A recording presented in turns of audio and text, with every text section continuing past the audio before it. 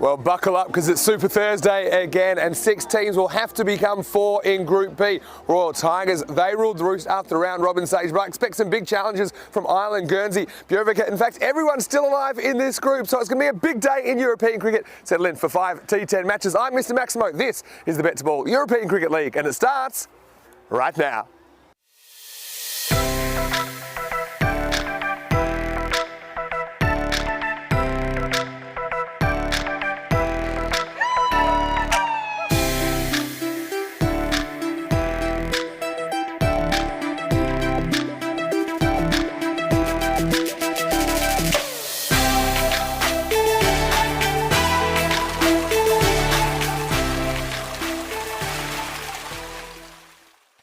Good morning to you wherever you're watching from around the world, and welcome to a big day in European cricket. Well, it's going to be a super day. It's another Super Thursday where unfortunately we'll have to say goodbye to 2 teams in Group B. The top 3, they will play for position in that crucial double chance tomorrow on Finals Friday. So today we go from 6 teams to 4 teams in Group B. Of course, this is week 2 of this 6-week ECL 22, and we're starting with a big clash today between Royal Tigers and Griffins. Well, the teams from Hungary and Guernsey. They've had some success during the week. Last time it was a pretty tight match between these 2 teams. Only 8 runs separated them. Let's see what happens at the giant coin toss with tournament referee Rob Cumming.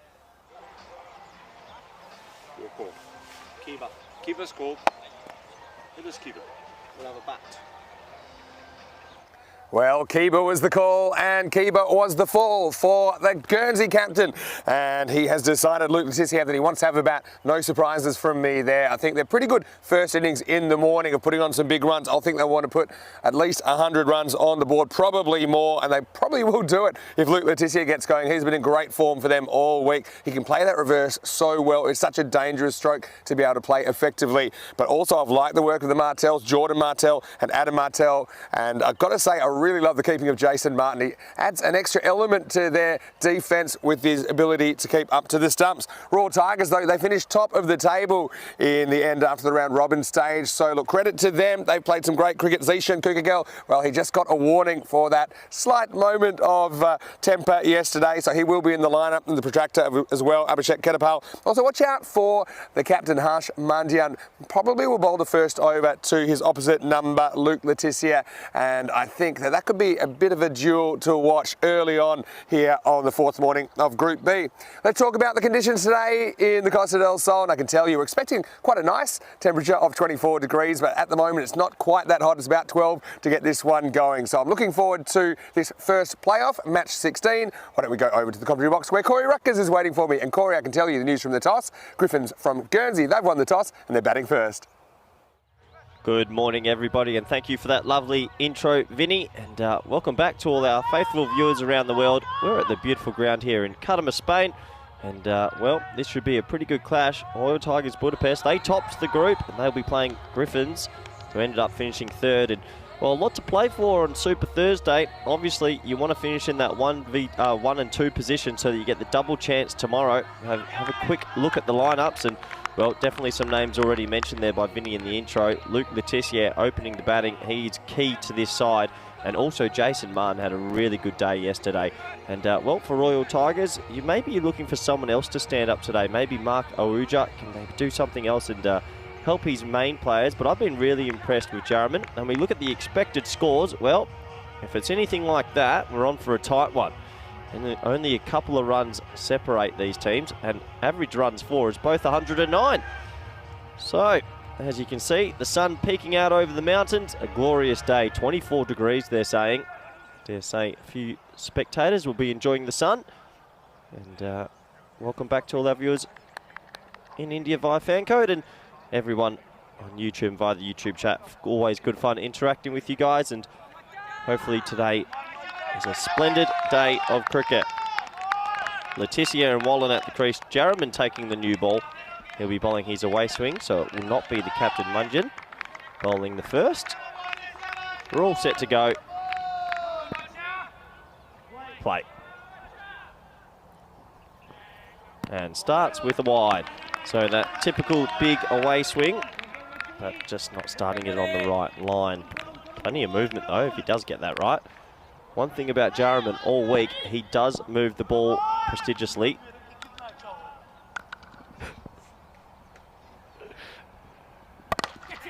That's hit down to long on as they jog through for a single. And I'll tell you what, if it had a hit there, it could have been 1 for 1. Well, I think Letitia has definitely got a little bit of a might be a lower leg issue, because look there, he's just ambling through. I don't think he'll be taking on those quick singles again. And that would have been a disastrous start.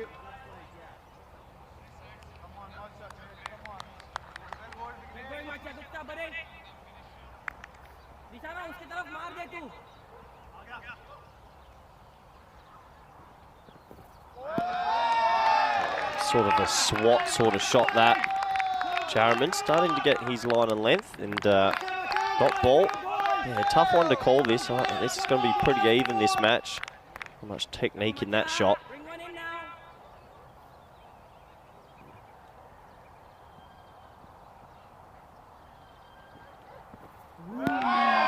Once again, big swing, big miss. Damien Wallen at the crease. Sort of holds the bat in quite a different fashion. Very open, very, very open-faced. And beating the bat again. Got deep backward point, deep point. So they've done this most of the tournament.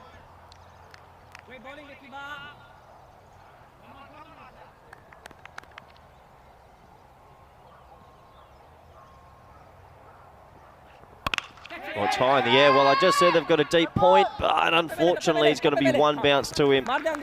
So falling short of the boundary rider. And Damien Wallen, he's underway now. His first run off the bat. But yeah, Letitia definitely has a leg issue. He's had a splendid tournament with the bat though. Loves playing the reverse Malachi. Don't think we'll see it here with the away swing. A bit more standard deliver from him. Well, he's towed that straight to the two men patrolling on the boundary. Yeah, you can see on your screen, so two people at sort of deep backward point. It's pretty rare you see a fielding position like that in the power play, but seems to work for them.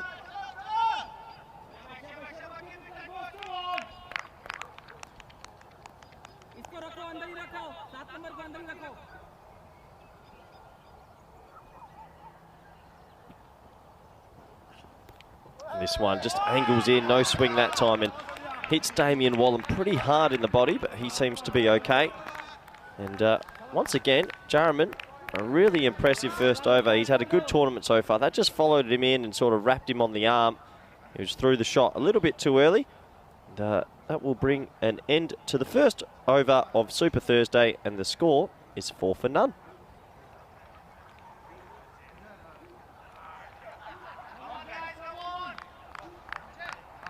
So as expected now, looks like the captain's bringing himself on, Harsh Manjian. This will be an interesting matchup, this, because Letitia really has enjoyed playing the spinners in this competition. He's played the reverse Malachi really well. And it'll be interesting to see if he brings it out early here. They've got deep cover and deep mid-wicket in place, and he's just put the two men behind the keeper on his right shoulder, short third and backward point, tighter together for that reverse. So let's see if Letitia pulls it out early on Super Thursday.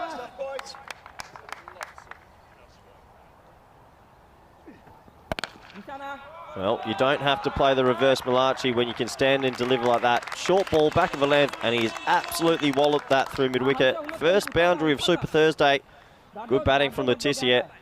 He's been really good all competition, and he gets a little bit of a short ball and absolutely rifles it through the gap. 4 runs.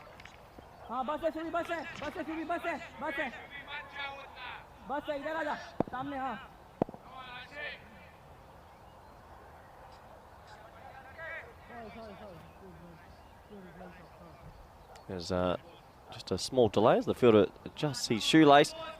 So Manjian, the captain, can get that early breakthrough. Oh, it's well bowled. That's the seam up ball.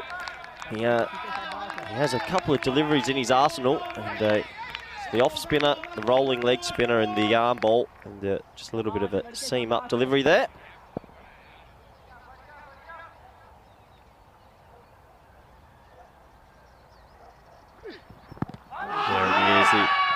reverse Malachi, but misses out on it. Another dot ball.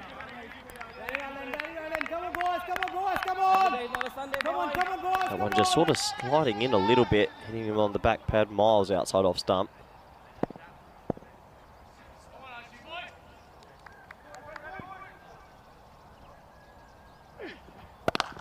Short ball outside off, hit very, very hard to mid-off, but that's Jarraman there. Well, he bowled a really good first over, and that's exceptional fielding. Keeps another dot ball, so good from Royal Tigers here after a boundary off the first ball this over. 3 consecutive dots, usually. After a couple of dot balls, something crazy happens.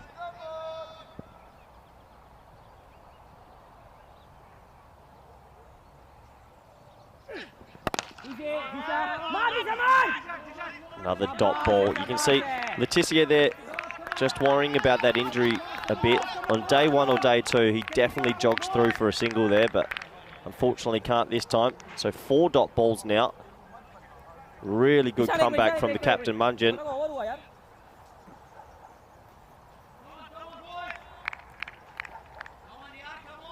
Only 8 runs so far. Great start this by Royal Tigers Budapest. They topped the group with a point to prove.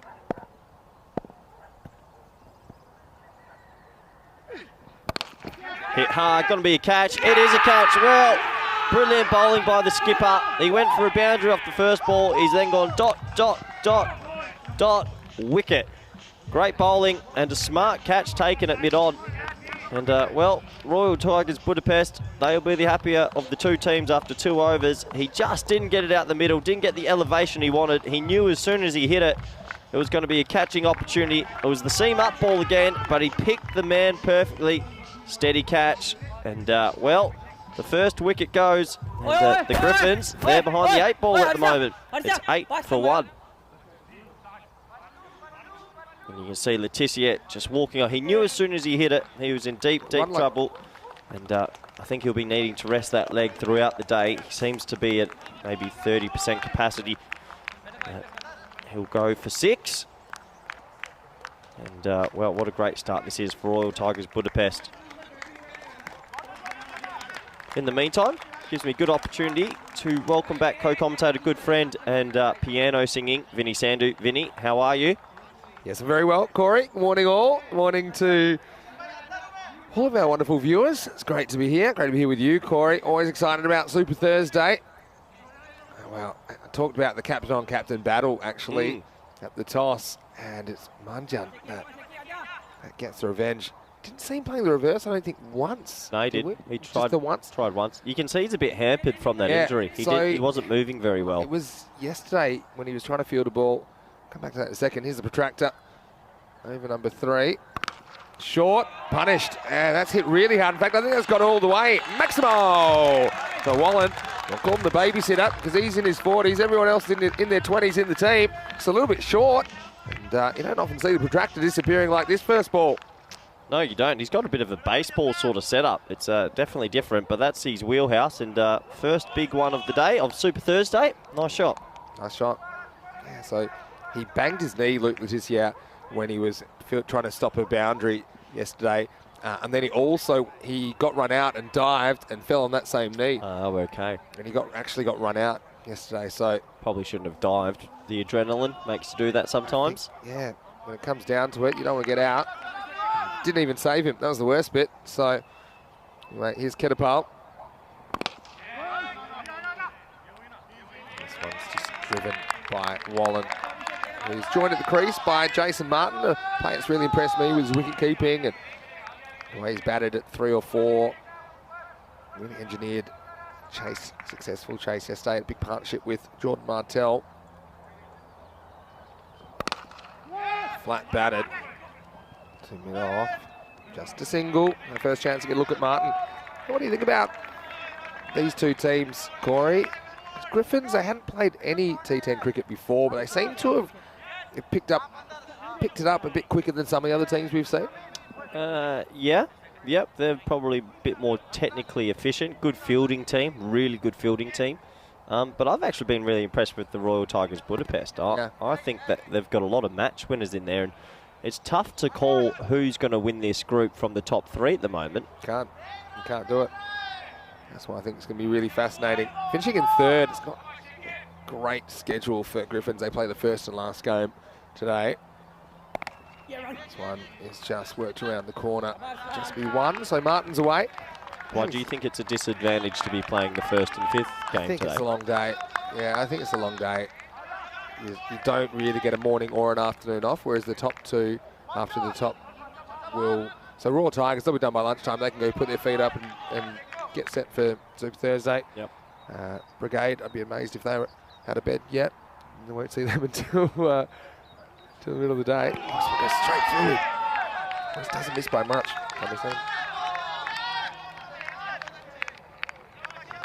And so, yeah, this one, let's have a look at it. Ooh, between the body and the stumps. Having said that, Drew handled it okay last week. They ended up going all the way to the final. They finished in 3rd place after the round robin stage. Dwindle edge on this. As they had a very, very good look, but the umpire is unmoved. Yeah, big appeal. I mean, they all went up in unison. Usually there's a feather edge when you think that, but it's going to be hard for us to pick up on that replay. Just missed leg stump. There's another one between the body and the... I mean, it does look like he goes pretty close to the ground with the bottom of the bat as well. So I think it's one you can understand. That's the Sheriff Charles Croucher. He wasn't convinced. There certainly was a noise.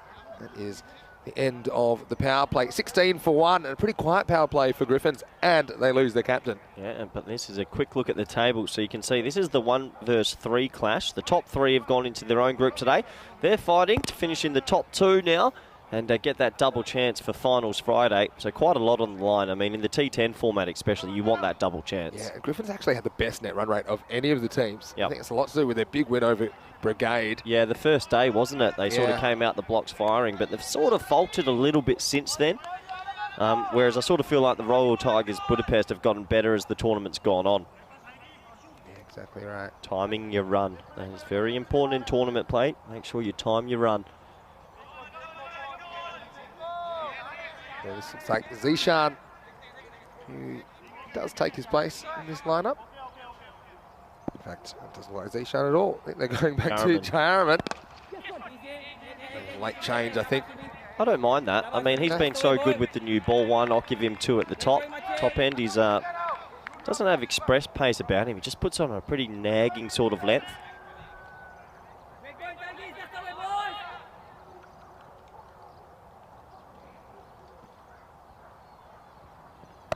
Oh, it's hit high. Could be a catching opportunity. Oh, no, it's burst through his hands and it's gone for 6. That was a sitter as well. Well, these are the little moments that can change a game. That should have been 17 for 2. Instead, it's 23 for 1 now. 6 runs. Yeah, big moments in the game, aren't they? It's double swing. Because it would have been a wicket instead. It goes for 6. Maximo time. It goes again. Hasn't had enough. This time I don't think he'll get so lucky. And it's taken, has it? Well, they get really low on him, Zishan, but he's just gotten under there. He's lost a bit of bark on the way. And the result is a 2nd wicket. So Wallen's luck runs out on 14, and it's 23 for 2. Yeah, I have to admit, when it went in the air, I was watching him track the ball. I didn't think he was going to get there. He sort of laboured his first few steps, but in the end, he's judged it perfectly. He did lose some bark with his elbows, but yeah, it's a good, clean catch, low to the ground in the end. Yeah, nicely taken. We've seen him juggling earlier in the week, but this time makes no mistake. And they decide to keep him out in their field.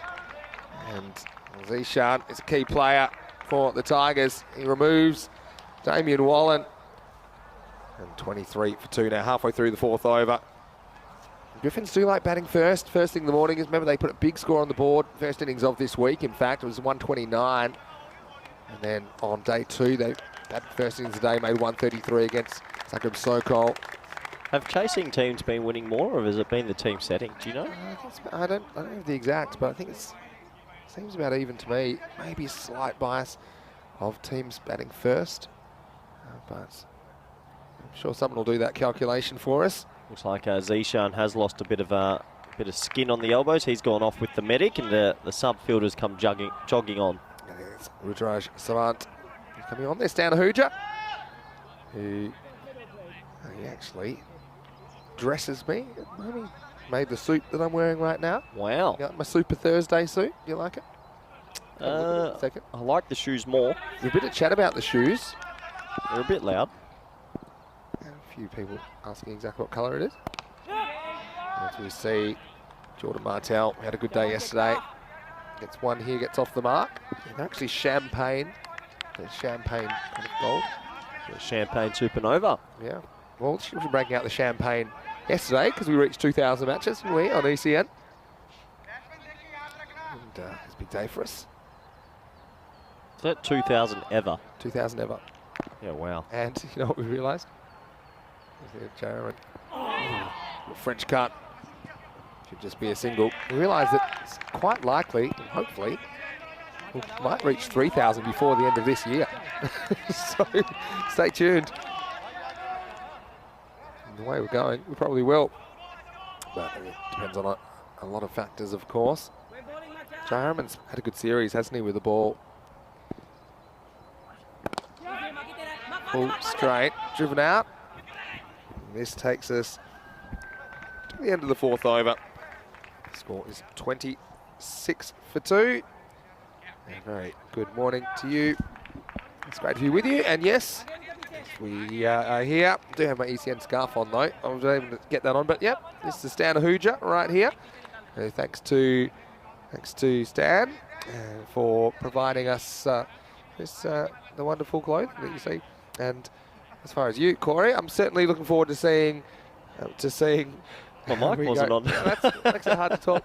I think this is moving day, isn't it, really, for these guys? Because I was speaking to Royal Tigers skipper Harsh Mandi. He said we had a plan to be in the top 3 after the round robin, to be in the top 2 after Super Thursday, and then obviously to be in the top 1 after tomorrow. So that's a sensible plan. Well, it makes sense, doesn't it? I mean, you want that double chance in T10 cricket, especially in T10 cricket, because it can be such a volatile swing when you have a win-loss record. So, yeah, that double chance means a lot as that's cut out to deep cover for a single. But I've been pretty impressed with the Royal Tigers Budapest. They've just done the right things. They've got a decent batting lineup, good bowling unit, and field quite well. So this match against the Griffins, it's a tough one to call.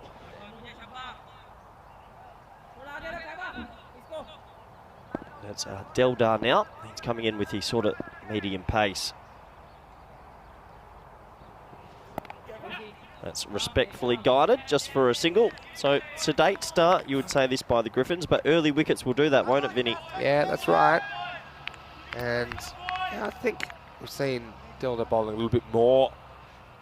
He's probably more of a batter, really. Batter that bowls a bit. But he's kind of gets into the groove. You know what you're going to get from him. Fairly accurate. There we go. Down leg side for a 1. Really can shake it a little bit. Commentator's curse, hey? So this is the first of 3 matches we'll see today that are between the top 3. In between those, we'll have the eliminators. We're going to have to say goodbye to 2 teams today, unfortunately. There's the other way. This one's called a wide. It's a tough call. Maybe just gets enough of that line. We'll see once you start getting the ball in the paint.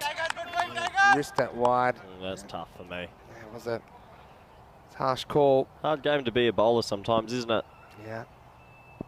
Let's see if you can get it right this time, Kaiba Deldar. Now it's challenge ball. This is in the air. It's going to be an easy catch, and it's taken. As that's Marco Hooja, the former captain, who is patrolling that cover region. And in the end, I think Martel will be disappointed with this. It was just a length ball. He just did not time that at all. Straight up in the air. That's a 3rd wicket now for Griffins, 30 for 3. Yeah, it's a swat at the ball. I mean, that was a wide ball outside off stump, and you can see here he had premeditated hitting that over mid-wicket, because that is just a swat of a shot. He's a better player than that. He'll be really disappointed, and when you premeditate too early, that's usually what happens. Nice, easy catch in the end, and well, that's a big wicket, because he played well yesterday, didn't he, Vinny? Yeah, he did. Had a very, very important partnership to see them home against Indo-Bulgarian, chasing a target of 108. So, unfortunately, this time it has to go. That's the nature of the game. He goes for 3, 30 for 3. And leaves Jason Martin there. He will be replaced by David Hooper, someone who we have sometimes seen opening the batting. So he's had plenty of balls faced so far this week. Facing up. Delta gets the wicket, of course, in ECN cricket. If you do get caught, even if you cross, you do have to cross back. So, new batter on strike. Reward for Delta. Not a couple of wides, uncharacteristically, but does have a wicket, and that's the key, to keep taking wickets. Don't let them build a partnership. And at the moment, Griffin's innings just kind of in second gear.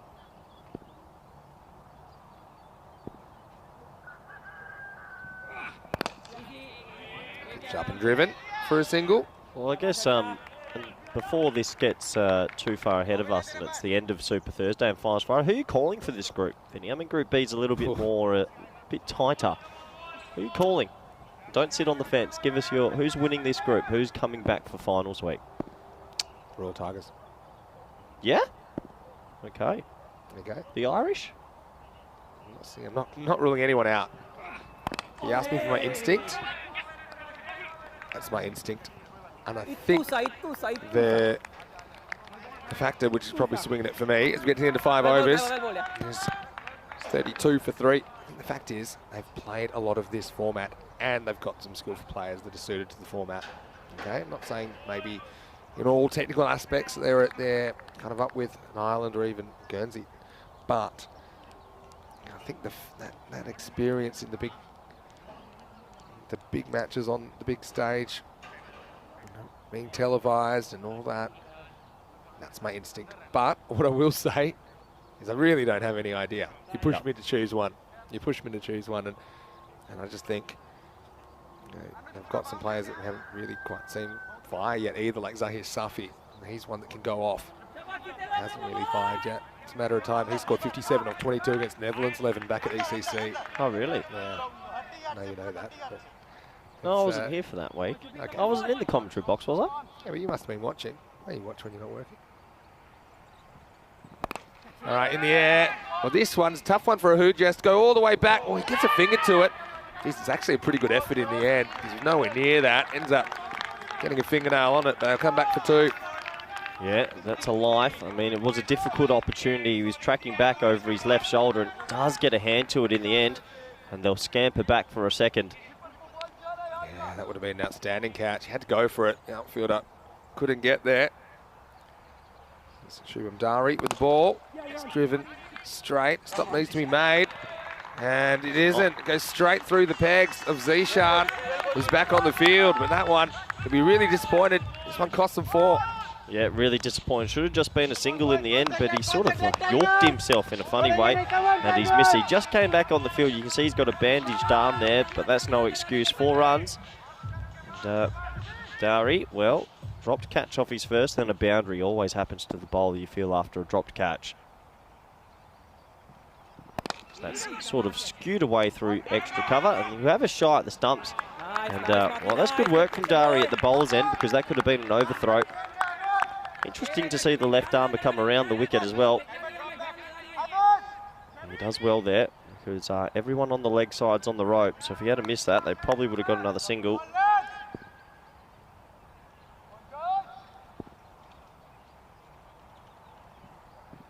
It's a bit fuller, that's hit pretty well, and yeah, it's 6. Good shot that from Hooper.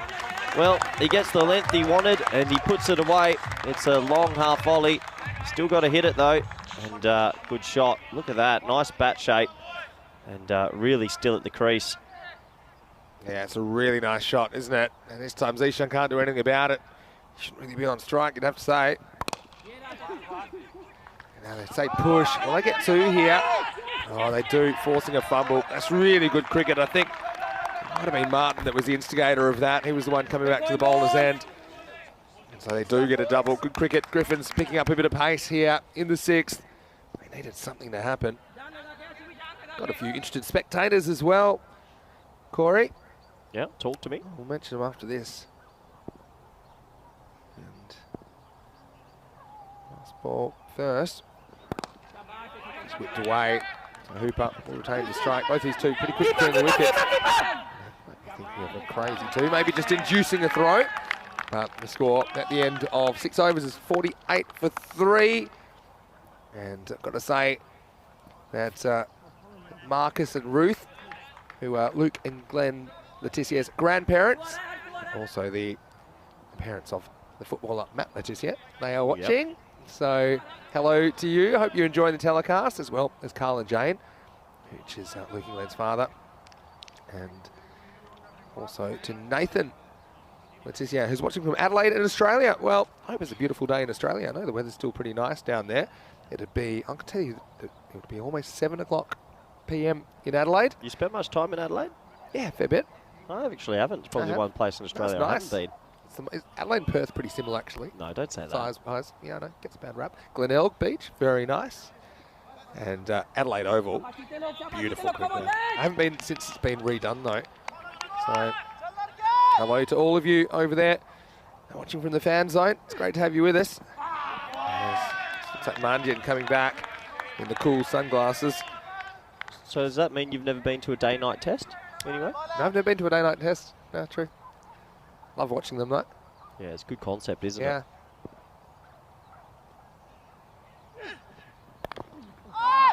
It's going nowhere. No real footwork from Hooper that time.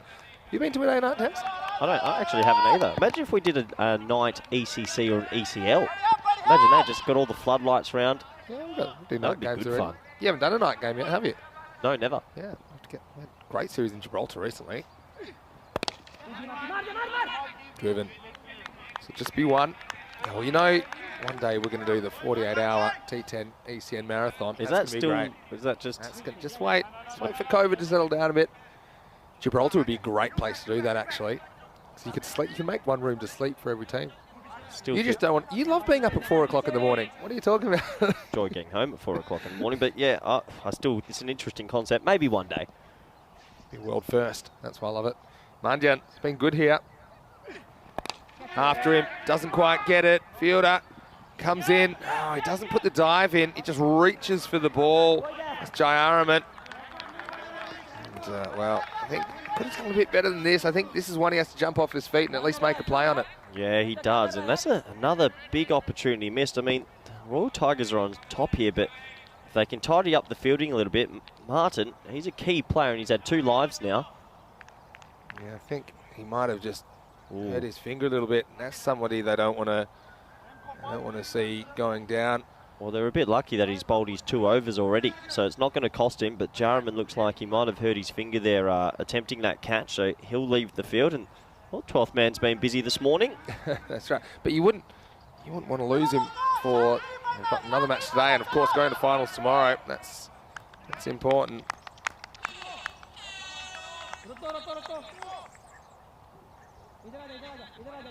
How many sub-fielders do teams have here? Is it 2 each? What happens if they have 3 injuries? I think you can, as long as you've got personnel, you can replace people. I think up to 2 normally, but I can't see a team being asked to field short if you had, say, a 3-way collision or something like that. It could happen, couldn't it? Yeah. I mean, nowadays, as you know, higher levels, you kind of list your emergency fielders. In the old days, you could pull anyone in. Get one here. Yeah, I remember hearing stories of assistant coaches going onto the ground. Or somebody from the crowd. In Luke Promer's back. He got called up to play. He played in the T20. He actually got called to play, but then there's a case, I think, in a test in England where the wicketkeeper went down. They said it was okay to use another wicketkeeper, and one of the county wicketkeepers in the crowd. And they said, all right, on you come. Goes after this one off the stumps. I think this is going to be 4. Yes, it starts running away. Very hard to catch. So a little sweep. Nice shot by Hooper, who's made a difference since he's come to the crease. It's the end of 7 overs, and the score is 56 for 3. Yeah, he just got a sort of the inner half of the bat there, and when you're at 45, you're probably better off just diving on it, or at least trying to, because you're not going to catch up with it once it beats you. But a much-needed boundary, as Vinny said, and Griffins, they need a bit more of that. Vinny, this is what's happening today. Yeah, it's a Super Thursday. So those ones in green, those teams are safe. They will take part in finals Friday tomorrow, but it's all about the seedings, and so Basically, whoever performs better out of those three teams today will get the top spots for tomorrow and that crucial double chance. And then we have the eliminators coming up, matches 17 and 19. And the losers of those matches will be out of the tournament first. We'll see 5 versus 6. So, Inter Bulgarian taking on Zagreb Sokol. The winner will take on Vicat later in the day. And the winner of that match will be the 4th seed tomorrow on Finals Friday. Here's Delda. It's an uppercut. And it's hit really well in front of point. Well, that's a really nice shot. Maximo! Class shot by Jason Martin. Yeah, he gets the length he can work with and he just lifts it over the offside. I mean, he's had 2 lives and now you sort of feel like he's going to capitalise on it. Good batting. And the old sort of uppercut over the offside's good batting. Really good batting. I like a lot of what he does. He runs really well between the wickets. Can play 360. He's a good player. Goes again. This time he's going to get 6 more. It's a little bit squarer. He doesn't care. Delda now serves it up again. Gets the same result. Back-to-back Maximos in the 8th. Yeah, Delda, he's got to get it right here because that's a long hop, that one. And this time he just has to put his hands through it. He does exactly that. Another 6. And, well, the last 3 balls have gone for 16 now. And it's the injection of momentum they needed in this innings. The thing though is I think there's a few sore bodies coming into the 4th morning. I think it's inevitable in a tournament like this where it's high intensity cricket, you're throwing yourself around. Should they be that sore? 10 over games? Long days.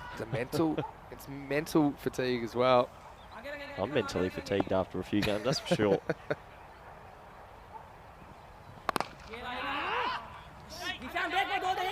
Probably just going to be 1. They won the first one hard, won't quite get there.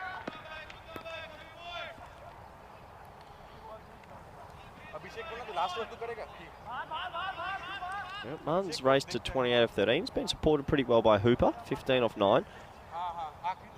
Yeah. What are they looking at here, Vinny? 110 still? Quarter of the innings to go. Can they get there? 110's a bit of a stretch. I think so. 100, 110. Oh, bowled. Yeah, that's well bowled. He's gone there. I'm surprised how much the ball swung this tournament. Look at that. It really went. Good call by the umpire as well. Wasn't a wide. Yep, very good. I know the ball's only isn't saying over, but swung quite a lot all week. They're going at 9.2. If they can get to 100, I think that's a win from here. Anything more than that's a bonus. 2 more balls to go in this over. You don't think the fact that there's 2 set batsmen means they could explode that a bit more? It's not possible. I'm just saying they're going to have to do very well. This is a perfect bit of placement. Now, it was perfect synchronised efforts from the fielders straight down the ground. It's normally a pretty safe area. Straight over the umpire's hat. You see that both the fielders with the effort, but the result, cuatro carreras más, and it's 4 more to Griffins. Still rare that you see any teams employ a fielder there. Still very rare, but it gets hit there a lot. That's bowling over.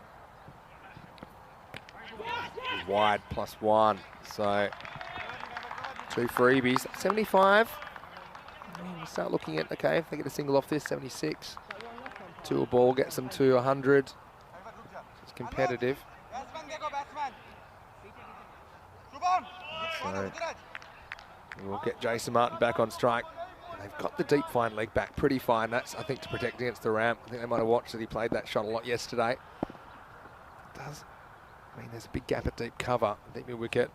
This one goes in that direction, and it's going to be 4. So good batting. Martin heating up, and maybe you're right, Corey. This partnership is flourishing.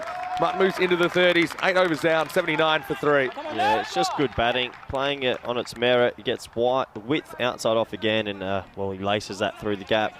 And, well, catches win matches is the old adage. They dropped him twice, and he's making him pay now.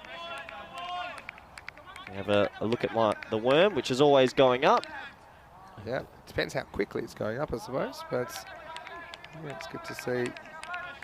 I still think it's time for a change from the worm, Vinny. I know you're not a huge fan of the worm, but that's the way it goes. Well, it's always going up, isn't it? It's true. Anyway, we're going to go to the 9th over, and it's T10 that's coming back for it. And I didn't ask you your tip. Give us your tip for Group B. On instinct, go. Indo-Bulgaria. That's a big, from the clouds. big call. Only because all their supporters have been going at me. I'm on their wagon You're now. picking the team from... You love... I just want to keep picking the these things. faithful viewers happy because they were pretty angry with me, a few of my comments. I'm back on their side. There you go. That's expert comments from Corey Rutgers. As Ketapal. They're going to get 2 here. It's a long throw. And they get there fairly easily. Ketapal can't believe it. That was just good placement and good hard running from the batters. Pushing every run. Is Martin that quick between the wickets, or does he back up a lot? It'll be interesting to see because he is rapid. He's pretty quick across the ground.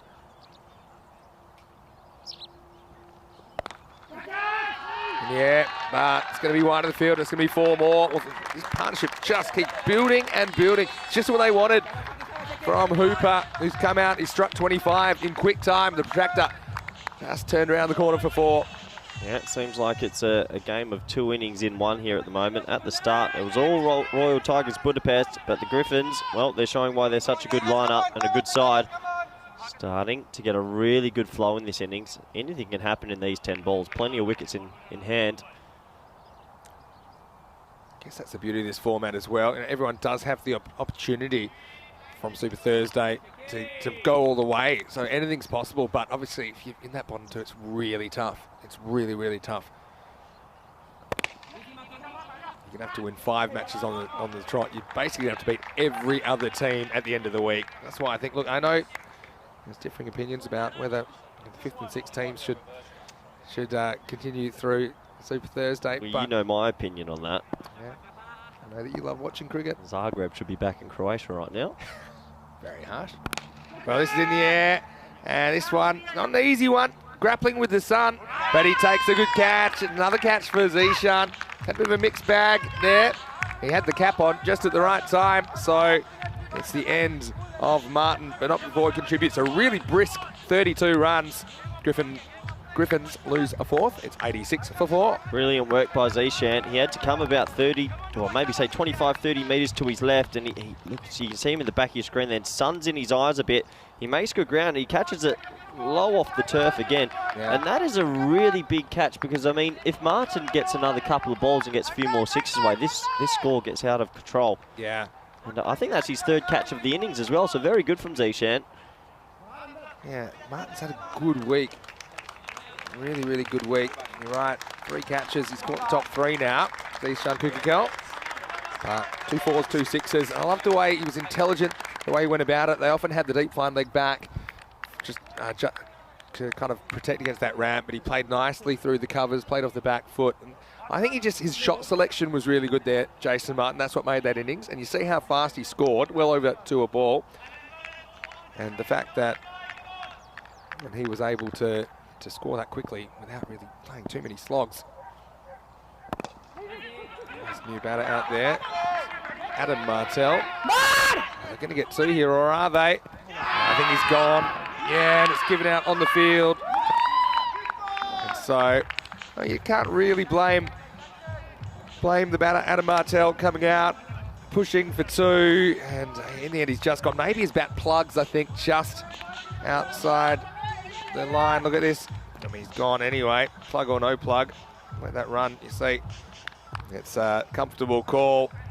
Nilkesh Patel makes it in real time. You see here, just needs to try and stay on the pitch. I think even if he did, I think he was going to be gone. So that's unselfish play, I think.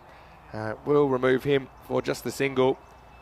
And the score now is 87 for 5. Yeah, it is unselfish play. I mean, you do have to turn for 2 there. You have to try and get every run you can, but a good bit of fielding, credit where credit's due, and nice hands from the keeper as well. He's really good at Ahuja. Yeah, I like him. Some of the better keepers are the ones you don't notice. You feel like you don't notice him, and he's got beautiful solid hands. He's solid behind the stumps, and very encouraging voice back there as well. Gives us a chance. Corey, just say a quick hello to the chat. I know you haven't always been best friends with the chat. Hold on. This is slipped past, and it's a wicket for Ketapal. Glenn Letitia comes out, gets a really slippery Yorker verse ball. So Ketapal finishes with a bang. 87 for 6. Well, there's not many balls you want first up, and that's probably one of them. And the old Yorker, traditional Yorker, and gets it through. And that's the old team hat-trick, Vinny. Yeah, it is. The caught, then the run out, the bowl. Look at that lead. Bounces just past popping grease. Probably low full toss when it went past the bat, but just played the wrong line. Glenn Leticia, not easy facing BET2BALL. He's a bit of an awkward customer because of the way he runs on that angle to the wicket. Anyway, I'm sure we'll see a bit more of Glenn before the end of this game, particularly in the field. He's a live wire. Right now he has to go for a golden duck, 87 for 6. But yep, quick hello to Arun Kumar from Cluj. We'll see him next week. Taranjit Singh's been in the chat as well from Cluj.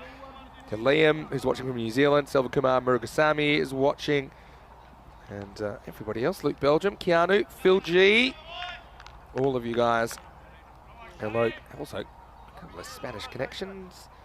Jack Perman's in the chat and Kieran Wood in the chat. Thanks very much for your involvement. All right, last overtime. Here's Zishan. Starts with a horrible wide. And now they think about taking extra. They probably could have got there, but I think Hooper says, no, let me stay here. I'm in. I'm now the only set batter. This one really does move a lot. Yeah, and this is what we just said. Good keeping from Awuja. Doesn't let it get through. Ooh. Once again, Zishan struggling with the radar. There's a couple of freebies as we head up into the last over, and that 100 is still a possibility. You need to have a good over here to get there. 89 now. Straight up, but it might go the journey, and it does. Bangs off the fence, stronger together. Well, that was a strong shot from Hooper, who moves into the 30s. Maximo! Yeah, you can see it's an overcorrection from Zishan. He bowls 2 away swingers that are called wide. So now this one, he tries to correct himself, but lets it slip into that leg stump, and a nice shot, just picking it up. And, well, that's 8 off the first. Who's on strike is everything, I think, at this stage. Sounds a walking off from Hooper. LeMessurier is out there with him. Daniel LeMessurier coming in at number 8. So I think they had that one partnership in the middle, but for the most part, wickets have fallen fairly regularly. Now this is in the air, and Hooja's going to call for this. No, Zishan's going to go for it, the 4th catch, and he gets it. So well, he's 1 off the record now. The record is 5 catches by Manupa Fernando from Albano. That's in Italy last year. How do you know this? I know this stuff. That was in Milan. 5 catches, mostly down the ground at long on. And this time, it's the end of Hooper, who goes 6 and out in the last. And the score now is 95 for 7. A new batter will be on strike with 3 balls remaining. Yeah, good batting from Hooper, though. He had a really good innings, and it was an impressive bit of ball striking throughout. But unfortunately for him, he gets the high edge on this one, and it goes straight up. 32 off 17, 3 4s, 2 6s, and striking at 188. Yeah, good knock. Good knock. I think he's improved a lot as the week's gone on as well. I like he can kind of bat anywhere. He can bat opening. 3 and 4 they normally have sewn up. I think with Martin and Jordan Martell out, but he can also bat 5 or 6. So 5 catches is the most you've seen by an outfielder or anyone? Anyone. In this, you T10. don't normally get heaps of caught behinds. No, of course. In this form of the game. Grunted slower ball. Oldest trick in the book. Interesting shot option. Dane Mullen is out there, gets a single. I guess keepers, I think I've seen, I don't think I've seen 5 dismissals by a keeper. I've seen 3 stumpings is the most. In fact, we saw it last week as well. 2 to come. LeMessurier on strike for the first time. Gets bat on ball. Zishan has a go, misses, and he won't get the overthrow. Good backing up back there. So 97. This is kind of middle of the road target. A lot depends on batters like Zishan, the kind of start they get, whether that pays off. I know all Tigers have 5 or 6 guys that are all confident can hit the ball and clear the boundaries. They're on top. Oh, gets a lucky one here, but who cares? And they do get the 100. Well, he's happy. I've never seen someone celebrate an edge better than that, Vinny. That was brilliant. Yeah, Mullen. He'll finish with 4. He would have thought he's just scored 100 at Lords with this reaction. Have a look at this. He gets the 4, and then there's a big fist bump. So that's brilliant. You know what? He has brought up the 100, so why not celebrate? That's the best celebration for an edge I've ever seen. And so they do finish 101 for 7. It's a psychological thing. We talked about that, didn't we, last week a bit? Is it a thing, the psychological thing of the 3 figures? But it'll be 102 the target when we return. But first, let's have a look at some of the highlights. And it's another Super Thursday. And whoa, whoa, that's a lot. Did that make the highlights? Raw targets. Well, this is why you stick around for the highlights. They're always exciting. And it was Leticia. This wasn't a highlight for him. Well, he was filthy with himself after flat batting that 1-2 mid-on. And hello to Chris Tapps as well this morning. And to Rico, who is here. You know that, at least that proves it. Zishan, well, he had plenty of work to do in the field. Ended up taking 4 catches. And ultimately, they just lost these couple of wickets. They needed a partnership to steady themselves. There was a nice little partnership in the middle. In the end, I would say it's one of those kind of ugly hundreds on the board. But we will see if they get there. For me, still, anyone could win this game, the first playoff here on Super Thursday. Yeah, absolutely. And the 12th man was called on a few times during this innings because there was a couple of injuries. But yeah, it was really good batting in the middle overs, and that was impressive stuff because at the start, Griffins, well, they didn't get off to the greatest of starts. And it was the 2 men in the middle, Hooper, and well, we've been saying this name a few times, Martin, who made the runs count. But Zishan, also at deep mid-on, took 4 catches overall in the innings, and this catch was really important just to keep taking wickets along the way and trying to steady that run rate. And Zishan's had a really good tournament with the bat and the ball and also in the field.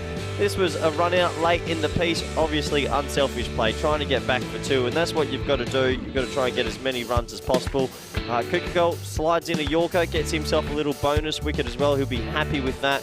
And a lot of wickets fell right at the end, but you sort of see that happen quite a lot in T10 cricket. And Zishan, a little caught and bowled. He's had a really good game statistically, and this was great. The old edge for 4 and the fist bump. Come on, what an edge that is. You would have thought he's just hit a double ton at Lords. But that takes us to the halfway stage. Well, we'll have a look at the batting scorecard. I just mentioned they both made 32 apiece. David Hooper coming out at 5 and Jason Martin coming out at 3. They'll be pretty happy with their efforts. Those 2 really steered them up to what should be a competitive total. 7 wides in the end might prove pretty costly.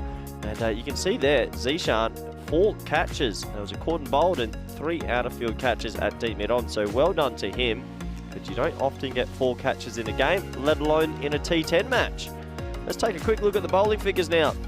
And, well, pretty well shared around. Everyone jumping in with the wickets. And I really like Jaram, and what he does with that new ball is impressive. 1 for 14. Munjin again, 1 for 12. Abish Kurtapal, 2 for 16. And the only bowler going a bit expensive, bowled a bit short, was Deld Up. He'll be disappointed with that economy rate. And, well, the bowling unit, they kept it pretty tight throughout, a couple of loose overs, but I think they'll be pretty happy with only chasing 102. So that takes us to the halfway stage. Join us back in the next 10 minutes for the all-exciting run chase. Thank you.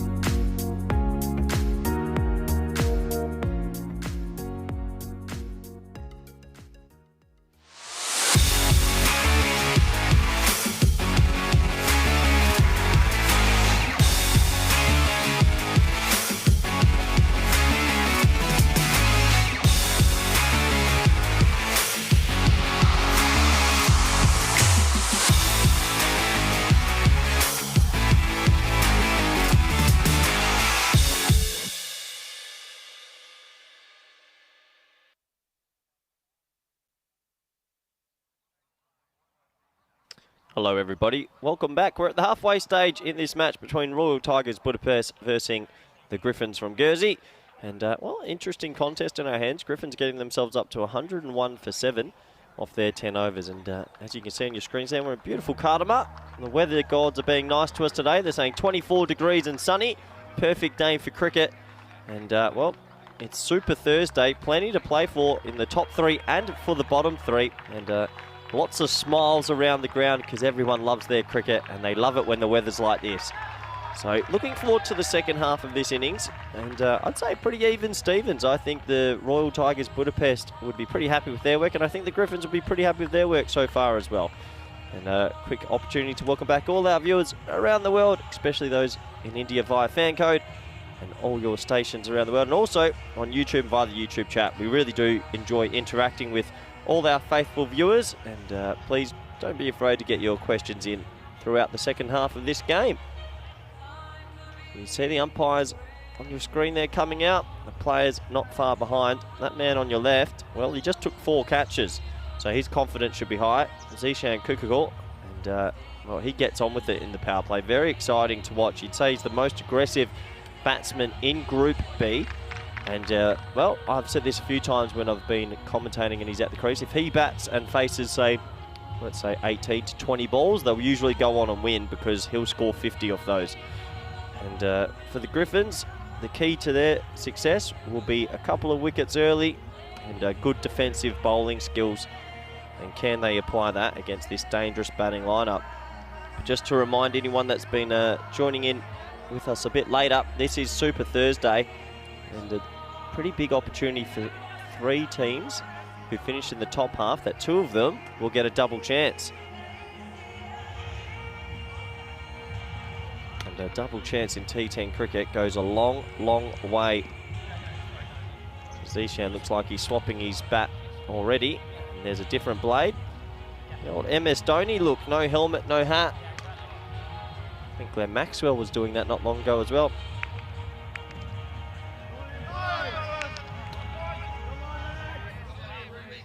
And it's going to be Luke Bichard. He's going to open the bowling again. He's bowled pretty well all tournament. Bowls a heavy ball back of a length. He's played international cricket for Guernsey as well. He's going to have the task of trying to stop Zishan here. Looks like 3rd man in place and deep mid-wicket. I like that because it could fly to 3rd man with one of those big shots. Here we go. Ball 1 in the chase. Zishan respectfully plays him to backward point, so giving himself a sighter. And yeah, for me, I think this is 50-50 this game at the moment. Tough to call.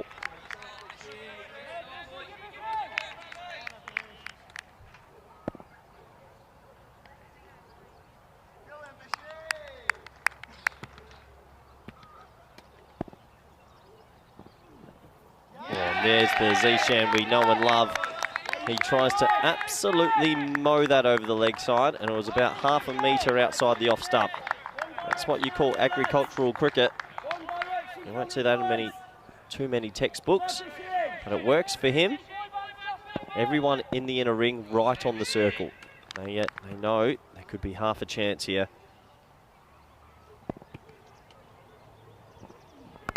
Oh, he sort of miscues it. Good fielding though. That saves 3 runs. Really, really good fielding. I thought that was going to get away for the first boundary in this run chase. But instead, it's just a single. See there, good diving on the ball. That's what you got to do. Throw your body around to back your team up as much as possible. That brings Safi onto strike, and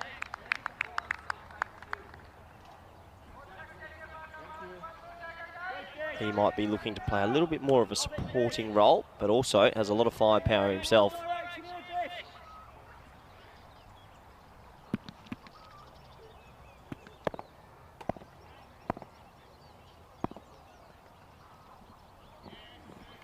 That's down the leg side, and that will be signalled wide by Charles Croucher, aka the Sheriff. Just losing his line and length there.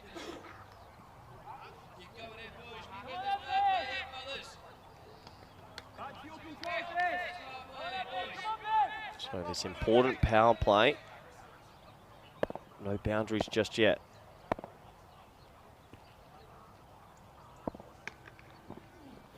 Well, there might be a boundary now. He's absolutely walloped that, and it's well caught. Well, that looks like that might be the coach out there who's held that. Nice, smart catch, but it's not the person he wanted to catch it. What a shot this is. We said he likes to bowl back of a length. This is back of a length, and he's just sat back and walloped it over mid-wicket. 6 runs, first boundary in this run chase. And look at that smart catch in the Guernsey tent for the Griffins. What a shot that was from Safi.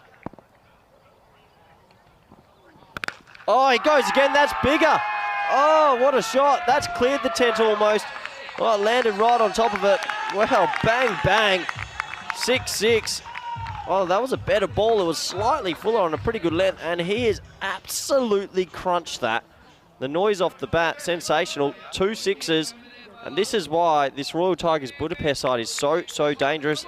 Good chance to welcome back Vinny Sandhu, 6 and a 6. Told you, Safi, he's a man. I haven't seen the best dude this week. Absolutely cracked last ball, the over coming up. What a batter's hat trick. Oh, he's so lucky to get away with this. Safi trying to make it 3 in a row. First 2 balls he's faced, disappeared. Cleared by a long way, that doesn't miss by much. Misses by a stump. Keeping by Martin to make the stop. It's 14 for no loss after 1. Yeah, well, what's the Griffins player? Well, Griffins wasn't even a player. The manager catches it out there, the coach. Can't quite see, but wow, that second one was even bigger on top of the tent. So, man, that's an ideal start. The noise off the bat that made, that was loud. He really got every piece of that. They've gone for like full explosive opening combination. Often they'll use Zishan with someone like maybe a Mandia or a Marco Huja or something like that. I like it. But they've just gone, you know what? let's get Safi out there straight away. They've been batting him at 3. It hasn't been working. I mean, in theory, it's probably where you should bat, but in practice, it's had a pretty good start here.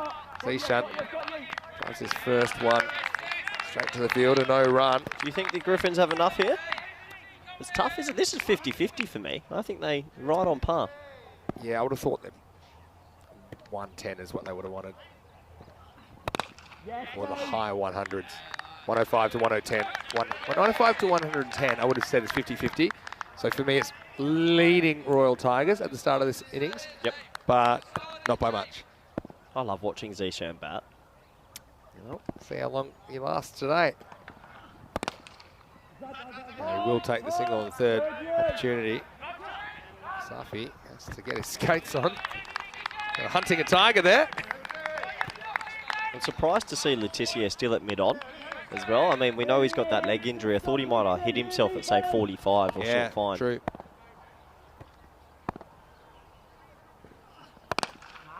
This is bludgeoned, and it's going to be 6 more. Maximo!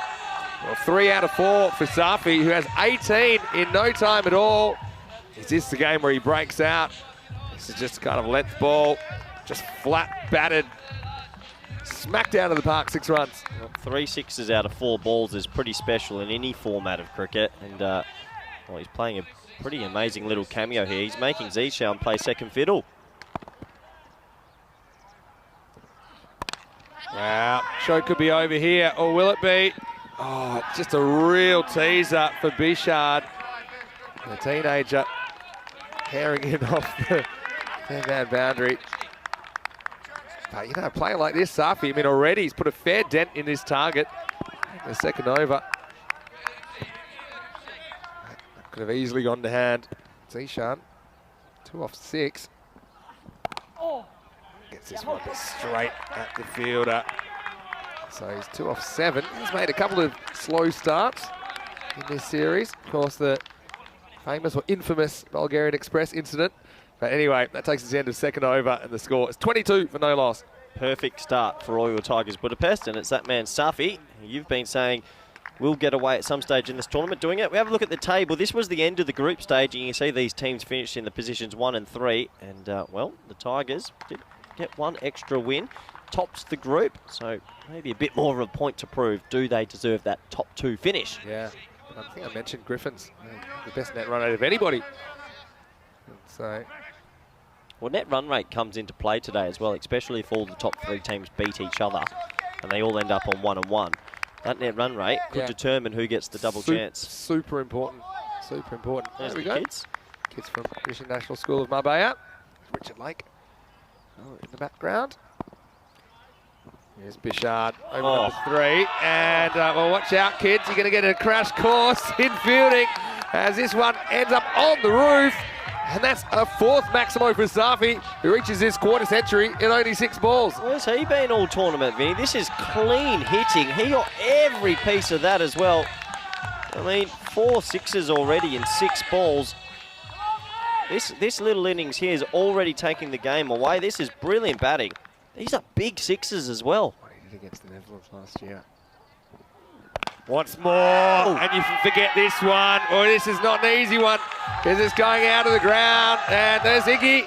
You better go find it. Iggy is very deep there, and he's getting deeper and deeper as another Maximo takes his score up into the 30s. Yeah, they're just being a bit guilty here of bowling it in his wheelhouse. They need to probably go wide Yorker or something like that, or just keep it away from him. It's beautiful batting. This is a bit reminiscent of the ECC, the amount of sixes we saw there. 31. Trying again. Oh. Good hands by Martin, who's up to the stumps. It's not easy against Bichard, but the batter stayed at home. Tell you what, it wasn't far away from being in his wheelhouse again. Good hands from the keep. Yeah, it's really good hands. Just trying to change what he's doing. Not sure if he was out of his crease at the start of the over, but now, you know, one of those little edges are going to fly away. He's making Zishan look like David Gower. It's a bit unkind to David Gower. Jeffrey Boycott, maybe. And that's what I'm talking about. Little edge, it's going to be 4 more. That's a false shot. This would have been over Martin regardless, even if he was back. As rollicking start continues, Royal Tigers up to 38. We're not even out of the power play. They do this in the power play a lot, don't they? They really go after the bowling. A little bit of luck this time. It's a difficult game if you're a bowler. The big contest will be how they go about it outside the power play when the field spreads. Can they keep it up? What a start, Vinny. 35 off 9. Yeah. Once more, gets more, and he's into the 40s. And Bichard scratching his head. He's gone for 36 now with the ball in his spell. Ooh. And Royal Tigers, another Maximo. They are really putting together a power play to remember. Yeah, 36 off Bichard. He'll be disappointed, but once again, he's just bowling that hit-me length. He's got to either get a Yorker in there or wide outside off stump and ask him to hit it on the other side of the field. But sometimes you've got to tip your hat to the batsman, and that's a bit like Shahid Afridi batting at the moment. 41 off 10. Over 4 a ball. Making one here. One hurts the strike rate, maybe hurts the ankle as well as we get to the end of the power play. 44 for no loss, 41 of those runs coming off the bat of Safi. Zahir Safi, who has had a quiet week, but I think it was a matter of time, I thought, till he broke out. And he broke out dramatically here in the first 3 overs. Now they do at least have the protection of 5 outfielders from this point in the match to Griffins, but well, the outfielders weren't really going to have a play on the ball. And even if they were on the boundary, the way Safi's hitting them. Yep, sometimes you got to tip your hat. Brilliant batting from Safi, 41 off 11. This is a crazy innings and taking the game away. And Zushan, he's only on 2 off 7. Very uncharacteristic for him. He hasn't got one out the screws just yet, but I'm sure he will. All of us together out here, boys. Come on. All of us. Take one chance, boys. One chance. You can hear the keeper there saying 1 chance, and that's exactly right. They've got to try change the tide. Here we go.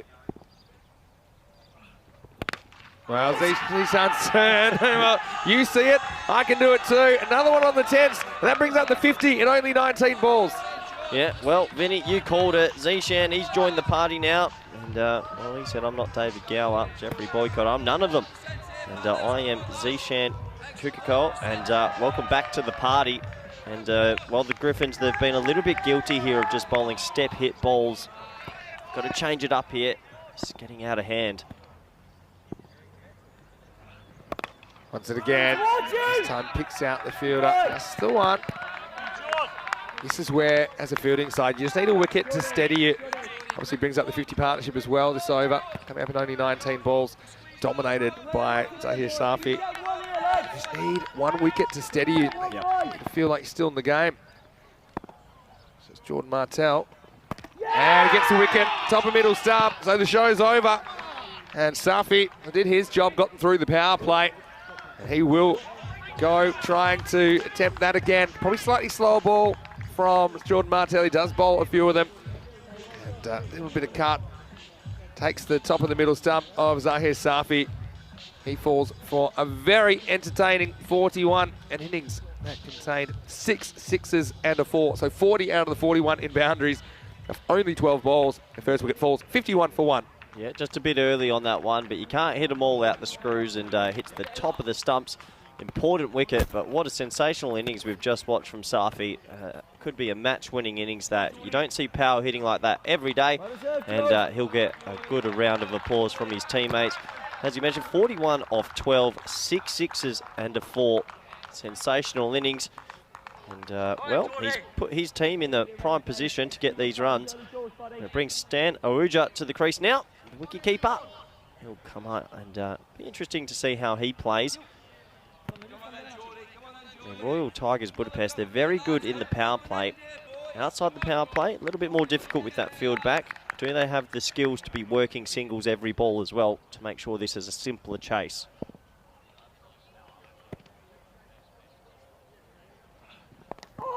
Shot, nice little classical leg glance from Ahuja. He's a pretty classy player. We talked about how tight he is behind the stumps. This is a tidy little leg glance. Get him going. So he's not wasting any time. Starts with the boundary. What is it about a leg glance that's beautiful? What is it, Vinny? I don't know. Aesthetically nice and pleasing shot. What a nice shot off his first ball. Just a bit of touch play. And beats the man at short fine leg.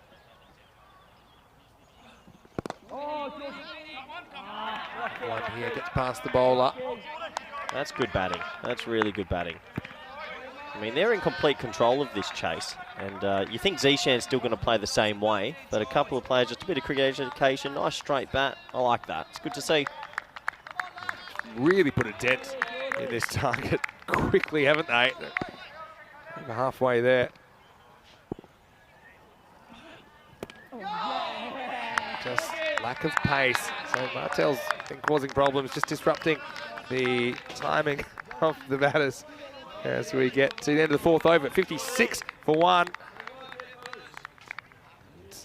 And we head into the fifth over. Just want to say a quick hello to all of you, no matter where you're watching from around there. It's Vinny Sander here, Mr. Maximo, along with Corey Rutgers. And Corey, so do you think this was a good tactic? Is it too risky to send 2 hitters out there, just full-on hitters at the top of the order? You like it? You tell me from a coach's perspective. Bring the carnage. I mean, you've got 3 overs of the field in, right? You can only have 2 people out. So they're not going to get every single one out the middle. So then if it lands over and lands in a hole, why not? And it seems that they didn't have Safi at the top of the order earlier in the week. Bringing him in to open, it's worked. Throw another one at you. Talk to me. Say you lose a wicket, you send out your 2 hitters. I'm putting batters in baskets here that they're hitters or more traditional players, right? Yep. I know that that's a bit of a spectrum, but okay, do you send out 2 hitters like this? You're all Tigers. They're kind of full on attack mode. You see Zishan pull this one down for a single. Then if you lose a wicket, do you have a different number 3 depending on if it's in the power play or not? Well, you know, another hitter. Yeah, I think you can have flexible batting lineups. I don't think it always has to be set, but I want to give my hitters the best opportunity. And they don't just have 2. I feel like they've got 4 or 5, so there's no harm in opening with 2 of them. Yeah. Good today. Hard to see them losing this. Now Raw Tigers. And look, the way they're going at the moment, I mean, if they continue like this, I know they've lost Safi, and Zishan's not quite his destructive best at the moment. But you mentioned the margins earlier and how important that could be in case all of these teams win and lose one today. Good bowling. This is Dave Mullen. He's out there. Here's the man that was pumping the air pretty hard when they got to 100. One of the great edges I've ever seen. But I still think this is going to be tight. I think the Griffins, with a bit of spin coming into it soon enough as well, if they can get 1 or 2 more now. I wonder about Luke Letitia, whether he'll bowl or not. Well, Zishan's had enough. This is in the slot, and it's Adios Palota. Well, he gets his first, and that one's out of the ground. Maximo. Well, maybe I spoke too soon. Zishan hasn't been his most fluent innings, but what he does, he always capitalises on it, I should say, when he gets that half volley. And he does exactly that. Bang! Another big 6. Geez, they're doing this in boundaries, Vinny.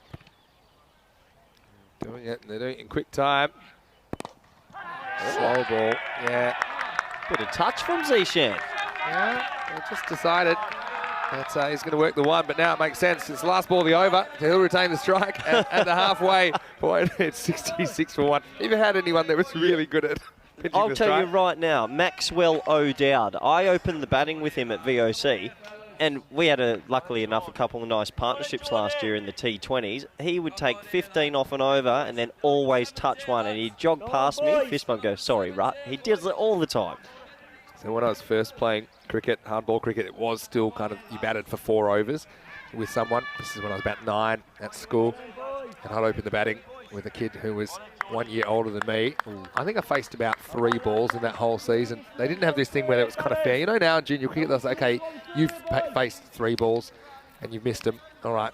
Yeah, I don't like that. Well, I mean, you've got to get... Oh, it's like giving everyone a trophy for participating. When you're young, it's all right. Up to like 7, 8, 9, I think it's all right. We'll make sure you get a trophy at the end of the day, Vinny. Let it get out. Never faced. This is where you've got to beat a Zishan, I think, in the block hole. Yeah, that's good bowling. See, Zishan clears that front leg always. So if you bowl wide of off stump like this and get that length right, it's almost impossible for him to catch up to. Yeah. That's really good bowling. He's really looking for something that can whack away. That kind of wide mid-on range. Goes short, and that's a mistake. Catch it! Oh, Oh, Doobie! that is Shub. That is Shub and Navjot Singh. Well, what about this? And now he's getting a little massage from Brian Damage. Well, that'll be the highlight of his life. I'll zoom in on that man. He took that as clean as a whistle, and there's no excuses for drop catches. And now when he goes out there and umpires later on, he'll say, look, there's drop catches like that. Oh, he's gone. Oh, brilliant bit of fielding, Vinny. Sorry to interrupt you. Well, Zishan smacks it at cover. He thinks he's beaten him. He hasn't beaten him. It's a diving one-handed stop and throws it from the ground. This is going to be run out. Yeah, he's walking. He's walking already. I mean, it's does he take the bails off? Make sure he... Oh. For me, this is going to be that's not out. Look. I don't know. No, he's ball. Not out. Oh, wow. The ball hasn't touched the stumps with his hands. It's his That's not chest. out. That's not out. Wow, big moment. Really big moment. He got a bit greedy to get the ball there, didn't he? He had to manoeuvre himself around the stumps without breaking them. Well, but brilliant bit of fielding. He thought he had beaten cover, and he gets a little bit of luck there. Oh, and I think that you can see Jordan Martell. He actually gives it a look. I'm not sure. We'll have to have a look. It's a wipeout. He's eating some turf there, old Zishan. But yeah, unfortunately, he had to reach to get the ball. But could he have left it to hit the stump? Well, it's hard to tell from that angle. It's really hard to tell from that angle. Anyway, big moment in the game. Tough. Oh, it's gone nowhere. I think he squeezed this out off the inside edge. Good Yorker from Martell. He's bowling occasional pace on delivery, which I think is really important because it just keeps them honest with that slower one. You can't predict it as regularly. Can I just say, I'm really impressed with how Awuja's playing. It's smart batting. He's just playing the second fiddle, doing his job. The Taylor, he knows the situation. Zishan, big swing. Doesn't time it. That's 1. Zishan ain't coming for 2. He's happy with that 1. But yeah, they've gone about this chase almost perfectly at the moment. It's really good batting. Oh yeah, I mean, what are we at? I mean, we're down to run a ball. Just looking at what's required. Yeah, 27 off 25. Batting. See, just clever batting. Doesn't have to do anything crazy. Takes an end to the 6. 76 for 1. Well, didn't really see this coming. Well, I didn't see this coming either. Because just watch this. This is umpire Shub. Takes it, and that's perfect technique. And he almost looked like he was sitting there waiting for it. And that's the kind of treatment you get when you take crowd catches. And you'll never know that feeling the way you've been catching in the crowd, Corey. You know how difficult it is to catch in chino pants and boots? I'm going to take you through that catch. That is first game of the day, so it's the coldest time of the day. He's got no warm-up. It's been lasered at him. Wasn't one of these big loopers that just kind of arced to him. How many ACL trophies has he won? 0. Umpires always get a trophy, so he'll have one after Oh, is this. that a participation award again? Just a trophy for nothing? Very important. It's not for nothing. a very important part of the game. Thank you very much. Trophies again thrown around too much. All right. Unpopular opinion. Yeah, you've got a few of those. Anyway, let's continue. Like it, spin. I think this Yeah. should have been brought on 2 overs ago for me. Adam Martell. Yeah, but the game, Jesus, pretty much gone. Or is it? Adam Martell. Oh, this is going to be 6. It's a sweep, which is more of a top edge ending from Ahuja, and he'll get half a dozen. Maximo as Royal Tigers move up into the 80s. Well, this is an unbelievable game, this, and an unbelievable chase, because if they chase this down, well, as quick as they are, their net run rate's going to be unbelievable, and they're basically booking themselves in a top 2 spot. Oh, you want some more? Well, he hasn't quite got this one. Oh, I thought, tracker. See, this is one thing, he's got the change of pace on. I think they're missing a trick here. Oh, Adam Martell, by bowling these quicker balls, I think your only chance now is to kind of go shopping and hope you get a false shot with a slow delivery. And there's nothing slow about this off the bat of Zishan. You can get out this one. Maximo, another one. And the Tigers, they've been on the prowl this morning. They are dealing in 6s. I tell you what, the Griffins are in shock. I'm in shock. This is just clean power hitting. And you're right, he should be going maybe a little bit more flighted because they're darts, and he's got every single piece of that.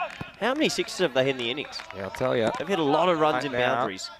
Yeah, I think that is 11 6s in the innings. That's 66 out of the 89. This won't be a 6, it'll just be a 1. But now we're starting to talk. Now, if they can do this in the next over or so, that's a big win. And the net run rate as well. They're basically booking themselves a top 2 spot. Seems like it. Yeah, it does. Seems like You'd it. have to have a shocking other game Yeah, to you not would. get it. Against the Irish. This is gone. And so it was full. This is one pace on to Ahuja. So you can see there, Griffins, they're not particularly thrilled about how they're going here. And yeah, I think that's a good call. It was drifting in, hits him in front of middle and off. And I think Stan Ahuja, he kind of knew he was already on the walk.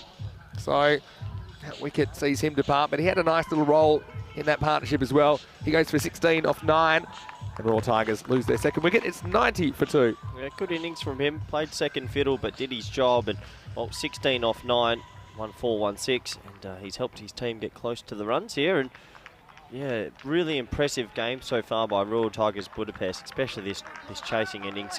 What this does as well, it sends a bit of a warning to the other teams that when you play us, you can't just hit 100. You need to hit 130. There's a bit of the draw about it. Not Yeah. quite as insane, but it's a team that don't think teams are feeling very comfortable playing them. It might not always come off, but when it does, you're left scratching your head. So Martell does get the wicket. He's gone for 14 though. Good arm ball, to be fair. That swung in. Yeah, really drifted in, didn't it? Last ball. Ketapal swings and misses. Cameron Nark. And so takes us to the end of the over. 90 for 3. Does get the foot back, as you can see. He's got lovely hands, doesn't he? So coming up next, more cricket. And it's going to be a big match because it's the first eliminator. Indo-Bulgarian versus Zagreb Sokol. Now, I do happen to know these two teams, they were getting to know each other over dinner last night. It was quite an enjoyable dinner as well. But there'll be no love lost on the field. Big news here. Aman Maheshwari has recovered. He's out of isolation and into the side. And the one thing I wanted to avoid, last time he started this series with 2 golden ducks. And the thing is, if Sokol don't win this game, it'll be a one and done because it'll be the only game he'll get to play. As we start over number 8, Zishan gets a single. And then Bulgarian Express time as well. Unpopular opinion. Zagreb for the W. You called it last week. You said Star CC did it. You called it. You called 6 beating 5. Could you imagine? I mean, I feel that would be so unfair. Why is it unfair? Oh, come on, you know my opinion. Won the game when it counts. Shot for 1. Cricket's about winning when it counts. Well, there was a couple of names in that list for Zagreb. Looks like 2 new names. There was VB was in there. Oh, bump. Oh, So he's recovered from his injury. He hasn't played all week. So Yeah. they've picked up 2 pretty competent players. They're Right time to get them back. throwing everything at it. Good hands by Martin. It will be called a wide. But Bulgarian Express yet to take a wicket. in the Yeah, well, tournament. you can bowl as quick as you want. I haven't got his exact figures, but it'd look like a like a 50-over analysis You know from what, the early 90s, like 10 overs, 2 maidens, none for 27. He's too nice. He doesn't bowl a bouncer. Just one here, they're creeping in now, only 8 to win. Yeah, if I'm that quick, you get one short ball up. You'll get wickets from that. He never bowls a bouncer. Well, I was thinking about this on the way here this morning. I think some people criticising he doesn't bowl stump snuff, but I think it depends who you're playing against. Good slow ball from Mullen, swing and a miss. If you're playing a team that has, say, 7 or 8 guys that can all whack the ball, then I think you're quite happy you're happy just having the low economy rate, getting those dot balls. If you're playing a team that has, say, 2 or 3 significant hitters and the batting falls away, I think then you attack the stumps more because the wickets have more value. Anyway, speaking of value, this is a shot from the protractor who's wandered out there. He gets the 6. He's having a good week. Maximo, that one brings up the 100. And let's just say that's might as well boil the kettle, Corey, because I think we're almost out of here. After that, only 2 more runs for victory. Well, the way they've won this game means their net run rate's going to go pretty much through the roof. They've booked themselves basically a spot in the 1v2 tomorrow. Double chance. So really impressive from the Royal Tigers Budapest. 2 to win. Last ball the over. And this one will tie the scores. We will go to the 9th. BET2BALL. He finishes with a single off the 8th. The score is 101 for 2. Score's tied. Now, Corey, this match is almost over. Yep. We will see you again, of course, throughout the day. And so, all right, you did say Indo-Bulgarian to qualify. But tell us, based on what you're seeing now, I mean, a lot of people saying the Tigers, they're really throwing down the gauntlet here, saying, you know, we are the ones to beat. They did finish top of the table. Yeah, they have. They've proven that. It's one of those things. When a team plays this way, though, it's hard to do that every game. It's whether they do it in the final or not. But I think they're showing they are red-hot favourites. Hooper. Starts with the dot. Just need 11 more of those for a golden ball. You still would think the Irish side's got a lot of experience. I think they're starting to find their feet. It is a tough group to call. It is a really tough group to call. I mean, Indo-Bulgaria could easily get on a run. Yeah, they really Indo-Bulgarian have been in winning positions. That's true. Yeah. I've got the bowl everyone's talking about, Jamie Batten. Any score wins it here for the Tigers. And this will do it. So they're going to do it with 10 balls to spare. It's a good win. Really good win for them. And we'll see them later in the day. They'll be playing in match 3 against the Irish. So that'll be another one, which we'll see exactly where they're at. And as for Griffins, well, they'll be disappointed in their performance this morning. They probably found themselves 10-20 short at where they'd want to be. And then they just had no answer to the early onslaught, particularly from Safi.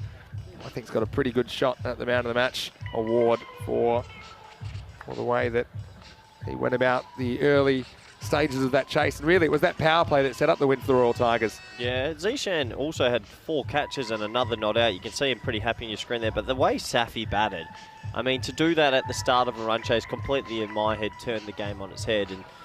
And well, credit to this team, Royal Tigers Budapest. They've come out this morning, all guns blazing. They get themselves a win. More importantly, they get that net run rate right up, and they're in box position now to get the double chance tomorrow for Finals Friday.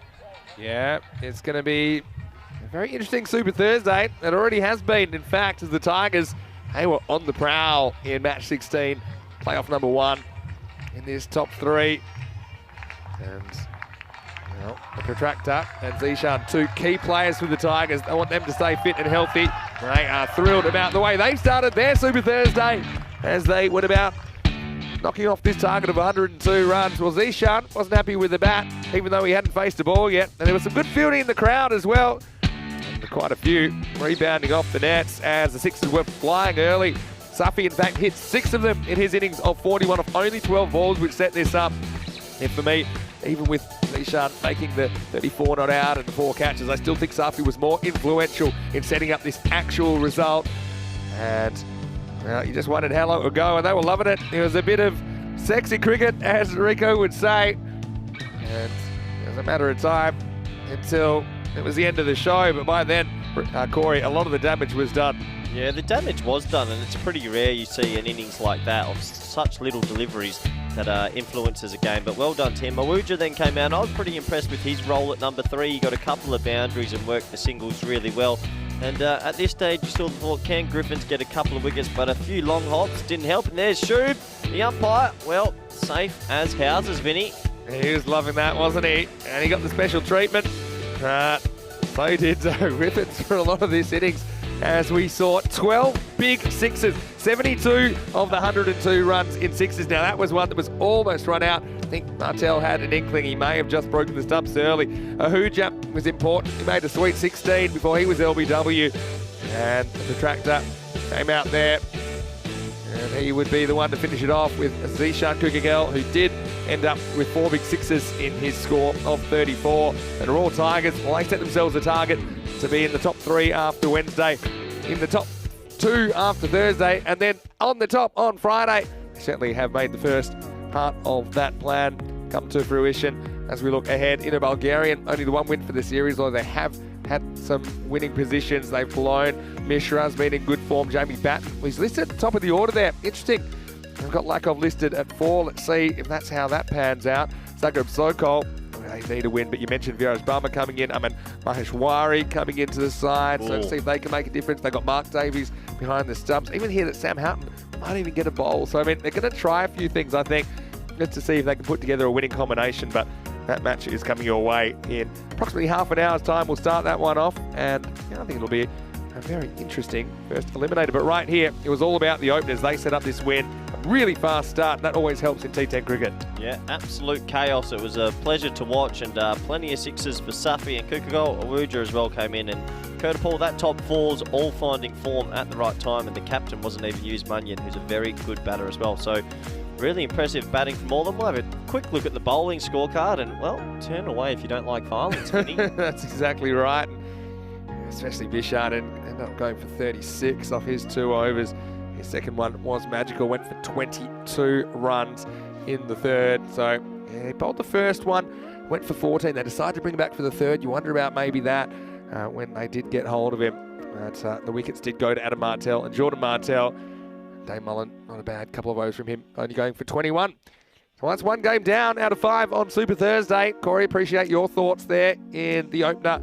And now we are heading into eliminator number 1. We'll be back in about 25 minutes with the start of that telecast. Vinny Sandu here, Mr. Maximo. Rico Full will be joining us shortly. On behalf of me and Corey, hope you enjoyed the action so far. We'll see you shortly on ECN for more BET2BALL European Cricket League.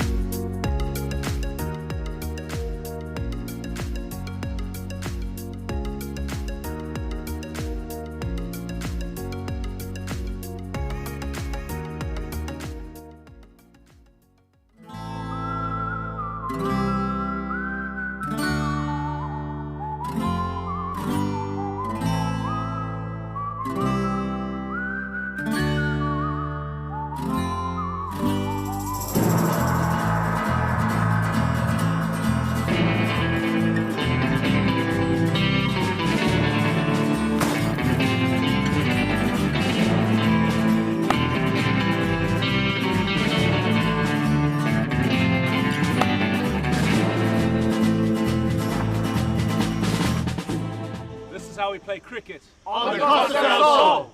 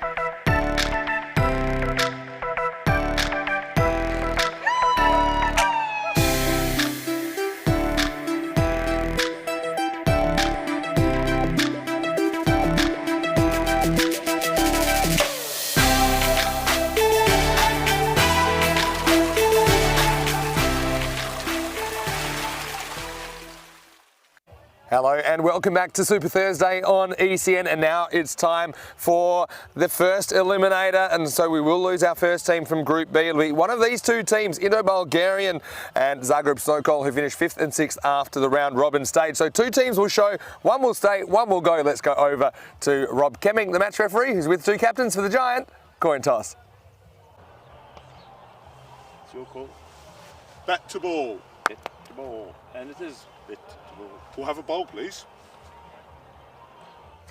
So it was a bet-to-ball call, and it came up trumps for Dan Lazaridis, and he has decided that he wants to bowl first. They will have to chase and look for them. They do have a big in because Aman Maheshwari here has finally recovered. So did have an issue with COVID. That is now behind him. So he comes in and, well, potentially it'll be his only game if they don't win this one. And he's a man who we saw playing ECS Croatia. But that time, back then, he did start with 2 golden ducks. So probably that's something he wants to avoid this time around. Indo-Bulgarian, okay, last time in this fixture, back in match 9, it was a comfortable win for them, 123 to 55. But they were in winning positions yesterday, couldn't quite finish it off, and we saw what happened in the eliminator number 1 last week, where the Star CC team were able to cause a boil over. They finished 6th, but they won on golden ball. All eyes on the Bulgarian Express. Doesn't quite have that wind to work with today, but I do think that he will be a key for the ball with Indo-Bulgarian, and it's quite amazing. He's bowled 10 overs. He hasn't actually taken a wicket yet, but he's been really, really economical. Why don't we go over to the commentary box now, and Rico Full is in there for the first time today. Well, it's sad to say goodbye to one of these teams after this match, but right now we say hello to you, and let's get ready for eliminator number 1. Namaste, Salam Alaikum, Sassari Akal, Aibo1. Good morning, muy buenas. Very, very good morning to you all, wherever you're tuning in from, our global cricket family. And welcome once more to the beautiful sun-kissed Cartama Oval. What a lovely day we've had this morning, and it promises to be a beautiful sunny day. The highs of 24. You see the almond trees there with the blossom beautifully formed. And looking forward to this match. I think it's Zagreb Sokol's chance to register a win. They know that maybe they can do something special. We saw Star CC in Group A. They hadn't won a game when it came to this elimination battle, but they got a sensational victory, didn't they, against the Helsinki Titans. It never looked on. And there's Dan Lazaridis. He's leading his team out. Is he going to be able to perform? And that's a loving touch. I love that. Good luck, Papa. And that's Aryan, who's the son of Sohail Ahmed there. And it was a lovely, touching moment yesterday when Sohail made some good runs for his team, 30 plus. And as he came back, his son gave him a hug and a kiss. And I think that touched a lot of hearts. But can he do it again here today? They can, more importantly, Zagreb Sokol pull off a victory. Can they do what Star CC, the team from Luxembourg, the Luxembourg champions, did? Having a look at the two teams there.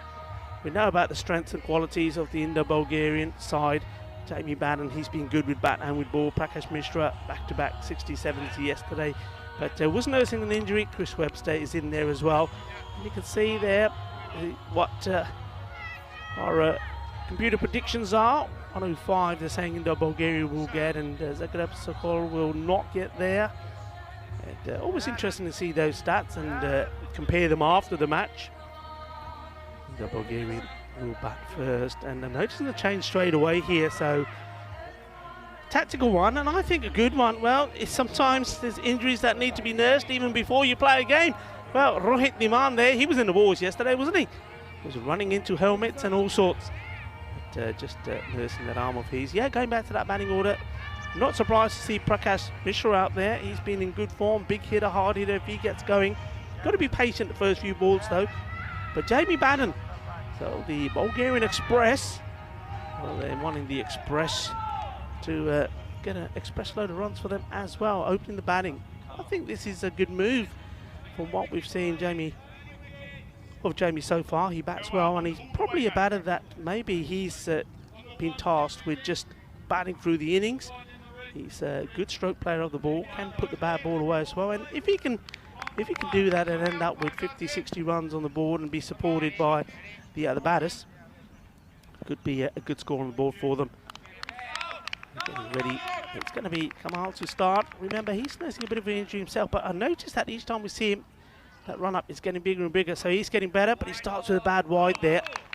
And, well, I'm always excited, of course, to see this man behind the stumps. All about him. We were talking about him, weren't we? Yesterday, Mark Davis, 66 years old. Johnny Grimmer from Malta was catching him up. It was Johnny Grimmer's birthday yesterday. Belated wishes to Johnny once more.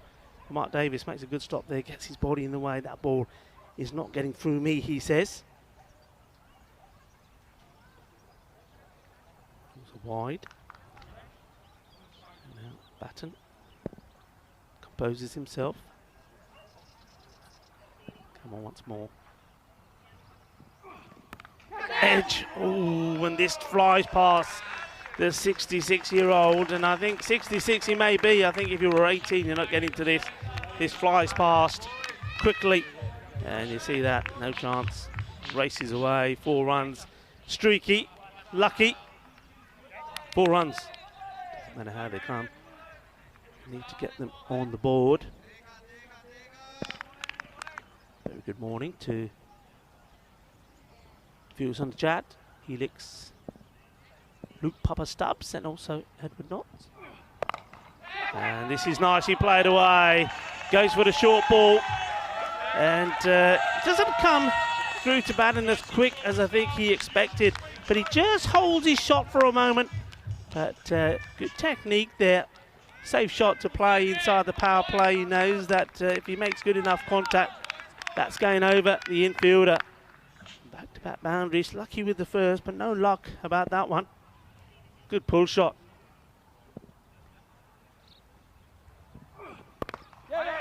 And now trying to pierce the gap, and the chase is on. Chase karo, nacho pajo par boni farhoni. Badi koshish kitti par lag gaya choka. 4 more. Well, hat-trick or boundaries. Well, maybe this is paying off, having Jamie Batten up there, top of the order. Certainly will take perhaps a bit of pressure off somebody like Prakash, who usually believes and feels that he's the one that's got to go big. Like it from Cameron Saunders saying that the Bulgarian Express is leaving the station. Certainly is. And picking up some runs on the way. That's fine. Good cricket.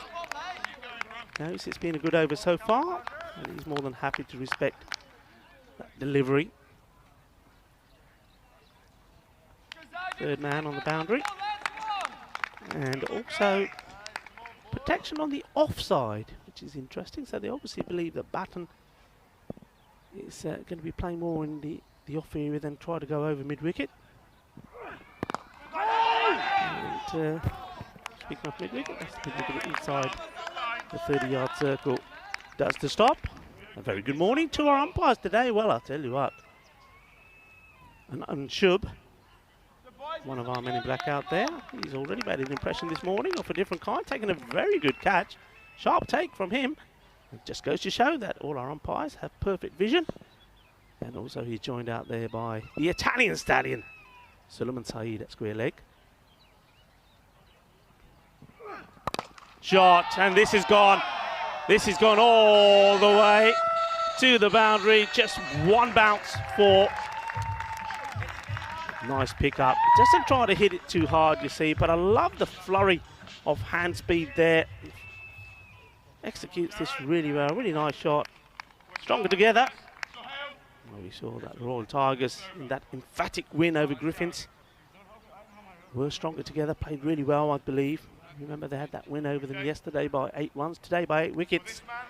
And it's certainly done them a lot of favours as we get to the end of the first over. And it's a good start. 17 on the board, no wickets down. And I think the plus point here for the Bulgarian champions is that those 17 runs have all come from the bat of Batten and not Prakash Mishra. So he can be a little bit more sensible here. Whether he will be or not, I don't know. Sometimes he does get done by the ball that's pitched right up to him. plays right across the line too early. He needs to just steady himself a little bit before he gets going.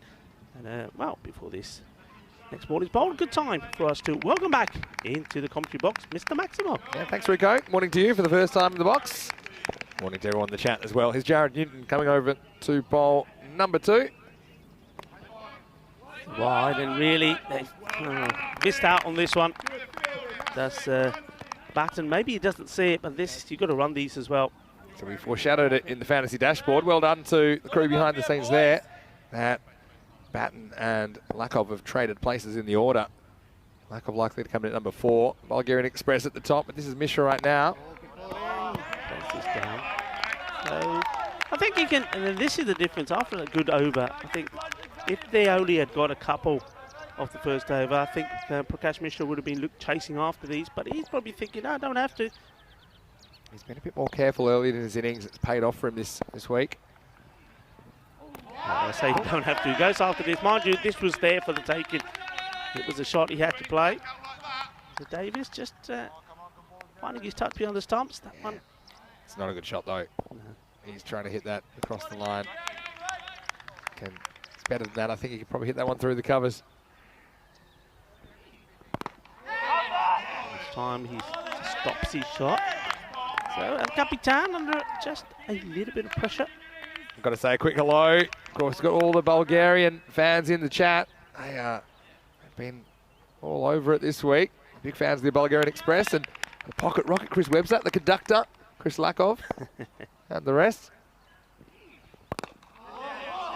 Oh, interesting, to say the least. I mean, it's one thing not going for the big shot. It's another thing just to block the ball. I mean, not even looking to just poodle this into an area where you could take a single, and it goes back to that wide ball, the first ball, where they didn't cross and they should have done. Could have been a different story in this over. This time he thinks about it, but the fielders are up to the task. Go, well, that's a nice landing. I know he's the Express, but this was an aircraft landing. And nice and smooth. Yeah, so very, very good morning, good afternoon, good evening, whatever you are, whatever it is in your part of the world. Nice to see you here. Look at that dive. The Bulgarian Express derailed momentarily. Nice ball the over. And gets a bit of bat on this. We'll take the single. That is a good response. 17 came at the first, and just 2 runs with that one wide and that single there of this one. So 19 without loss. But Mishra will go back and strike, and I think already he's thinking, right, next over, I've got to go big. Yeah, that's probably what he is thinking. Batten had to watch that over. Yeah, Mishra, that's been one of the things he's done. He's tried to keep out balls that are on the stumps, and he has done it pretty effectively, making the twin 67s. Well, the table there, we'll fill that up in a second. But I can tell you, I do remember that Indo-Bulgarian finished 5th. There we go. It's actually the top 3 table. At the moment, Zero Tigers off to a good start after that last game, but this game is an eliminator, so the loser of this game is out of the tournament. Yeah, big time. Everything to play for. It's going to be Sohail Ahmed to bowl this one, and he's hoping he's going to give Ariane something to cheer about. His son. Full toss, and also called a no ball, so it doesn't get any worse than that. No ball, 6, that's how you get 7, and that's the first Maximo. Well, this is a disastrous start for Sohail, and good call there. Yeah, it's and a good over call. It goes. It actually lands, it's quite an unusual one. It lands over the line, and it looks like it might have even come back, but when it lands, there was nothing behind the line, so no ball free hit.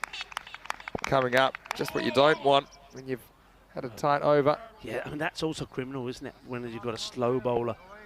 I mean, the slow bowler should not be bowling a front foot no ball. Yeah.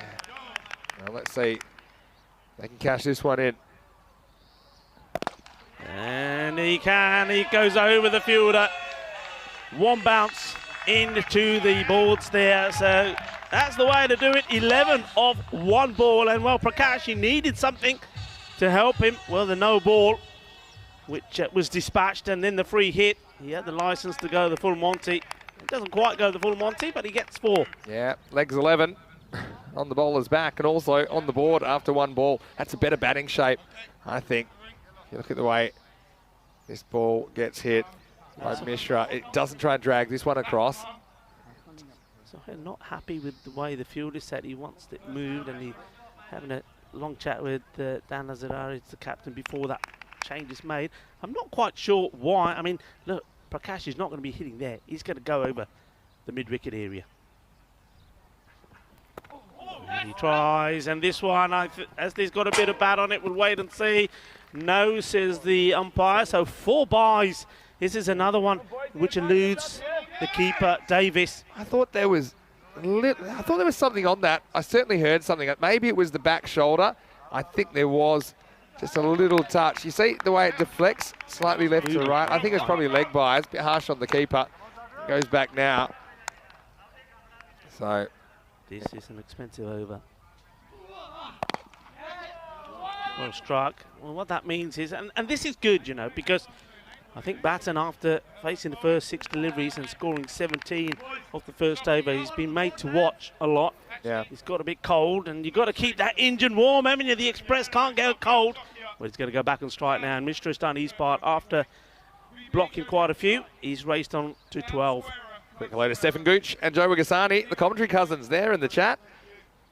Steph will be joining us shortly, and Joe, I hope you've made safe travels back home after that Gibraltar Night series where you did an outstanding job. Good morning, gentlemen.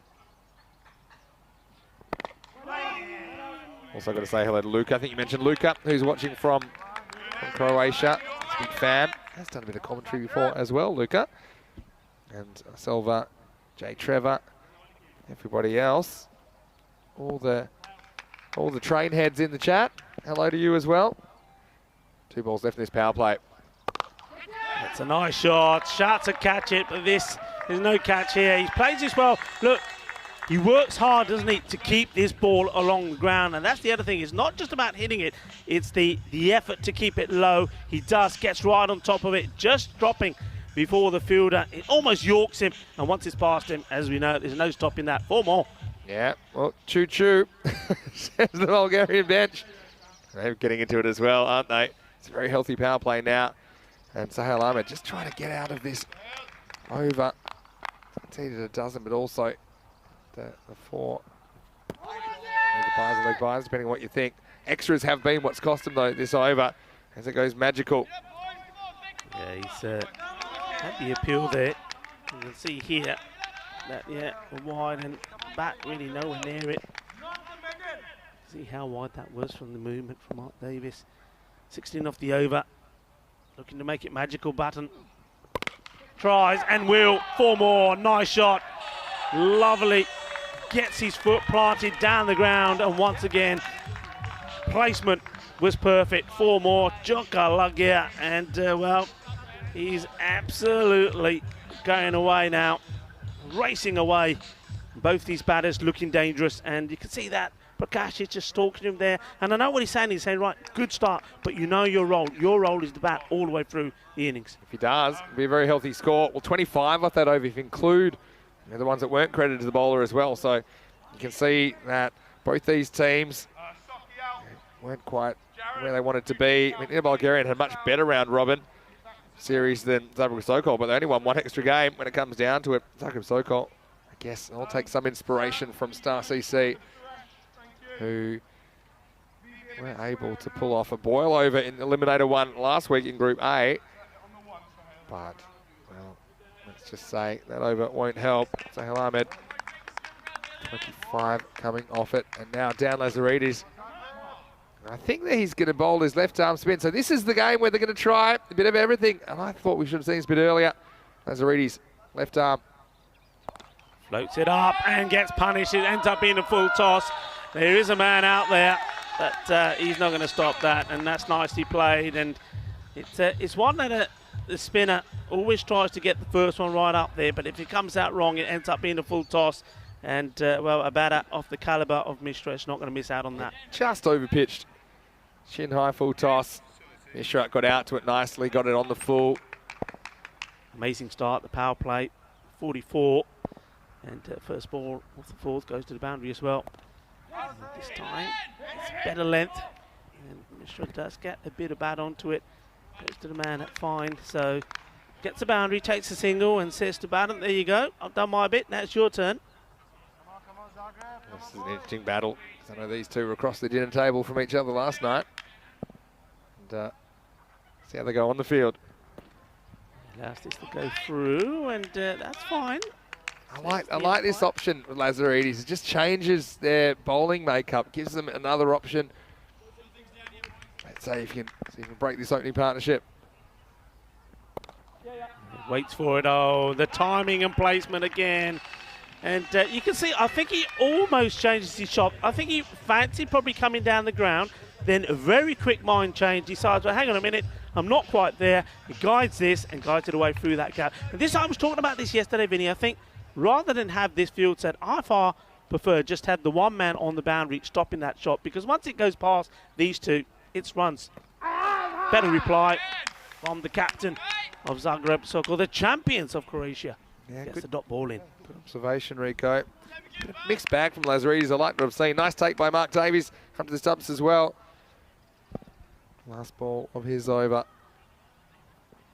Goes out onto the offside again. This time will be a single. And that score moves along to, well, a very healthy 54 without loss at this, the 4-over stage. I've got to say a quick hello to everyone. No matter where you're watching from around the world, it's great to have your company. Well, once again, we are here on the Costa del Sol, and a beautiful day in Cartama. Bit chilly this morning, as the mornings are at the moment, but we're expecting a maximum temperature of 24 degrees. Yep. Big shout out to Lily Panda in the chat. Lily, it's great to have you back. She's watching from New Zealand, I believe. And this ECL in full swing, just week 2 of 6. Still over a month left of this. I can't wait, Rico. It's amazing, isn't it? And we've been so lucky with the weather as well. And I've lived in Spain for 21 years, and I cannot remember a February that started like this. We are so lucky. The sun out there is amazing. All of these teams so far have come from parts of the world where it's absolutely freezing cold, and of course, they're so happy to be here as well, and they're representing their country in this, the Champions League of cricket. As you say, sun, sea, sand, and... Well, there's a bit of sexy cricket. There's a lot of sexy cricket on up for this morning. The big hitting. Zahir was good. Zishan was good.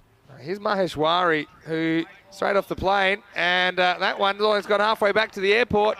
I think this is a wide because it bounces after the stumps, but regardless, it's going to be 5 extras. And a horror start for Ahmad Maheshwari.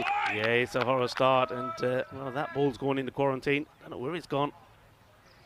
But, yeah, not the best of starts, and when your team is struggling, and poor Mark Davies, spare a thought for the wicketkeeper. He doesn't know where the next ball is going. Hits the edge of the pitch, but after the stump, so it made it deflect even further away. Maheshwari, if they don't win this game, it'll be his only appearance, so he'll be hoping to spark something for Zagreb. Better.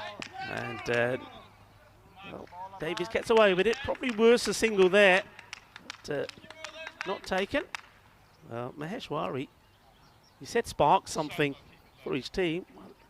The footwear certainly is going to spark something. I mean, look, in this sun, I'm going to need my shades. Where are my shades? Bulgarian Express. Speeding it over 200 at the moment. Shot. Balle, balle, balle. And that stays correct. I reckon that's hit top of one of the cars, has it? Oh, has it? Because I've seen this go over the marquees and bounce off something. Well, keep your eye on it. It's gone a long way. Has it hit the target?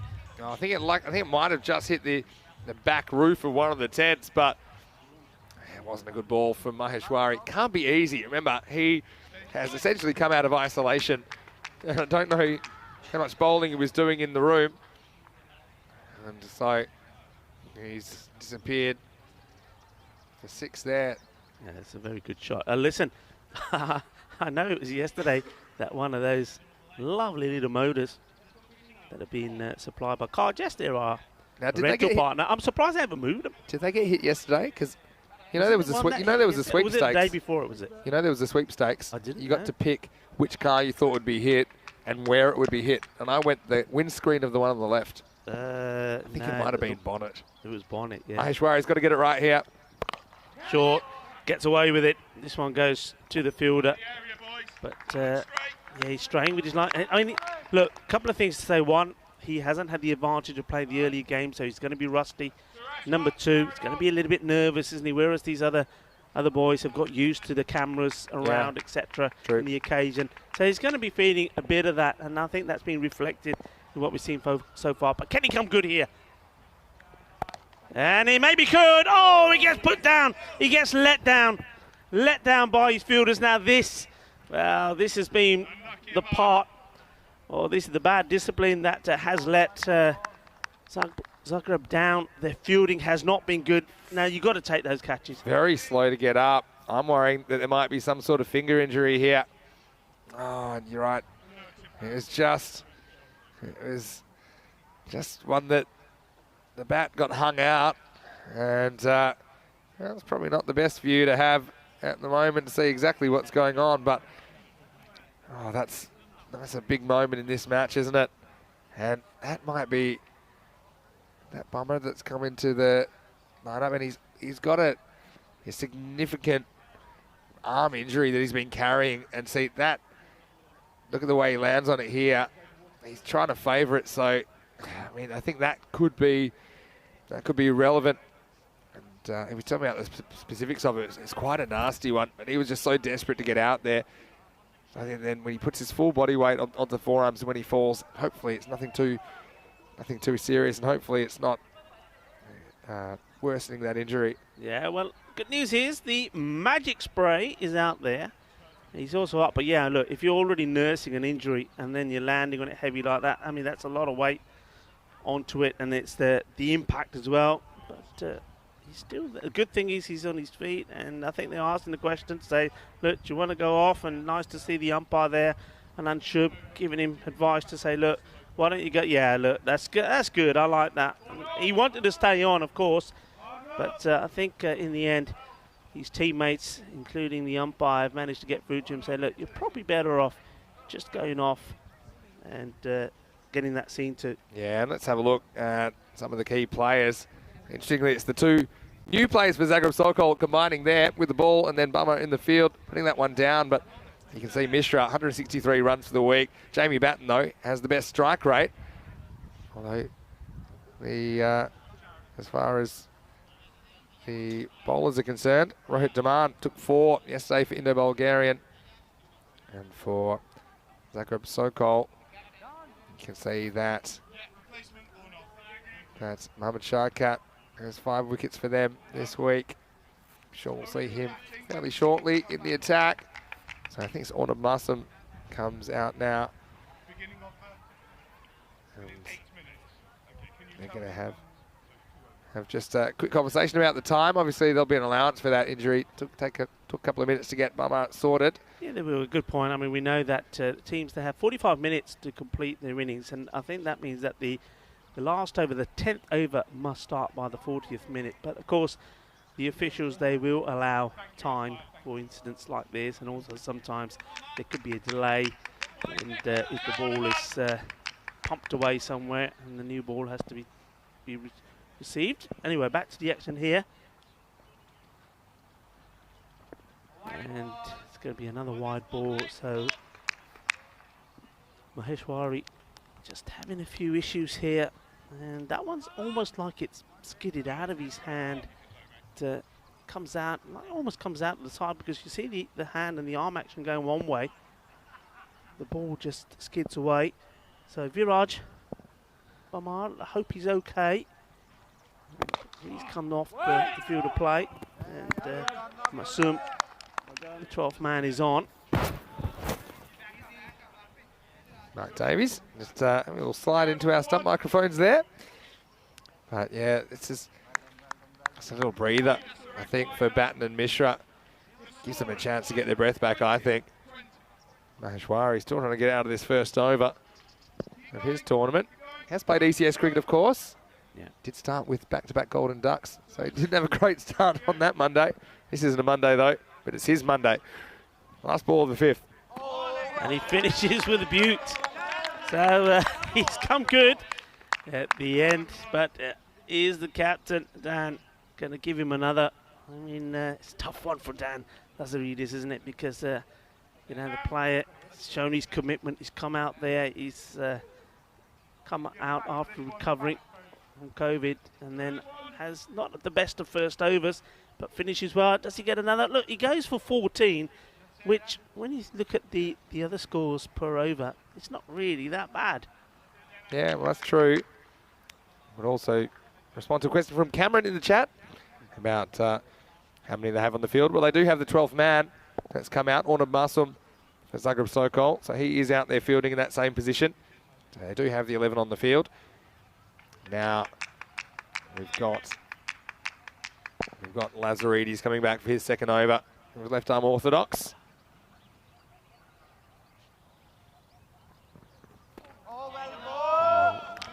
This is the line you've got to be bowling. You see, Prakash Mishra is trying to hit this over mid-wicket. Now, it's going to be a top shot if he manages to clear those fielders, because he's fetching this from outside the off, and he's not really using his feet. Right, David's got to be a bit careful. He doesn't get those gloves in front of the stumps, because I think if that one was a potential stumping, might not have been credited with it. Miscue. Again, because he's fetching this ball, but he does get a single. It's not a bad thing. I think Mishra probably prefers the pace coming on to the ball. Maybe Batten a little bit more of an orthodox batter. He'll be looking to find the gaps here. Certainly be eyeing up that gap through the covers. Question from Ninja in the chat, which I'll respond to in a second. First, let's look at Lazaridis. And that's what he does. He goes outside the off. Nice shot play, but there is a man out there, and he manages to find him. That's well fielded there, and that's Sam Houghton. That's Sam Houghton, the Iceman. Hey, so, okay, it depends on whether it's considered an external or internal injury, and I'm actually not sure what that would be, because there is like visible scarring and stuff from like what's happened to his arm. And so, if it's considered an external injury, then Bama will be able to bat anywhere, and he can return any time and even bowl. I don't think he'll be bowling. If it's an internal injury, then he won't be able to bat until at least this much time has elapsed, so probably 5 overs. Or he could bat number 7. Yeah, or he could come in after 5 wickets have fallen. So basically, he can't bat higher than 7 if it's in the first 5 overs. They would want him to open. I think that's what he's come into the side for. He's listed to open with Jared Newton. So let's just hope it's not too serious. I mean, obviously it's a really disappointing for him. He hasn't been able to play more of a part in this series. Lazaridis, last ball from him. He's really floated these up. He's bowled really well. And now you were saying that you'd like to see him bowl his spin. I remember you saying that in the last match that we saw, and we saw him coming pace up. Yeah. You see that variation just makes a difference. It balances the side better. Yeah, for sure. And that was a really good couple of overs. Goes for 15 in the end. 6 overs down, 73 for no loss. Still thinking to Bulgaria, they'll be eyeing off 120 as a minimum. Yeah. That's the rate they're going at the moment. As we look at the 6 over check-in. So yeah, 12s get him to 121. And you can see Batten promoted to the top of the order. Lack of. He's listed at 4. Webster at 3. Indo-Bulgarian, the issue yesterday, twice they got in winning positions. Twice they let it slip. Yeah. So they end up with just the solitary win over Zagreb Sokol. And so their thing will be they need to beat teams they haven't beaten. Here's Sam Houghton getting a bowl. It's a nice shot, and he's got enough of this. Goes all the way over. That's what he was looking to do. The master blaster, Prakash Mishra, the captain of Indo-Bulgarian. Well, he hasn't really got into his stride, but he had the width there, he had the length, and he dispatches it.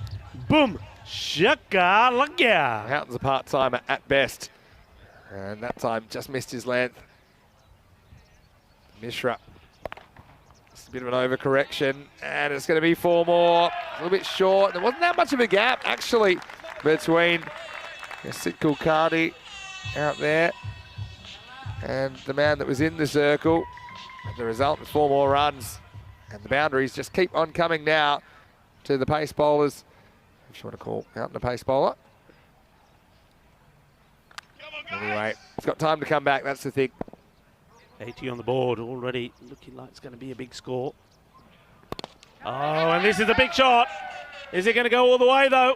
And no, that is a really good catch. And, well, I know he spent a long time in quarantine, but Mashwaria takes a really good catch. Well, how about that? That's what I often say. One ball can change everything. It looked like Sam Houghton was going to have nightmares about bowling after the first two went for 6 and 4. This one picks out the longest boundary on the ground. And look, I think it would have been 6, but there was a giant in the way. Ahmad Maheshwari takes the catch overhead. That's a really nice piece of fielding. So Houghton has his first ECL wicket. It's one more than the Bulgarian Express, I'll tell you that much. Yeah. Anyway, the score now is 83 for 2. End of a good innings though. Mishra contributes 31 with 2 sixes and 3 fours. Yeah, look, he's done really well. So far, this change up in the batting, having Batten up there has worked a treat. I think it's about having Batten bat all the way through. It looks like he's going to do that. It's about the captain, Prakash Mishra, there, getting quick runs on the board, and he's done that. And now it's down to the others to come in and, again, play the same role. You know that Batten's there and going to see you through the innings, hopefully. Your job is just to either hit the ball hard or give him the strike. But really good catch, and I think you nailed it there. Anybody else on the field of play probably wouldn't have got hands on that. His height was the thing that gave him that catch. And it's one thing they haven't done well. They haven't held the catches. So they have missed him. Webster, number 3. And I think Houghton's in there. He's got this kind of strange slower ball that he bowls, which is, you saw, I think it just took a bit of pace off. One that Mishra just missed time slightly. It's been a good comeback from Sam. This one is too wide, and Webster, he's ready to go. But once again, Batten seems to be stuck inside his crease a few times. There's a couple of opportunities that have been missed with singles. It's like a little overspinner is what it is. Almost like a back in the hand. Just has an overspin. 2 to come. This one's a bit shorter. And, good variation. Tries to put the ball in. Yeah, it's the in swinger. So, yeah, he's come back really well, hasn't he, Sam Houghton? If they get out with 10 or 11 off this, I'll be really, really happy.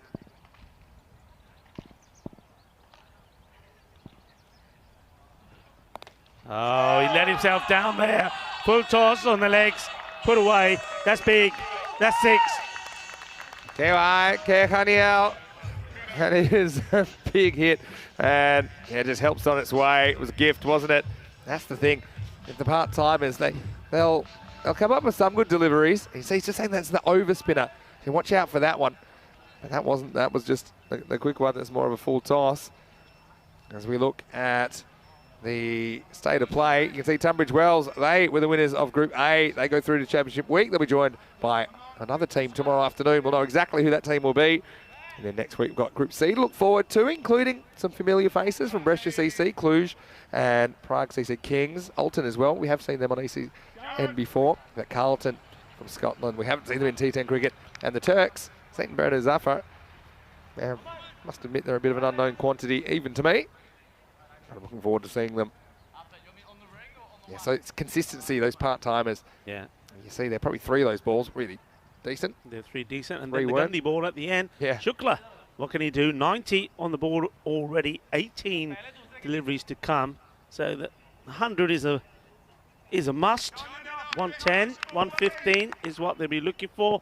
125, 130 would be what they really will try and put on the board. And with shots like this, it looks like they're going to get it as well. This is a really good shot, very quick to get his feet into the right place, gets himself positioned, smashes this over. Batten gets himself into the 40s. Yeah, he doesn't really time it either, but he gets enough. And Bulgarian Express, he's made a bit of a stop, but now he's moving again, and Shukla is the man. He's on to bowl the 8th. Gundy wide. And well done, Davis, stopping that one. This was really wide. It was. What's the extras count on this, Vin? Yeah, don't want to look, to be honest. But I will tell you that it's 11 wides now, including a 5-er. Plus 1 no ball, plus 4 byes. And that no ball went for 6. Yeah. Shot, chase for the fielder. And what's he done? I'm gonna go into bat for Mark Davies as well. There's 4 byes. That's on the scorecard. I don't think it was byes. I think it came off the body of Mishra. So that should have been leg byes. That would really annoy me. You can tell you're a wicket keeper. You can tell you're a keeper. You can't do much about him. You keep us. Whether he would have stopped it anyway, I can't outside, but still. Oh, well, okay. Well, will he think? Well, okay. Is he going to think about coming up to the stumps here? What do you reckon? You would, I know. It's a funny thing, though, isn't it? Going back to what you're saying, when you're a bowler, you're always saying to the umpire, that came on the pads. That's a leg ball. Oh, yeah. I would have been all over that. Keeper. I would have been marching right up to Shot. That's nice. Well, it's time to get funky. It's showtime at the Cartama Oval. This is a really nice shot. Nice little paddle. Well, paddle sweep, call it what you want, but what it does do, it gets in 4 runs. He's taking this off middle stump, you know. Yeah, he misses it. He's gone, but he doesn't miss it. And so Webster, innovative stuff. You know, I think he's getting ready there to do the old dual shank. He realises it's not there and changes his mind. This time straight down the ground, and this will be 4 more, and that takes him to 49. Lovely shot. I like the way he uses his feet, and I said before that he's more orthodox as a batter. He plays all the strokes, and there's another one. Lovely shot. Yeah, stand deliver. The one before, I think the ramp and the scoop, and that little sweep, they're from the same family. And this will be it. Well batted, and he's going to get a really warm reception. Well, actually, no, hang on a minute. Well, he should get a warm reception. He should get a warm reception. I'm not quite sure what's happening with the score thing. Maybe everybody's getting confused, but that's a lovely shot. He just tips this one away, goes all the way to the boundary. And by my reckoning, Vinny, that's his 50. Well, I think, actually, that's Webster. That moves to 18 with that one. It does take us to the end of the 8th over. And the score now is 110 for 1. Anyway, it was only 4. So even it wasn't bad. I think Batten's on straight now. They've got the 8 and the 9 on their back. So from this distance, sometimes can't really tell, which is probably a good compliment for Webster. He's come out there and hit the ball really nicely early in his innings. Batten, though, he'll be facing up in the 9th. 45 to his name. Houghton is going to get a second over. He's got to get it right. Yeah, he's got to get, like you said, he had 3 good deliveries, but he let himself down, especially with the last one. The Batten, he will be on up the 50 in this over. And, well, here we go. I said, well, would you have Davies coming up to the stumps, bearing in mind that there were a couple of shots there played by Batten and Webster. Apologies to Webster. I took one of his boundaries away from him. But he saw them coming out of the crease, so he's up there, he's waiting.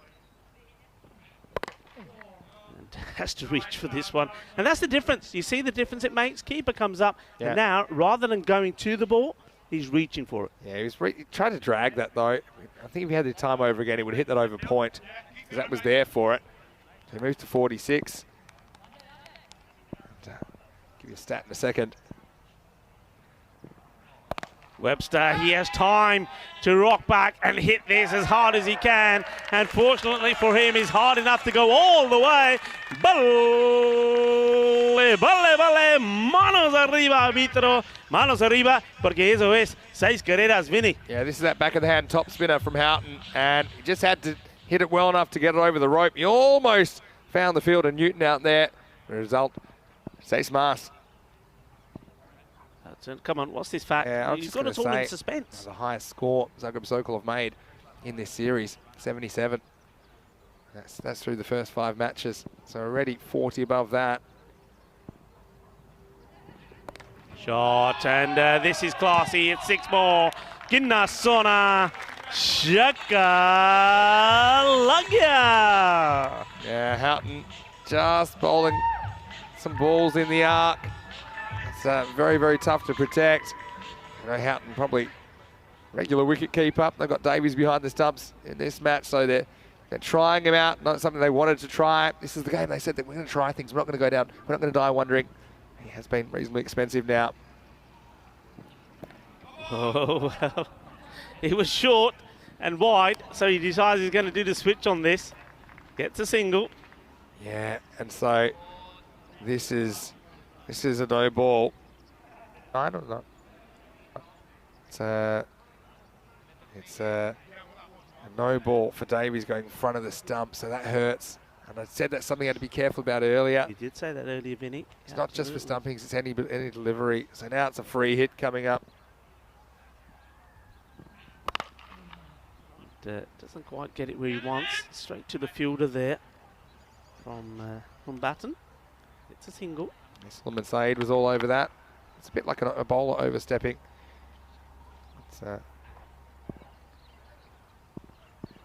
now, going to get out of this over. Webster on strike. Oh, well, this is a chance. First of all, let's concentrate on the ball. Not going to stop it, so this will be buys. And I'd like to see the side view of this. Just, was this an opportunity? Let's have a look. Yeah, I'm not so sure. I think that bat foot's pretty much planted back in the crease. So it's just the width that kind of puts off the keeper there. And the result is another 4 to the total.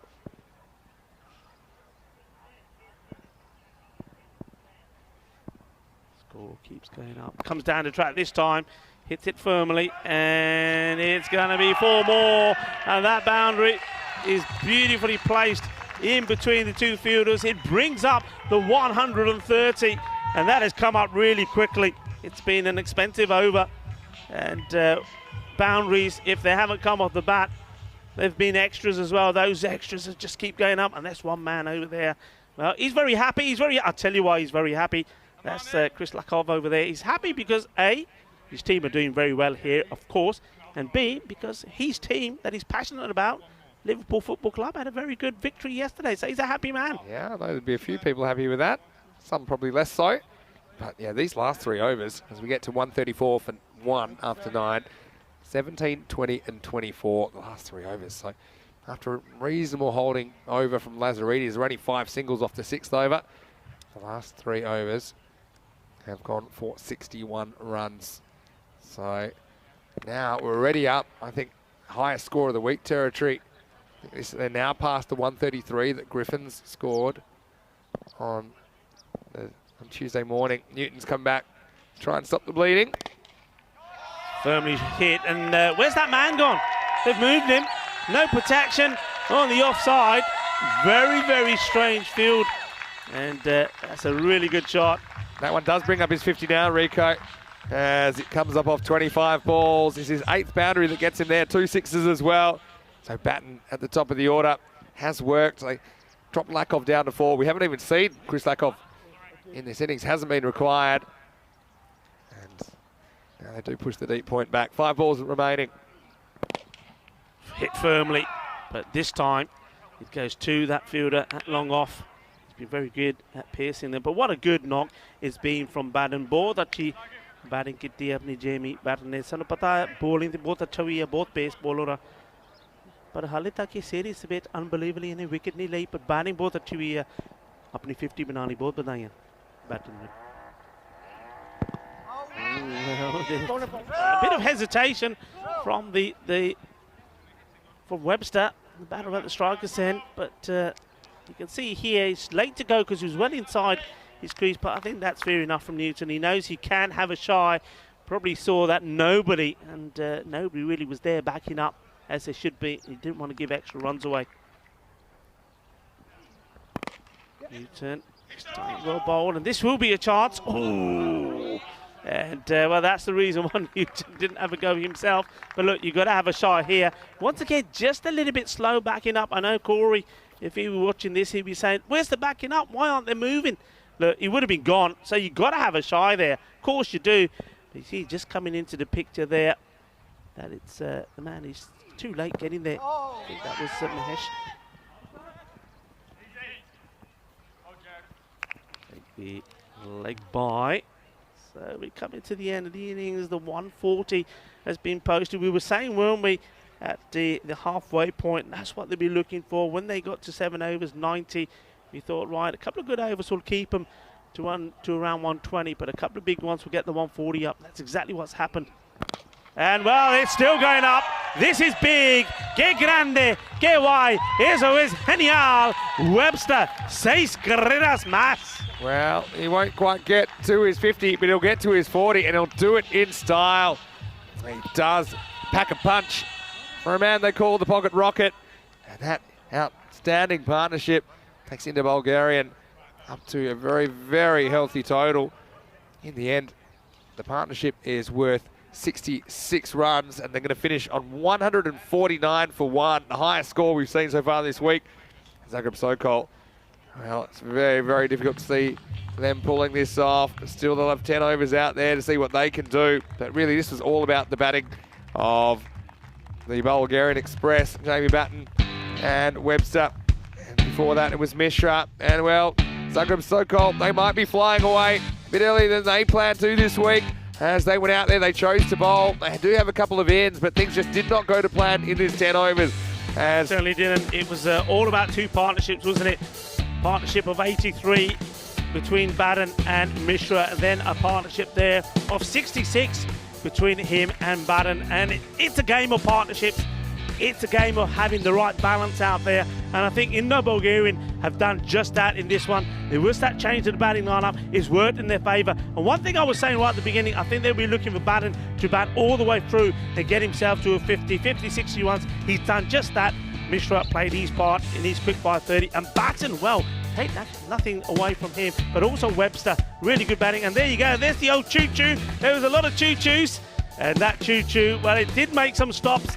But the only stops it made was to pick up runs, because it did pick up plenty of them. A good performance in the field. Look, I have to say, Zagreb Sokol, they were much better because they did hold catches. And that was a good catch taken there by Maheshwaria. He was, I think, a good introduction to side. He didn't quite get his bowling absolutely right, but only went for 14. And when we have a look at the bowler scorecard later, it wasn't the worst of overs, because even though there's some wides in there as he struggled to get his line right, he did create a few problems as well.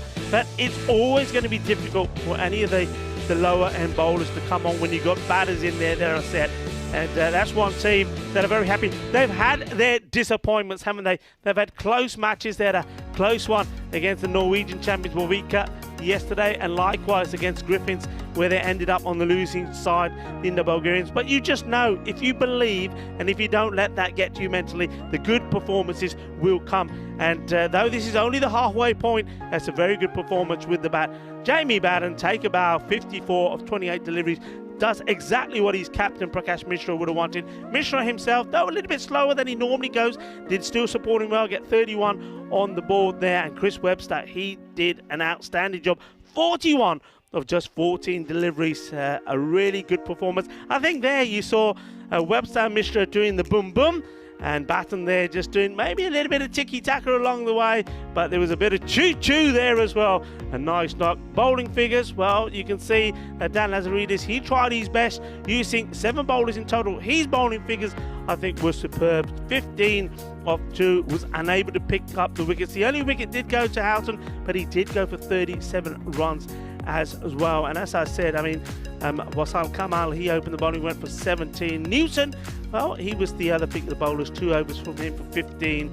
But they know they've got the work cut out, because as we'll see at the midway summary, that they've got to try and go out there and score 150 runs to keep them in this, the BET2BALL European Cricket League. This is an eliminator.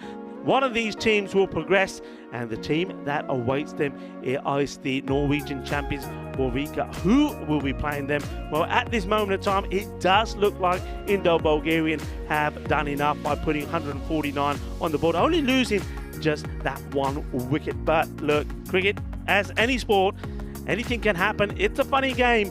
Are we going to see Zagreb Sokol do the impossible and chase and get 150 on the board? That is what they need if they are to stay in this competition. Join me, Rico Full and Mr. Maximo Vinny Sandu in about 10 minutes time when we resume to the conclusion of the first eliminator here at the sunny, magnificent Cartama Oval.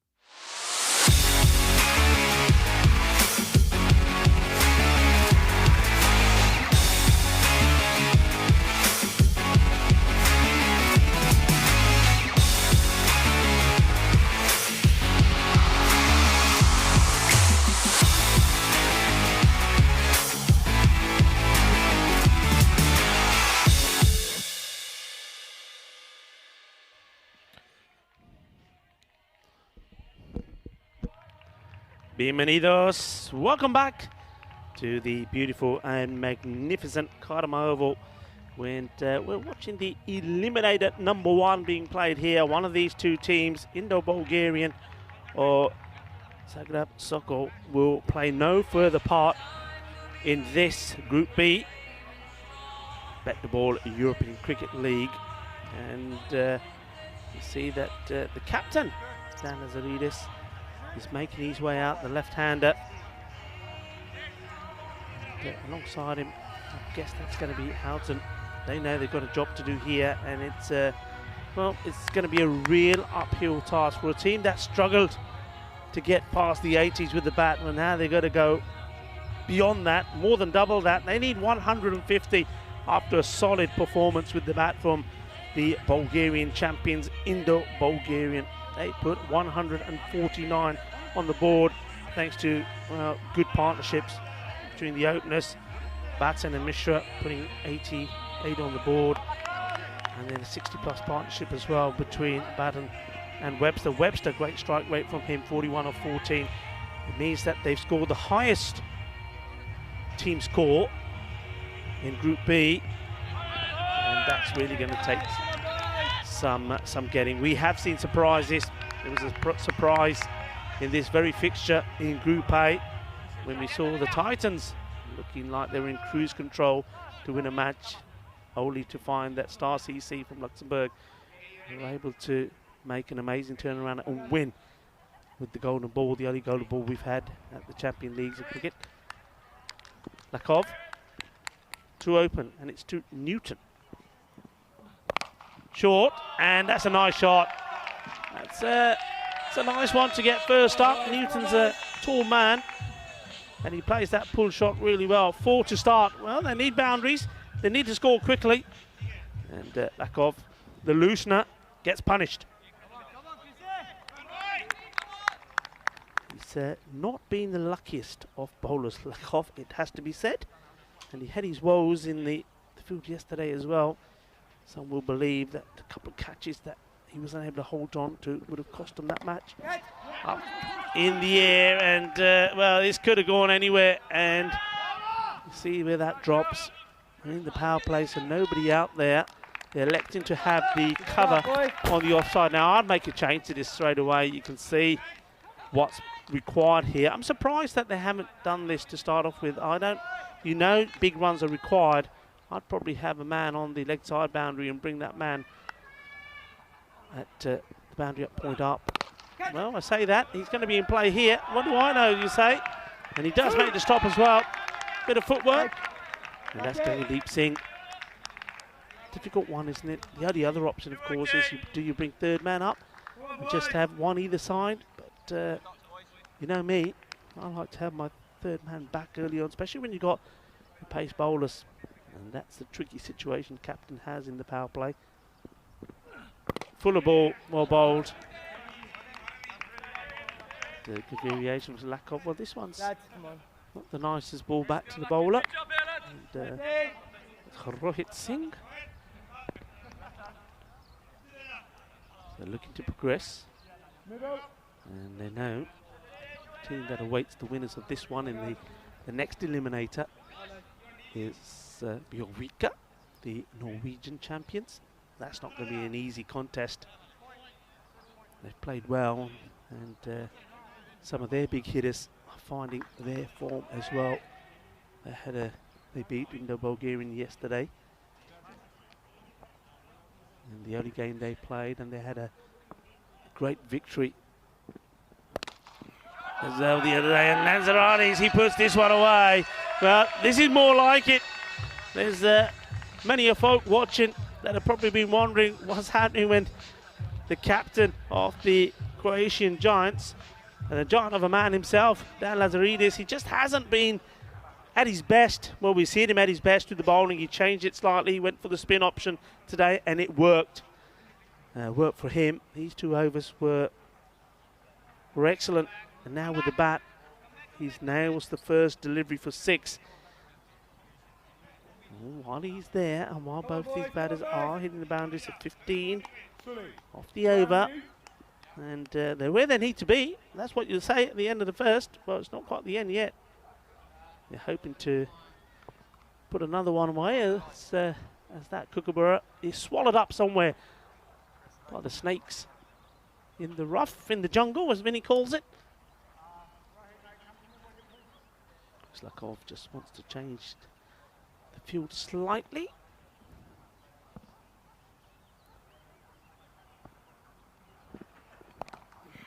And, makes good contact as Arides gets the single. Fielded there by Fine Leg. And that is the end of the over. So we go for 16 off the first. Only one behind. The Indo-Bulgarians were at the end of the first over, but more importantly, they're on target. This is what they're going to need if they're to achieve what will be a miraculous run chase. And a good time to say hello once more to Mr. Maxima with Vinny. They're there. They're where they need to be. Just have to do that 9 more times. Interesting changes, firstly with the bat. Lazaridis back at the top of the order instead of Houghton, who I thought opened pretty well yesterday. Yeah. Right-hand, left-hand combination. The other thing is no Bulgarian Express bowling the first over for the first time. Yep. And Lakov and Batten have pretty much just literally swapped roles in this game. They've batted Lakov at 4. Well, he didn't have to bat. And Batten went up top of the order. Yeah. And now Lakov's pinched his first over. It's almost like a trade. Anyway, here's a man that was in the wickets yesterday. Hit demand with over number 2. And this is a nice shot, but I think he's going to be caught, and he has. Or has this gone down? Let's see. Wasn't a real celebration, and I don't think the fielder is sure himself. Now, he's saying, I'm not sure. Well, that's fair enough. Yeah. Let's have a look. Body language isn't convincing, isn't it? My instinct was he probably did catch it. Yeah, but, I mean, we're a long way away. We'll slow this as much as we can. We get there eventually. There you go. No. You reckon that's a no? That's touch the ground, yeah. I'm saying that's no. Just there, I think he... Or the on... if it's given not out on the field, it'll stay not out. I think in the there's end... enough doubt there, I think, Yeah. to say this is not out. Did we get anything from that one? Go back and show us that one again. Let's have a look. I mean, I think it's inconclusive. I think that's where you see... Just there. You see, there's no daylight between. More likely shadow. than not that the ball's hit the ground at some point on its journey into the hands of Jamie Batten. So I think unless there's a soft signal out, which I very much doubt the umpires would have given it out on the field or have the soft signal out. Even Batten, when Batten's not sure, how can you be sure as an umpire? Exactly. You see, just here, that's where the ball makes contact. And you can understand why Batten's saying, I don't know, because, not out is not out the decision. So the rules and the cheers are, of course, from the Zagreb supporters and players. And I like that also from Batten. He quite easily could have claimed it, but he's saying, look, I'm not sure, guys.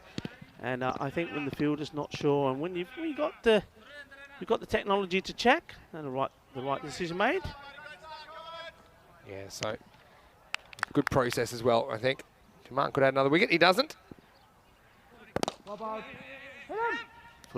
got to be... Oh, well, Batten this time not able to collect this cleanly. I think if he did, he would have had a shy. I think Newton would have probably been in trouble getting there. So Rohit, Damian. Once more. It's well bowled. He's just getting the ball right up there. And it's brave move as well. I suppose when you got runs on the board, you can afford to maybe get the spinner involved early because you know the batters need to and want to go after him. You mistime it, it could be gone. Good fielding, and those two out there, they've been absolutely magnificent. They're two great players to have in your team, aren't they? I mean, they perform with the bat, ball, and in the field. Lakov, Batten, and then you've got Webster as well on the other side. Yeah. Long on. 3 of them are outstanding. This is the man I'm talking about, and that's why you don't take it. Oh, there you go. Un, dos, tres, sexy cricket. What What a fielder he is as well. Look, I was just talking about him. That is why. Well, Lazaridis is really happy he changed his mind. He called yes straight away, and then a quick no. Bulgarian Express hitting the wickets, something he hasn't done when he's been bowling so far. No one can quite believe he hasn't taken a wicket yet.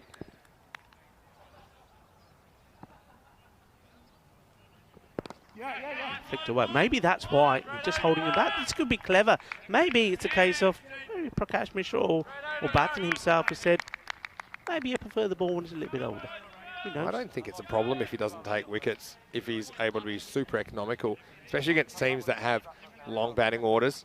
As we get to the end of the second over, 21 for no loss after 2, so a lot quieter. This is where I'd say you're playing a team like Belgium, for example, you're playing against them, and you know they've got 7 or 8 guys, they're all going to come and all be able to hit sixes. Well, then I'm quite satisfied as an opening bowler like Batten to take none for 8 off my 2 overs, not take any wickets, because you do risk going for runs when you bowl straighter as well. It depends what the value of those wickets are. You see these 2 teams, only 1 win between them in the group stages. That was in this corresponding fixture. And nice to see Croatia, Zagreb Sokol, really having a crack at this though. Who knows? Dare to dream. Third overtime, Deep Singh. It's away. It's going to be a chase for the fielder, and he's not going to get to it. And that is a derailment, isn't it? I mean, we say Batten, he comes on the rail sometimes, he does here. Look, I know he's quick, he's fast, he's sensational. He's not going to get to this. And no matter what Express you are, that was always going to beat you. The Kookaburra Express does not get beaten. A lot of people wanting to see an innings out of Lazaridis, of course. Haven't really seen what he's capable of. I think a couple of times he's just tried to pull balls that haven't been short enough. But he struck the ball nicely so far. Good decision making in this innings. Good delivery. Oh, is he going to be in trouble? Yeah, there wasn't a single here. And another direct hit. And I think this time is from the captain, Prakash Mishra. Lazaridis is so lucky that gets fumbled because he was a dead duck. He had run, and there was no way it was a run there. It was straight to Mishra. And he had time to go back to his end with his tail between his legs. Because, I mean, that's not the way he wants to potentially end his ECL. No, and Newton gives him a little stare when that ball clatters into the stump. You say, you see, calm down. You can see why he wants those runs. Not a good ball. Lazaridis misses out on it. I mean, it's a wide. It'll have to be bowled again. But I think that's one that a left-hander flicks away. There's a huge gap here, isn't there, between the man who's at fine inside the circle and the backward square leg. That's what he needs to be on up there. You've got to take the boundaries. True. We'll get that one again, though. Left-hand, right-hand combination.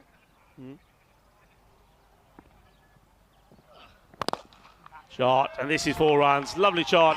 Nice one inside the power play. Both men that are straight are inside the circle. And gets to the pitch with this one. Hits it nice and straight, firmly. And, well, when Lazaridis hits it, it stays hit. Yeah, it's a nice looking cricket shot this time. Straight through the line. Bang! Straight off the stronger together. Well, that was stronger from Lazaridis. Moves up to 18 off 9. And, yeah, remember, they would want to be around 45 to be on target. Up to 3. And this one is going over the fielder as well. 1 bounce, 4 runs. Another nice straight hit. And you can see Lakov having a little word there with the Gangadeep saying, look, you know where your 2 men straight are. They're inside. Don't pitch it up. Lovely shot. Well, the one before was nice. This one is as well. Good shot, good power, good timing. Yeah, knew where the outfielders were and where they weren't. Could go over mid-off. The reply from the bowler. And not a good one. He strays it down the leg side again. And it's another run. And there's another ball that will have to be bowled again. So he just misses out again here. It's one of those, isn't it? I mean, what do you do? Yes, you'll have the ball again, but we'd love to get a boundary as well. And just over Mishra, and he will get a boundary here as well. So I think the Bulgarian will be very happy once this over has been completed. So they can spread the field. Gagandeep, he's already walking away. And And unshould the umpire saying, hang on, buddy, you still got one more. If you're going to bowl the wide balls, you've got to bowl them again. Yeah, that's right. So still one to come. But yeah, just with Batten coming on later, I mean, if these two are in, they'll be set. I think it's a bit different as well. We've got two set batters that I don't think they'll be too intimidated by just the pace. Another wide. Yeah. This is all about the left-hander, Rico. I think you know what it's like as a bowler. Yeah. You're used to bowling to right-handers, maybe bowling that line, and that's with that little bit of outswing that he gets. If he gets, it's just swinging down the leg side at the moment. Yeah, he's obviously not comfortable coming around the wicket or bowling around the wicket, so he's staying over, and that's why he's having these issues. And this has gone a long way up. The wicket keep, well, the keeper should be taking it and decides he's not going to. Well, this is just communication failure. Well, I don't know what's happening. They've both got the walkie-talkies, but they're on different channels because the wicket keeper goes, decides. I mean, that's the keeper's catch. Then he looks at the fielder, then the fielder stops. The fielder looks at the keeper. Okay, the terrier, okay, the terrier, okay, the meri, okay, the terrier. In the end, he drops right in the middle. 1 run. Well, Rico, if this was a type of drama, it would be a mime because there was no speaking at all. There's awkward looks. There was a lot of looking. And Oh dear. that was so high, though. Ishan Patel, it wouldn't have been an easy catch for him. I mean, the angle was easier for Suraj Negi, but Indo-Bulgarian, they're going to have nightmares about that part of the ground. Because remember yesterday, there was a bit of a mishap. That was a bit further back on the boundary. I think it was just a long single in the end, as the score is 40 for no loss after 3. Yeah, look, they're almost there where they want to be, a couple behind, but now this is the test. Because it looks like Batten has been given the ball. So, well, the Express, after maybe being out there batting all the way through the innings, has a rest, has a refuel, and now it's ready to leave the station. I definitely would have a fine leg back. And the other thing is, I haven't often seen him bowling left-handers, have we? Haven't been too many left-handers this week, come to think of it. No, there hasn't. So He is going to come round the wicket. got a deep backward square. Fine legs in the circle. I'd probably switch those. I do have a very fine third man in place. All right. All aboard. Here's the Bulgarian Express. Starts well, starts with the fuller delivery, gets the single. Now, Yeah, what's your thinking here? Now, you know that it's probably, I mean, not in terms of number of wickets, but in terms of the way he bowls, probably one of the better bowlers in this group coming on to bowl now. As two batters, you know you still need to try be getting about 15 and over. How do you play him? What's your mindset? Do you just say, look, if we can get 6 or 8 off the over, we'll set it? You look to deflect. I think that's what I'd be looking to do. We could stand up and drive like that. See, I think these two, they will be more comfortable against this kind of pace than some others, I think, technically. So I think it's good that these two are still at the crease to try and handle Batten. Well, I think you just play on instinct. You're trying to get Bat on ball, and at the pace that Batten's bowling, there's every chance it may end up squeezing into a boundary. Yes, you need to get the 15 and over. But I think you'll be banking on a couple of magical overs elsewhere if you're going to somehow pull this off. This is a very good stop from the keeper. I think that catches the pads. And Ishan Patel, well, we were critical. Well, I was critical, and you had other views that he should have taken that catch. He just stood and watched it. But he makes sort of amends here because I think this, if he doesn't take this, it's for advice. That's unlucky for Lazaridis as well. If that misses his pad, he gets wide. Instead, it goes down as a dot ball.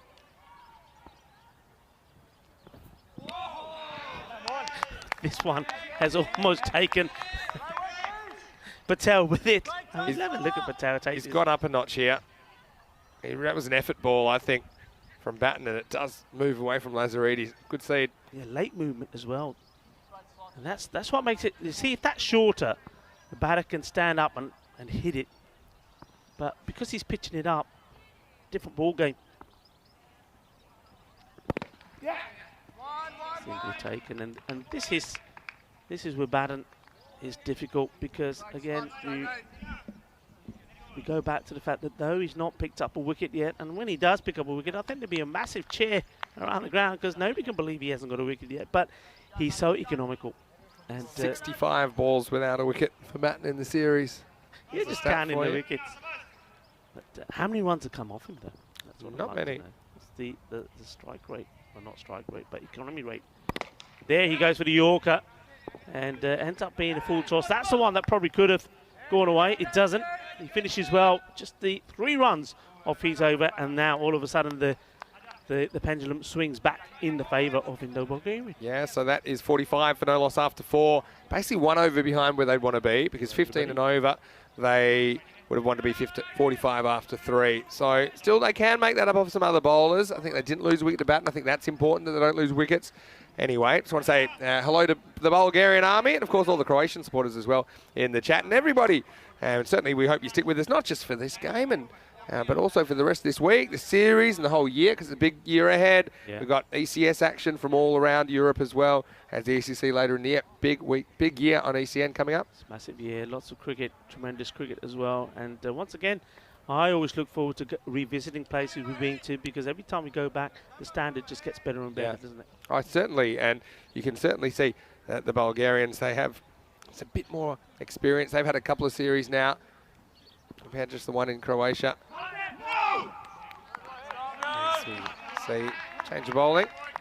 And it's Rohit Singh getting a bowl now, as opposed to Rohit Daman, who's already bowled 1 over. He bowled the second. Rolling out his left armers. Doesn't really get hold of this. It's almost like, it seems to be a pattern here, doesn't it? They've gone with Lakov and Daman, then Gagandeep, Batten. Now they're taking the pace back off. I suppose that you're allowed, or you can do that when you get a good over in like that from Batten, and you know that they're already sort of, well, to get back into it, they need one magical, well, supersonic over, because they're sort of 15 runs behind before this one even starts. So they need really 30. Yeah. They need 30 from an over. That'd be great. That's it. Yeah, 2 magical overs might get him back in it. Firmly struck. Work to be done for the fielder. Does well. Gets down. Kicks it to 1. Good backing up there. Look, that's what you want to see. Lakov, he's on the boundary. He's come charging in. He wants to make that stop. Can do a lot of things right in the field, like you said. Yeah, I think Newton's one. They just needs to recapture some of that Monday morning form. Trying to go for the gap. Once more, not going to get to it this time. I believe that's Webster there. That's Webster's territory there on long off his Batten, and then Lakov. You've got 3 top quality fielders that are in key positions here. So true. The Bulgarian had their fielding mishaps as well yesterday, didn't they? It's an edge, goes past the keeper, but that man, third man in play, inside the circle. That drops kindly for him, does his job. It's good positioning because he was very, very fine there. Carry all the way to Suraj Nagy. But yeah, just think lack of boundaries at the moment. We haven't had one in 2 overs now. Nicely played. Look, you know, round of applause, please, for both these openers. That's a 50-run partnership. 50 comes up for the team. And, yeah, it's been appreciated by the players on the field as well. I think the sportsmanship has been tremendous. Look, Zagreb, they didn't start well. Things haven't gone their way, but they have improved. And this, well, this is the first time I think that they've made a start like this. It's a solid start. And you just think that if things had gone slightly different for them, if Lazaridis had found his form early, it could have been different. I think they would have probably opened with Viraj Bama originally, but I think with his situation, they went to Lazaridis at the top and it's worked so far. I mean, if this was the first half of this game, we'd be having a very different conversation about how this is looking, because they're looking on track for that kind of 100 or even 120 if they go well in the second half here. And then they could put Indo Bulgarian under pressure, but you just know they still need 100 off the last 5. We've seen it done before though, Rico. Here's Prakash Mishra at the bowl over number 6. This one was pretty wide. It may have been quarter wide if it was left, but Prakash bowling with his shades on. He's looking the part. He's looking cool. Looking cool for his fan club and his family that are watching. Always a cunning little bowler, Prakash. Does vary not just his line, but his pace. Now using his knowledge and experience to set a field. Got a nasty blow on the shin yesterday. He did. The lower leg in practice. Got a ball that blew up like a balloon. And anyway, that wasn't going to keep him out of there. I said, will you bowl? He said, if I have to. He probably said, try to take it away from me. Exactly. Wide ball called, and I think this... all right, I'm not going to say it. I'm not going to say this is a stumping chance. You talk about this. What is? it is a chance. If you gather it cleanly, then you're going to get it. But you're relying on a bit of luck as well because you're unsighted. Someone like Martin, he would expect to take that. That's a big man in front of you, you know. See that ball coming your way. And this one, that's going out of here. That's coming your way over there doing the fielding practice. Nice, big, clean hit. Prakash goes for the fuller delivery. And Dan Lazaridis says, thank you very much. Over it goes. Boom. Shaka time. Captain to captain. Lazaridis goes straight and true. His shot selection's been much improved in this innings. He gets 6 more. Good batting. Battle of the captains. Batting captain on top. Stein plays it all the way along the ground. And you can see the difference. Now that he's actually found a bit of form, now that he's hitting the ball nicely, he looks a completely different player. Yeah, he does. Bit of confidence. Yeah, that's what you need. And so, I say quick hello to Tam Madden, asking will there be a series in Scotland? We don't know. We are going new places all the time. Speaking of Scotland, we will be welcoming a team from Scotland next week, Carlton. Carlton. Ask him what he knows about Carlton. Yeah, well, Oh, you can tell us. I know you already do. mentioned. What do you know about Carlton? I can already tell you that we will have a Rugby Union International that's played 59 tests playing next week. Seriously? Yeah, we do. Ooh. Slow, thumped, and over the fielder. Good hit, powerful, and that's what he does. He says, you put it there, Capitan, and me, I'm going to put it over the fence. Really hits this. He gives this some welly, doesn't he? Yeah, maybe Newton, this can be the one that gets him going. Clears the ropes for the first time here on Super Thursday. That was just all about the timing. So Mishra has been hit down the ground by both openers now.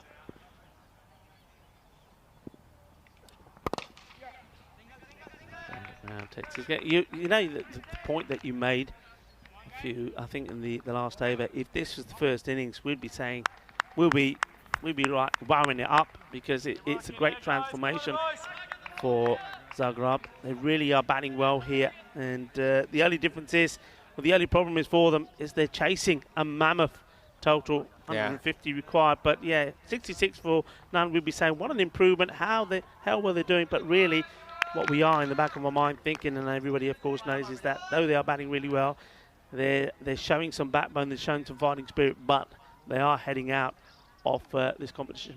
Yeah, well, it would seem that way, but I mean, again, need some sort of magical over 20 plus. Well, that's the average they need now. But I mean, a lot of people asking why have the 5-6 playoff, for example. This is exactly why, because it gives them an opportunity to see what they can do in a pressure situation. Lakov coming back. And coming back, but he's been sent back. This is big. Oh, volley is all you can say to that. What a lovely shot this is. Terrific hit. And I think Lakov, his first ball of his very first over was hit for, I think it was a 4. And this one, he smashed for a big 6. Well, Dan Lazaridis, he was cracking it down on the dance floor last night, but that's one of the best moves I've seen from him. That was just a length ball. And he absolutely smashed that. Well, this is a chance. Let's see if anybody can get there. And no, it dropped. Oh, well, not only does a ball drop, Newton drops to the floor as well. And I hope he's okay, but Lazaridis wanted to come back. I think this is bad. Do you think? Yeah, I think he's hurt his knee here as he's fallen. We'll see this first. Yeah, it was Newton, pardon me, that hit the last one. Unless Lazaridis is batting right-handed. But just have a look at this. If you follow Newton here at the last there, oh, I'm worried about that. His one of his legs seems to give way as he's completing his single. Just have a look at this. There, you can see, I think that he's done something in the back of his left leg. Yeah, left leg. You'll see there's one step here, about there, where he just can't make the step. Oh, I think he's in some serious trouble. That's nasty, because it looked like it was just getting going there, Rico. Is that knee or calf? Yeah, I wouldn't say it's the hammy, but it's something lower down. Yeah, the leg. It could be a calf. I've done that myself as well, and yeah, this is not what you like to see. Jared Newton, formerly a professional cricket coach in South Africa, so obviously brings a lot of strength and experience to this lineup. It's yeah, well, as we take a moment while he gets some attention. I was talking about what it means to these players to play in ECL. Of course, it's the aspiration of so many players around Europe now to have this platform and this kind of carrot, if you like, to be able to take part in this tournament, which is televised all around the world. But you know what I like about it, Vinny, is that, you know, when you go back to where it all started, so I know that was in Spain at the lovely, and you've been there, Sporting Alfest cricket ground there, Yeah. Alfest to be, beautiful setting. All started there, and what's happened there is the clubs that got involved and started playing this form of the game, well, it included a lot of clubs that perhaps had only just formed. One other thing that it attracted is a lot of new clubs to be formed. So basically there still is a lot of cricketers in these European countries that maybe play cricket but haven't been found, they haven't been seen, clubs haven't been seen, and now all of a sudden they're seeing cricket being played in their respective countries, and they're saying, well, hang on a minute, we can be involved in this. So they're finding the federations, they're getting involved with the federations, they're forming a club. Because, why? Because they now know that, well, they have an opportunity to get involved in the European Cricket Series in their own countries. Then there's an opportunity for them to be seen and found by the coaches of the national team. yeah, So they got the opportunity to win the tournament in their own country and play in this, the BET2BALL European Cricket League, or as we call it, the Champions League of Cricket. But better still, if they perform well, they've got an opportunity to get into the national team setup. I think it's a great platform. You've for seen it European happen cricket. in Spain already. Yeah, we have. We have seen the shift, and because what this does do, ECN cricket puts players under pressure. Just have a look at this left leg there. It's just 3 or 4 steps from the end, so I got a bit fortunate that it landed safely, but unfortunately for Newton, he's going to have to retire. He'll be retiring not out because it is due to injury. So 31 off 18. Good innings from him. 2 6s and a 4. But just seemed like it was getting going. Sohail Ahmed is going to have to come out to the crease. So the opening partnership ends unexpectedly at 73. And well, they did get a single there. So Lazaridis is the man who will be facing up for this delivery. But, you know, I'm just really thrilled that Zagreb Sokol have got this opportunity, even if they don't pull this chase off, which that looks very, very unlikely. Yeah. But, you know, to actually get that extra chance to see what they can do, because they're a much better team, I think, than they've shown over the first 3 days. Here's Lakov resuming. Hit hard, flat, towards the fielder. Stop. No, you're absolutely right, because, and I think they themselves, especially somebody like Dan Lazaridis, he'll be happy that this, which looks like to be their final performance in this championship, it's been a good one, it's been a positive one. People can actually, they've got the opportunity to see what we've been talking about. We know what some of these players can do, but they haven't been able to show it. This one may be called a wide, and yes, it has. Yeah, it was too high. I thought they weren't going to call that then, but he was jumping, and I still think it was still over his head. Yeah, good call. I think. Yeah, good umpiring. They've been good. Lakov.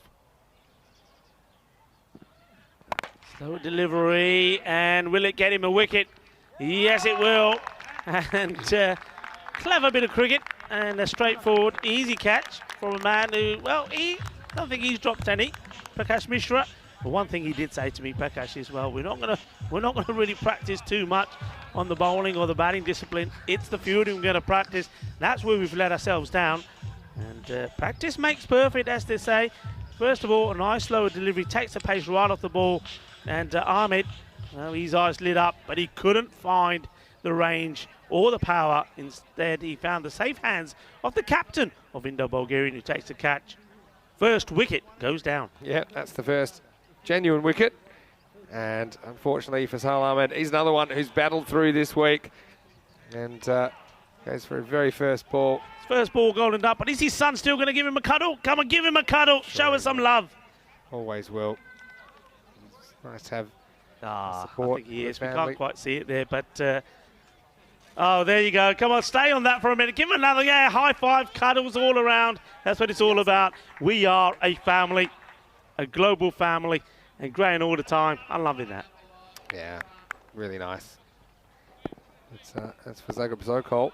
And get a chance to get Maheshwari out there for the first time in the series. I'll tell you what, he is blocking that one because he's coming off 2 golden ducks the first the first day of the series in ECS. Probably not the strategic play, and the rate's now up, I'm guessing around 4 a ball. I mean, sometimes, we used to say this, when you're playing the first batter comes in and he just defends the first ball and you say, he can bat. It looks like he can bat. And this time he's keen. He's heard you, Vinny. You reminded him of the fact that he's got those 2 golden ducks, so he just plays this one away and breathes a sigh of relief as he scores his first runs in this BET2BALL European Cricket League. The end of Lakov's spell.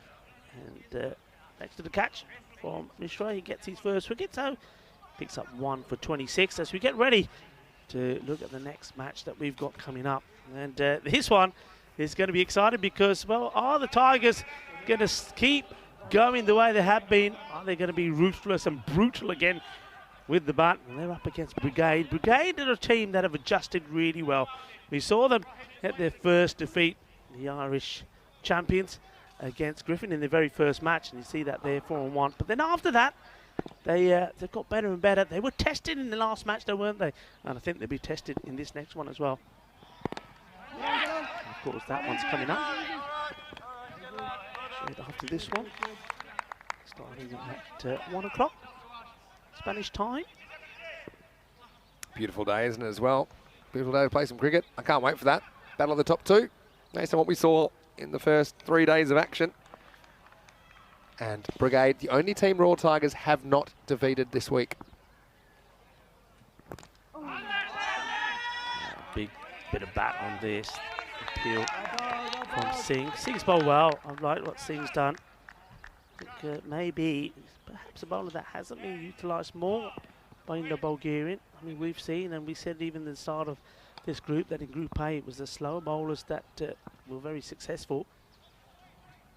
This one's too short, and it does get punished. He picks this very quickly. That's Lazaridis, and then, well, swivels around on it, has plenty of time to put it away. And no chance for the fielder on the boundary there. Going a deep Singh, he just has to fetch it and get the ball back. So just going to get the ball right up there again. But Lazaridis, wouldn't he love to go on and finish with a half century here? 42 on the board so far of these 23 deliveries that he's faced. And, it's been a determined knock from a man who's, well, unfortunately for him and for his team, found his form just a little bit too late. Yeah, it's a shame. It's a shame for Mahesh Wari. We won't get to see more of him. He's coming out with just 3 overs left. A nice looking shot. We drop short of the 2 men that converge on it. Again, good cricket. One goes to attack the ball to keep the one, the other backs up. Question about who you think in the next game between Tigers and Brigade. Really tough one. There was only 8 runs in it last time. It's Brigade 112 defeated Tigers 104. Nice looking shot. That to me is probably about as close to a genuine 50-50 as I can think that next game. I mean, which Tigers will come out? Yeah. That's the question. I mean, if their batting comes off, you know, they're probably one of these kind of high risk, high return type of batting lineups. I did like Safi up the top. Let's see if they keep him there. They have won the toss and decided to bat first. Misses out on this one. Yeah, and remember Brigade, the last time they were tested, it was in a very tough game against the Norwegian champions, which they won with 4 balls to go.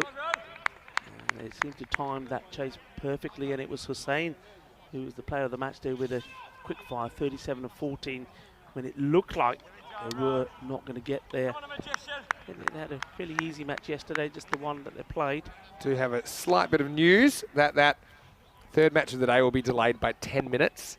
I think just because of some of the injuries and some of the delays we've had. So this is a nice shot, lovely pick-up. Well, we're not going to see him again.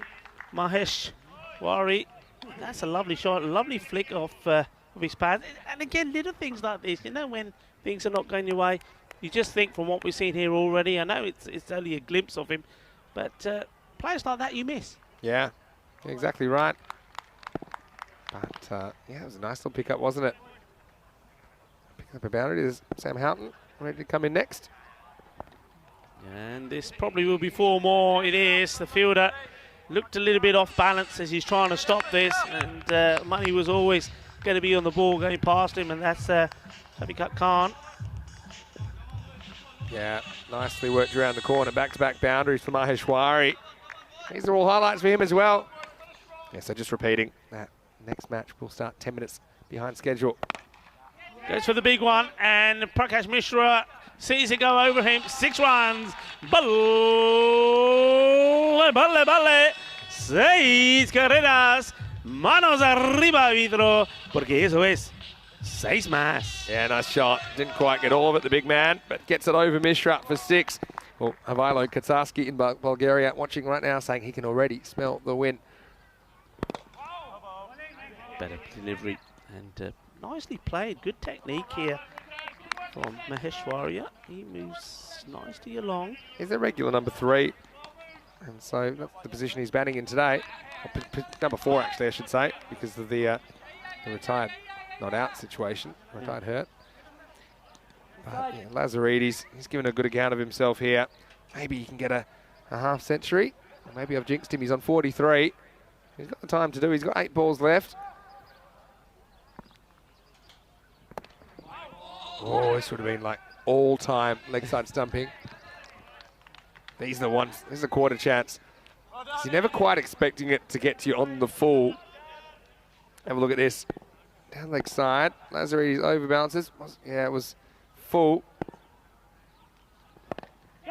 Oh, in the air. Maheshwari's going to go here. Oh, no. Well, Chris Lakov has got the yips. He's one of the better fielders you'll see.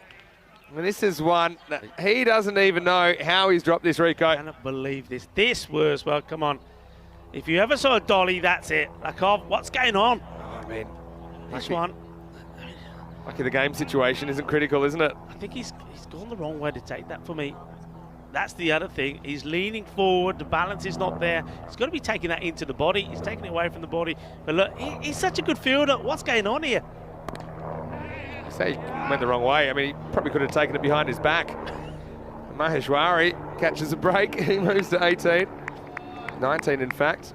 And that will take us to the end of the 9th over. It's 103 for 1. Look, well done to Zagreb Sokol as well. They bring up the 100 for the first time in this series. And this is significantly better than the previous best batting effort. So it's all about improvement as well. You know, I look at a team like Cluj, who we'll see next week. Now, they didn't win a game at their previous ECL, and they've improved so much. Wait till you see them next week. I think they're really going to push some teams. Right, And Damian. then, yeah. So he's just going to... I was talking to him yesterday, and he was very disappointed. We continued the chat on the bus as well, along with 1 or 2 of the other Indo-Bulgarian players. And one thing he said to me, he said, Rico, what do we do? He said, they just keep dropping them off me. And again, I just noticed he's gone for 24, no wickets, drop catches again. Lakov, what's going on? Not going to see the Express again. So only gets the 1 in this match. Still no wickets for him. Deep Singh bowls. Yeah, and this is probably going to drop off.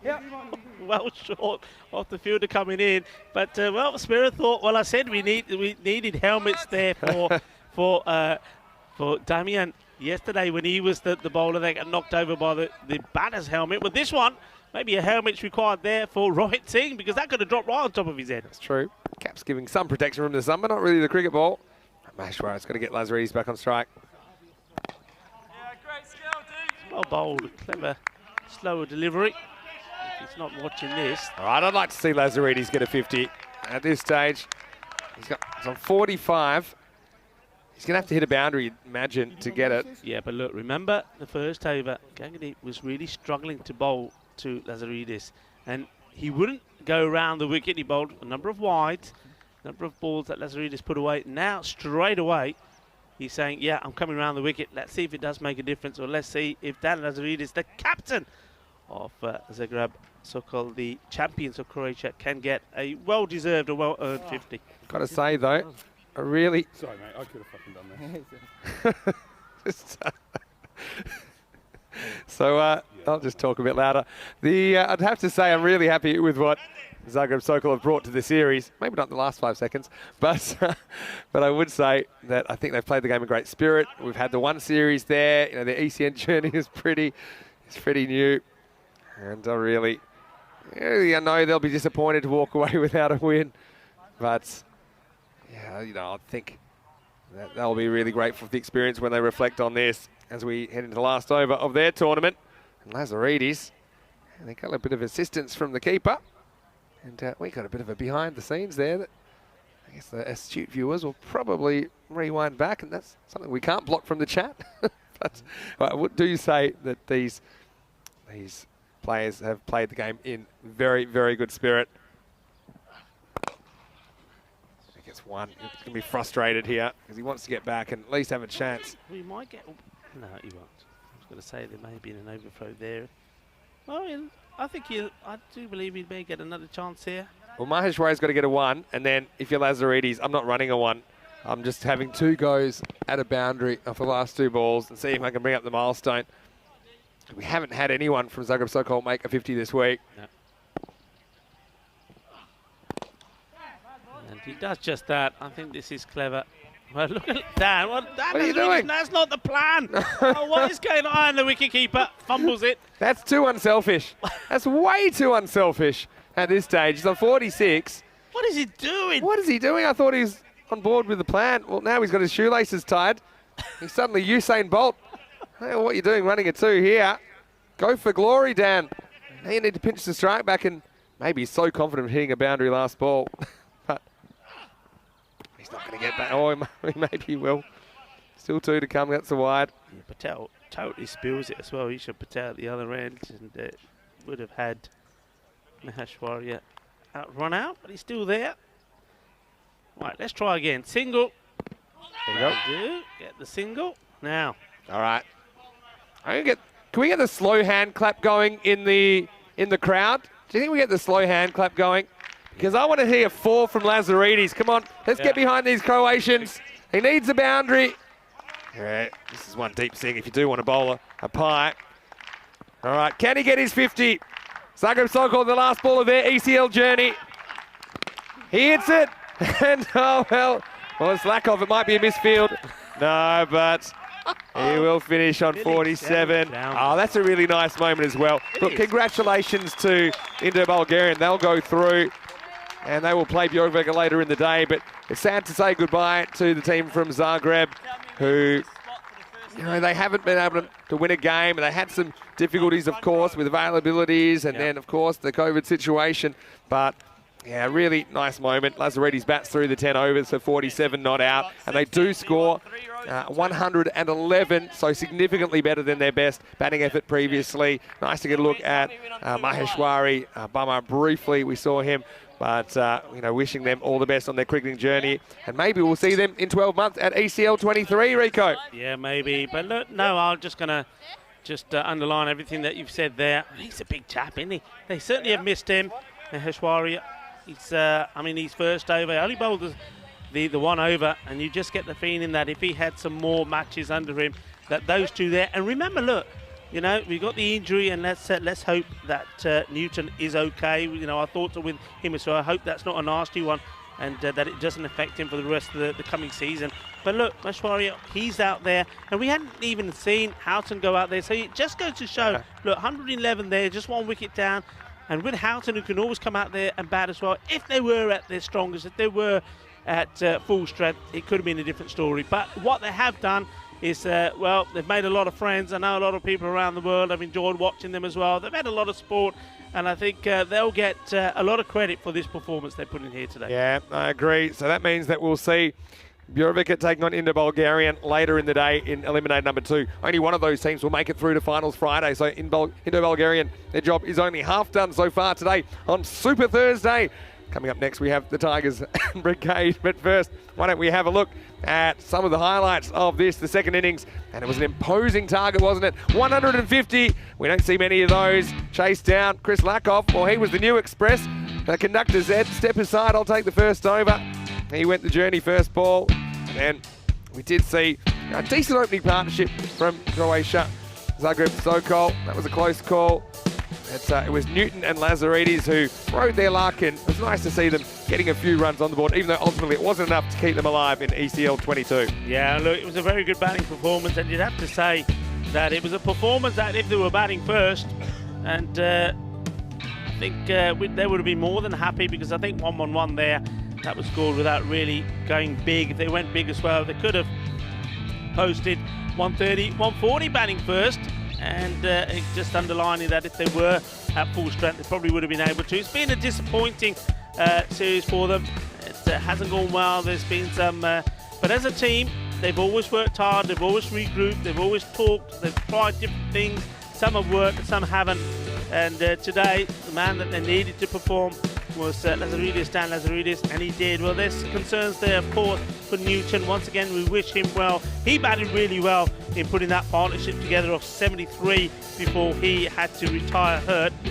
And Prakash, well, he's saying to his team, this is the way to do it. There's some love in the air. Well, we're loving the love that's coming from you wherever you're watching around the world. And it comes right back at you as well. Well, Prakash Mishra said his team needed to do catching practice.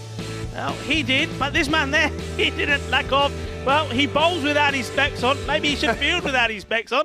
You might be checking the prescription after the last couple of days in the field. This is what's coming up next. Royal Tigers versus Brigade. Slight delay to this one. It will start in about 25 minutes. So it will be at 10 past the hour or 40 past the hour if you're in India.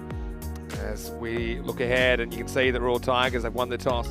Elected to bat, so we could see Zishan Khan, Kukakel and Zafi up the top of the order. They are listed at 1 and 2, so you do want to be here. And we do return to you in 20 minutes to go into playoff number 2, because it could be a very explosive start, because the Royal Tigers, they're on fire this morning, Rico. You know what? Tengo mucho ver para ganar de este partido, porque yo creo que es un partido de próximo partido es un partido que why two very strong teams. I really am looking forward to this match, because I think it's going to be about the probably more orthodox and technical approach from Brigade against the power of the Tigers. Yeah, well, there you see Lazaridis 47 on out. Didn't quite get the half century, but a good innings from him nonetheless. 2 sixes and 5 fours in it. Newton, 2 sixes from him as well before he was forced to retire hurt on 31. And Maheshwari, he had a stroke of luck along the way, but also played some nice shots. 22 not out of 12 balls. At least he was able to get out there and have the ECL experience. But it is the end of Zagreb Sokol here in Group B. They're the first team to depart. Jamie Batten only bowled the 1 over, saving him up, I think. Yeah. And apart from that, the wicket went to Lakov. But Rohit Singh, I think he was the story for me. 2 overs, none for 13. Not always used with the ball, but I think he did a pretty good job. So Indo-Bulgarian, we'll see them in the 4th match of the day. Now against Bjørvik, the Norwegian champions. Well, Rico, I'm going to step out. I'm going to have some lunch, and on a beautiful, bright, sunny day, I might even have it outside. And I hope that all of you can join us when we return in 20 minutes. And just a reminder, one more time, I'll tell you that the start of the next game delayed by 10 minutes, but it'll be worth the wait, because the top 2 teams going head-to-head shortly at Cartama. Vinny Sandu here, Mr. Maximo, along with Rico Full. Corey will be rejoining you shortly as well, as you are watching ECN. And this is the BET2BALL European Cricket League.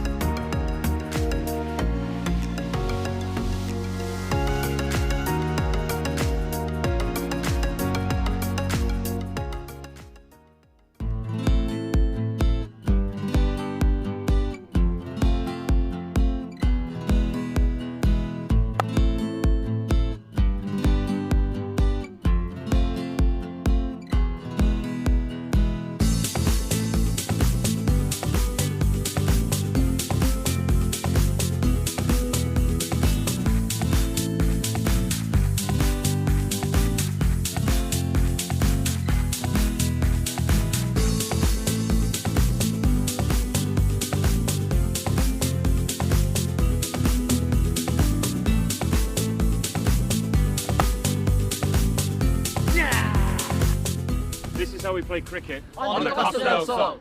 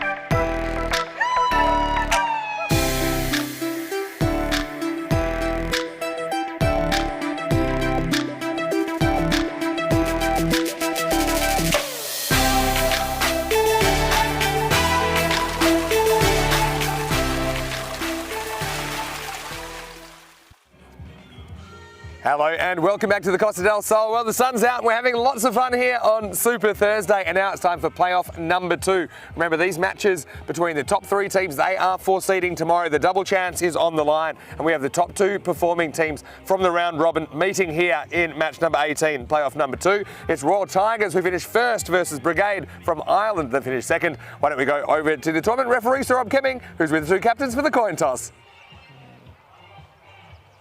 Your call. Keep us cool. Who would like to bat first? So BET2BALL was the call, but Kiba was the fall, and that means the Royal Tigers, their captain Harsh Manian, has won the toss and elected to bat. Well, they really were destructive chasing in that first match of the day, Royal Tigers, and it was a return to form for Zahir Safi. I just knew that he would come good at some point, and he hit some really big bombs in the power play. So it's interesting that he's decided they want to bat first, they want to put the score on the board. And Brigade, well, we know that they have had a bit of a mixed week, but their performances have been improving. They've won their last 4. In fact, last time these 2 teams met in match 7, it was Brigade that won by 8 runs. It was the only match that the Royal Tigers lost in the group stage. So it's all to play for here. Top 2 is on the line as we go over to the commentary box. And Rico Full and Corey will take you through this one. I can tell you the news from the toss in playoff number 2 is that the Tigers, they won the toss. They're going to have a bat. Thank you, Vinny Sandu, and welcome back all our viewers around the world. Excited for this one, bit of T10 action, and this will be a close contest. Royal Tigers Budapest versus Brigade, and there's the lovely umpires walking out there, Charles Croucher and Harrison Ward, and Brigade following in their, well, rather adventurous kits. A bit of blue, yellow, red, a few diamonds there. They do look spectacular, and looking forward to seeing how they apply themselves on Super Thursday. And plenty to play for these teams. I mean, a top 2 finish on the line, and if you get that top 2 finish, you get a double chance for finals Friday. And great to see the support from the young kids as well. And here's a pair of batsmen we're definitely looking forward to seeing. They put on a bit of a show this morning. Zahir Safi and, well, Kukakul, we know what he can do. It gives me a good opportunity to welcome back while we look at the lineups. Rico Full. Rico, how do you like these 2 teams?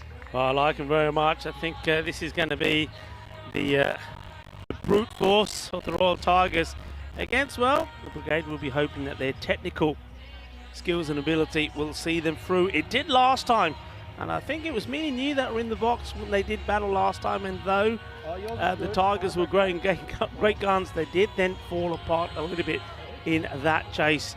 And well, what do you think of that expected score? And so the Tigers are expected to go on to win this. What's your thoughts? Yeah, I think they have the right momentum, but you're exactly right. Brigade, well, if they can do the technical skills right, maybe they have a little bit too much experience. But, I mean, this opening partnership is so important. Safi this morning, in his first 8 deliveries, hit 6 sixes. It was just amazing. The ball was flying all over this ground. And the thing was, though, that's the other thing. All right, Safi did that, but once he was out, they've still got others that can come in and do the same. I mean, 3 of them, 3 big hitters.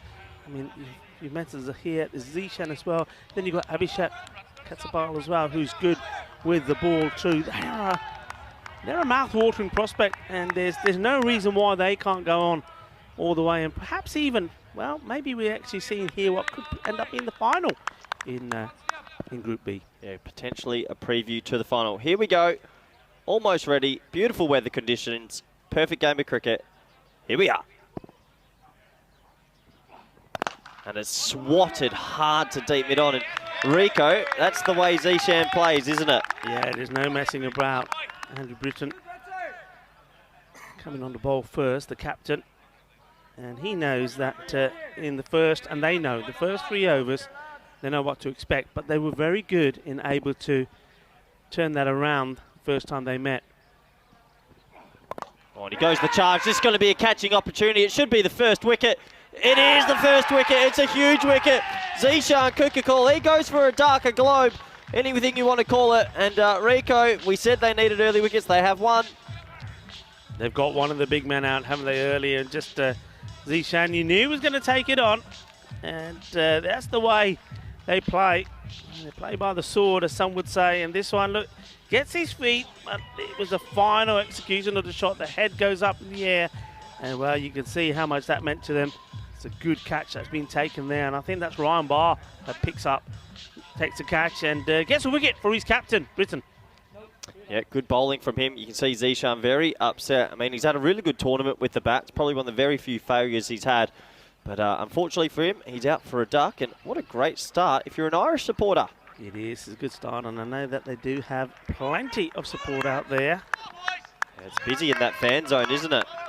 They're enjoying themselves, aren't they? Look, the one thing that myself and Vinny would say in this situation is the one thing, okay, they've lost Zishan. We know they got plenty more in the tank, but at least he's gone without wasting any deliveries, wasting too many balls. So they're still able to recover from this and still get a good score on the board. Yeah, absolutely.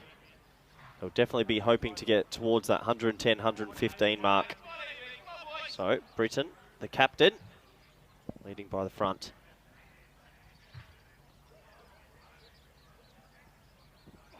Well, that's short outside off and respectfully played to point. And Rico, we think these two teams might be battling in the final.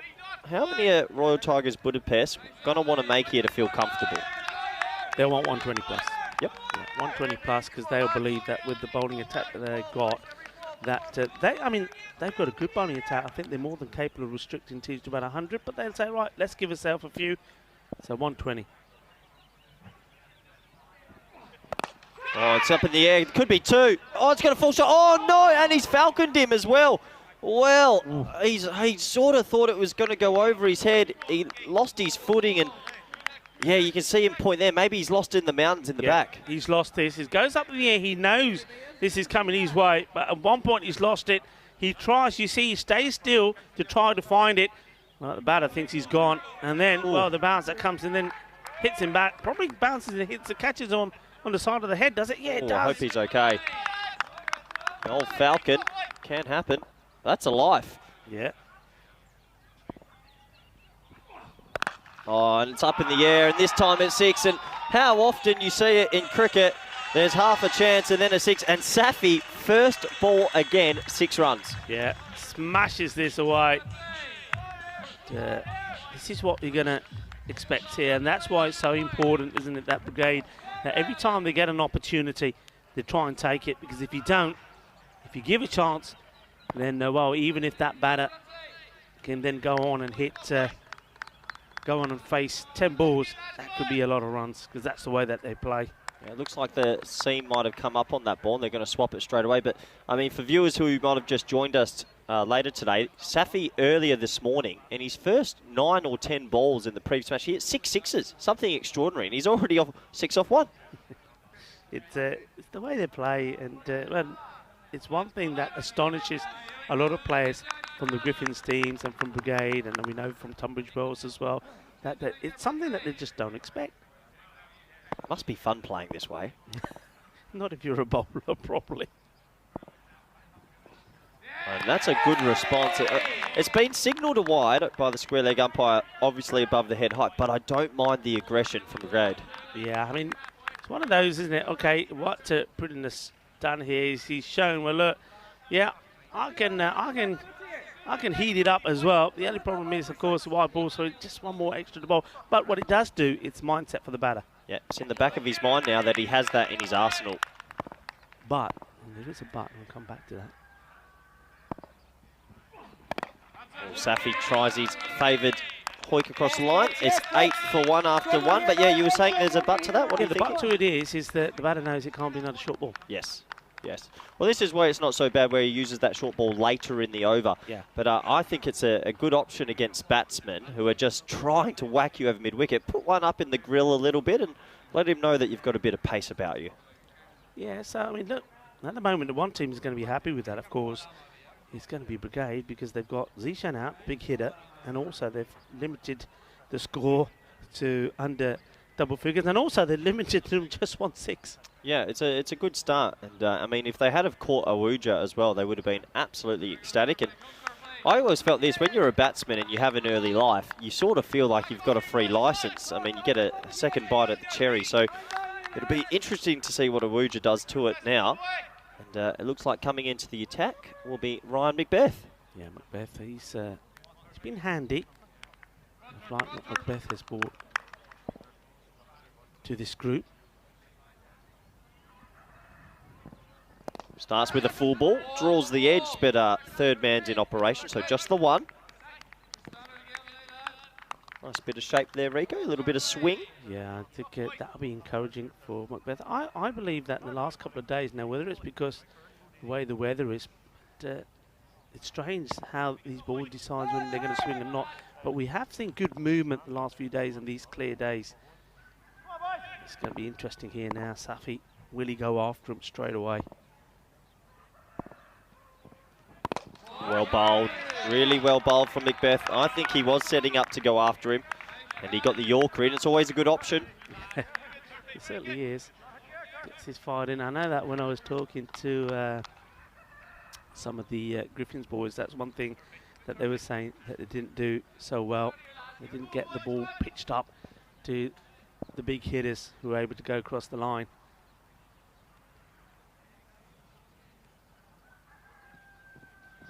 Well, that's full as well, but straight to mid-wicket, tight mid-wicket. Yeah. You see Macbeth trying to get it full, trying to get that Yorker, get it swinging, isn't he? So he's causing, maybe not concerns, but it just got them thinking here a little bit. You can feel it Super Thursday, can't you? There's a bit of tension in this game. There's a lot of energy on the ground right now.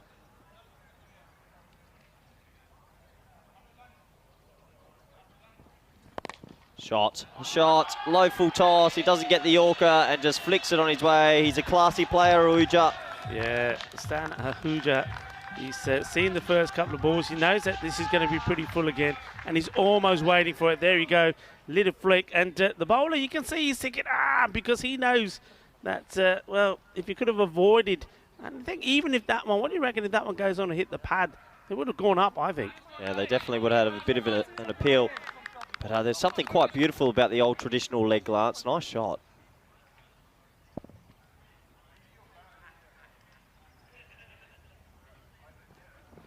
Oh, that's not conventional. That is a powerful sort of standing sweep shot. Explain that one to me, Rico. Well, he's just decided, isn't he, that he wants this. But you're right, he sort of manages to hold the shape and stop that shot just where you want. Look, just there. Really nice. Goes down on one knee as well. Well, that's one for highlight reel, that. That's a great shot. Great shot, isn't it? And it flies past the man. Shot mid-wicket, so the little change here. What's the change? Just seeing the two field, yeah, just moving the man in the deep round. Yeah, covering that mid-wicket boundary now, aren't they? Last ball of the second. Oh, it's outside off and guided down for a single. That will bring an end to two.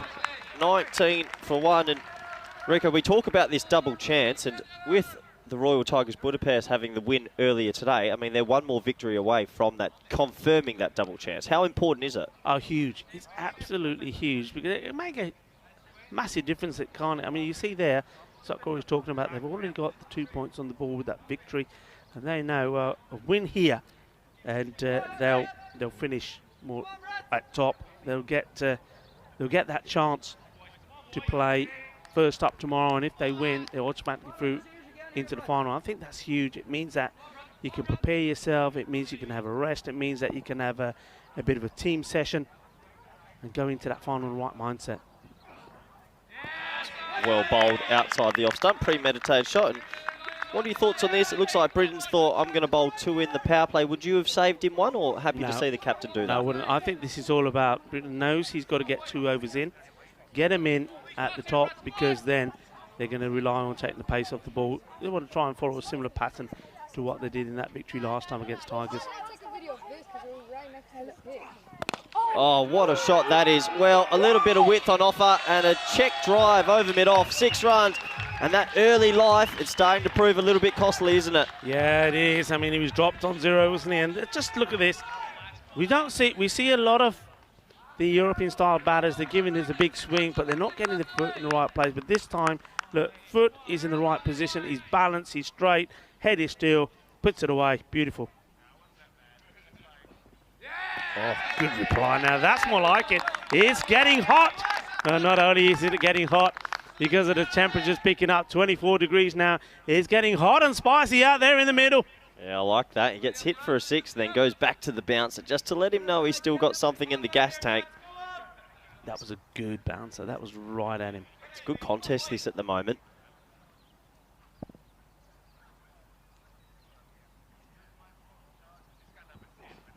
Oh, short ball. It's a catch. Oh, it's a great catch. Great movement to his right. Oh, splendid. Iftikhar Hussain, he's made good ground. It wasn't out the meat of the bat, but he's taken a really strong catch to his right. And that's the big wicket, Rico. Oh, this is great. This is sensational. Well, he drops his shades, but he takes a catch, and that's the most important thing. This one is a really good catch. The ball is dipping, and you won't... Oh, look at that. That is sensational. And the Sheriff Croucher, he's got his eyes on it as well. What a good catch. Well, there go the shades, but it doesn't matter because he's got the ball in his hands, gets a wicket, and the captain, Andrew Britton, has his man and has his second wicket. Yeah, and it's a big wicket. Awuja goes. He just started to find some form, and he'll be disappointed with that because if he had beaten him to the right, and it would have been another boundary. And, well, that's 2 down. So, another important part in this match. And you just get the feeling here now that the likes of Zahir and the man who's coming out now, it's got to be Abhishek Kedapark. That one of these two now has to go big. And a great opportunity for the Irish Champions Brigade to get himself right into this match. And the captain, well, he gave himself the extra over and he got the wicket, so it's really good captaincy. Yeah, it is. And it's a good reply, wasn't it? Right, he gets hit for a 6, gets that quick short ball in, then gets his wicket. It's well bowled and well pushed down to third man. Do you think that's a good tactic from it? Every time they're going a little bit shorter, it's coming up into an uncomfortable height, but when it's been fuller, it's been going for 6. Yeah, I mean, that's where you want to keep it. And I think that's where the quicker bowlers have been more successful, when they've get that ball closer to the batter, but short of a length. And they haven't been able to. It's very difficult to play an attacking shot to that. Oh, you hear the whoosh from the batsman, and you heard the grunt from Brittle. That was a little bit quicker. That brings an end to the third over. It's 26 for 2. And he just snuck that inside the tramline. Rico, who's won that power play for you? Well, it's going to be Brigade. Of course it is. It's going to be Brigade because they know that usually, I mean, the likes of the Tigers, they can go at around 40, 45 in the power play. So fantastic. Great to see loads of people out there in the fan zone, not only soaking up the wonderful weather, but also there's great entertainment. And it's nice to know that. Once again, we've got the schools here. Remember the European Cricket promotion, where it's all about fun for the children here at the cricket school, or we say cool, as it's written, a play on words. And nice to know that we've got some more kids here from the International School of Marbella, and they've been playing some cricket, watching some cricket.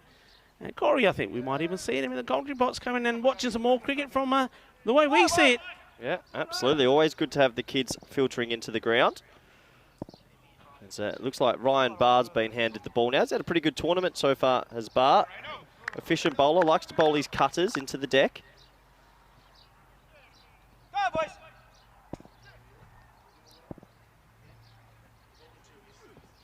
That's a short ball outside off, and that will be signalled as a wind. So what's really important here for Brigade is they've had such a good power play, is that they sort of keep on top of them and not let them get around with loose balls or too many extras. They'll be the happier of the two sides, and if they can keep the Royal Tigers Budapest right down to under 100, they'll be feeling really, really comfortable.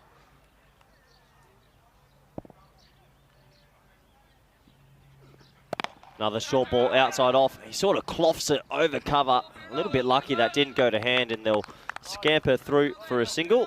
That's Kedapark. But the dangerous Safi is still there. Sort of been a little bit quiet. In that power play, he only faced 4 deliveries. It's pretty rare that you'll only face 4 out of 18 balls, but that's the case that it is. He's on strike. Right, so good shot, a nice cut shot coming around to it, and it's pretty well fielded there. And that's Reynolds. Well done at third man, keeps it to 1. And a really good energetic start this by Brigade. They look up and about for this one. Be disappointed he didn't find 4 there, but a good bit of fielding to his right, taps it inside the rope.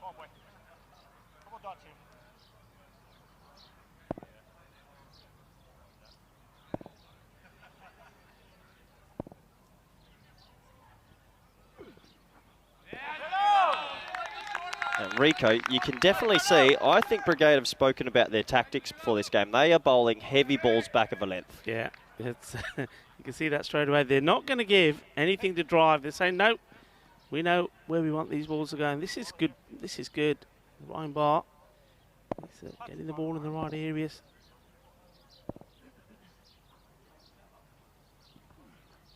Here goes the slow ball. Brave bowling and sort of missed time down the ground for a single.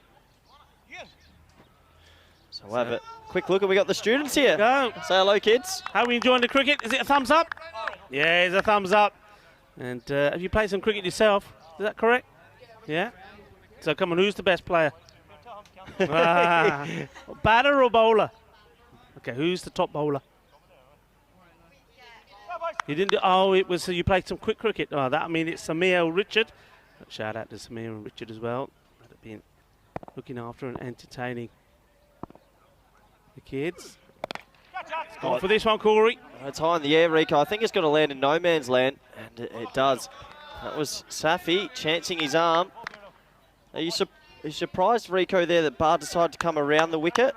Because for me, it sort of feels like he'd bowled such a good over from over the wicket, and now he's decided to come around. What's the thinking there, do you? I don't know. I think this is just, maybe this is all about not being too predictable. Keep changing it up so the batter doesn't get used to you. Oh, well bowled. Oh, that's great pickup. Good bit of cricket. Well bowled. Well played as well, the full delivery. And then the pick-up and try at the stumps as well. Yeah, well, we just said they need to continue on after a good power play. It's 31 for 2 after 4. And replay here, he jams in the Yorker, and then with the right paw, stops a certain one. So really good work from Brigade so far. They've looked up and about for this. They really have. From the moment they've stepped onto the field, they look alive and ready.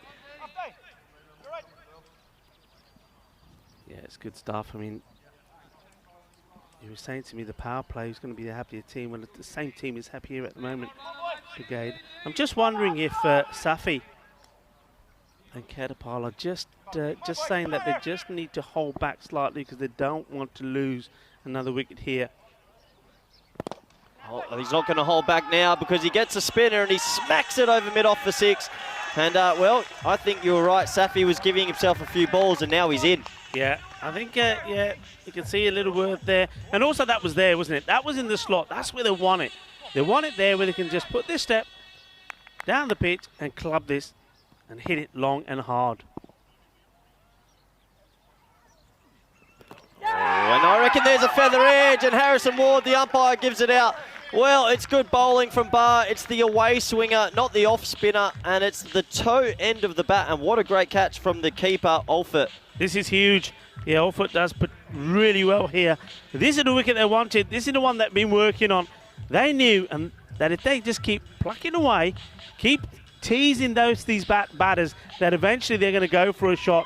Eventually, they may get lucky, and they've got another wicket. So really now, well, with Safi gone here now, I think a lot now is on the shoulders. Once again, you have to say on BET2BALL there, Abhishek. It's a great catch from Alford. Yeah. And, well, Safi, he tried to chance his arm again, but I'm really impressed from the bowling from Barr there. The first ball went for 6 over his head. He gave it a little bit of flight. This time it was the arm ball, the away swinger, whatever you want to call it. And he gets the vital breakthrough. And, well, that dangerous top order, they're not there at the moment. And it's going to be up to that middle to lower order for the Royal Tigers to get them up to a score. And also importantly, they have a good net run rate from their win earlier today over the Griffins. If they are to lose this, they do not want to lose by too many. They really want to hold on to that good net run rate, because there's every chance each team beats each other. And, well, how many tournaments get decided on net run rate these days? Quite a few.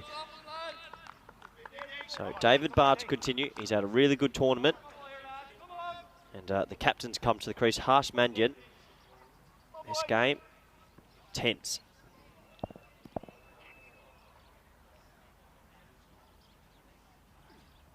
Oh, he flights that up, and That'll be the captain getting himself off the mark. Always a nice feeling. What David Barr's done really well this tournament, he's changed his pace up beautifully. You can see first ball flighted, then the arm ball, that ball flighted again. Trying his best to keep the batsman guessing. What can Cartama do? Slow outside the off stump and can work for a single. Good bowling, isn't it, Rico? It's good bowling because I think it's all about how quickly you learn. He pitched one up, didn't he? And we know what happens when you pick the ball up, it goes. And now he's keeping it slow and he's aiming to get it just inside that guideline there for the umpires on the wide. Gets a little bit straighter that time, but Hussain out there will do the mopping up. And isn't it just good to see slower bowlers, Rico, and spinners still stay in the game, even if it's just the T10 format? Spin to win seems to be working in Group B. I totally agree with you. And I think that's one thing. I mean, you say Group B. I think Group A was the same. Tunbridge Wells learned very quickly, didn't they, about taking the pace of the ball. And they ended up being the champions. This is a chance. Oh, it goes down. And I think this one, maybe he didn't think it was going to carry to him. Doesn't get down as quick as he should have. Big opportunity, and that's Murdoch. Puts that one down. Yeah, he sort of toe ends it all the way to backward point. And, well, he'd be disappointed with that because I think Murdoch got his hands under it. Have a closer look. Yeah. Yep. It's one of those half chances you want to take. It's 41 for 3 after 5. Yeah. Or 40 for 3 after 5. The captain, so he gets alive as well. How important will that be? These two now, I mean, all right, you've got Mark Ahuja to come in now, but really these two have to try and, well, depending how they bat, will depend whether this score can go to the 120 mark or whether it's going to be a score between 80 and 100. Well, I think if they can go at 12, maybe 100, no, 100 will be enough to defend. Let's see, but it's Hussain now into the attack. And, well, spin to win, work down the ground, and this is what they've done most of the tournament. It's always been Hussain and Barr bowling in tandem, and they've done a really good job. Yeah, Hussain, for me, I like Brigade in general, but I think he just got better with every game. His batting has improved. He's see this one once again. This would just be a single. Yeah, with the bat, he's got more confident. He's become more attackive. He scores runs quicker, and he certainly got them out of a hole last time. That Brigade were under pressure, and with the ball as well. And now we've seen he's been key in the field, taking that great catch. Oh, that's a slog sweep to wide long on and just another single. And this is what the spinners do as well. Because they change their pace so much, they just make it awkward for the batsman. So those wickets, 3 have fallen. Zishan has gone, goes without scoring. 2-ball duck. Safi went for 15 of 8, and Stan Ahuja, when he was looking good, went for 17. So Abhishek, that's what brought Abhishek Cartama and Harsh Mandian, the captain, together here. Oh, it's another attempted hit across the line for a single. And, well, Hussain then coming around the wicket. What they've obviously talked about their bowling plans because they're just offering a lot of variety. Over the wicket, around the wicket, slow, fast, back of a length, full. But hey, that's what good teams do, right? I mean, that's what you got to do when you're in a competition like this. Any competition, you got to learn quickly. You got to also observe and assess your opposition. Looks like they've done that. It's high in the air, Rico. Could be a 6, could be a catch. It's going to go for 6. There was a finger tipper. Well, it felt like he didn't know where the rope was Ryan Barr, and that's a much-needed boundary for the captain. Yeah, I'd like to see this again. Just how far did he go over him? I think this was closer than it looked. And, maybe Barr, maybe being a bit unkind. Did he not fancy this? Keep an eye on it. I mean, the batter, you can see he wasn't sure. Let's have a look. Oh, it wasn't that far away, but he was always leaning backwards. I think even if he had got a hand to that, I think it was always going to be 6. Yeah, would have been a miracle of a catch. And, well, an important 6 runs. And they hadn't had a boundary for about 2 overs, so much needed. And the captain just fixing the gloves up, taking a moment to compose himself. It's the last ball of the 6, 50 for 3 now. 50 comes up with that 6. You sort of feel that one of these two are going to have to bat deep if they're going to make a high enough total to defend. Outside off and sort of swatted down the ground for a single, and that'll bring the end to the 6th over. It's 51 for 3. And this is sort of what I expected from these two teams. Number 1 and 2 through the group stage, fighting it out for that double chance for finals Friday tomorrow. And look at the backdrop. Absolutely perfect weather conditions here for cricket at the moment. Hottest day we've had through February, 25 degrees and sunny, and it's pretty spicy out in the middle as well.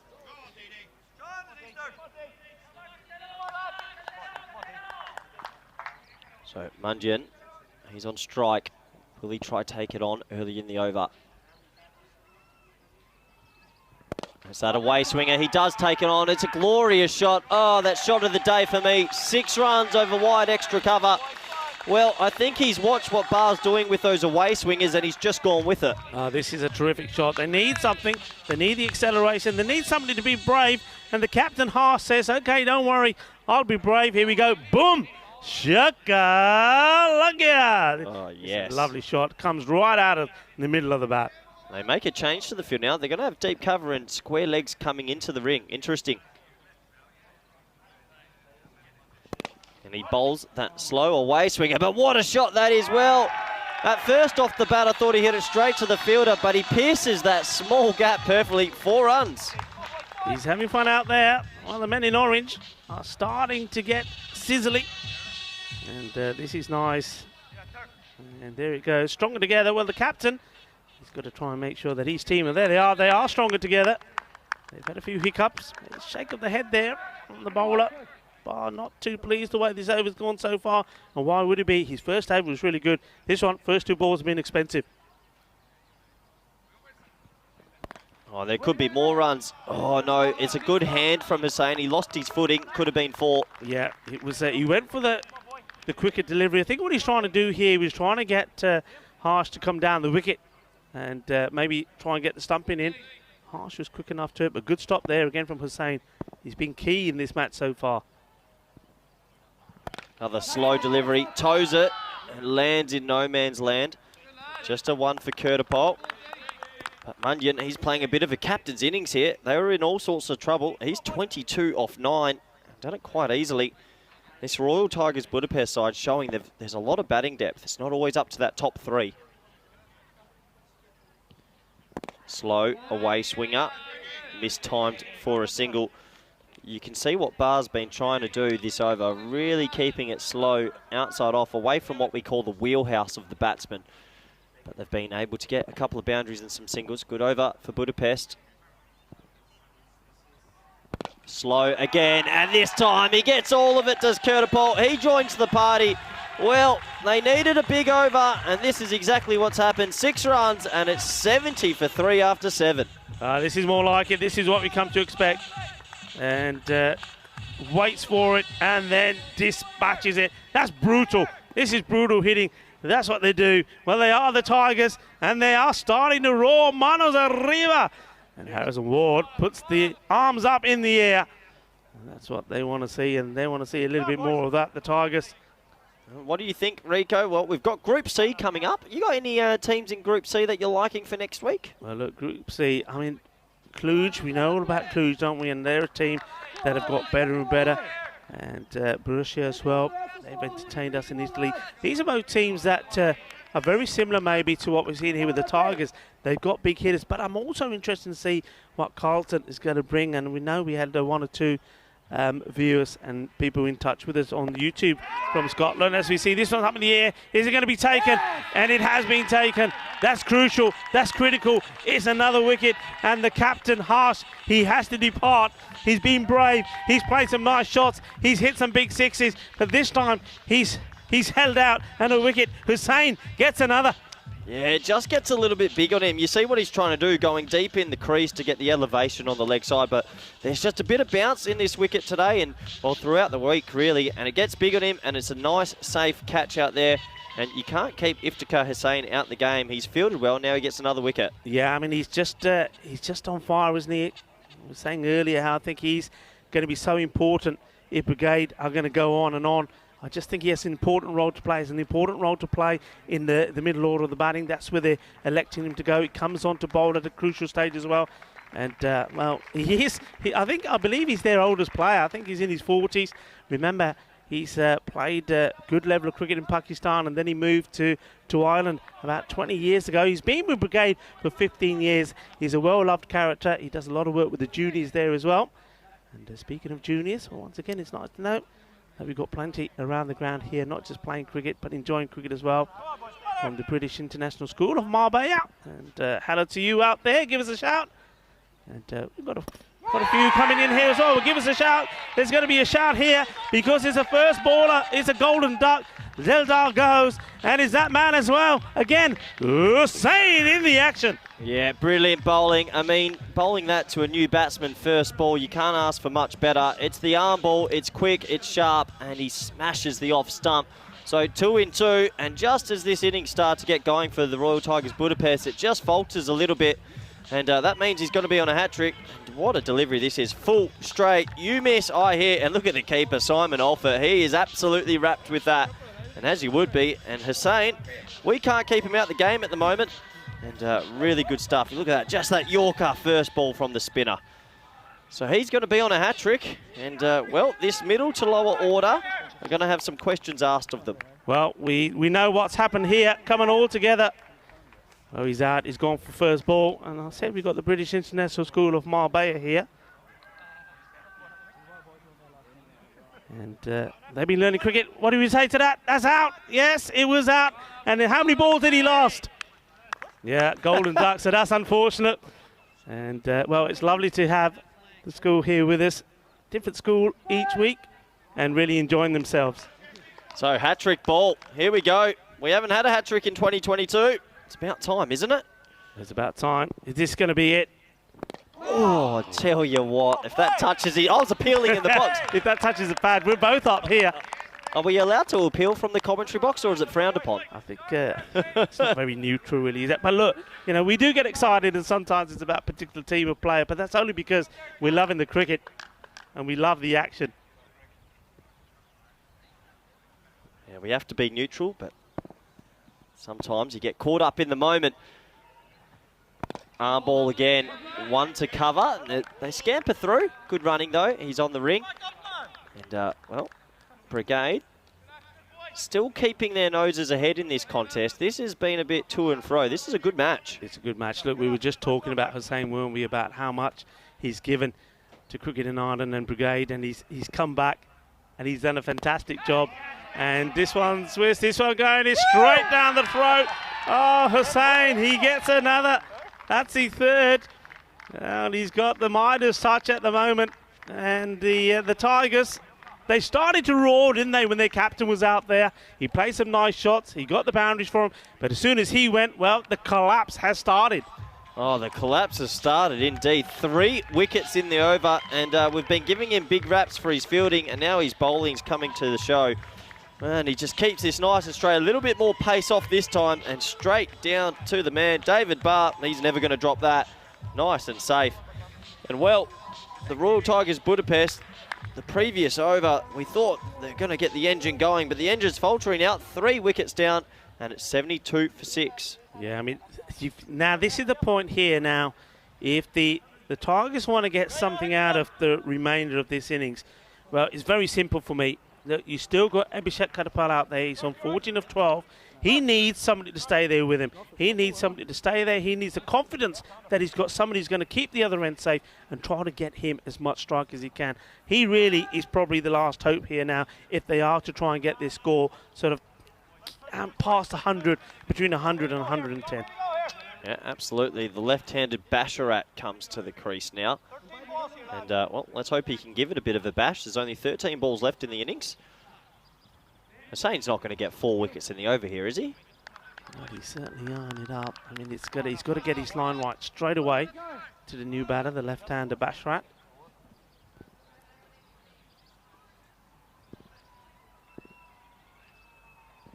Well, he gets it right, but just worked away for a single.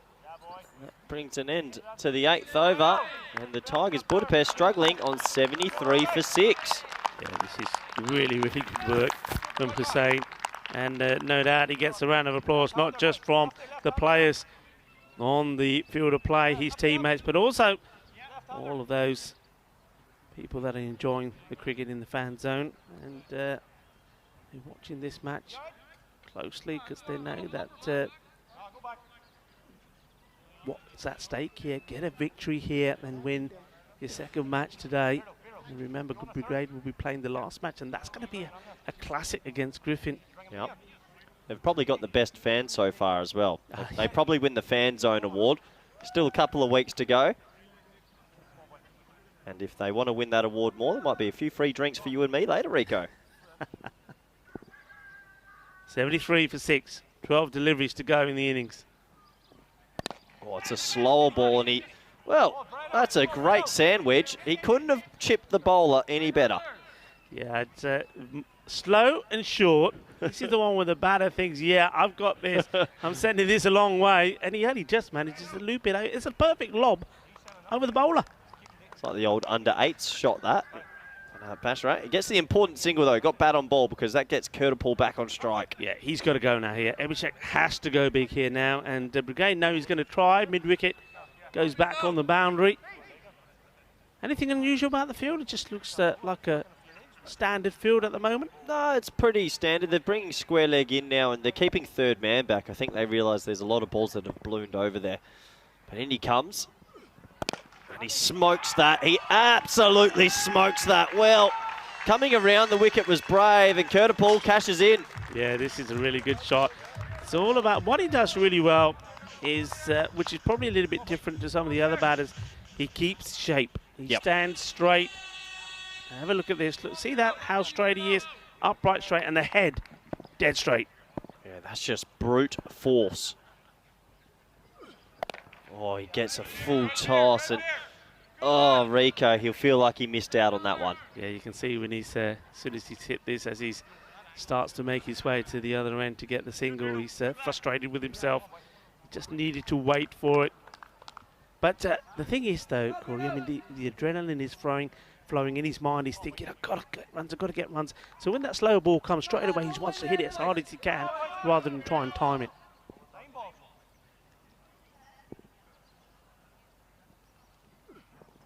Oh, and that is an absolute peach. Oh, they're going to try for a bite. Oh, he's going to be gone. Well, I think we're going to go up to the third umpire. They tried to sneak through, and if this is out, this is a massive error. I think, yeah, it's an error because I was just saying how well he hits the ball, but he doesn't run well. I think his bat is in the air. Let's have a look at this again. I think if he slides a bat in here, he had a chance. And no doubt we'll see. Oh, no. He's gone by a mile, Rico. Well, Simon Alford, the keeper, I have to give him a lot of credit because that ball jagged in, and what a take. You see here, he takes it unbelievable to his right and throws it in one motion. That is sensational wicket keeping. Brilliant stuff, but what a mistake from the batting team. I mean, there's still 8 balls left in the inning. You do not need to run there. No, you don't need. I think this is all about, you're not going to be honest with you, I think you're absolutely right. This is all about the magical part played by Alford, the wicketkeeper. I reckon BET2BALL here has seen what's happened and he's thought there's no way the keeper's taking that cleanly. So he's gone. And then he realised his keeper has it, but still had an awful lot to do, didn't he, to get that onto the stumps. And Alford, that is outstanding work. Yeah, well, we talk about moments of brilliance winning tight games, and, well, Alford can keep his head up high. That was sensational. And to get the run out for his team, and, well, Royal Tigers Budapest, they didn't need to do that with 8 balls to go. No, that's a last ball sort of run, isn't it? Yeah, it is. But Abhishek, do you think that's all about the frustration of missing the full toss and wanting to get back there and put it right? Well, you see now it's going to open up a little bit of end for Jarman and Basharat.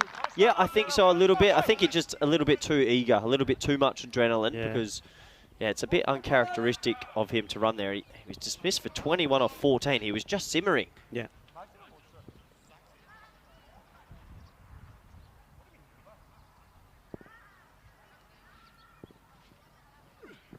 Oh, that's hit hard, but it's in the air. And, well, what do we know? That's a beautiful shot from Basharat. 6 runs. This is a really top shot. Jayaraman says, I fancy it. Look, we know all about him and his bowling. And he's been impressive when he's bowled. But we haven't seen him out there, I don't think, with the bat. And, well, he just gives this the long handle, gets the middle of the bat. There is a man out there, and there's nothing he can do about that. It goes and crashes into the icebox. If there's anybody in there, just been woken up. Yep. Oh, my apologies. It was Jarman, the new man, that did that. 87 for 7 after 9. And, well, just proves they do bat so deep. He's been really good with the ball, Jarman, so obviously efficient with the bat as well. This last over's massive. I mean, do you believe in the psychological side of it, that if they get to 100, the opposition think, oh, it's 3 figures instead of, say, not 2 figures? Big time, yeah. Yeah. Definitely big time. And you know, even if we get to 99 and the target is 100, it does make a big difference. We've just seen an unusual flying instrument flying our way, and didn't realise. Well, no, it's not a bird, it's not a plane, it's not Superman either. It's one of the drones that our guys here at Spring Productions. Is that us? It. Is that? Huh? Oh, I didn't know where that drone came from there. That scared me a little bit. It was right near the commentary box. Well, I think it's us. Good start from Macbeth. A really important 5 balls in the context of this match.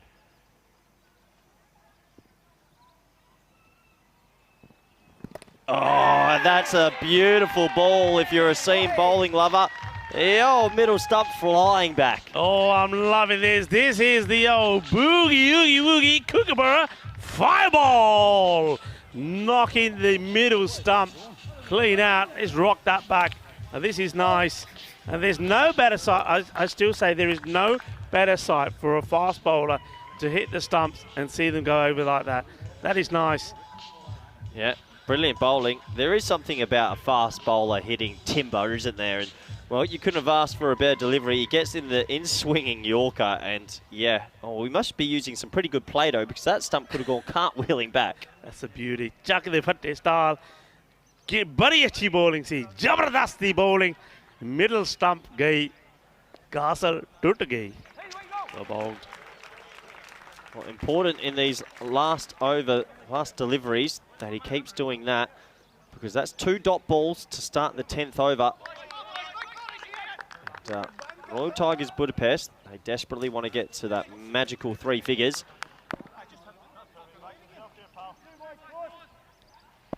8 wickets down. I mean, every batter that comes in now is just going to throw the bat at it.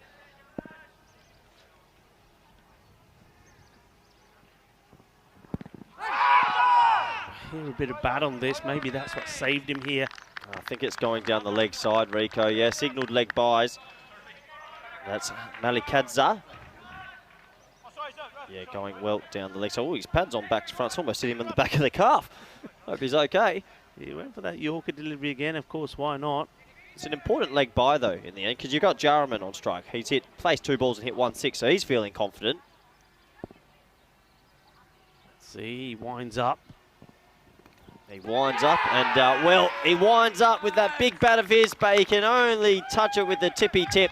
And Jarman goes. Macbeth with another wicket. They're in danger of being bowled out here, Rico. They certainly are, and Alford, he keeps hold of it. Macbeth showing where to be bowling when you're bowling it. They're all smiles at the moment from the team from Ireland, the Irish champions. They've certainly got the ball in the right places when they've had to. And just, you see, when you don't move your feet, you're not really going to give yourself any chance of getting to this. If he gets that foot across and plays that shot, every chance he'll make good contact. Yep, absolutely. And I mean, well, he probably wasn't expecting to bat in this strong batting lineup, but he had his chance. He got 1-6 away, but he'll be dismissed just for that 6. Brings the number 11 to the crease, and you don't see that every time, but it's Dari, Shubham Dari. And, well, he probably wasn't expecting to bat much in this tournament. Gets an opportunity. Yeah, what do you reckon? Look, if he can produce a similar ball that he bowled to the other left-hander Bashrat, I think he'll do well to survive this one delivery.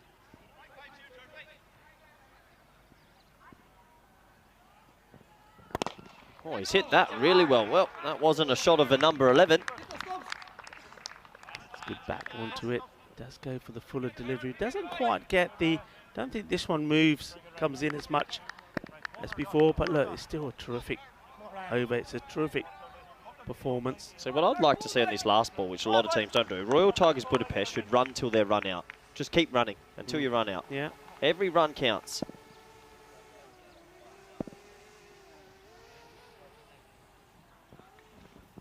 He's missed it. They go. And it's another run out. Well, Alford with the gloves. You want him in your bowling team, don't you? I tell you what, I'll have him playing in my bowling team any day. I like the, you know, me and Vinny talk a lot about this, and we think that sometimes that the keepers, when they get the ball, they may panic, they may be thinking about glove off, glove not on, but it's all about the way you keep your shape. We talk about shape for the batters, but look at the shape here. He lines it up, takes his time, he knows he's got the time, and look, that's beautifully done. Just says, yeah, there's no way I'm missing this, and yeah, there you go, that's a strike.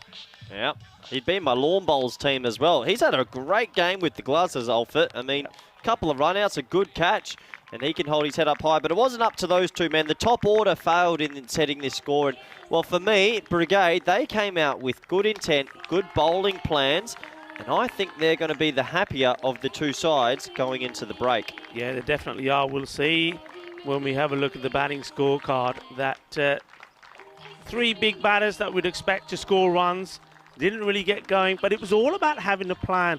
Brigade had that plan, and when we talked right early on in the power play, didn't we, when Andrew Britton came back to bowl the third over. That was his second, bowling himself out, and we said, yeah, there's a plan here. It's about getting his overs done and out the way, and then getting the spin on. The spin came on, and it was a spin to win, as you said.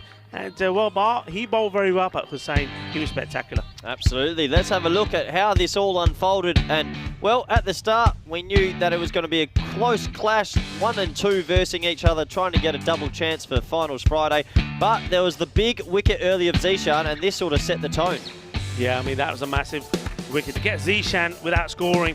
The only thing we said at the time is that he's gone early. There was still plenty of balls left in the innings. We saw a couple of catches sort of go down, which was uncharacteristic for Brigade. That one also, sort of the fielder moving very late for it. But we also saw a bit of magic. The shades don't matter. Hussain is catching the ball, and he caught it really well. But he wasn't done yet. He was going to show us what more he could do. Yeah, absolutely. And all the fielders around the ring in there, and all the kids from the schools enjoying the cricket as well. Really having a good time here in sunny Spain. But the intensity from Brigade was really good. And then the spinners came in, and there's the keeper again off it. First catch of some brilliance from him. Yeah, he showed that he can catch, and he showed that his radar's pretty good as well when he's having a shy at the stumps. Look, there were some good shots, there were moments. I mean, Mandayan, I think he played really well.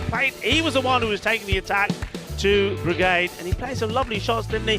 We saw that he took hit back-to-back boundaries, but once he went, well, nobody else could step up the mark. Then a lot was to do with Abhishek. He really couldn't get going. He was disappointed. Yeah, that was out, and that was the first baller as well. Saying he was all smiles. This was great work. This really was good. And it's a turning point. That's going to be the difference of 15 to 20 more runs on the board. Absolutely. I think it just shows, as I was trying to get the drone near us down. But yeah, it just shows what having a good keeper can do. There was some more wickets right at the end, some tail end wickets, and this was the final run out from Alfred, who, for me, really good. 2 run outs for him, a good catch up to the stumps as well. And some nice applause there from the fan zone. But what a great first innings that was by Brigade. Let's have a look at the batting scorecards, Rico. And who for you stood out in setting a score? Well, look, you'd have to say it was mainly the captain. He came in at a difficult time. The wickets were falling around him. He made a good contribution of 23. Abhishek Cartama came in before him. He didn't really get going with the big shots. And you thought at that point we were saying that it was he and Harsh Mandian who had to put a partnership together. Mandian tried, he was gone, and then Abhishek Cartama, as we said, didn't really have to chance that run out. I think it was about early part of over number 8. There was still plenty of balls still to come, and then really you were asking far too much on the tail. Though Jahar Rahman, he played one lovely shot for 6. Yeah, shows how dependent they are on that top 5. And for you, the bowlers, I know the man at the bottom impressed. Anybody else? Hussain was good, but look, I've always said that Ryan and David Barr are always going to give you something, and they bowled pretty well. David, he was a little bit disappointed with his effort today, but look, Ryan Barr bowled beautifully. Didn't pick up a wicket, but it was nice and tidy. He kept the pressure on while the wickets were falling at the other end, but take nothing away from the captain himself, Andrew Britton. He knows the importance of those 2 wickets early on in the power play. Yeah, absolutely, and all the bowlers getting a couple of wickets for their trouble. So join us back in 10 minutes. 90 runs needed for Brigade to win this match, and we'll finish this up. We'll be back for the all-exciting run chase in a moment. Thank you.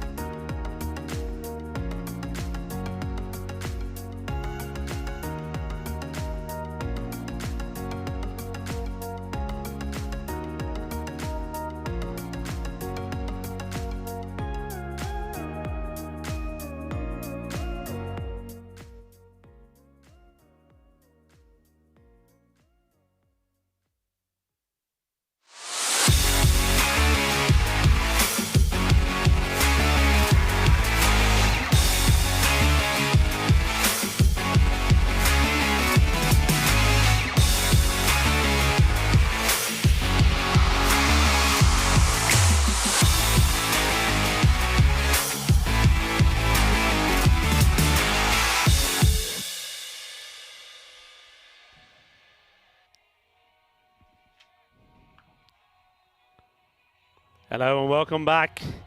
And the bright orange of the Tigers has made its way out onto the field, followed by the two batters, the umpires. The Sheriff, Charles Croucher and Harrison Ward are out there. And we've got that theme playing, telling us it's all about the battle of bat versus ball. And that's what we've got out here at the moment. And you would think that for the moment it probably was the ball that's winning at the moment, because Brigade, they put a fantastic performance in the field, restricting a very strong Royal Tigers team to just 89 all out, run out off the last ball. But again, having a fantastic match. And you'd think that Brigade would be able to manage this run chase and register a very important victory, which again just leaves everything wide open in the top part of the table here. All playing to see where they're going to be tomorrow. First ball coming up in the reply. 90 is the target. And it's Rico Full here in the house. Your good time crew and along with me. There's not Vinny this time. Vinny's having a break somewhere. Surprised we haven't seen him. He's always around somewhere. Corey Ruckards. Hi, Corey. Hi, Rico, and yeah, well, we are the good time crew. When Vinny's not around, it just lifts even higher, doesn't it? They all want a piece of us. We've even had the drones flying in here. Look, you were surprised they caught you trying to shoot it down. Anyway. Oh, well, does this carry? I think this carries. This is all the way. What a catch this would have been. Well, for me, he saves four. I think he saves four here. That was hit so hard. And, well, you can see Manyan, he's shaking his hand because that hit him extremely hard. He flew like a gazelle, even though gazelles don't fly. It's a flying ball. And, oh, wow, he saves four for me. That was hit hard, Rico. These are those that sometimes they stick and you really don't know too much about them, but sometimes they don't stick and it hurts. Well, and I think he's... no, he's going off. He might be going off for some attention here, meaning we might have a substitute bowler to finish the over. That hit him hard. I think he's got him on the... there you go. Look, he's showing us all. It's caught him on the wrist. I thought it actually went into the hand, but you can see that it's caught him on the wrist. Yeah, I think this is the right thing to do. The old magic spray. Spray comes out. I wonder if he's going to just take the spray and come back, or he will go off. What's in this spray? You see it in every sport. The footballers put it on, then they start sprinting around. What's in this magic spray? I want some of it. Hey, what's going on there? Wait. All right, if you're having some, I'm having some. Come on, let's go. You go first, I'll come next. Can we have some over here, please? No, you're absolutely right. What is in it? Because I tell you what, it was never around when I was playing the game. We had to go through the pain barrier and play it. and then it had all those the ointments afterwards. But you're absolutely right, they go down, especially, I mean, you know what we say, cricketers wear hard. We're not like these footballers. They go down and then they roll around all over the place, and then magic spray comes out, and then they're fit as a fiddle again. Yeah, he's a tough man, Munyon, because he is going to continue. Well, that's well bowled, gets it in that block hole. And, well, interesting to see him still out there. Graham McCarter, obviously, he's been playing with an injury the last few days, but you feel like he's still the big wicket, isn't he? Yeah, he is, and he batted ever so well the other day, didn't he? I mean, he smashed the ball all over the place against Zakarab Sokol. He made a fantastic 50. Well, that's a beautiful shot. And, well, Munyon, he decided to go with the rolling leg spinner that he uses often. It's too full, it's too flighted. And Britton, the captain, he's having a good game. He's one. If he can come good here now, it'll send alarm bells ringing, because he hasn't really had a good knock, really. He hasn't really got any substantial runs on the ball for himself. But he's stuck with himself opening here again. We've seen that he's getting good with the ball. Can he do with the bat as well?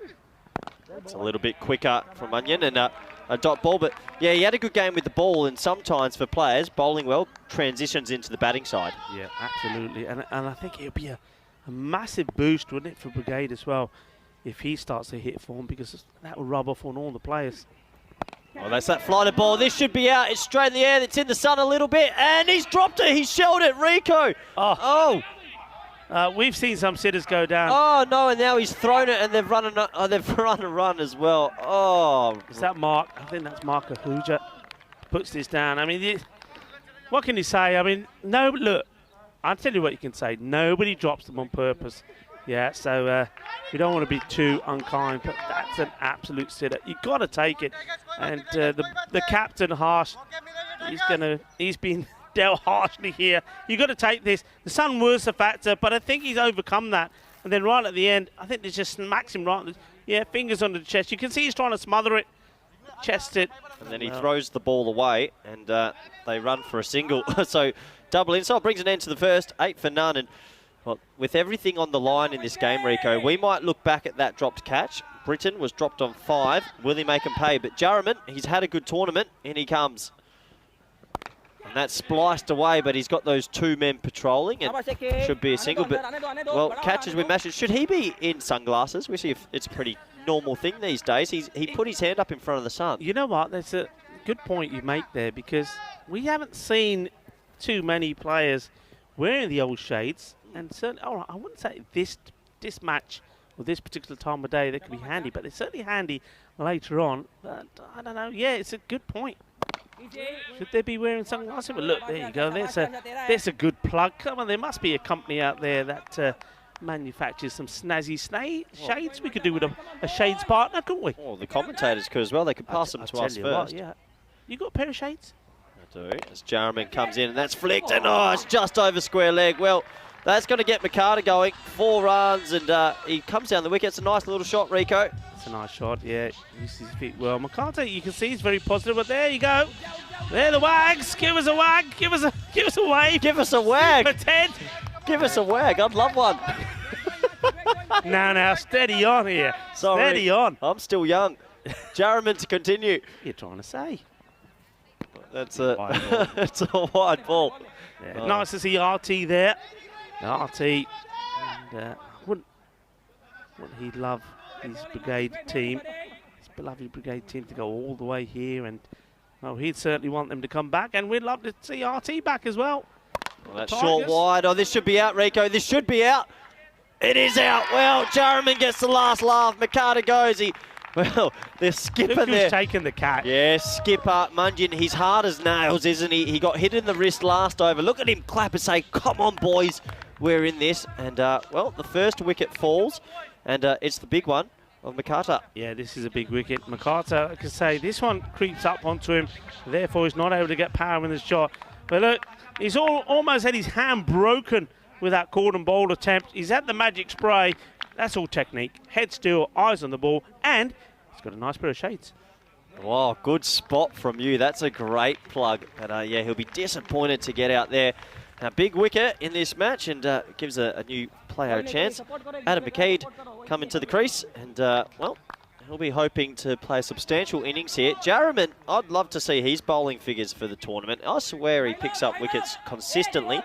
I mean, there's not too much pace about him, but he always puts it on a pretty naggy length. Yeah, and that's the thing there. That was the length. He got the bounce as well. He's quite a tall chap, so he will get some bounce. Hits the seam well. And you can see that McCarter, once again, he's going into the ball. He wants to charge rather than wait for it. Probably should have been going back and looking to cut this ball. Wanted to go over the top, but not able to clear the captain. So they get the breakthrough.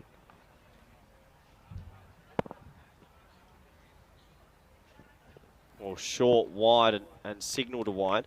Another point in this match, which is important, Rico, is that if Royal Tigers Budapest do lose, they don't want to lose in a quick amount of time. They boosted their net run rate this morning with a really quick win.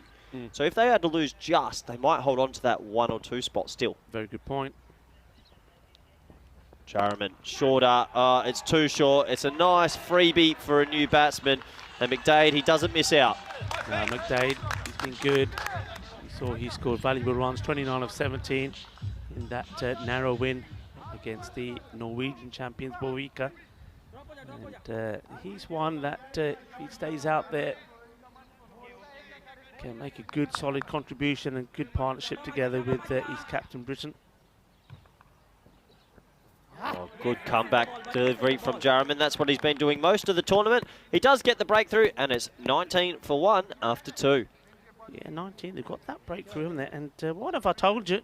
That's exactly what the Royal Tigers were on, 19 for 1 after 2. So this is neck and neck. Yeah, this does have a feeling of going down right to the wire. It's been a tense game, but this is what I mean. When we look at the net run rate, the Royal Tigers destroyed Griffins, I have to say that, early today, chasing down 100 in no time. So their net run rate's got quite a boost at the moment. So even if they lose this game, they just don't want to lose by a lot. Yeah, they'll still hold top spot, obviously. And that means, as this group has been, it's all neck and neck. And we always, I mean, sometimes quite early on, we start talking net run rate. And a lot of people probably think, you know, the group just started. Why are you talking net run rate? This is why we're talking net run rate. And I think it's very important for teams to acknowledge that. You know, and I always say, if you're going to lose, well, don't lose badly. Try to make it a good lose. Yeah, lose well. Because it can come down to this. Big moment now, this. Yeah, Cartama. He's had a really good tournament with bat, with the ball. Probably more with the ball, though.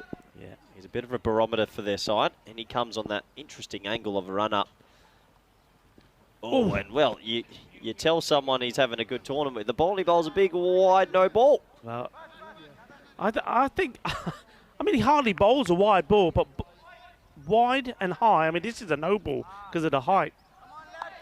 And free hit. Oh, no. And a man who's struggling to find form.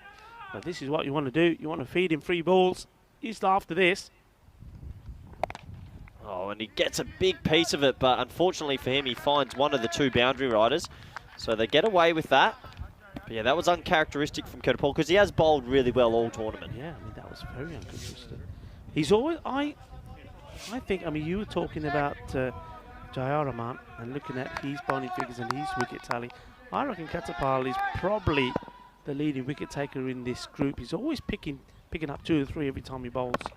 So that's a good ball, gets it up nice and full, and they'll scamper through for a single. Good running. Most of the fielders are in the inner ring, are on the ring. Gives the strike back to Captain Britain now, and he's looking to play attacking shots, but at the same time, he's probably going to be a little bit cautious. Whipped away again. That was a full toss. He missed out on that. Yeah. Maybe they're thinking that let's see Cartama pull off a little bit, show him a bit of respect. Maybe, like you said, I mean, we certainly saw clear evidence of the homework they'd done, and it paid dividend as well, didn't they, when they were doing the fielding. And now maybe they've done that. They're applying that here when they're batting as well. Oh, that is an absolute jaffa. Oh, and they'll scamper through for the bye, I believe. And well, looking forward to seeing this. This missed leg stump by an inch. Yeah. I mean, this is signal buys, is it? I thought he dug this out. I'd like to see it again. I think he... What's happened here? Oh, wow. How's that missed the stumps? What a great delivery that was. I mean, you bowl Yorker like this, you're expecting this to rip out leg stump. It ends up missing. Oh, and that's a good cricket shot. Well, conventional cricket. That's a bit wider of the off stump. Britton, he was dropped earlier, cashes in. Yeah, this is nice because this is all about, you see the way he's played his shot. It's sort of an up and under. He knows if you can get underneath this, it's going over the infielders and it's going to be safe, and it is. 4 more nice shots. So the captain, Andrew Britton, is trying to make a mark in this match. And he gets that Yorker length. Britton sort of turns it into Yorker length again. And, well, that does bring an end to the power play. And the score I have is 28 for 1.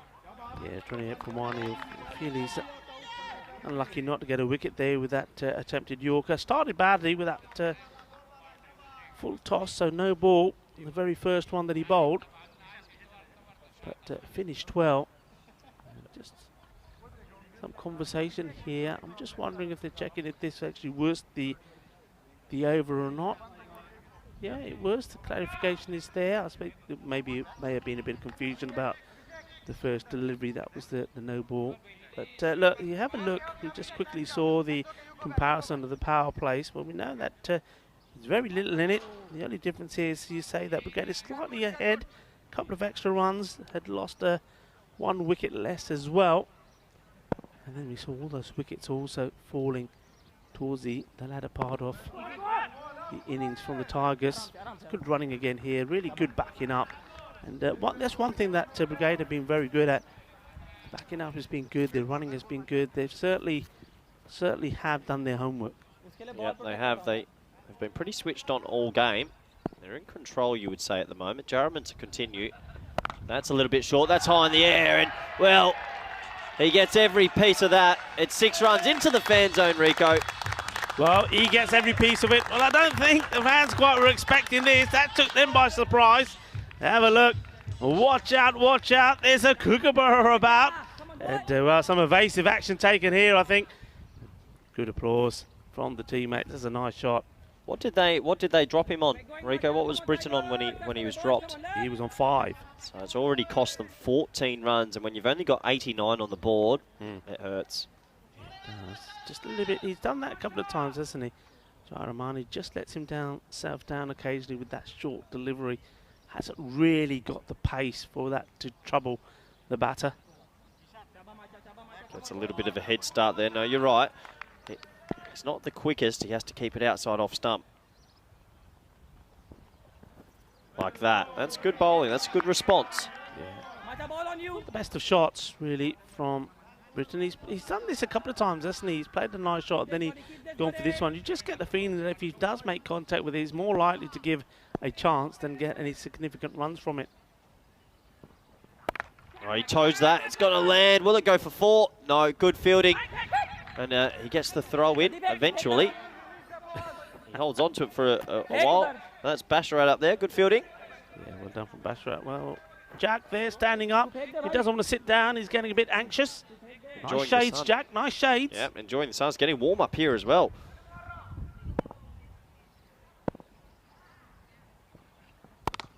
Cut hard straight to Cartama. 1 run. Lovely shot. Lovely looking shot. The authentic cut. Finds the fielder, but he won't mind that. I mean, when the ball's coming off nicely off the middle of the bat, you're timing it well. As a batter, while you're out there, you think you're going to go on and score some runs. Oh, there's an edge, and well, it's a tough game to be a bowler sometimes. That's a genuine edge, and fortune favours the brave. Yeah, it certainly does. I mean, he's swinging and swinging hard, Britton. And this one flies past the keeper. There is a man inside the circle on the 3rd, but Zahir Safi, all he could do is watch it and hope that the stronger together Fancy's going to stop the ball from going under it. A bit of luck there for Britton, but riding his own luck, it's 41 for 4. And, well, Rico, they only have to go only 8.1 and over. Do you still keep going aggressive at the moment, or do you sort of nudge it around? I think you do. I think what they've decided here, from my observation, is that I think the captain, Andrew Britton, has decided that he's going to be the one that's going to play the attacking shots. I think he knows there's a risk element involved, but he's prepared. If he's out, he's prepared to be out. I think it's all about how the other batters go around. I think that's the plan. The plan is that one of us has to be aggressive, the others play the ball about, be the stroke player, and if the aggressive batter is out, then they change it again. I think they all got roles to play. Yeah, and how do the Royal Tigers Budapest get themselves back into this game? Obviously, they have to get wickets, but is there anything else they can do? Could they bring cover and point tight, try to get some dots? I think so. I think I would have a look at the field set on the leg side as well. Maybe chance having the mid wicket in, so he's actually in the catching position. And but the key thing is when the opportunity comes their way, got to take it. We've seen. I mean, that's been the lesson, I think, in today's play. There's been key moments where catches have gone down. If those catches are taken, then it's a different game. Yeah, absolutely. Good analysis from Rico Full there. Basharat, he's into the attack. Can he get the breakthrough? It's an appeal, but that's straight off the bat. And good fielding. Hits the middle stump, but really good running from Britton and McDade. Simple single. I mean, that's the thing, when the required rate's only at 8s, one boundary and over and a couple of singles will do it. You need Royal Tigers Budapest to have a magical sort of over with the ball. Yeah, he's going for that Yorker length delivery. Basharat, that's left-handed, but opts to bowl right. Yeah, a few cricketers like that. And kids, slide your bats in at home. Yeah, good lesson. I think he thought that was going to be easier than he expected. Basharat, can he get the breakthrough? Any one of these two batters removed could be significant. Full, driven hard, and mid-on's actually quite wide, so they could potentially turn for 2. And that's Kukakel out there, and they'll settle for 1. Yeah, nice looking shot. If he, just practicing that again, he knows that if he times it better, with that fielder being pretty wide out there, would have been a boundary. They need something magical here. They need a bit of brilliance in the field or something with the ball. That won't be it. That's a slower ball. You can see he's trying something, but it is a wide. Yeah, he seems a bit surprised here. Well, you don't that argue looked pretty wide to me. Don't argue with big Harrison Ward. He's about 6'8". And, I mean, I can't. I'll sit on the fence. I'm not too sure. No, it does come in a little, but yeah, it's always a wide. If it's catching that line, it's given. I think that's the fair call. I mean, the bowler's thinking, hasn't it not come in enough? No, it hasn't. Oh, he's got him well. It's a loose shot from Britton. I'm not too sure that was needed. We said they needed a bit of magic, and Basharat, well, he's uprooted the off pole. Well, this is well bowled. He bowled the slower ball, the ball before it was called a wide, and he just thought, well, you know what? Well, maybe if I bowl it again, it will surprise him. Maybe he's not expecting 2 out of 2. It did surprise him because not only was it a slower one, but it was on the money, and that's what you got to do. You got to bowl straight, get it right up there, and if they miss, you hit. And that's what he's done here. Their style. Well, there we go. The stumps have been raided again. Yeah, he's done him all ends there. You can see Britton sort of saying he was an off-cutter. And Basharat, well, he's foxed the batsman beautifully. And Britton, he'll be disappointed because he got himself in. He got himself set. But he has to go. Pretty decent T10 innings, though. And he made 25 off 16. 3 fours, a 6. Striking at 156. And Rico, is this game back on? Yeah, it is. It is. Partnership has to be broken. We saw that yesterday, didn't we? I mean, we've got to take you back to that game between Griffins and the Royal Tigers. Griffins were in a very similar position.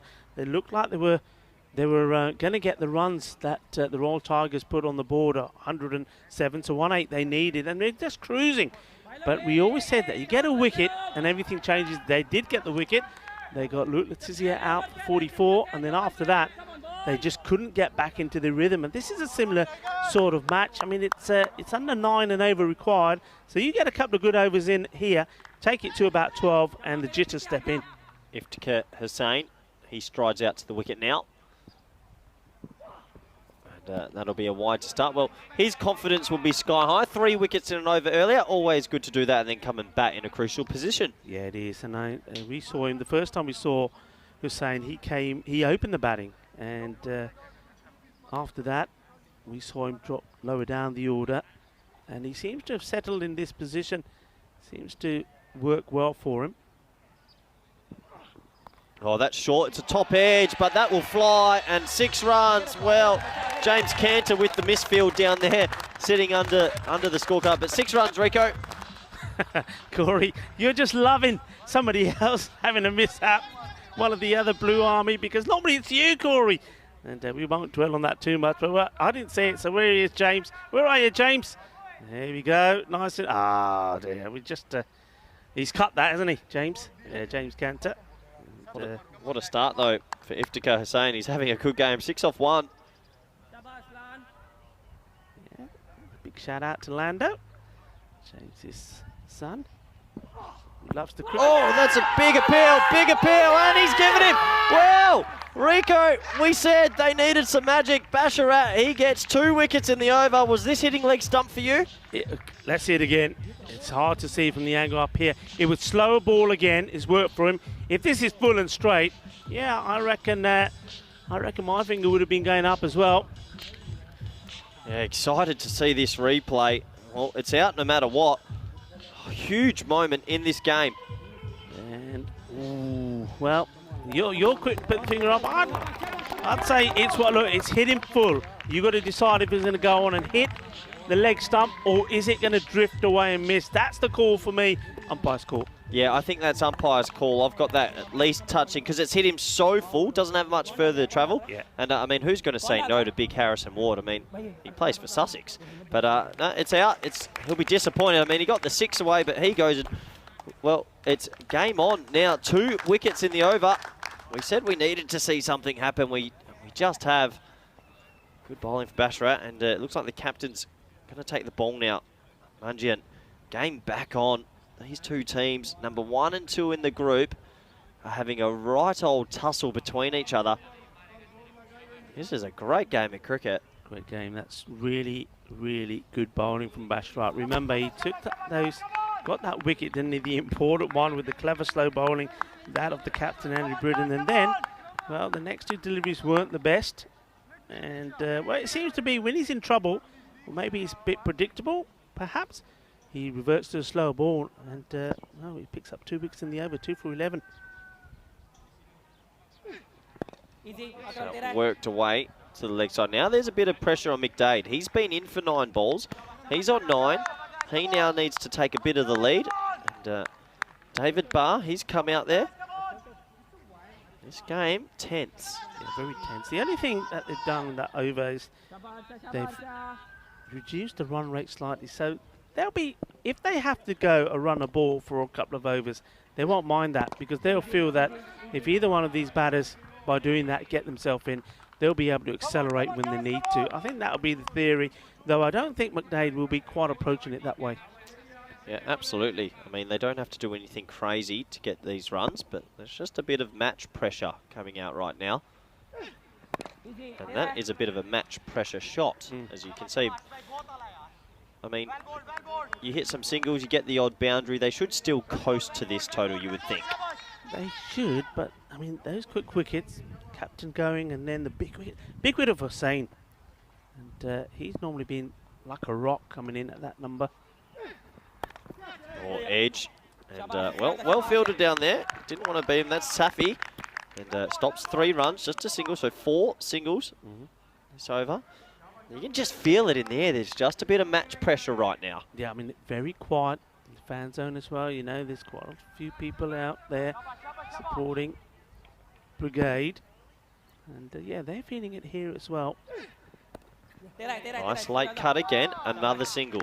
Yeah, you just feel that they need, you know, if there's a couple of loose deliveries, a couple of errors in the field, and that results in a couple of boundaries, then that will then swing the balance of this match at the moment. But at this moment in time, another wicket certainly would leave it wide open. That's pushed into the offside. Good batting. 6 singles off the over. So I think they respected the captain Munyan. It's 58 for 3 after 6. You're right. 1 or 2 boundaries will break this right open, but it's not so required just now. You don't want to take it too deep, though. You don't want to win it in the last ball. Yeah, I mean, you'd go back to Basharat here, wouldn't you? Well, yeah, I think I'd be tempted to. I mean, they haven't used the 5th bowler just yet. And that's going to be a lot of pressure for whomever that is. So really, this has been a good day of cricket. Very tense throughout. It has been. Remember, the other key thing is, remember, you've got Abhishek Cartama still got 1 to bowl. Now, he's not going to be easy to get away. I mean, even when he bowled a bad over, including that no ball, he only still, I think, went for 9 runs. So, yeah, just 9 runs. So, they've got him still in the tank. So, I think Brigade would need to be thinking about that and say, right, okay, we've got to go after 1. Full, worked into the hole in the leg side, but they'll just settle on a single. I think for me, I'm asking probably McDade to try and just take maybe just a little few risks, maybe smack a couple of 4s along the ground and bar bats through, or vice versa. One of them looking to hit a boundary. Doesn't have to be aerial. I think some players do forget that and they go for the mighty heave, but you can hit it along the carpet and get boundaries as well. Yeah. They do go with Bashrat. 2 for 12 so far. Good length ball. Into the leg side for yet another single. 8 singles in a row. It's brewing. Something's about to happen. A bit of chaos. Yeah, a bit of chaos. Well, maybe they're doing just what I said they probably need to do, just to steady the ship slightly. Just make sure there's no dot balls, even if it's a single, take them and then try to cut loose. Maybe they decided, well, let's see of Bashrat and let's target whoever that 5th bowler is going to be. Push hard down the ground and good fielding, good mopping up. That's the captain. He's sensational, Manyan. Hasn't he led by example here, whatever the outcome? And just go back to his first over when he had an incredible attempted cordon bowl. The ball hit him high up on the wrist. He needed attention for it, but he came back, stayed on the field of play, bowled a good over. Then he took the catch as well. Shot over the top. Well, it was brewing after 9 singles in a row. He opens his arm. McDade, that's a glorious shot. That's a beautiful shot, isn't it? And you can almost sense the sigh of relief around the ground and also in the camp. They needed that shot. It came. Of course, the important thing now is for them, as far as they're concerned, it's all right, okay, we've got that boundary. Now let's go back to what we were doing. Let's go back to just taking these singles. And, well, if it's there again, that was just a little bit fuller, wasn't it? Bit fuller, bit of width, and he puts it away. Oh, and that one strays down the leg side. And, well, they get a pretty priceless dot ball there. Yeah, that's the slow ball. I said, didn't I? Every time he seems to be in the spot of bother, and spot of bother meaning that boundary, he then reverts back to the slow ball. That was it there. It wasn't picked, but it was on the legs. I mean, even if the batter misses this, it would have got a wide ball. Yeah, his slower ball's quite good. It sort of goes in the angle in the air. Sort of, it's like a slow in-swinger. Will he bowl it another? Will he try and get the slow ball in again? It was effective last time round and last over. Well, that's a cracking shot and great fielding again. The captain, Who else? He's having a bit of a gem of a game there at mid-off and brings an end to the over. 66 for 3. Brigade, they'll be happy with that over because they did find the boundary. Yeah, this was a really nice shot, didn't he? Well, you'd say sometimes you got to stand and deliver. That's what he does, but you can't get it past this man. He's like a wall there at the moment. Not getting anything past me, says Harshmandian. And, well, this is what we got to look forward to. Corey, eliminator. Yeah, tough game to call, actually, because Indo-Bulgarian, well, they had a really impressive batting display before. But Borvica, they've shown they can match it with the big boys as well. Yeah, they certainly have. I mean, you've got the likes of Salim in there. He's been good. Shazad as well hits the ball really well. And, well, you take nothing away from Malik Usman Arif and Mohammed Imran. All 4 of those, if they get 20 balls to face, they could really put high runs on the board. But then also in the Bulgarian, Jamie Baden, he's finding his form. Maybe they've got the right spot for him now, opening the batting. Prakash Mishra is there as well. Webster, what a good knock. He had scored runs really quickly earlier today. And, yeah, that's got the makings of a really good contest. All of these have been good contests, to be fair. Huge over coming up here in the context of this match. Oh, and it's just missed the leg stump. So Shubham Dari's come into the attack. He's going to have to bowl 12 balls out of the remaining 18, and that's, well, 11 out of the remaining 17. Kurtapal has 1 over as well. That just missed the leg stump. So this man, he's going to have a pretty good day with the ball if they're to get over the line. Yeah, it'd be disappointed not to make contact with that one, though. Now he goes outside the off. This is clever bowling. Very clever. Well, 2 dot balls and well, the pressure all of a sudden on Brigade. I remind you, Cartapaul's going to bowl the next over. He's not easy to get away. They're probably going to want to target Dari a little bit here. Yeah, that's what I was thinking, but with him getting those 2 dots in there, upper hand maybe to the Tigers. Well bowled. Really well bowled. Well, when you come in as the 5th bowler, there's a lot of pressure when you're bowling 2 at the end. What a great start. Great start, isn't it? First 3 deliveries, just the 1 run off it. And it's not just the fact that it's the 1 run off it, it's that he's got his line perfectly right as well. He hits that hard. Well, no one's fielding there. I was thinking he was going to hit this for 6. He hits it for 4 instead. Good batting. It's really good batting because what he doesn't try to hit the ball too hard. He can see where the gaps are in this field. That ball was there. He uses his feet really well. Doesn't try and drag it across on the onside. Just hits through the ball nice and straight. Lovely shot. Boy, they needed that. Oh, now this will be an interesting call. He's called that a wide. And how early does he move? Is what I'll be interested to see, Corey. Yeah, I know what you're thinking. Sometimes for me, see, the batter's moved a long way there. So for me, it's a tough call. Yeah, I mean, they would have probably taken that into consideration, but it was still quite wide. I think if it was in between the guided line and the sideline there, that probably would have got away with it. They're tough ones to call, aren't they? Yeah. When the batsman moves so early, I do feel for the bowler should have a little bit more assistance, but it was still quite wide. But next ball's worked for a single. This has been a good over from Dari. He needs to finish it well. Yeah, they'll be looking for a boundary. McDade will want a boundary here. He doesn't get it. Brilliant over from Dari, and 8 off it. 74 for 3 after 8.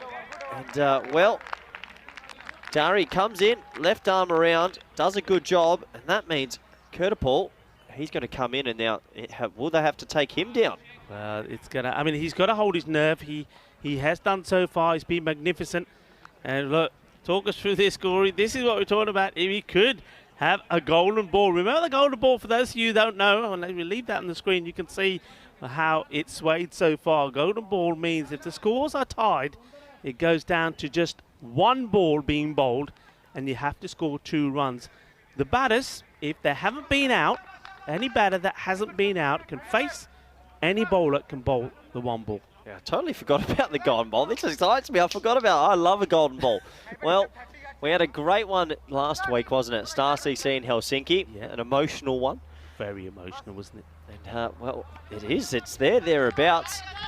Cartapaul, well, I think they'll be hoping they can at least get 8 off this and only need 8 off the last. Here he comes.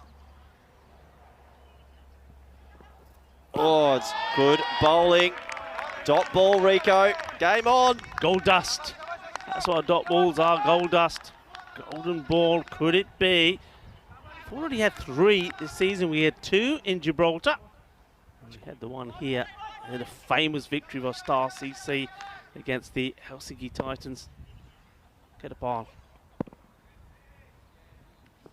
Oh, wraps him on the pad. It's definitely not out. He's going to try and get the run out. Oh, he misses. Do they run for 2? No. That's really good observation by the fielder there. That man, he saw the risk. He knew the man at the long on boundary had a long way to come, so he darts across. And I think just seeing him running to back up was enough to deter the batters from taking the second. Really surprised to see mid-wicket in the ring, and they've put mid-off back. I'm surprised. If it were hit, it might have been out. Didn't slide his bat. Big delivery in this match. What a ball. Oh, he just can't stop the single. Good bowling, though. Excellent bowling. I was thinking, we know that Abhishek Katsapala has a lethal Yorker.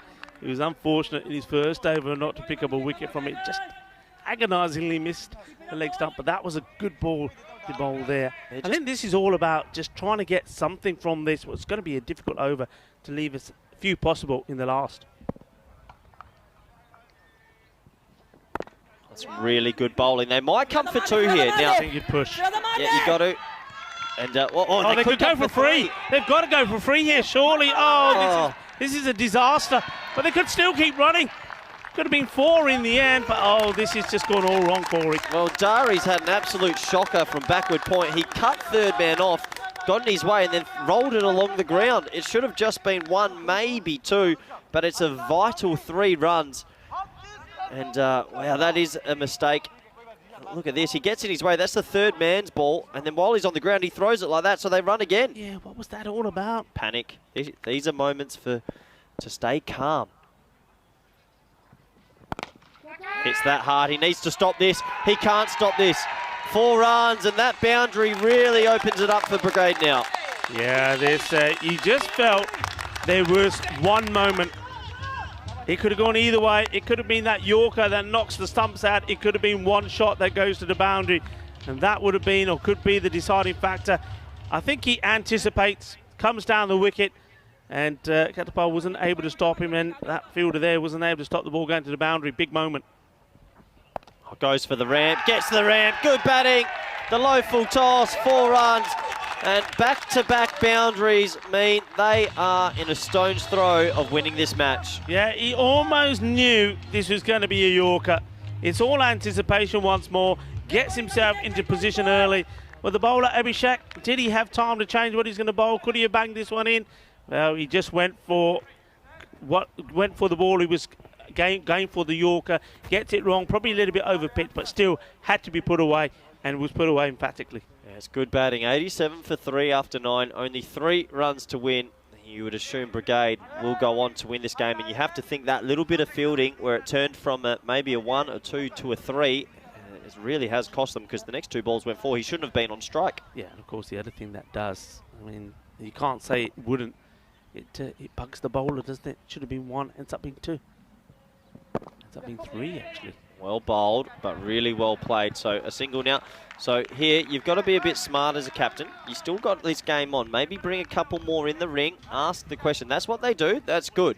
Make them hit it over the top to get the win. McDade, he's kept his nerve, hasn't he? Don't worry about the strike rate. It's all about playing the right game in the right situation.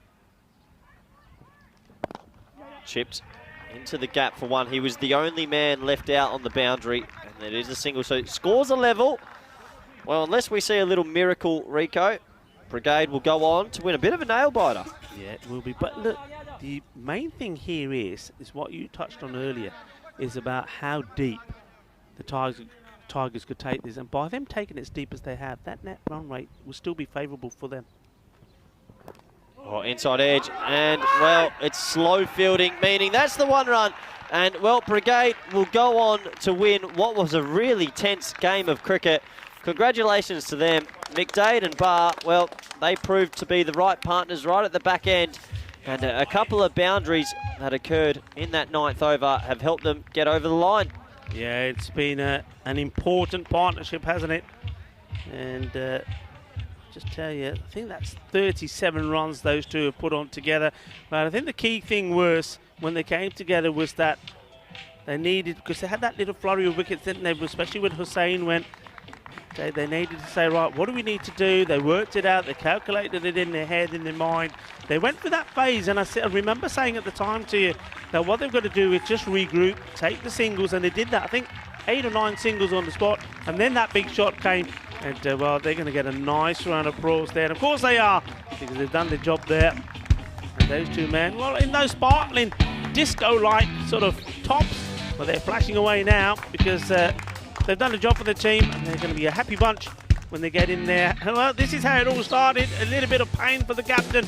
Well, he continued because of the pain, and it was courtesy of this incredible attempt from him. And, well, that one, well, it cost him some runs. Britain was on 5 when that went down. He ended up making, I think, 25. So that's 20 runs, that catch drop. In these matches, it all makes a difference.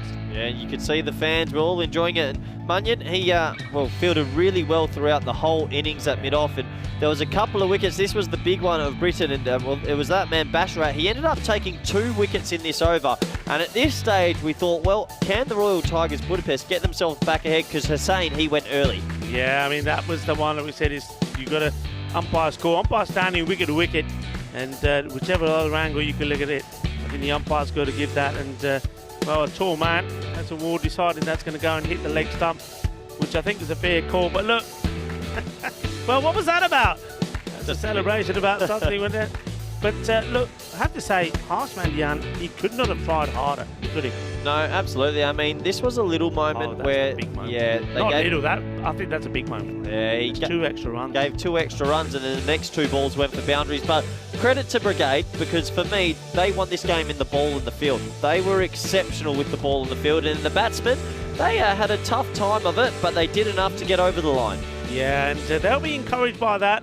And before we go on to look at that scorecard, this is what we got coming up next. It's going to be a humdinger of a match. I think this one will also go all the way down to the wire. You've got 2 teams that have found their form. The champions from Norway against the champions of Bulgaria. And we saw in Indo Bulgaria, they registered a convincing win today. They batted well, though there's still question marks about them in the field. They still dropped some fairly easy catches there.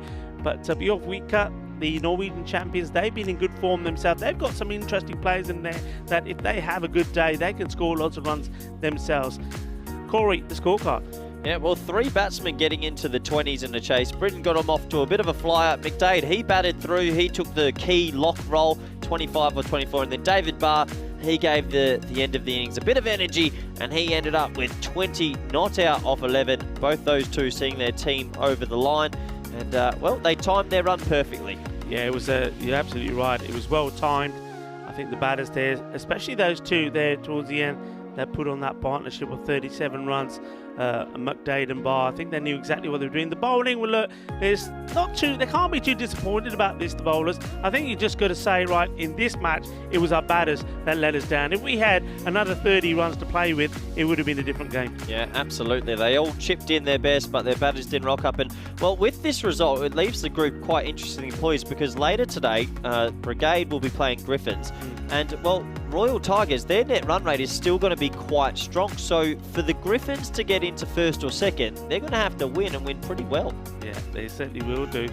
And, well, I think it's in the hands, though, isn't it, of Brigade. Brigade will feel that maybe they, with that victory there, going into that match against Griffins, will probably favour themselves to perhaps go and get a good win under their belt. Yeah, absolutely. So if they win that match later today, they will then confirm finishing in the top 2. But that brings an end to this one. It's been an excellent match. Thank you, Rico. He'll be back with Vinny Sandhu in the next match, and we'll join you later for some more T10 action. Thank you.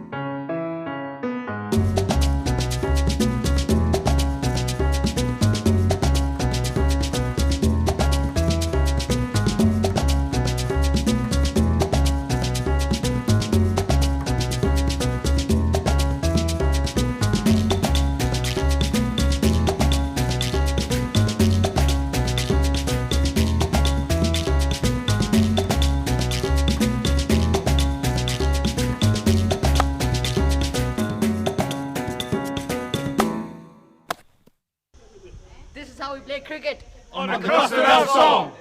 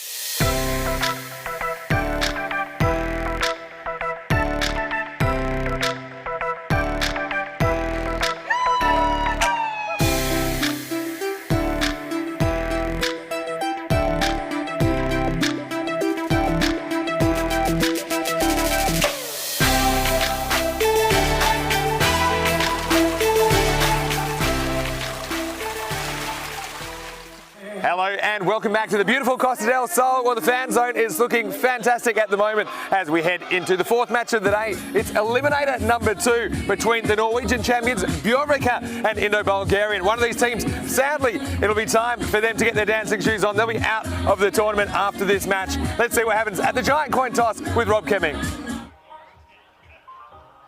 Yeah. Keeper. Keeper's called. It is keeper. Bet first. So it is Prakash Mishra that calls correctly. He calls keeper. It is keeper. And that means that they are going to bat first. Gives them a good chance to set a target for Bjørvika. And when they played 24 hours ago, they only got 92 on the board. I think they'd like a few more. Batten at the top of the order. Well, that was important, wasn't it? He got them off to a really good start. But we'll see what they can put on the board. And we'll see maybe if the Bulgarian Express can get a wicket. Norway, they've been in good form. They're confident. Let's go up to the commentary box now, where Rico Full is waiting for me with the news in eliminator number 2. That it is Indo-Bulgarian that have won the toss. They're going to have a bat. Hello and welcome back. And what a magnificent view that is. Well, I think we caught, or Corey caught, and he was trying to catch it. He was trying to shoot it down. The drone that's been up there, taking this beautiful aerial view of where we are, surrounded by picturesque landscapes. And there's the Sierra de Cartama that goes around this ground. The Cartama Oval, breathtaking. And not only is it beautiful to look at, but as you've heard from all of the teams, not only in Group A, but in this Group B, it's a pleasure and a joy to play on it as well. I think the pitch really, it's an artificial pitch. It's played so well, it's so true. Batters, as you can see, go out there and they can bat with confidence, and bowlers, they do get something out of the pitch as well. What a match we have lined up for you here. I think this is going to be another one, nice and spicy. It's the Indo-Bulgarian side, the champions of Bulgaria, taking on Bjørvika. They are the champions of Norway. Indo-Bulgaria winning the toss, and they decided that they are going to have a bat first.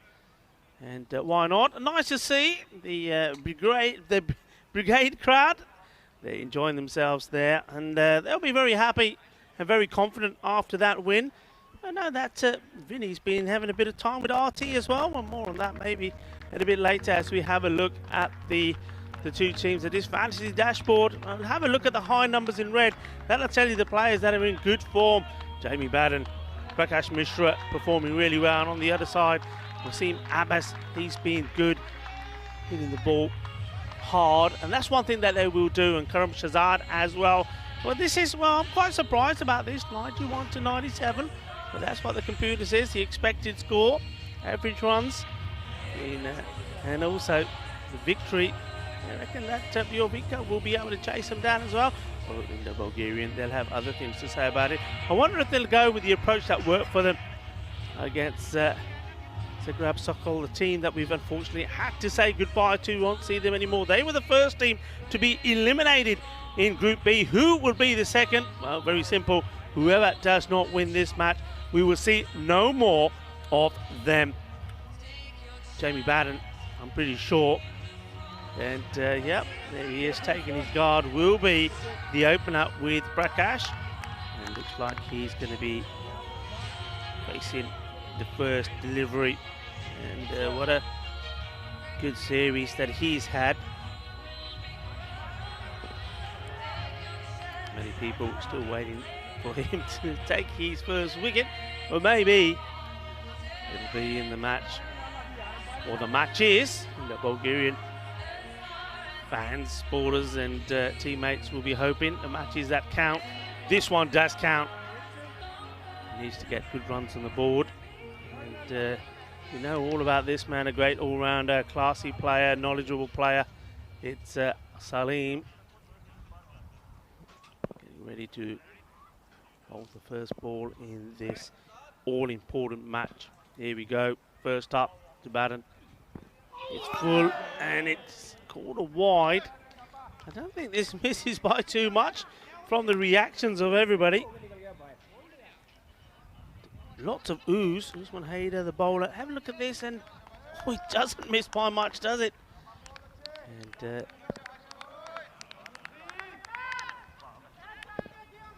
you can see why it's so difficult sometimes. If that's full and it hits the pads, everybody's up. As you can see there, it doesn't go on to hit. This time with variation, and Batten's disappointed. You feel that he's missed out on this one. Can he compose himself as well as he did in that first match here today in the Bulgarian played? Salim starts well, no run on the board so far. Still changing the field. A lot of shaba shaba.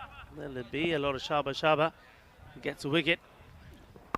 And, first runs on the board. Batten just bat onto ball, angles it on the leg side, takes a single. Hello to everybody on the chat. William Warren, Indo. I wonder who he's supporting. Luke Belgium, always doing a great job. Emma as well. Emma's excited as well. James Stewart, he's very happy with the way that brigade finished off the last game.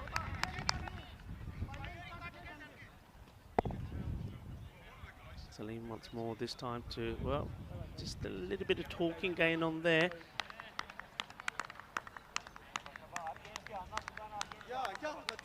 Many black for this match. Just asking the players to, the bowlers coming in. That's maybe, no, I thought maybe. The way Prakash plays that, looks like it was pretty wide.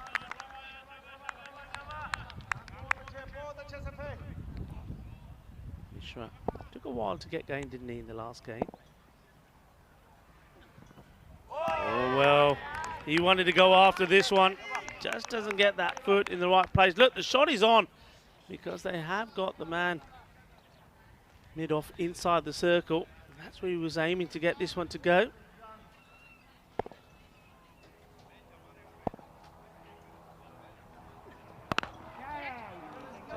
Turns on this, but will just be a single, and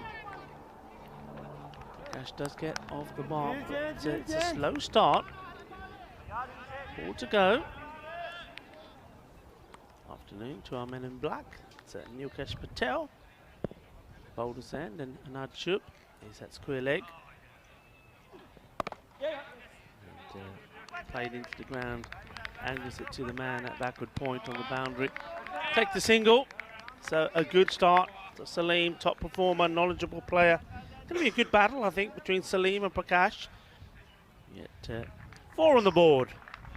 The first over, 4 without loss.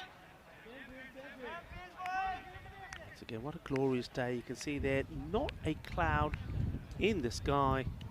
Highs of 24. And I tell you this, is warmer than that because these temperatures are given to you. Temperatures in the shade. And when you're out there in the sun, it's very warm. So, oh, I know there's quite a few supporters out there and fans from all various nations enjoying the sunshine. Put on the sun cream. And, over number 2, and it's going to be Usman Arif.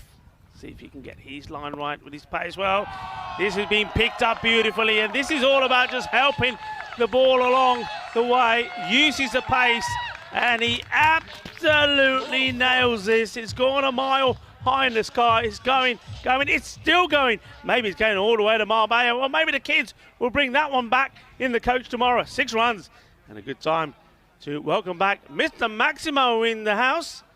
Well, all aboard the Sky Train. That one was high and it's lodged in those bushes. It's going to take some finding. So after a pretty quiet first over, getting the first Maximo of this crucial knockout match.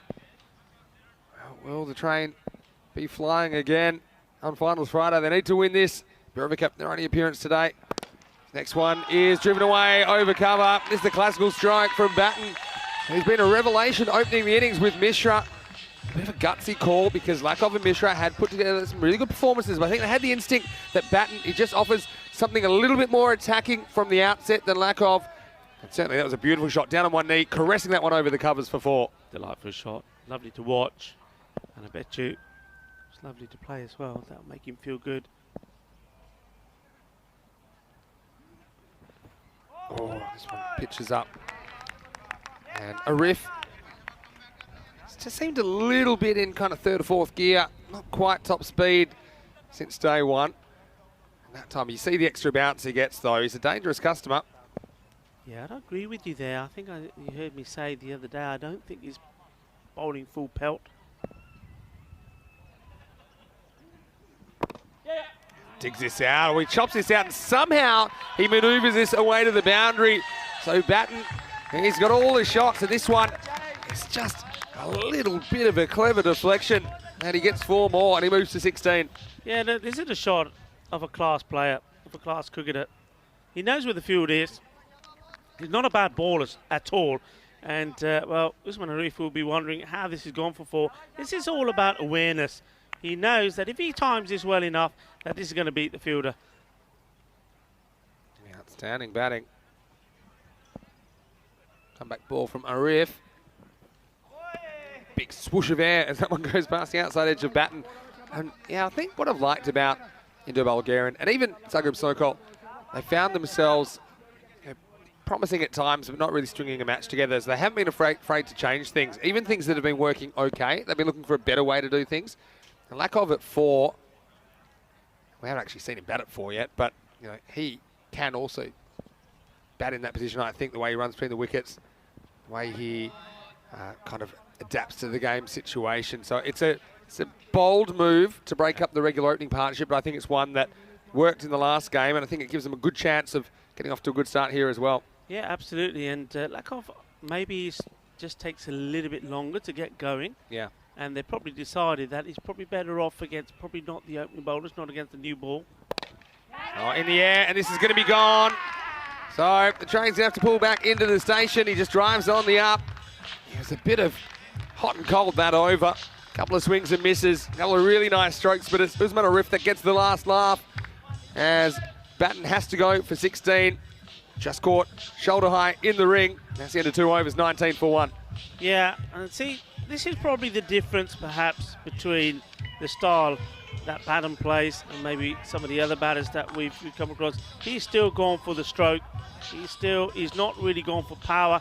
And, well, no mistakes there from Imran, who takes the catch. Imran yesterday, he was the one that was on his hands and knees pouncing on the ball that he lost in the sun, but this time he does find the ball in his palms. First wicket down. It is 19 for 1. The Bulgarian versus Zagreb Sokol match. Only 2 wickets falling in the eliminator. Yeah. And now they've gone for Lakov at 3. So this is interesting. Maybe there's a bit of thinking that if they lose a wicket in the power play, Lakov will come in at 3, because I had him listed at 4. And if it's out of the power play, they go with Webster. So I think that's that kind of flexible batting approach. Into the over, so Mishra faces and won't get a run here. But certainly these two will know each other well. They've opened the innings a lot for Indo-Bulgarian in recent years. Yeah, I think the other reasoning could be here. I think Webster is very similar to Prakash. He's more of a hitter. And I think maybe they've decided, well, depending who's, because they're both, I noticed they were both padded up. Yeah. I think depending who's out, depends who goes in. There's a swat from Prakash. And I think this is where occasionally he gets a bit one-dimensional, because he has had success hitting the ball on the leg side. But this is a ball that you can just actually play, a regular cricket shot, maybe elevate it. But look where he tries to hit this in the end, where the head goes. There's nobody back at all on the leg side. There's 5 in the ring. So I think he'll look back at that if they get through and maybe just want to make a subtle adjustment. This time Salim feeds that leg side. It's just going to loop over Zahid Ashraf. Cash, I think he's still struggling with that lower leg injury. They just get a single. Yeah, that's 2 runs there, though, Vinny. I mean, I think even if he's not running quick, that's 2 you got to take. I think maybe he just decided he just wants to get to the other end and maybe just reflect a little. Yeah, have a look here. He's ball watching, because of course you're concerned. And by the time he gets going, it's a long way behind Lakov. So we'll get to see Chris Lakov now facing his first ball. Just chatting to Zagreb Sokol players when I had last game off, and obviously they're bitterly disappointed to be out of the tournament. Lakov just chips and runs. It's very quick. They get a single. Yeah, but they were just saying how much they've enjoyed the experience, which is great, how much they'll learn from it. I commended them on their improvement during the week. It was nice to see Dan Lazaridis get some runs, and And Maheshwari to see him out there as well. Now, not everything went their way, obviously. Not much That was did. Newton. What's the latest on Newton? Yeah, so Newton, not great news. I'll give you that news after this ball from Sufyan Salim. Now off the end of the bat, this is another one that's going to be a bit of a teaser. This one, well, it's outstanding work to keep that in. And they will get back for 2 this time. Good work there from Usman Arif. Size, The quick bowler. He's pretty quick covering the ground as well. size 48, getting the job done.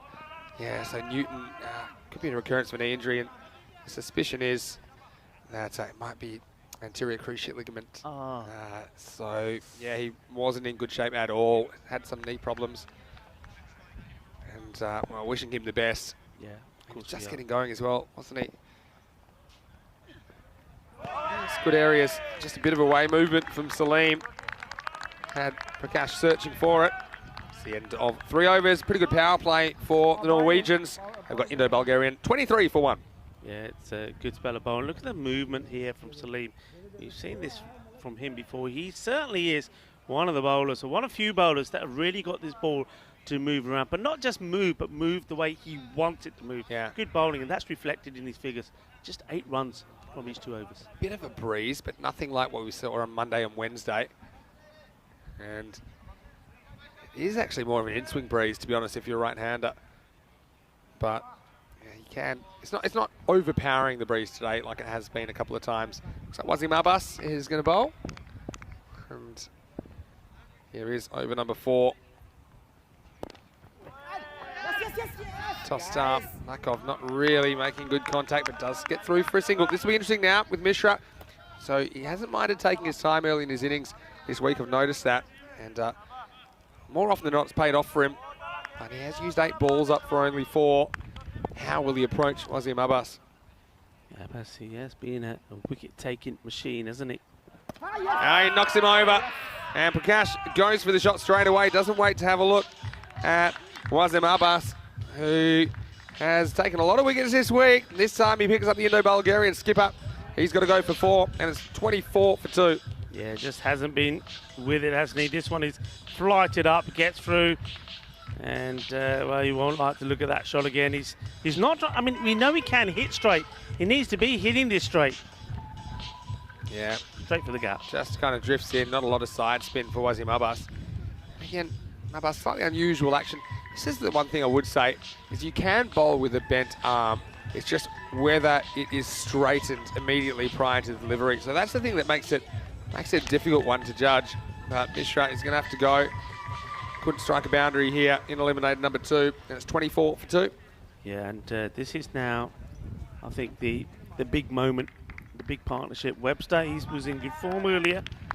Now, can he and Lakov get something going? Look, the 2 of these had a horrible misunderstanding. Yeah. First time they were together with the running, there was a run out.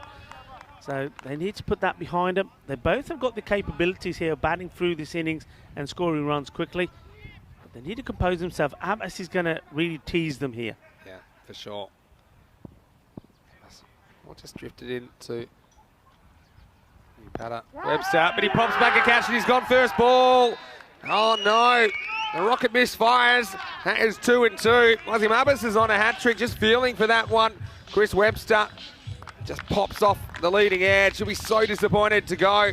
So things happening in the 4th, 24 for 4, and we've got another hat-trick opportunity. Well, Abbas, he just got, look, he likes 3 wickets. Every time he seems to come on, he gets 3 wickets. Here he's got the opportunity of getting 3 of the best. And that's a hat-trick, a nice, easy catch there, taken, caught and bowled by Abbas. And it's a good job that he caught it first time. Because look what happens here. I don't know if he got this long enough. Throws it up in the air. Keep it going. Keep it going. Keep it going. And down it goes. There you go. Call him back? No, well... They all say when it's off the run bowling, you take them. He wasn't going to catch it. Umpire Shub was ready. He's already taken one today. Webster will be so disappointed to go without scoring. 24 for 3. Just a little leading edge there because he closes the face on that a little bit early. Can be a bit anxious early in your innings as well. Just trying to turn it away for one to get going. Now it's time for some of these Indo-Bulgarian middle order batters to step up, I think. They haven't really had too much success so far this week. Sometimes they haven't had opportunities, but Let's see if Rohit Daman can click with the bat. Hasn't had a good week with the bat so far. Well, first he's going to have to deal with a hat-trick delivery. Will the hoodoo be broken? We haven't had one in 2022. Hat-trick ball. Blocked back. So we still haven't had a hat-trick. I find it quite amazing that we've had 3 golden balls and we haven't had a hat-trick yet, or a 5-putt for that matter. Yeah, but the thing Or is, a century. though, maybe we sometimes get too greedy and get spoiled. I mean, that's an amazing feat and a hat-trick, especially in this format, because you only get 12 balls. That's true. This one bites back off the surface. Daman gets off the mark. Let's see how Lakov approaches this now. I mean, Rohit Daman, when he's confident, he's a good hitter of a cricket ball. You know, we saw that back in the ECS Bulgaria. But he hasn't had a particularly fruitful week. Hasn't spent too much time at the crease. Plenty of time left to bat. Last ball of the 4th over. Called as 2. Is in the gap. Well, now, well, they might. Was this 4 or not? Yeah, I think it is 4. Signal 4. What's he done here? Yeah, I mean, first of all, I thought the batters were totally not in translation with each other. yeah, it just comes straight off his foot and bounced on the rope. You got while that back seat bangs on the rope, and I think they're fortunate it did, because if they, otherwise one of these batters was going to be stranded. well, I could say it forced a fumble, but I don't think the fielder needed to be forced. Karam Shazad, and that's the end of the 4th over. The score now, after that, has moved along in the high 20s. As we have a look at, well, we've got Roy Torrance here with the book and the Bear RT. Of course, this is for the Brigade Club, the Irish. I know that it's a very sad, obviously last year, but this book, I was reading some of it, fantastic, about all the stories and the anecdotes, and some of the pictures are wonderful with some of the names he was rubbing shoulders with. So RT's up here. He's brought the Irish luck in the first game, and I'm sure they'll be hoping for more. And you might just see him at the toss for match 5. So Up in the air, chance, and it's been spilled. And what makes it worse is the batters do come back and turn it into 2. It's been the story really today. He's saying that the sun was right in his eyes. Yeah. Again, any shades there? No shades. probably got a point, because it probably did go straight into the sun. That's Wazim Abbas. He caught the one that was hit off his own bowling. This is Fark Razul. He's in a wicket taker this week. Had that one missed. This one could be another opportunity. This time it will be taken. Usman Arif will take the catch. And so 2 chances and 2 balls. This time, Daman is the man that has to go. He's probably ruining his luck. He probably wonders why the last one wasn't taken, because he was on strike when he shouldn't have been, but he's got to go, and he's the 3rd wicket to fall now, Indo-Bulgarian, 31 for 3. Yes, they just can't. Look, he holds the bat really low down here. You can see where he's got the hands on there, and I think that's what stops him getting this where he wants it. And well, we saw a bad drop from Abbas. He said he can take him off his own bowling, but not when they're off somebody else's. But no damage done, because though they did take the 2, the drop catch. Rohit Daman hits the next one straight to Usman Arif, who takes the catch, so he goes. Yeah, 2 chances and 2 balls offered by Daman. Usman Arif cleans up. So 31 for 4 now. Wickets falling, a concern. Now they need innings out of somebody. Suraj Negi's 1. That may offer something different. He's a left-hander. I also think Deep Singh is a man that we saw performing at the business end of the tournament back in Bulgaria last year when we were there. He hasn't really clicked with the bat either this week. So Razul, he just keeps taking wickets this week, doesn't he? Yeah. Doesn't do, as we said before, anything too exciting. Just gets the ball in the right areas. Oh, this has been hit really hard, and now he's got to get back. And he does. It wasn't the best of throws. And this is a chance, Vinny. It's happened so quick. We'll see it again. Does it go all the way? Yeah, it does. It was. It's a tough one, though. So, just covers the important bits. Isn't able to gather it. Nagy yet to score. Will score now. I'll get one to Salim, who was patrolling his area down at short 3rd man. Thing is, though, those wickets and the fact that they've got all the top order with the exception of Chris Lakov. You look at that Current run rate, not even cracking 7 at the moment. They need something to happen and fast. Almost used up half the overs already.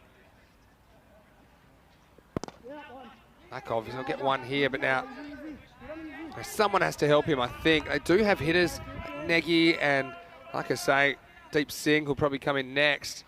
Yeah, these are guys that, they are hitters. So Lakov has to decide how much of that responsibility he takes on, how many risks he's going to take, or whether he just tries to make sure he's still there.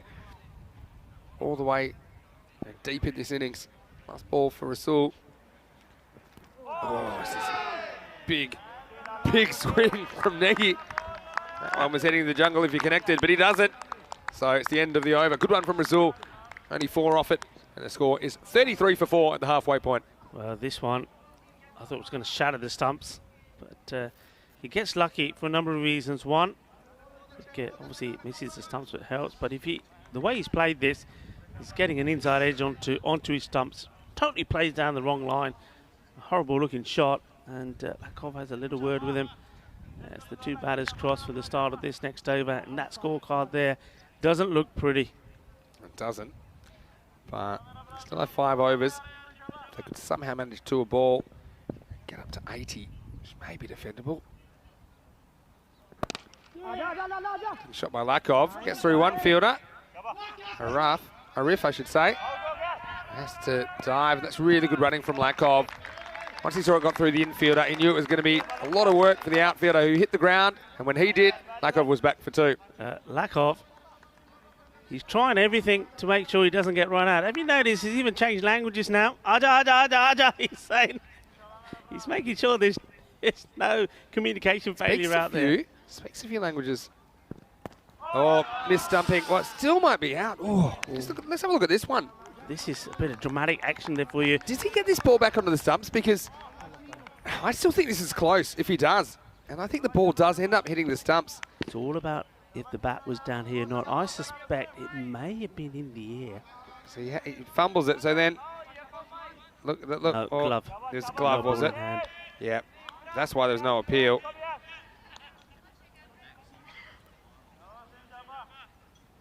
See, he's played all around this. Hyder, he'll be disappointed. All he had to do was take that.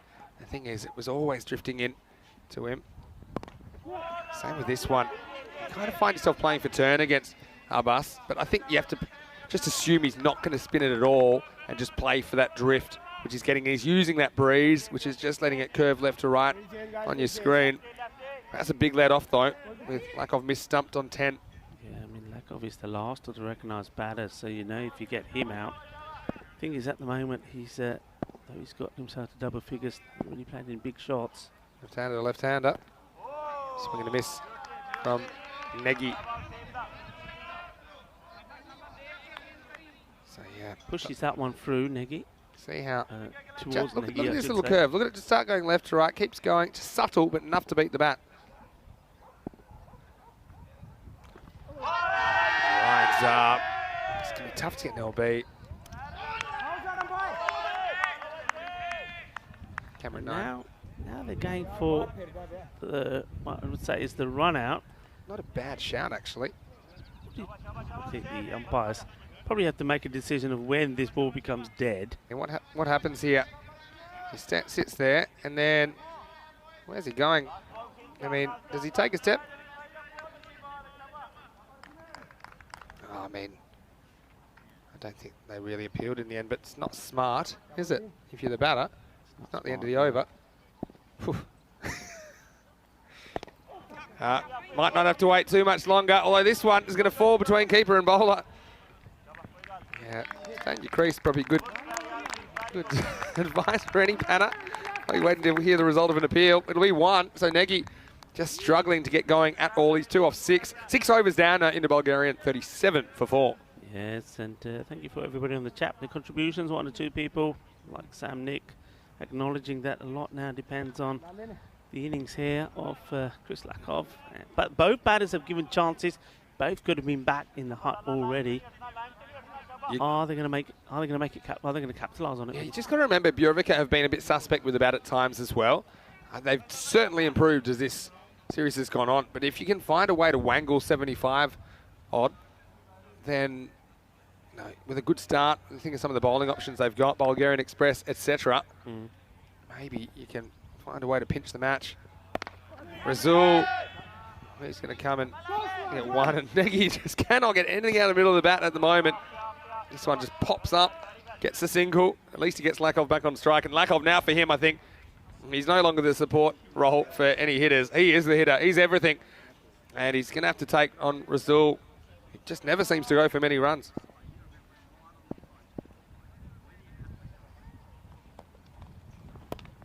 Swings and misses though.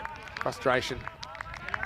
How many times have we seen this from Biovica that they've gone to Abbas and Rasul and the game changes? No team have really been able to get them away.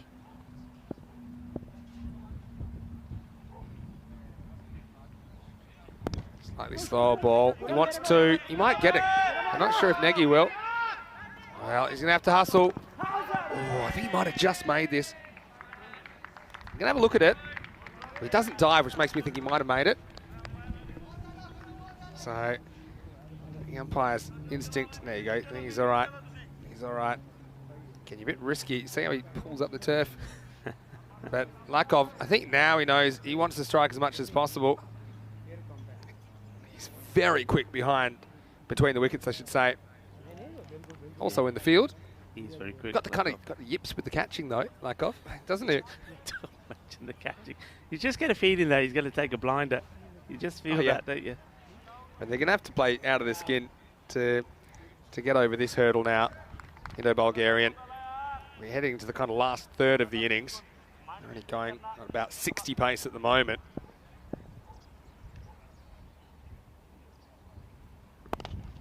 Goes after it, and this one might be a boundary. Just curls over the infield, and so a badly needed boundary. Lakov, he pinched the 2, now he pinches 4. He moves up to 16. Indo-Bulgaria trying to get something going here in the 7th. Yeah, they need something. I mean, their opponents, I'm just having to scan through my mind the lowest score that they've posted. They've always been thereabout. They've always been looking on average, scoring about 100 runs. And even if they go ballistic from here on in, I can't see them getting to 100. Bulgarian, Lakov, through no lack of trying. Yeah. We'll not get them there. Well said. Got to say, I know we've got all the train heads in the chat, Bulgarian fans. We'd love for you to stay with us through Finals Friday and, of course, the rest of the ECL and the rest of the season. Turn us on any time. We've loved getting to know you a little bit. Over 1,200 matches last year on ECN. Hoping for 1,000 plus this year. Here's Rasul. Negi might as well go for it. I know Lakov wants to here. He'll get back. He's got to go. They might get Negi here. They won't, but I mean, that was worth it, I think. So Lakov pinches back the strike. Good running from him. He's doing what he can, and that's 7 overs down. The score is 47 for 4 as the Mwags, that's the mothers, wives and girlfriends, as they like to be called now, of Brigade. Mwags, huh? Mwags, a bit like a kiss. Mwah. I tell you what, these two batters, they're using this pitch as a landing strip at the moment. They are. Hey, look, this is the format, and we're on Super Thursday. We have the round robin matches complete now. It's elimination day for these two teams. Only one will survive to Finals Friday, which starts tomorrow. And we'll find out exactly who will go through to Championship Week 6. Already, Tunbridge Wells booked their place after winning Group A. We'll have a name to write in next to that Group B tomorrow afternoon. So stick with us because there's so much great cricket ahead. 144 matches, Rico. It's the longest series we've ever done on the European Cricket Network. We just passed 2,000 matches. And there's 144 matches in ECL 22. That's after the first ECL was only 17. So obviously we've stepped things up big time, haven't we, since that tournament? It's just, I mean, huge. I mean, you compared to 2019 to this. 2019, 17 matches, something like that, was it? 17 matches, 8 teams, 3 days. 3 days. Lakov doesn't want it. He wants to strike back. I think he's decided Negi's not offering much. In fact, he's got the left-handed thing going for him, but it's not working for him. So I don't know whether they think about a deep swing or something or making a switch. Haven't seen a retired out yet. Hello to Henry Hamilton in the chat. Hope you're going well, Henry. Hope you enjoyed some of the extra content we've been providing for the fans, particularly the Indo-Bulgarian fans. Here's Ashraf, their closer. Goes straight, but won't be able to get more than one here. Yeah, just get a feeling what Lakov has to do, maybe more, especially now that the bowling has changed. Ashraf is bowling, keeper's gone back. Just got to use his feet more. I think he needs to come down the wicket and try to hit hard, hit over the top. Yeah. And just try. He's playing a lot of shots with back foot, not getting any power into him. He's got to start taking on the bowling, dancing down the track, and really throwing everything at it. Nagy, he needs I'll try and get to find the middle of the bat. I'd get funky with the angle here. I'd ramp. Well, ramp no this. ball. It's be a no ball. Might as well think about two. Well, that's a really good catch that won't count.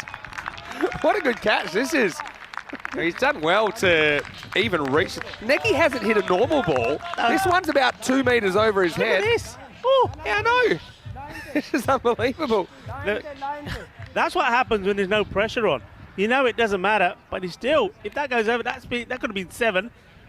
It ends up, they run to, so that's 3 runs. What Yeah. a catch this is. That's an unbelievable catch. We should say what a save it is. Yeah, Can't call it, yeah. I mean, it is a catch, but it's a save. Unbelievable. Free hit though. Is this the over where Bulgaria might just put something together? Free hit for Nagy. He's got to make contact. He doesn't. And now Lakov wants it. And he would have been out. Lakov is so quick. But still, I think even he was going to be out if this hits the stumps. Well, how about this for a swing? I don't think anybody swung harder and missed the ball. This one, if he did hit it, would have stayed hit. It'd still be going. Yeah, let's have a look at this. You'll see Lakov. This is where I think if you're Nagy, you've got to try and hold your ground and be safe. But he wasn't. He said, all right, good luck. He was gone by a metre if that hits. But calculated risk pays off now. Lakov, can he make them pay? Nice drive. He wants to. Don't think he'll get it. Changes his mind. I do like he's always pushing though, Lakov. Frustration for him. It was well bowled as well. It's full. Trying to get the middle of the bat on it. Just a single. Yeah,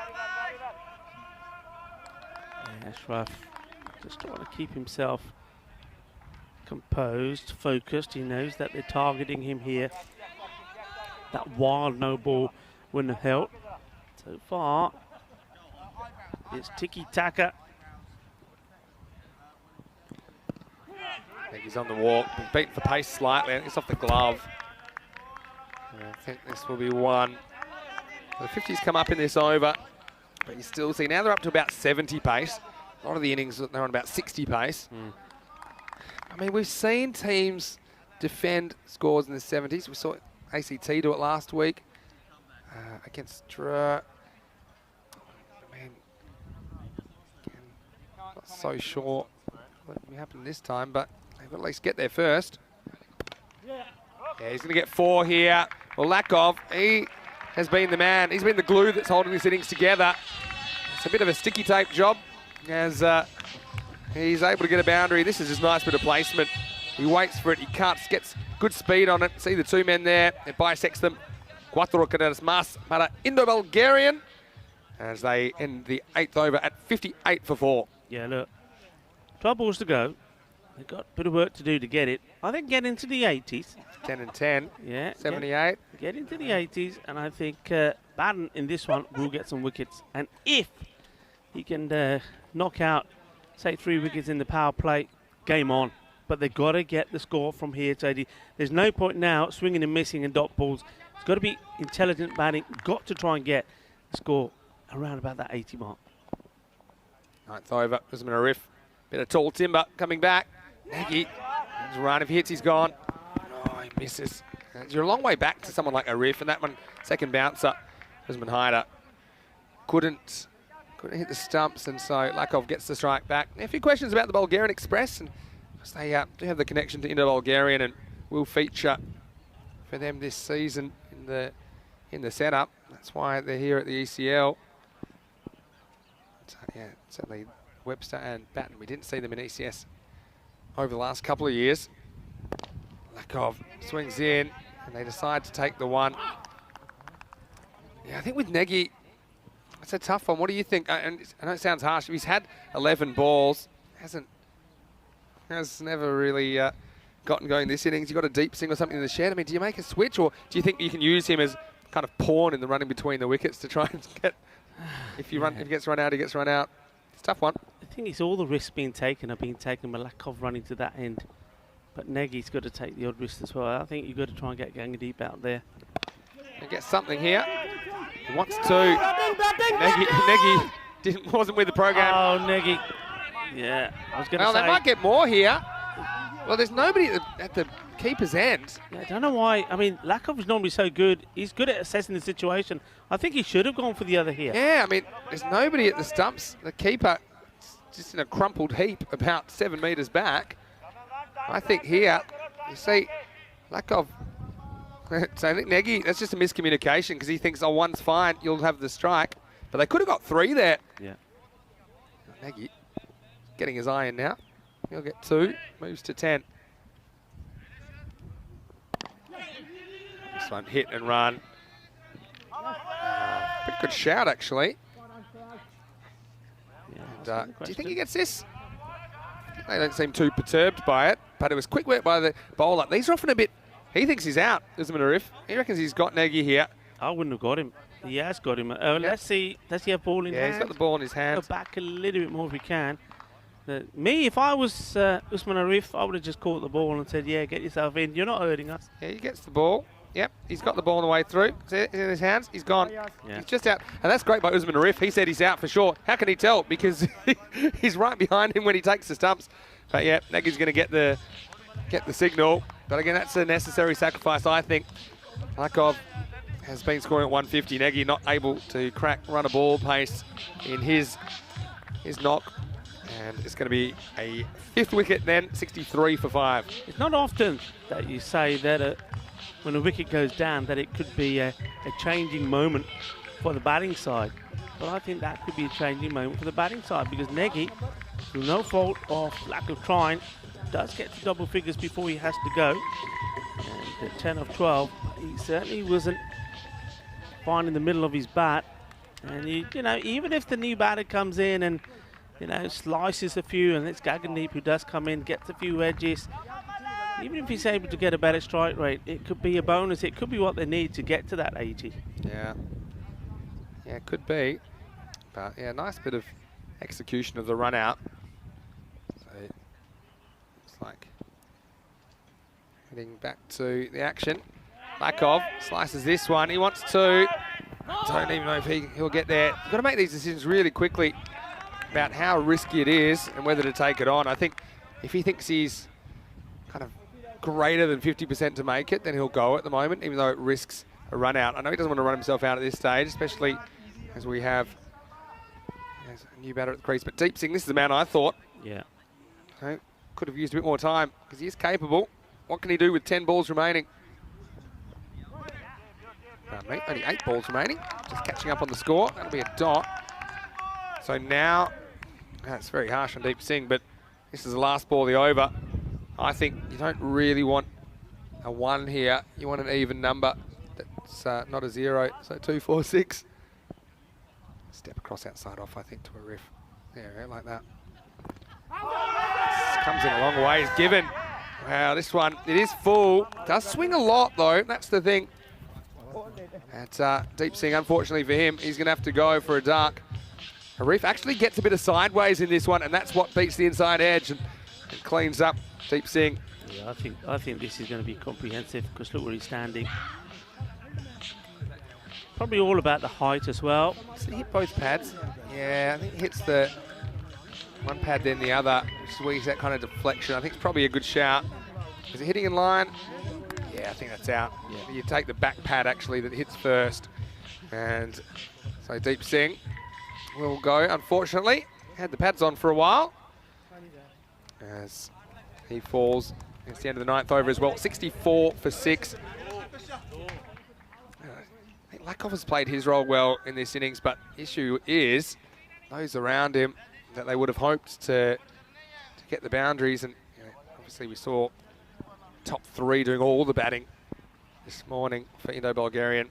They haven't featured. Hasn't had a lot of help. So he wants to. Batting! Wants it. And this will be close. I think they like this one as well. It's a good bit of running from Ishan Patel, who might not even get to face the ball, but what he does do is he gets Lakov back on strike. Yeah. See if he gets there. Oh, I think it's out. That bat's in the air. Have a look at this. He's actually got there. But if we get the exact moment of impact. Yeah, doesn't get the bat down, does he? Yeah, see, that's out. Just out. It's sometimes when you slide on the spine of your bat, then you see that there's nothing in contact with the ground. I think this is out. For me, there's no doubt. Stumps impact. You see here. Freeze frame, don't let him go. Stop. Yes, he's gone. So good stuff by the officials and the production crew as well. Getting that right. So Ishan Patel, unselfish play from him. He'll go without scoring. 65 for 7. 5 balls remaining. Yeah, good bit of fielding there. You could hear that the keeper there, Usman Haider, screaming as loud as he can, the captain, saying, keeper, keeper, keeper, because I think he was interested in trying to get Chris Lakov out because he knows that Lakov is the one who's trying to get as much as a strike he can with the remaining 5 balls to go to try and get that score to, well, at this point, even 70 will be something. Yeah. But the fielder backed himself to get it to the bowler's end. Sam's here. Lakov, he's running hard. He's just trying to make sure they don't try and go to the keeper's end by making that close. And then he sees the throw coming in. Actually does pretty well to get that close. And I think if he's sliding his bat differently, he probably gets there, actually. Again, the difficulty of running off the unofficial servicing. Got to stay on the pitch. Anyway, Lakov back on strike. There he goes, uppercut. And I don't think he's going to be able to get 2 here. He wants it, but he won't get it. So we'll take the score up to 66. Talk in the chat about some of our new stats that we have on the website. All-time leaders in things like runs, strike rate, those kind of things. I'll talk about Stuart Hook from Estonia from 2020. When he did 2 days there, apparently he's got the best average of 224. He's only gotten out once. You know, he's the man that's we nicknamed Mr. Muscles. Didn't let us down that weekend. The Talon Hippos. Great bunch of guys. I'd love to get back to Estonia at some point. Playing a lot of good cricket down there. Well, down there, up there, I should say. Not too far from Helsinki, actually. I think it's only about 80 kilometres or something like that. Maybe not even. And yeah, so often you'll have Estonian teams playing Finnish teams up there, club teams. Just a short little trip. Made the hop a few times, of course. Now they're just making sure everything is hunky-dory with the scoring. Gets nothing. Lakov says, let's have a go. And well, Usman Haider has a gutter ball from him. He had 3 to aim at. The issue, when you're standing that far back, rushes the throw. I think he has to do with a double bounce. Khan here knew he just was tries gone. to place it, doesn't he? Shafkat Khan's out there now. Looks like he wouldn't get to face the ball, but he will. Yeah, fortunate to do so. Can he make it count? This is the thing. So, a slight connection issue as we try and get this sorted. Rico will tell us how many to come, but we're just waiting for it to resolve. As we've had a wonderful day here. Sun's out, and what do we got? We're up to 23 degrees. It's wonderful. You're right. I think it feels a bit hotter out there in the sun. 23 in the shade, yeah. I wanted to give a big shout out to the fans. Okay, now if you're on the Costa del Sol area, it's just off the A7059 between Cartama and Coen, and I want to give the fans a big shout out. So thanks, fans, for coming down. Give yourselves a big round of applause. And look, they're a really excitable bunch as well, the fans. And it's a big day, Super Thursday, of course, tomorrow. Even bigger, as we'll find out who will join Tunbridge Wells. And it's really very difficult to pick at the moment, isn't it? Ireland have just found a way to win. Brigade, since they dropped their first game, they haven't lost since. And they'll come up against Griffins tonight in the third qualifier. Yeah, But I mean, it's very hard to call. Last week you could say Tunbridge Wells, you're quite sure. I was 70 to 80% sure, look, they're going to get through. This time, really got no idea. It's so close. I mean, last week also, I think in Group A, it was the bottom 3 teams that were always neck and neck. Yeah. The points, Yeah, the yeah. net run rate was so key. Here in Group B, I think it's all the teams. If you look at the results today, I mean, look at the playoff games, playoff 1, playoff 2. Yeah. I mean, depending what happens in the last match here today, I mean, that table can change so much. And it just goes to show just how close that these teams are. And, well, when it comes to those matches, those key matches tomorrow, I think it's going to be moments of magic. Yeah. Individual moments of magic that are going to make the difference between winning and losing. I think so. And as far as this double chance goes, I mean, we've got Griffins versus Brigade in the last playoff match of the day. Yeah. That will essentially decide how the top 2 sit. So I think Brigade, they can afford to lose by a little bit. Yeah. Only because Griffins had a slightly heavier loss. Their loss was the equivalent of about 21 runs. So that's something Marcus and Ruth, watch give as us a well. wave. Come on, give us a wave. Don't be shy. Here we go. You see, Jack in there as well, taking a well-earned break before they're back in business. Look, one thing I've said about this week in Group B, because of the way the weather is, I've said that we will see the first century this week of this BET2BALL European Cricket League. It hasn't happened yet, and it's not going to happen in this match. There's another match here to come. We've got 2 teams, Brigade, the champions of Ireland, and Griffins, the champions of Guernsey, coming together. It could happen there. But look, when you look at the matchups tomorrow, and you look at some of the power, and you look at some of the style that's going into tomorrow's final as well, maybe, with the weather being similar to like today, maybe we are going to see that century that we haven't seen yet. We haven't had a century this year, right? Yeah, we haven't had a century. We haven't had a 5-wicket haul. We haven't had a hat trick. Yeah. So these are 3 things that we're used to getting. I mean, when we were a bit spoiled. We've seen a few forfers already, and we've seen plenty of half centuries. But yeah, it'll be very special when we see one. The last century would have been in the night series, right? Kuldeep Lal, was that the last Kuldeep one? Lal, I believe so. Or that would have been the ECC. Yeah, I think so. It would have been down Lincoln, I think, in the ECC, because we had the 2 centuries during that series. We had Clayton Floyd, first ever T10 international century, and also down Lincoln. Well, it's a good opportunity to ask us a question in the chat. I know we're just waiting for a bit of a delay to be complete, but looks like we're good now. I think I've got 2 balls to come here. So I've got 66 for 7 with 4 balls remaining. James Stewart from Estonia. He's just got to head back to work for a little bit. Hopefully we'll see it a little bit later. But yeah, Shafkat Khan, man, it's good to see him a bit fitter than he was last time, where he was a bit of a statue with pads. But here he is, facing up. It's a bit of bat on this. Just get 1. Lakoff calls 2, but it's a bit of fake news as he'll take the strike. 67, I think even 70 just looks a lot better than something in the 60s. You're going to have to bowl out of your skin, but we know they have some good bowling options. And Burovica, take back to the start of the week where they really struggle to get going with the bat. They'd have to really have the yips, you feel, not to get this, but it's an elimination match, and like we saw with Helsinki Titans last week, anything can happen. Lakoff on strike, hits it straight. He wants to this time. They're going to go the long way, and he's going to get run out, but that's actually pretty well done by Lakoff to find a way to get back on strike, but he's going to have to lose another partner up to Shafkat. He's going to get run out. I'm a bit surprised they didn't try and get Lakoff there, because he can bounce throw it on the pitch, and normally you might be able to get him. It's a big throw from that end, though, isn't it? Yeah, and it Lakoff is. Intelligent. He knows he's running safe. Yeah, I don't think it's that safe. I mean, from here, you've got a good pickup. I think step and throw. You'd back, I think most of the long-on fielders will back themselves to throw them out at the keeper's end.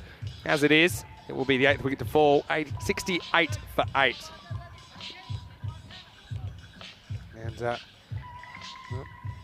this one might actually be the end of proceedings. And that's why another reason why to go for that. But you know what? That's one thing that Burovica have always done. No matter what the match situation is, whenever they finished the fielding, they've stayed on the field of play. Lakoff there, look, tried hard, and all the other batters there. Look, one thing that I think, my observation of that innings is, there wasn't too many dot balls, but they just couldn't get the boundaries. Tiki-taka, tiki-taka, tiki-taka doesn't work. Now there's Elmars and Karina and Mita. A bit of Baywatch style there. I just meant the running. What are you talking about? And anyway, I did like seeing this innings take shape. I think if you're a Burovica fan, you're pretty happy about it as well, as this one was a moment that Burovica would like. They had a good start with batting at the top of the order, but once he fell, And some of the other wickets that Purica were able to pick up just hamstring this from the get-go. Mishra went trying to hit across the line, and once they lost the top three, it was really tough going. Even though Lakov tried to hold this innings together, didn't have a lot of help. As Webster had to go first ball. Yeah. Ultimately, I think Purica, they'll be very confident of chasing these down and making an appearance on finals Friday. Yeah, that for me was a huge wicket. That was all about Webster going out there, probably thinking, I know that Abbas is the one who gets the wickets. I'm not getting out to Abbas. And in the end, all he's able to do, maybe not playing his normal game, is chip a very easy catch back to Abbas. Abbas, well, he wasn't good at catching them from the other bowlers. We're talking about catching them. What a catch that was, unfortunately for him. That was a horrible no ball from Ashraf. What a catch it wasn't bad. Well, that saved, well, I'd certainly say 5 runs. And one thing also that Purica will be very happy about is that the form of Usman and Luke with the ball is getting better. They were good out there. I think their all-round game was pretty good. Yeah, there was a couple of chances. There was maybe a mis-stumping there, but still, I think the way things go, they'll be pretty happy with what's happened. And, just reflecting on that, what will Indo-Bulgarian be thinking? Well, I tell you what, it's not a high score. They'll know that, and they've got to think about how they can be positive. How can they get themselves back in this match when they haven't got those runs on the ball? And it's very easy. Corey will tell you, and I'll tell you the same thing. You need to have the express train really flying in, and he's got to hit the stumps. He's got to hit the pegs. He's got to knock them over. Quick wickets in the power play. You do that, the pressure then goes back on the Norwegian champions, and Indo-Bulgarian, they do have a chance. It's not going to be easy at all, but it was a good performance. I think I liked the bowling once again of Abbas. Abbas was good. He's just been so good. They haven't been able to pick him. Rasul as well. It's been a great partnership, Rasul and Abbas. And though there was a great partnership from Indo-Bulgarians with their batting first time round in the match earlier today, then it was all about partnerships for them, wasn't it? Between Prakash and Batten, then also later by Batten and Webster. They just could not get a partnership together, and that's why they've ended up with this low score on the board. Everything to do, everything to play for. Remember, this is the elimination game. One of these teams we will see again tomorrow. One of them we'll have to say goodbye to, and they'll be getting on a flight back home. Who is it going to be? Well, wait and find out. I'm Rico Full, and alongside me for this match is Mr. Maximo, and we'll be back in about 10 minutes' time to see if, Bjokovic can do enough and keep their nerve and book their place in finals day tomorrow. Join me and Vinny in about 10 minutes' time.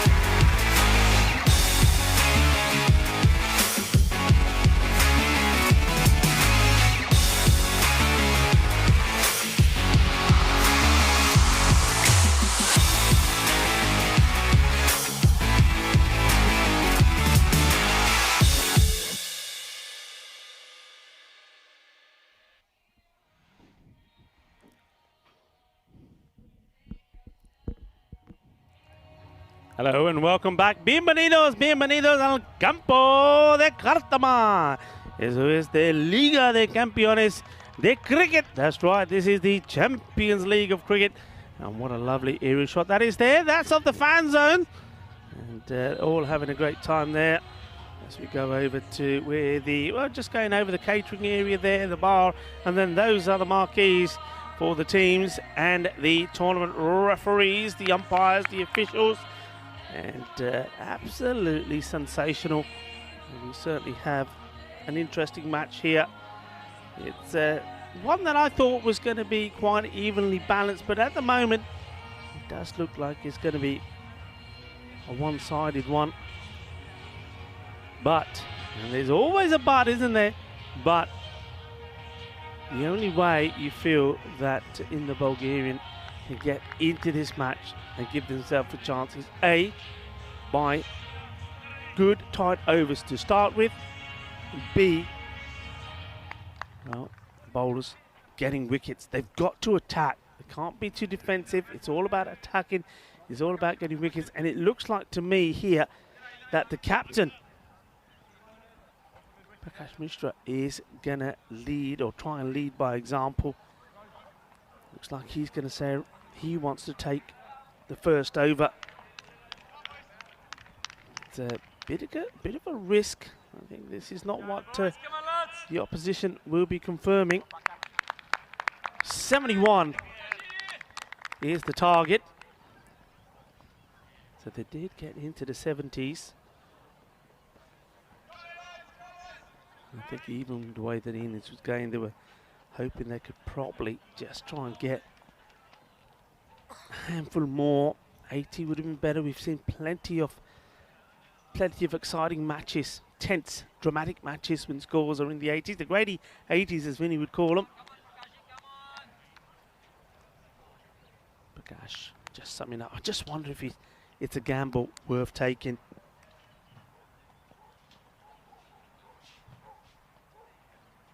You can see I've been waiting here like this. I mean, this is probably nervous energy for the batters. It's just this little delay. I think this is all about just making sure that everything is up to date, that the score is correct. I'm just waiting for the systems to catch up. Umpires. Adnan Shub there. And Adnan Shub, he took a cracking catch, didn't he? In the fan zone earlier. And with him, it's our very own Nilkesh Patel from Barcelona. So we are ready to start. First ball. And just turns this around for the single.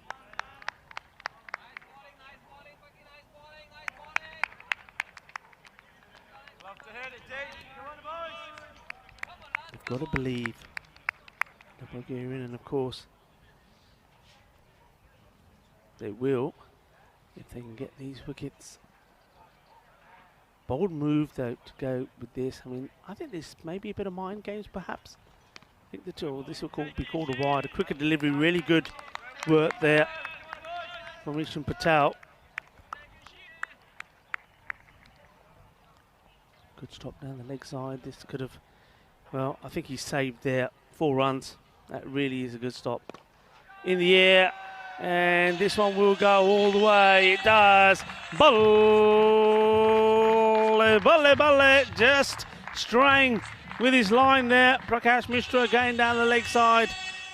Full down the legs and just helped on its way. Just a little flick from Sufyan Salim.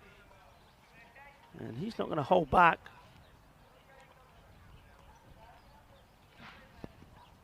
Mishra, captain in the Bulgarians, got to get it right. Better. Just drops the bat on this, takes a single. And, well, a direct hit with the throw. Fortunately, for the Indo-Bulgarian side, the ball doesn't ricochet and end up a part of the ground where the batters can steal more runs. See that again? Yeah, bat comfortably down.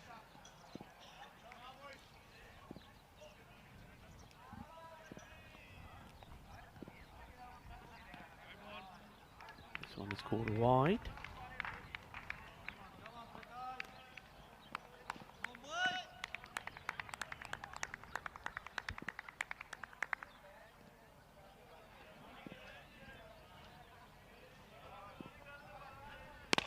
Nice shot, and this is 4 runs. Beautifully played. Gets his foot to the pitch of it, hits through the line, through extra cover. Delightfully done. Barty. It's time for him to get going as well. And they're not hanging around, are they? Beautifully played. Barty and Ijaz are looking to do this comfortably.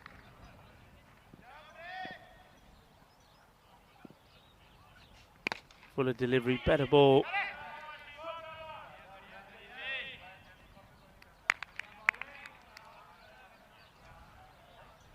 Already we're approaching the score that the Bulgarians struggled to get to in 2 overs, let alone 1. Slower ball and well watched. And that will be the end of the over. So it finishes on 16. No wickets down. And one man that's been all over the shop at the moment. He's been having fun with our team, been having fun with the fans out there as well. No doubt he's played a little bit of cricket with the kids as well. It's our very own Mr. Maximo. I didn't even mention, there's a table tennis tournament, staff table tennis tournament. Who do you get drawn against? Do you know that? No. Get over there. They've drawn you against someone at random. I'll say commiserations to Peter, who I defeated in the first round 21-10. Okay. I made sure he got to 10 though, because brings some respectability to the score. And I don't think he'd ever played before. So I'm not that good, actually. It's going to be interesting then, isn't it? So here's the thing. They're going for demand in the second over. The big question for me, as we see this single scrambled, no Bulgarian Express. Yeah. And so, haven't seen him yet. I would have thought with this kind of a total, you get him on straight away, but just trying to burgle a couple of overs. Demand, I can understand bowling the second, but surely we'll see him bowl in the third. This one's turned around the corner. This is going to be for the Bulgarian. He's got a few sore bodies there as well. That's what I'm picking up. As this one is just helped around the corner. The result is a boundary to Bhatti. Yeah, look, I think it's all very well changing around. Let's say if it was the same situation as their last game when they've got 149 on the board, I can sort of understand this tactic. Yeah. But they haven't. They need wickets, so you've got to go with your best bowler in this case. And that short gets away with it. It was half tracker down the pitch. Yeah, I don't know. Single. See with the fitness of Batten as well, because he only bowled the 1 over last time. Sure, they were so far in the game. I thought maybe that was what was behind it, but he has been bowling thunderbolts this week. Just bring it. Well, bring the heat. That's what I'm hoping for from Batten. Maybe he can just get something going. You need an epic collapse really from here. Under a run of ball required. Good keeping by Patel down the leg side, but it will be a wide. And just to confirm, that target is 71. I think we had just a slight connectivity issue, and that's why it's important the scorers and everything, all the information's going where it needs to quickly. So, such a tournament like this, and this is going to the boundary pretty quickly. It was a bit of a gift. It was a wide full toss, but correct shot selection. Ijaz moves into double figures, and Bjurvika, they're cruising at the moment. 27 for no loss. Yeah, this is just beautifully put away, isn't it? It's all look, shape, timing. Gets himself in the perfect position, plays an authentic shot, gets 4 runs, and we know they've got the power. But what they're showing here, it's not all about the power. They're classy cricketers as well. This has just worked well for pads. So, just 1.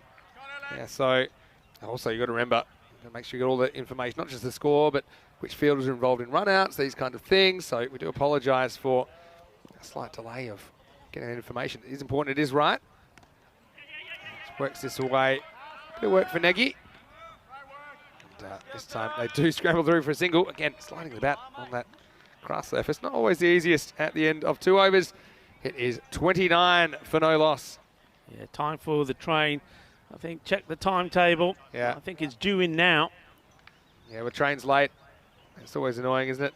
That bat, where did that plug? So look at that. Glancing at the replay.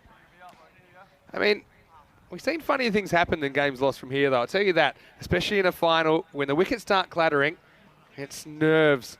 See, these teams finish 4th and 5th after the round robin stage. Bjorvica with the 2 extra wins. Bulgarians, they could have easily had 3 wins as well. They were in winning positions twice yesterday against Griffins and also Bjorvica, in which case it would have been Indo-Bulgarians that would be finishing 4th and would have had the free pass this morning. Do you think you'd expect the Norwegians, Bjorvica, to be a little bit fresher after spending the day probably sunning themselves by the pool on a day like today, back at the Sunset Beach Resort? Excellent holidays, 12 months a year at Sunset Beach Resort. I would agree with that. And now, all right, all aboard. They're going to throw a slip in. I don't mind that either. Webster goes into slip. So, will this be our last chance to have a look at the Bulgarian Express? He doesn't have a wicket in 11 overs. His economy has been outstanding.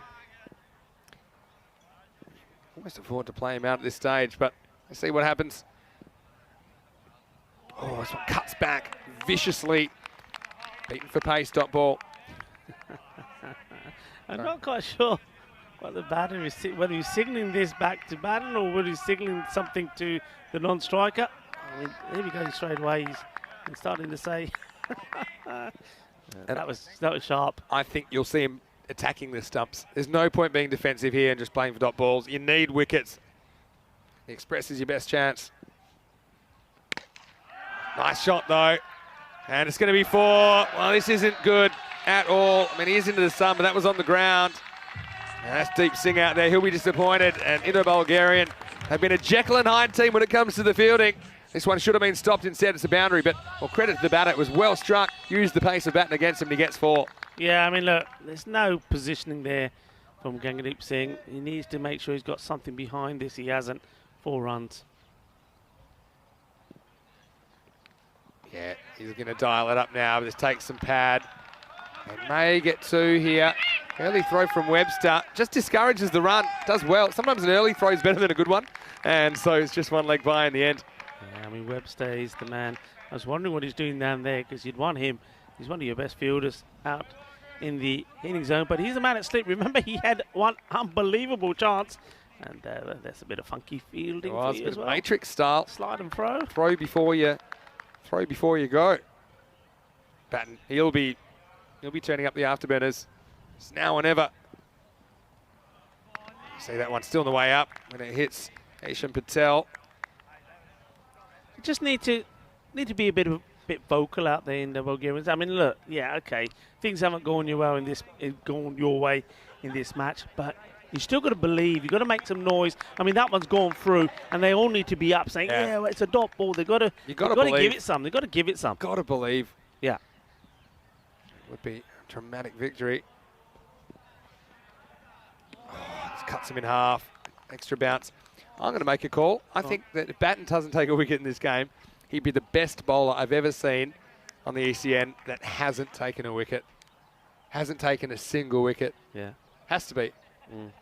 But he might take one now. Now that I've reverse jinxed him. He's getting good movement back in, isn't he? This breeze, but yeah, the bounce taking over the stumps. I think you've got to attack the stumps. Just probably get a little bit fuller. It's gone to Ejaz. Does attack it. And this is what you can do at this stage, isn't it? When you know you're so far ahead in the game. So Batten, another economical over, but no wickets still in ECL 22 for the Express. At the end of the power play, 34 for no loss. Yeah, I mean, Batten, 4 runs from it. He'd be disappointed because that 4 should have just been 1.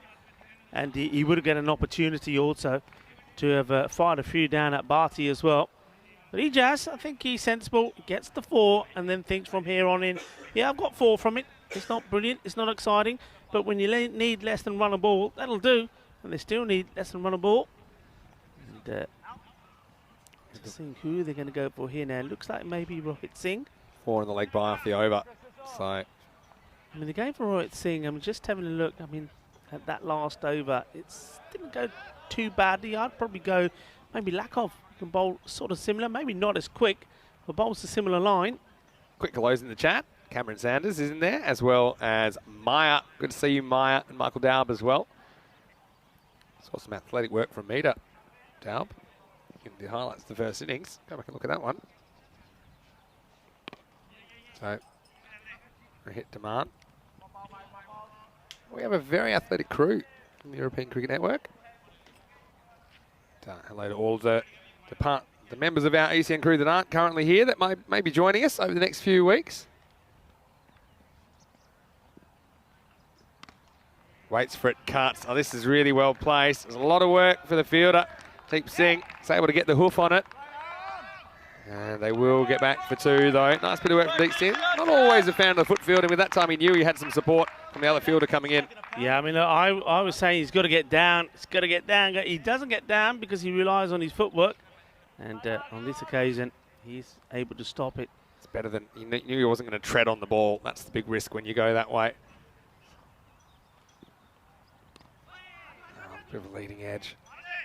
You see that? Oh, well, he's absolutely darting that in. Over halfway to the target now. Just the 4th over. As we keep an eye on the chat. I like that idea from Paul as well. Something we're constantly working on.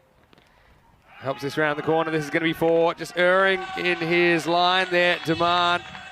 And Ejaz, he's shown a propensity to put those away, and he does. Cuatro Canales Mas.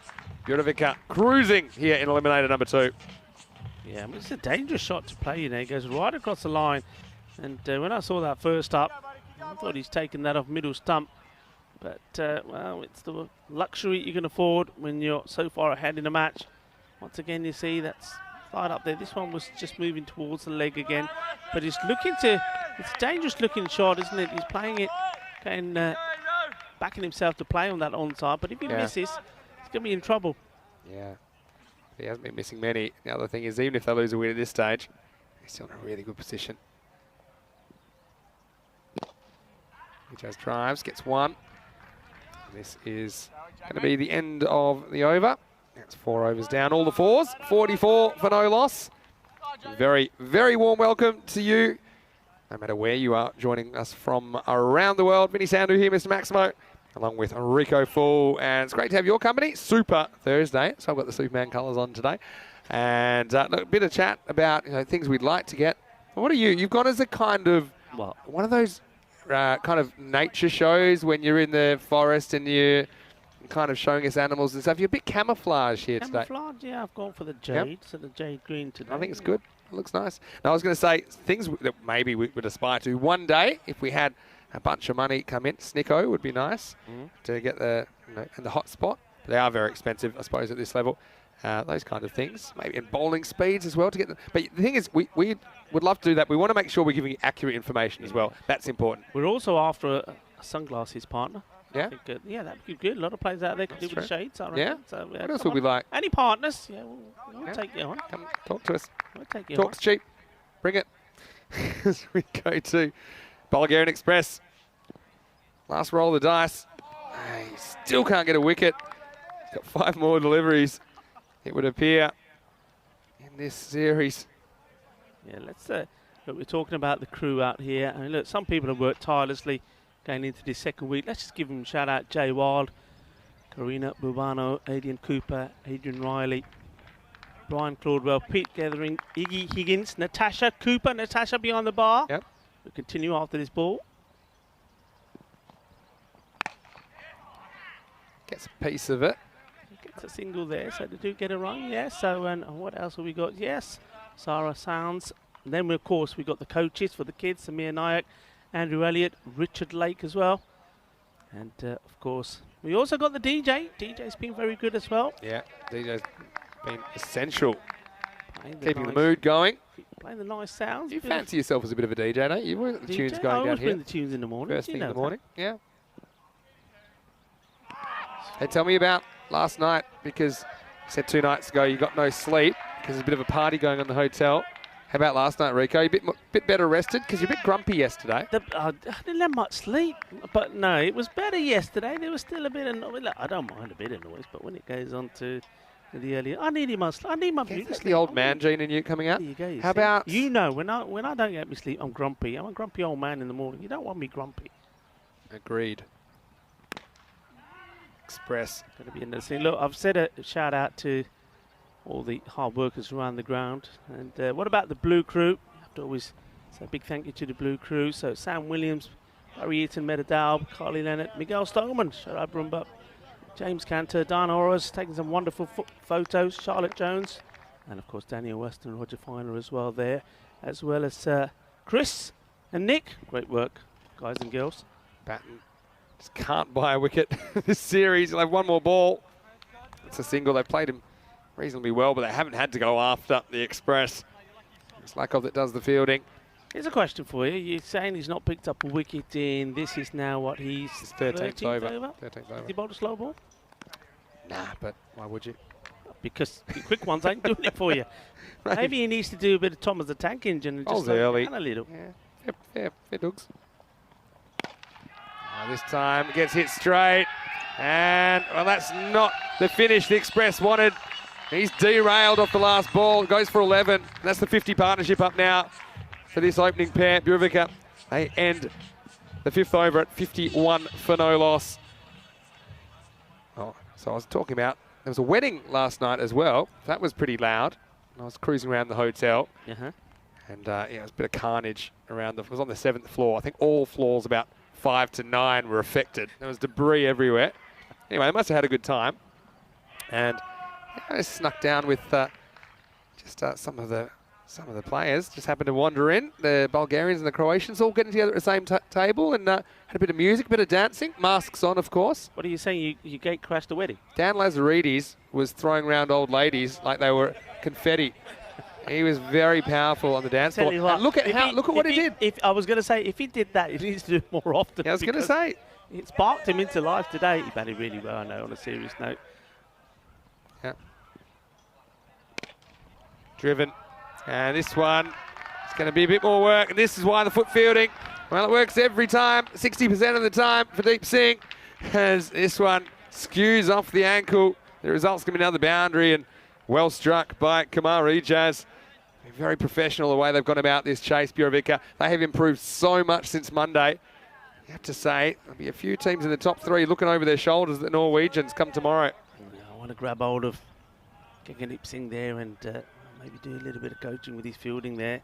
I tell you what, somebody else won't like that. It's Corey.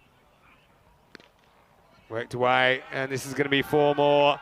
Going to get straighter. Rohit Singh, he's going to have to go again, and not long in this one to go. Just a dozen more required. 59 for no loss. Okay, look, this is going to be really disappointing. It's going to be a disappointing end for Indo-Bulgarian. It's not the way they wanted to go out. They just weren't able to get their fighting spirit here. But they've given us some good moments, haven't they? Yeah, they sure have. But they've had such a range of performances as well. I mean, I've liked to see Prakash Mishra getting a couple of half centuries. Yeah. I've liked what Webster and the Express Batten have brought to the team. Let's see how their journey continues this season in the Bulgarian domestic competition. Yeah, it's a really great opportunity for them to play some cricket, and I think the presence of them in some domestic matches, which I know they're planning to this season, I think that may raise the standard of the whole competition. That's only a good thing. Yeah. Well, this is miles in the air. Patel wants it. Well, he's turning around, and he's going to almost catch it. And this is one. Oh, that's a nasty one. Well, this is what I'm talking about. When they go straight up and you're up to the stumps, you've got no reference point. So he ends up doing a full 360, and then he almost contorts himself back like he's doing the Olympic gymnastics. Just have a look at this. Round and round the garden like a teddy bear. And I don't know if we've got Patel. He ends up in a nasty position. Doesn't have his hands to break his fall. It's a WWE style takedown by the Kookaburra. Yeah, not nice. Now this is going to be 4. Nice cricket shot. Ejaz getting better and better. This partnership now with 65. He moves into the 30s. And now Burovica, they can win this game with one swing of the bat. Yeah, they can do, and it's probably going to be all over in the next over. But look, one thing you will say with the Indo-Bulgarians, I just want to say to the likes of Prakash Mishra and also to Chris Lakov, who's here, and he's the president of cricket in Bulgaria. Keep up the good work. Look, you've really impressed us so much what you've done in Bulgaria. Keep it up. Keep getting those youngsters playing the cricket and keep improving, because you have improved loads. So, and thank you for some of the exciting and entertainment matches you've given us this week. Yeah, for sure. So coming up next, Brigade Griffins. This will be really interesting. Rematch of match 1 on Monday morning. That's the 20th match, as we see that one coming your way. And it won't be too long before this one's done. That's 4 more. And Butty joins Ejaz in the 30s. You can see this one just not really where Lakov wanted it. I think helped around the corner. So, yeah, I've got to say kudos to the Bulgarians. I'm going to put down a challenge to all the train heads in the chat. Why don't you join us tomorrow on Finals Friday? I'd love to see you engaging on Finals Friday, because I've really enjoyed the, let's just say, some discussions. Corey's in there as well at the moment. So, yeah, don't be a stranger tomorrow, guys. Lakov bowls a wide. This one ties the scores. Yeah, Lakov. And Chris Lakov is another one who's one that does a lot of work there in Bulgaria. He hasn't probably had the best of tournaments. As we see this delivery, will it be the last? Nope. Ooh, well, almost gets a bit on this. But I'm going to say that he's probably been the unluckiest bowler. Yeah, I've got to say Lakov, I've liked what he's brought. He would be the first to admit T10 is probably not what he's suited to, but he has just tried to use his cricket brain and experience to deliver something. I think he held this innings together in the first half. He's the reason they got to 70. But right now he's bowling, and this one will do it. Gets chopped over the keeper. And Negi, although he fumbles it, it'll just be the single that, unfortunately for Indo-Bulgarians, sees them eliminated on Super Thursday. But Burovic, the Norwegians, well, they can be very proud of their efforts. They earned their 4th place, getting there because of a win last night against Indo-Bulgarians. And now they've repeated the win here on Super Thursday, which means they will go into Finals Friday as the 4 seed. They will play the team that finishes 3rd out of the top 3 today. And they'll have to win 3 more matches if they're going to represent their nation in Championship Week in Week 6. So look, credit to Burovica. They deserve their victory. They outplayed Indo-Bulgarians twice in a couple of days, so they do deserve to be there.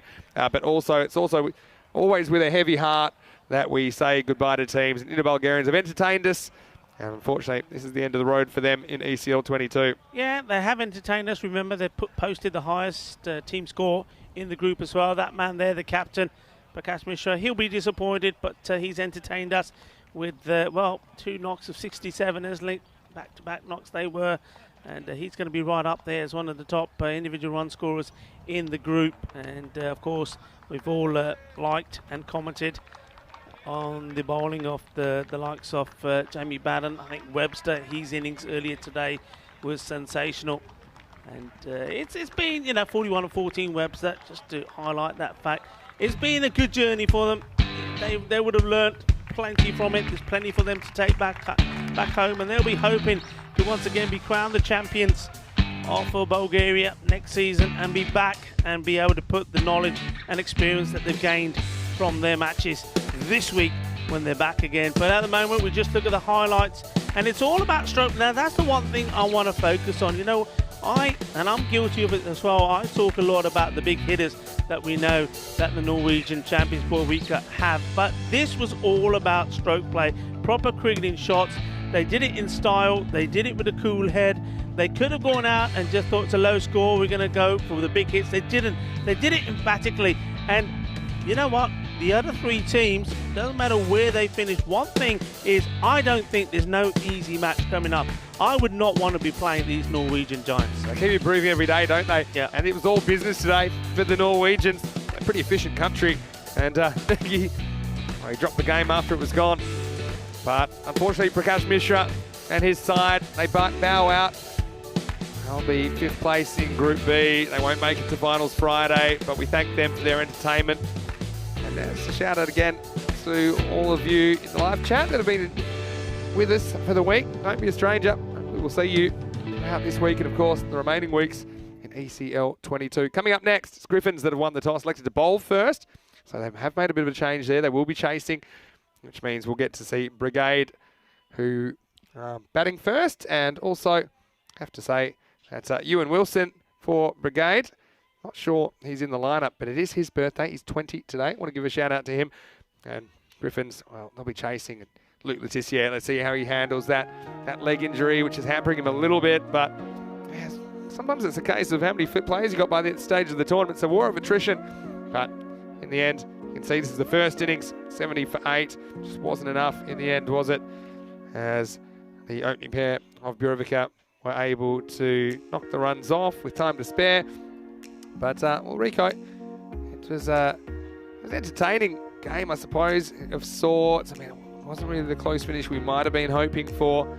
But you can see that the top 3 from the last game of Webster, Mishra and Jamie Batten just not able to reproduce that kind of thing and eliminated number 2.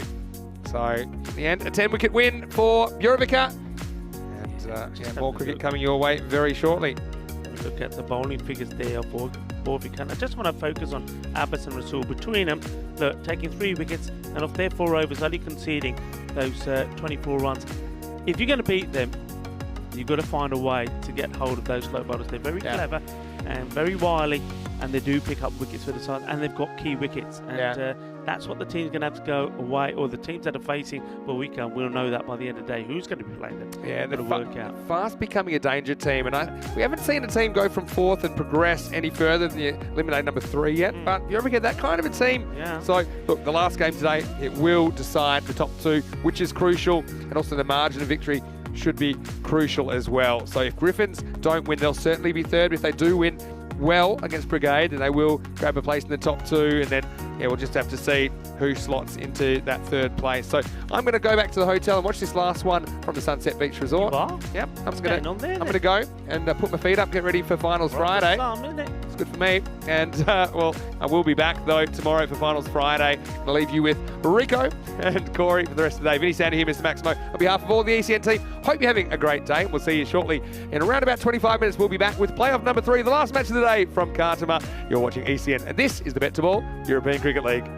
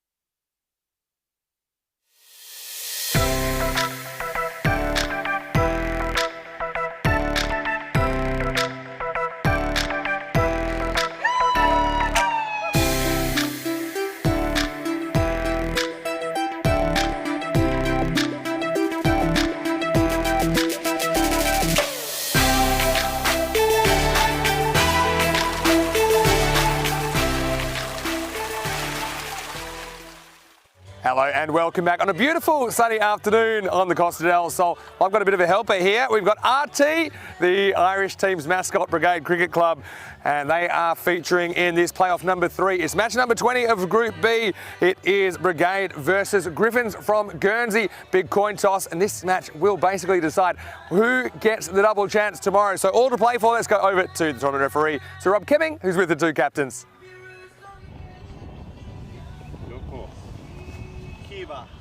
Keeper is called. It is keeper. We'll have a bowl, please. Good. Well, it is Kiba, and it's called correctly by the Guernsey skipper, Luke Letizia, and he decides that he wants to have a bowl first, so they're going to be chasing. Well, RT, no luck with the toss, but maybe some luck for the Irish, who haven't lost since this matchup on the very first match of Group B on Monday morning. So I think it's going to be a big one. I'm going to leave you with Corey Rutgers and Rico Full for the rest of the afternoon. I can tell you the news from the toss is that Griffins have won the toss, and they're bowling first. See you later. See you later, Vinny. And RT will make sure he leaves RT behind, folks, because he says he's on his way back to the hotel. Says he's doing a bit of admin. Yeah, I don't believe him at all. Welcome back, everybody. Rico Full here, and looking forward to this match. I think it's going to be exciting as you look at the view.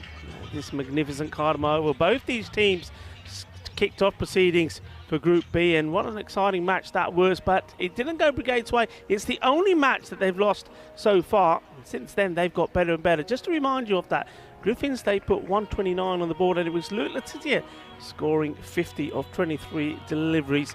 And, well, despite Graham McCarter's 30 of 17 deliveries for Brigade, they fell 53 runs short. So it was quite a crushing defeat, but I have to say, Brigade, they've got better, and Griffins, they've had a few blips along the way. And one of the concerns for Griffins will be the fitness of Luke Letizia. I know that earlier on in the early match, you could clearly see that he was in quite a bit of discomfort.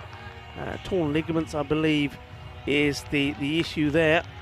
So, interesting match. Remember, if Brigade win this, they will clearly finish on top of this group that's been set up today between the top 3 teams. And that's a massive boost for them. Griffins, if they beat Brigade, then it's all going to go down to net run rate. Rico Full here, and alongside me is a man that I know is very keen to watch this match between 2 talented teams, Corey Rutgers. Thanks, Rico. Yeah, I am excited for this one. I mean, this is the last match before Finals Friday, and plenty at stake, and you sort of feel that in that T10 format, you really want to have that double chance. And you take a quick look at the lineups, and, well, Andrew Britton, he's important with bat and ball, the captain of Brigade. He needs to have a good game, and even though Luke Letizia has got a bit of an injury, you still feel he holds the key to the batting, but has some good support in the middle there from Martin, Martel and Hooper. So it should be a good one. We look at the predicted scores, and, well, Griffins are expected to score 8 runs more, and, well, they're statistically a little bit better, but I think my feeling is Brigade, they have the momentum at the moment. They're playing some good cricket. They are playing some good cricket, and I think also the thing with Brigade is they are managing to raise the level when they have to. If one player doesn't perform, somebody else comes up and does the job. And also, and the key thing is here, they do not seem to have any real fitness or injury issues. Yeah, absolutely. And I see a few messages in the chat asking about what do Griffins need to do to get over the top in the net run rate. And obviously, if they win, every team's going to finish 1-1.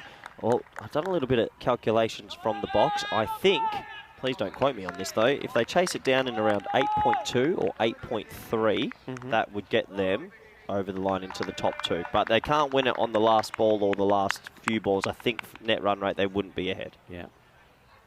First ball, it's Bishard. Oh, and he gets this one through. Big swing. And that's it. Graham McCarter. He's opening up with Ryan Macbeth. 2 openers. This one. I know McCarter's had a pretty serious leg injury as well. He's not running well, so it sort of evens it out. Letizia and him are 2 injured players on the field.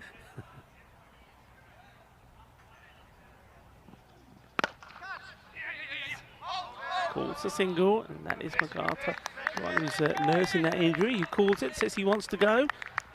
And, earlier today, it was touch and go. Both these teams, and we saw that Griffins, they got it They were defeated by the Royal Tigers in brutal fashion. They're looking to bounce back. Shorter one and beautifully put away. What a lovely shot that is. Stands up tall, doesn't he, Corey? Stands up tall and puts it away. Nice shot. Yeah, lovely shot that. Glorious way to hit the first boundary in this pretty important clash. And Bichard, he can be a little bit guilty of being a bit too back of a length, and that is a short ball put away. And the first boundary, nice shot. Yeah, it's a nice shot. Macbeth coming in just to maybe get going in the power play as opposed to the captain, Andrew Britton. Take the single here. Yep, deep mid wicket in place, so an easy single there. And well, Brigade, they had that shock result at the start of the tournament, but since then they've played some pretty solid cricket. They've been tested a few times, and they'll be hoping to get to that 110 mark.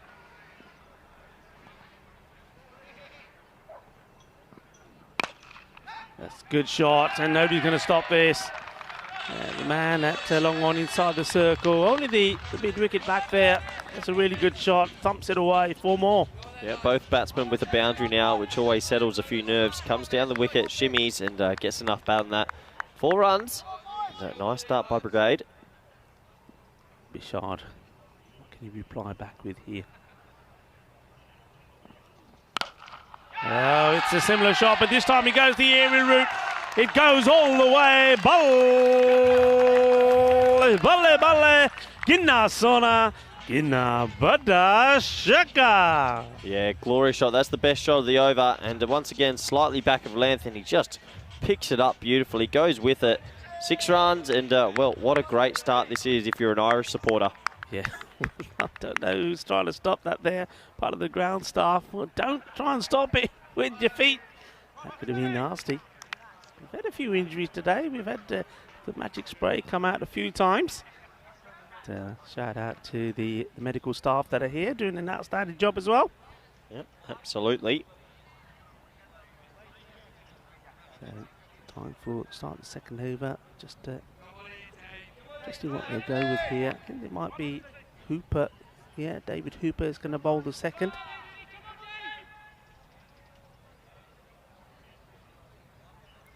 Yeah, we see the keeper, Martin, come up to the stumps now. He's been really good up there. A few stumpings, and he's a bit of a live wire. Short, hit, hard, all the way. Maximo, 6 more. Yeah, poor start here from Griffins. They haven't started well. They've bowled some long hops, and they're all being punished. Nice shot for 6. And that's straight out the middle of the blade. Yeah, far too short, and rolls on this, hits it on the up, goes all the way. Not the best of starts from Hooper. And this one's also short, and it's 4 more, 6 and a 4, and he's hungry for more. And it's Macbeth who's on a roll here at the moment. Yeah, another short ball, and I mean a lot of balls are being pulled or hooked away, and yeah, easy pickings. I mean, we said they're going to have to chase it down in around 8.3. Well, they don't want to be chasing 130. Happy captain there at the moment, Andrew Britton. Better reply, better areas, good take on the keeper standing up, Jason Martin. Yeah, really nice take that, and good adjustment from Hooper. That's the line. I want to bring that offside inner ring into play.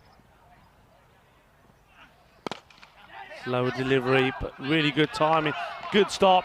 Gets down now. He's going to chase it. Will he stop it getting to the boundary? He does. And that's nicely done. A brilliant effort. I mean, he's gone twice. He dived to his right. It was absolutely smoked off the front foot. Dives down, got a big hand on it, and then followed it up. And really good work out there. Glenn Letitia. Who else? I mean, so acrobatic. Excellent work from Glenn. That's another one through. So Hooper starts short. He does seem to have got his line back where it needs to be.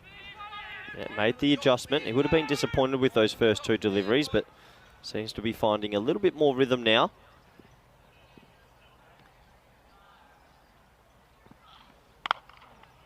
One is pretty wide. I think it may have been called a wide ball if he had left it. Chose to go after it. He was trying to get that in that gap, wasn't he, between third man and point. Misses out on it, and it ends up being a dot ball.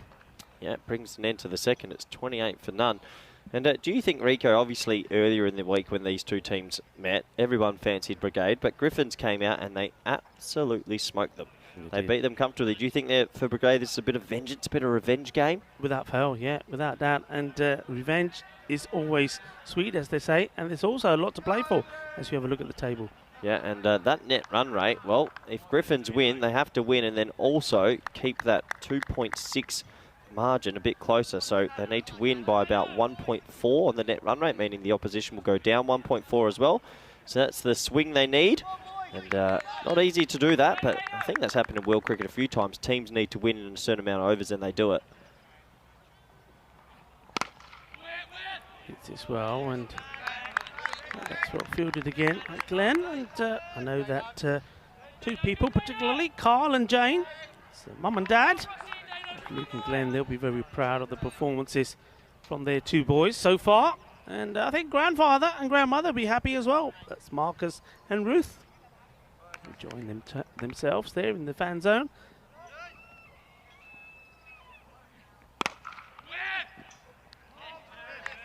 And that's Luke, who gives it away with the side Hobble. hobble. Yeah, it's not too often you see an injured batsman smoke it to the injured fielder.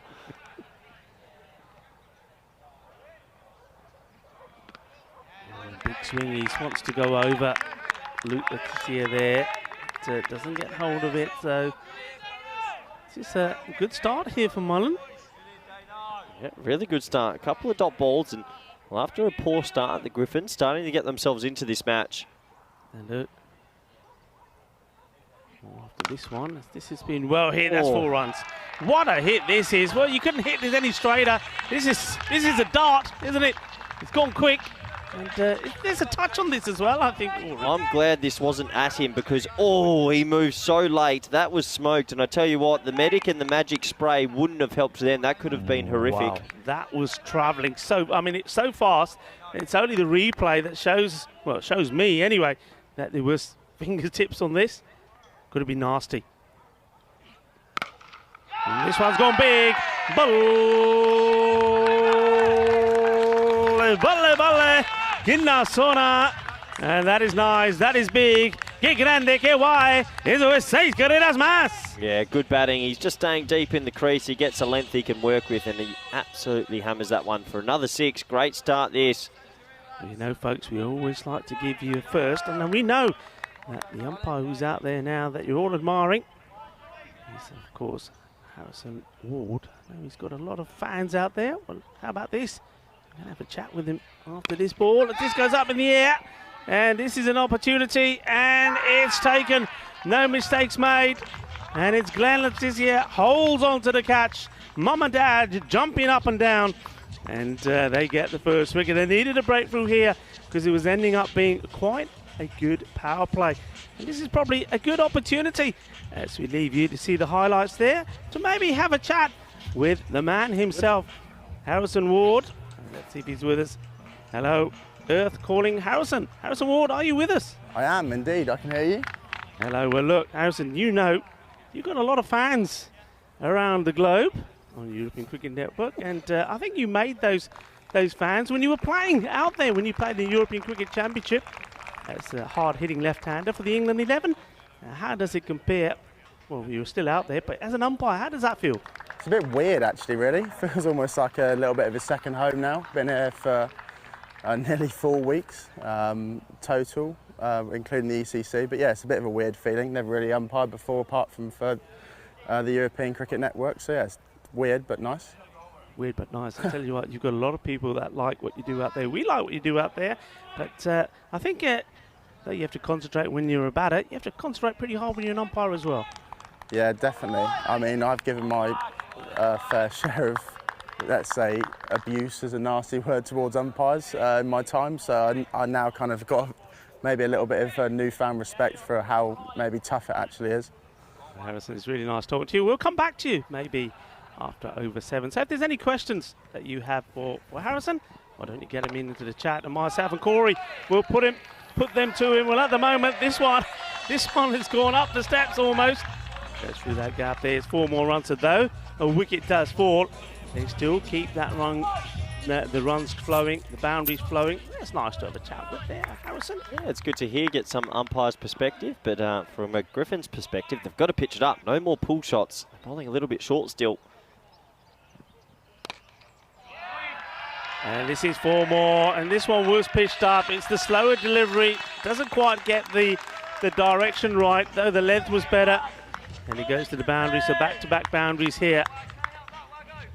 Yep, it's good batting. It's not an easy game to be a bowler. He went full that time, but overcorrected a little bit, did Wakeford. So 2 boundaries to start this over, and I mean, 46 after 3.2. Macbeth's flying, 25 off 10. He's on his quarter century. Shouldn't they celebrate for a quarter century in the T10 format? It's a good point, isn't it? When you think you haven't got so many balls to face. Oh, this is a good shot, and that's going to clear the fielder out there. This is powerful.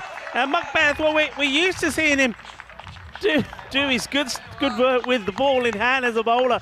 Well, he's a pretty fine batter as well, and maybe we got a master blaster in the making here as well. What a shot! Yeah, brilliant batting. I mean, he's gone 4-4-6, and he is more than set at the moment. They need to dismiss him soon, otherwise they're on for a really big total.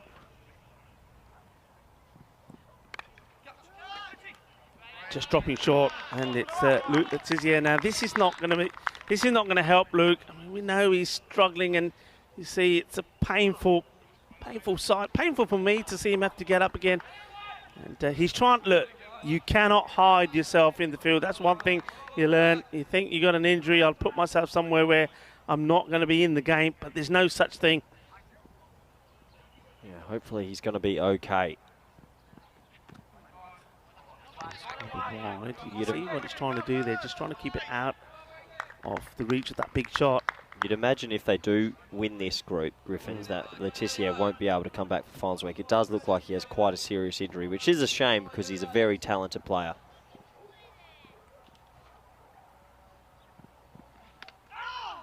Swing and a miss. Good work behind the stumps again. And of course, no doubt about that, just Martin, he's been so good behind those stumps. Yeah, he's been the best keeper in this Group B so far. He makes a difference. I love his energy. And even with his batting, he runs really well between the wickets. He's been a bit of a live wire. Makes a big difference when you have a keeper who's so switched on.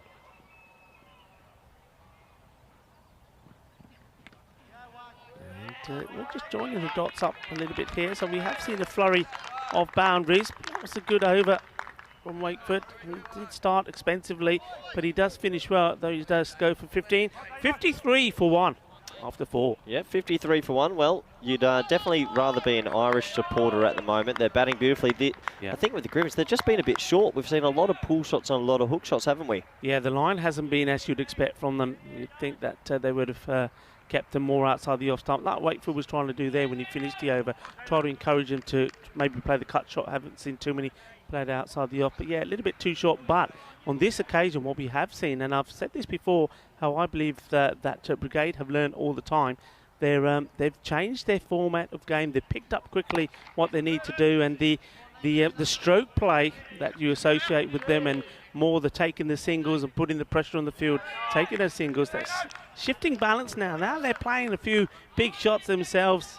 Well, if you like, they're shaping up nicely going into tomorrow's finals day.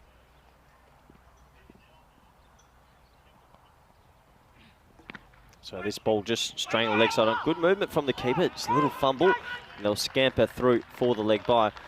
And, well, yeah, that double chance is ever so important. And Brigade, they'll be feeling if they can get themselves up to that 120 mark, it's going to make it really difficult for the Griffins to chase down, because tomorrow, 1v2 in the qualifier first up. If you lose that, then you play the winner of the Eliminator 3v4, and Borvika are waiting there.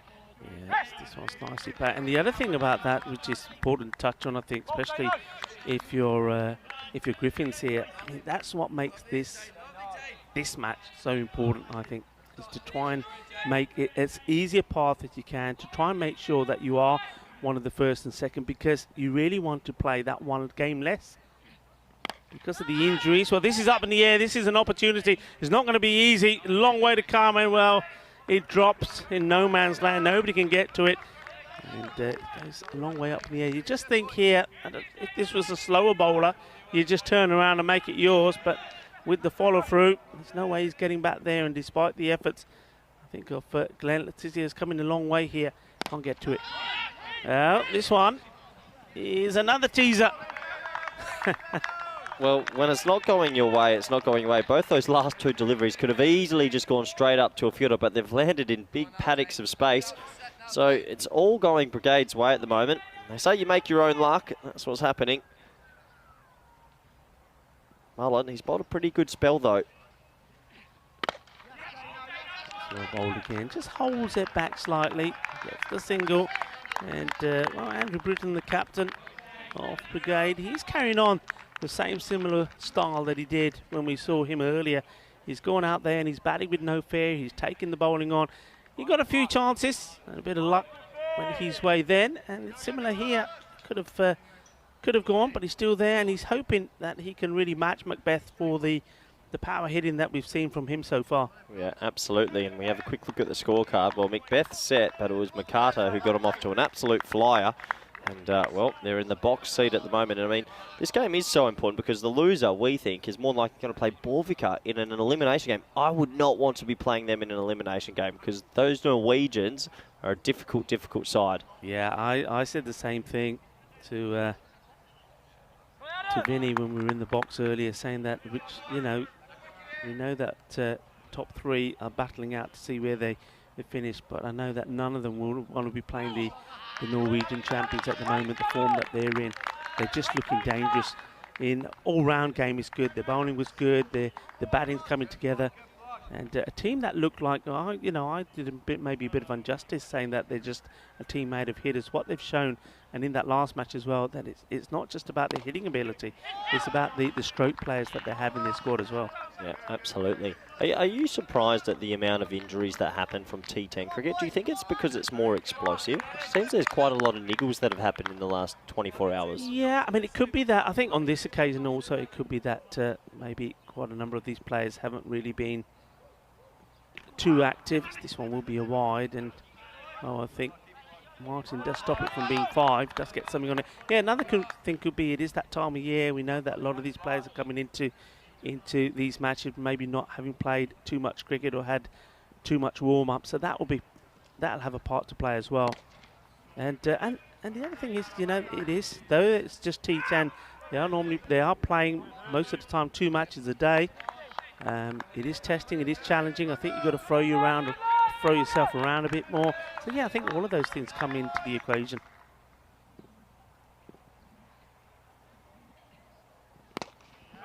Nicely played. I mean, that leads me on to a question for you, Corey. I mean, as a coach, and of course, those that don't know, you're also now the national coach for the Cricket España, the Spanish national team.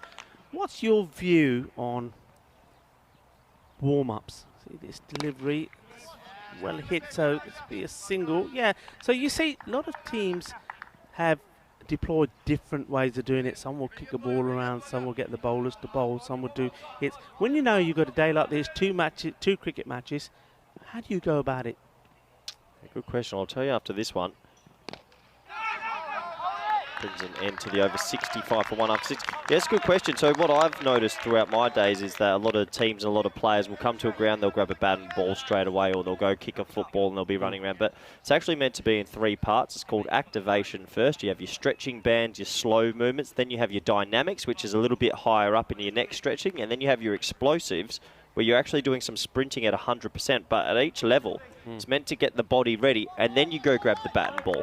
What a lot of club cricketers do, of course, they get to the ground and they go bang straight into something, and that's why injuries happen. And that's where the sort of injuries get, like the hamstrings maybe, and the muscle pulls happen because you're just not ready for it. Yeah, absolutely. And I do think this T10 game is really, really explosive, and playing 2 a day, it might not sound like much, but it's such a jerky sort of sport because you got to go this way, you got to go this way all the time.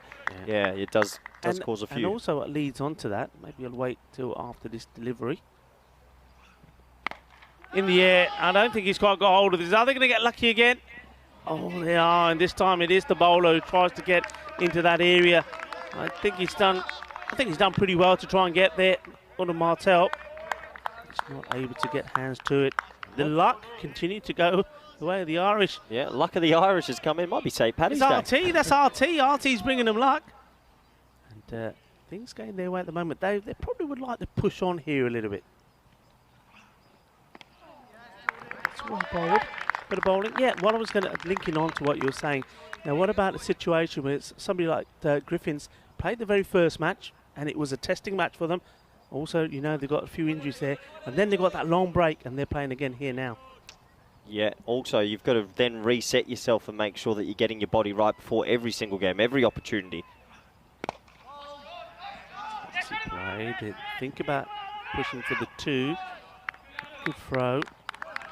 And it's getting to that time of day now as well, as the sun gradually starts to make its way down. You'll start to see some of those long shadows in the field of play. So you need to think about how the ball is thrown into the keeper or the bowler if it goes to the leg side.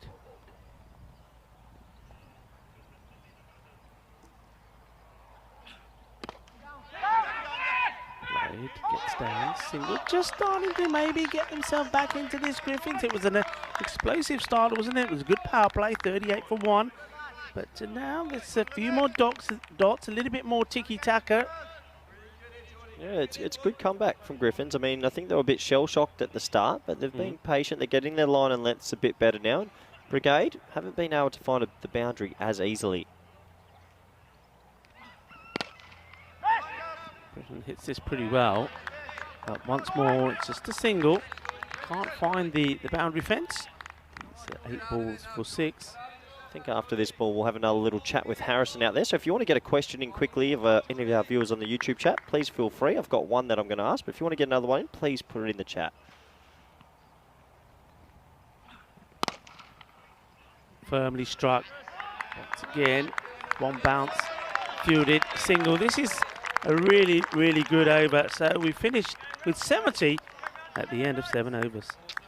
And we'll go in live now. And Harrison, can you hear me, Harrison? I can indeed. Nice, Harrison. It's Corey, your best friend here. But, hello, mate. Mate, we're going to be a bit interactive. We've got a question here from Wasmatron, who is one of our viewers. And he said, when you're umpiring and the batsman moves outside the off stump, how do you judge where the offside line is? How do you do that as an umpire? I just feel like the line definitely moves with the batter. Yeah, and how do you judge the depth of that? That's smoked out to deep mid-wicket. And Volt, really good fielding. That'll just be a single. I'll let you finish that answer, Harrison. So how do you judge that? It's not easy. I think it's just up to the interpretation of the umpire, really, to see whether how far he moves and how far that line moves with the batsman he moves over. Thank you, Harrison. And Martel, and this one should be taken. The wicketkeeper says it's mine, and when Jason Martin says it's his, you don't argue with him, because he normally takes anything that comes his way. So to do get a wicket is an important stage to get a wicket, because you just felt that Griffins were just getting themselves back into this game. Andrew Britton, he's been out there for a few deliveries, hasn't been able to find the boundary. I don't think, Corey, he's going to be too disappointed that he's having to go here. I think he realises maybe he chewed up a few too many balls that he would have liked for not as many runs. So he'll make way for, I'm sure, somebody else that'll hopefully give Macbeth a little bit more support. But Macbeth, well, he's on up a 50 here, 41 to 25. Yeah, absolutely. And, well, it wasn't his day with the bat, but I'm sure we'll have an opportunity later with the ball. And, well, they've got 8 wickets in hand still with only 2.4 overs left. So Andrew Britton goes for 6 off 9, just never really got going. But you imagine they're going to throw their hands at nearly every delivery that is left and try and get that score up. And I remind you, we think that Griffins might have to chase this down in around 8.3 or 8.4 overs. Sort of reminds me of when the Netherlands chased down the Irish score of 180 odd in 13 overs to qualify. So it can happen. They've got to keep believing, do the Griffins. Hussain comes out. And is he going to go first straight away? Well, he goes big straight away. Remember, early on today, Hussain, he was gone first ball. And this time he decides he's going to go big, hits the ball well, and gets the 6. Absolutely cracks this, goes over the boundary. He's having a good day so far, certainly with the ball. When he got the match award in his last match, took a great catch as well. Didn't quite perform with the bat. He's looking to provide the support needed and the acceleration needed here for the Brigade team to try and get to a score around about, well, between 110 and 120, I think. Yeah, they're on track for it. I mean, they have so many wickets in hand. Shot. That is a really good shot.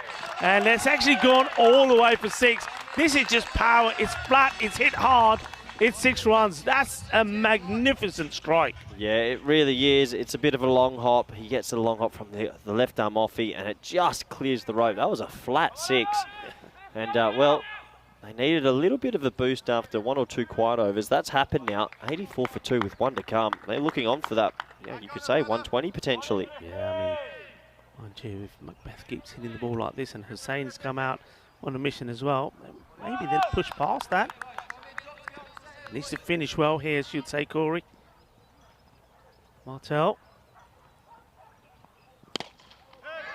He does, it's a single, so Macbeth will retain the strike as the over comes to an end. 85 for 2, 8 gone. Tell you what, Macbeth's pretty talented for someone that's playing on one leg. Be scared to bowl to him if he had 2 legs right now.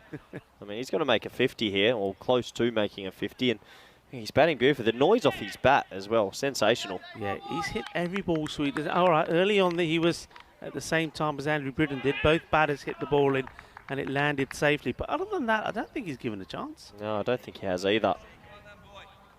And Brigade trying to bat themselves into that 1v2 match tomorrow. The double chance, oh so important.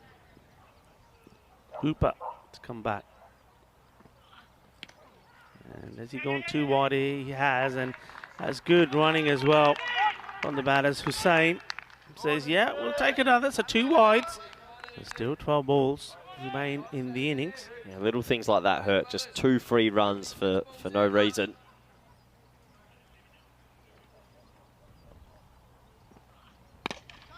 There he goes, straight down the ground, and the fielder thinks about the catch, but in the end decides against it. That's Bishard there. I don't think I've seen so many balls just land a metre or 2 from the fieldsman without them having a chance. It's a dot ball in there, so that sort of makes up for the first delivery in the over, which was the wide. Dots are magical. Looking to go over the top. Looking to get his 50 in style, Macbeth maybe. And this one, well... What type of style is that, Rico? Well, I was going to say, looking to get it in style, but sometimes I would say they didn't give a chance, but this is not really a chance, but a bit of luck, and he should savour the applause of the fans and those watching and his teammates, because he's done an exceptional job for his team. Well batted, बहुत अच्छी batting की थी अपने Ryan Macbeth ने अपनी 50 बनाली 52 of just 29 deliveries. Yeah, brilliant innings from him, and he deserves this 50. That was probably the first loose stroke, the underneath edge that went for 4, but since the moment he's been out there, even though he's on one leg, he has hit the ball so hard, and now he's got 9 balls. I call this party time. You're on 50, you've done your job, you've got 9 balls, go enjoy yourself. How many 6s can you hit? It's firmly, but to the fielder. And we get a single, and gives Hussein a couple to face. Hussein, I think he'll be thinking that he probably doesn't want to give anything to Macbeth in these 2. He'll want to go big himself. This is cleverly bowled, really does keep the pace off this. Back of the hand, I think this from Hooper. Yep, good call, good spot from you, Rico. Back of the hand delivery, brave bowling, and just dipped on the batsman a little bit. And well, they do take the single, which sort of surprises me slightly. I thought it was going to be the case of trying to crack a boundary, so that it would be Macbeth that faces the final 6 deliveries. 94 for 2, 6 balls to come. So the 100 still on. The one we were saying between 110 and 120. But that, well, it's going to take a couple of big hits to get there. Yeah, it will take a couple of big hits. I think in the middle overs, Griffin's actually bowled quite well. They'll be disappointed with their power play bowling in this game, but well, Brigade, they still want a big finish. They're still going to want to get to that 110, so make them chase 110. So can they get 15 off the last? And not an easy thing to do, but you've got 2 batsmen who are in.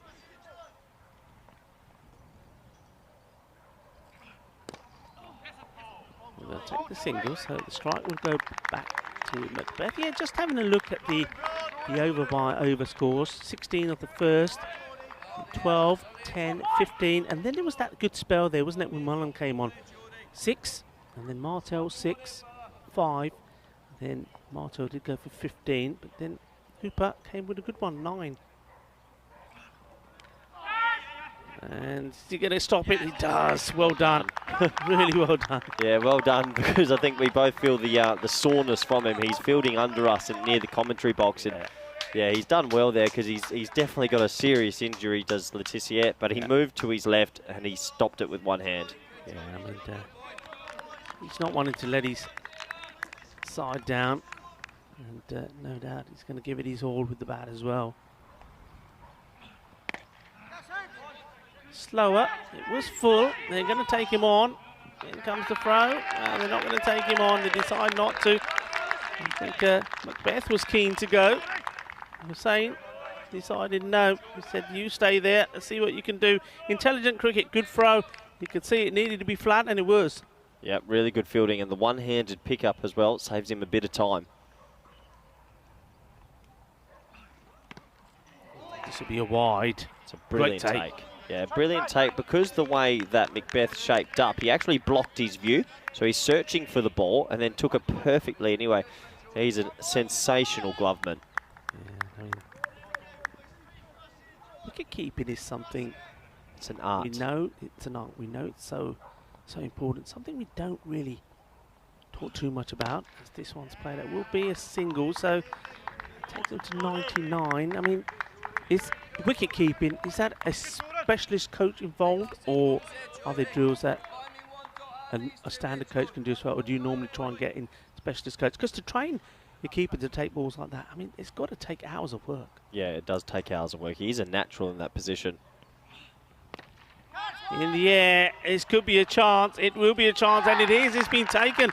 So with the ball to go, it's 99, 3 wickets down, and all of a sudden, Griffins, they have found themselves back in this match. It didn't start so well. It was 58 for 1 at the halfway point, but then, like I said, there were some good overs there for Mullen and Adam Martel, and they clawed it back again. And though there was that slightly expensive over 15 from Adam Martel's second, David Hooper gets a good one in here, and Gordon Martel, whose first over just went for 5, well, he's finishing with a good one here, it looks like. So they've really got themselves back in this match. Yeah, can you read to me the first 3 overs again, Rico? Well, I know you've loved your stats. And 16, yep. 28 and 38 for 1. That was the power play. 38 for 1. So, I mean, they've come back brilliantly of Griffins, because after that start, we thought 120. We definitely, and that's batting that, but I mean, they're going to restrict them to around about 100 here. And about half an hour ago, you never would have thought that. So that's going to give them a red-hot chance to chase these down quickly. Yeah. Yeah, I mean, Macbeth, who's out there, he's got 52, he's now 55, taking him 32. So he's had just over half the number of deliveries in the innings. And that means that the other half of the batters haven't been able to do too much. Well, there's another player who's struggling with an injury there as well. Well, Griffins. The question here is if they do go all the way, will they have 11 men out there? Maybe not. Struggling there. Who's that? That's Mullen. Didn't look too bad when he was bowling. This is going to be a wide. And that's a bit disappointing, I think, for Martel. He's bowled really well. Just trying to finish it well with that wide brings the 100 up. The 100 is on the board. How hard's he swinging at this, Rico? Very.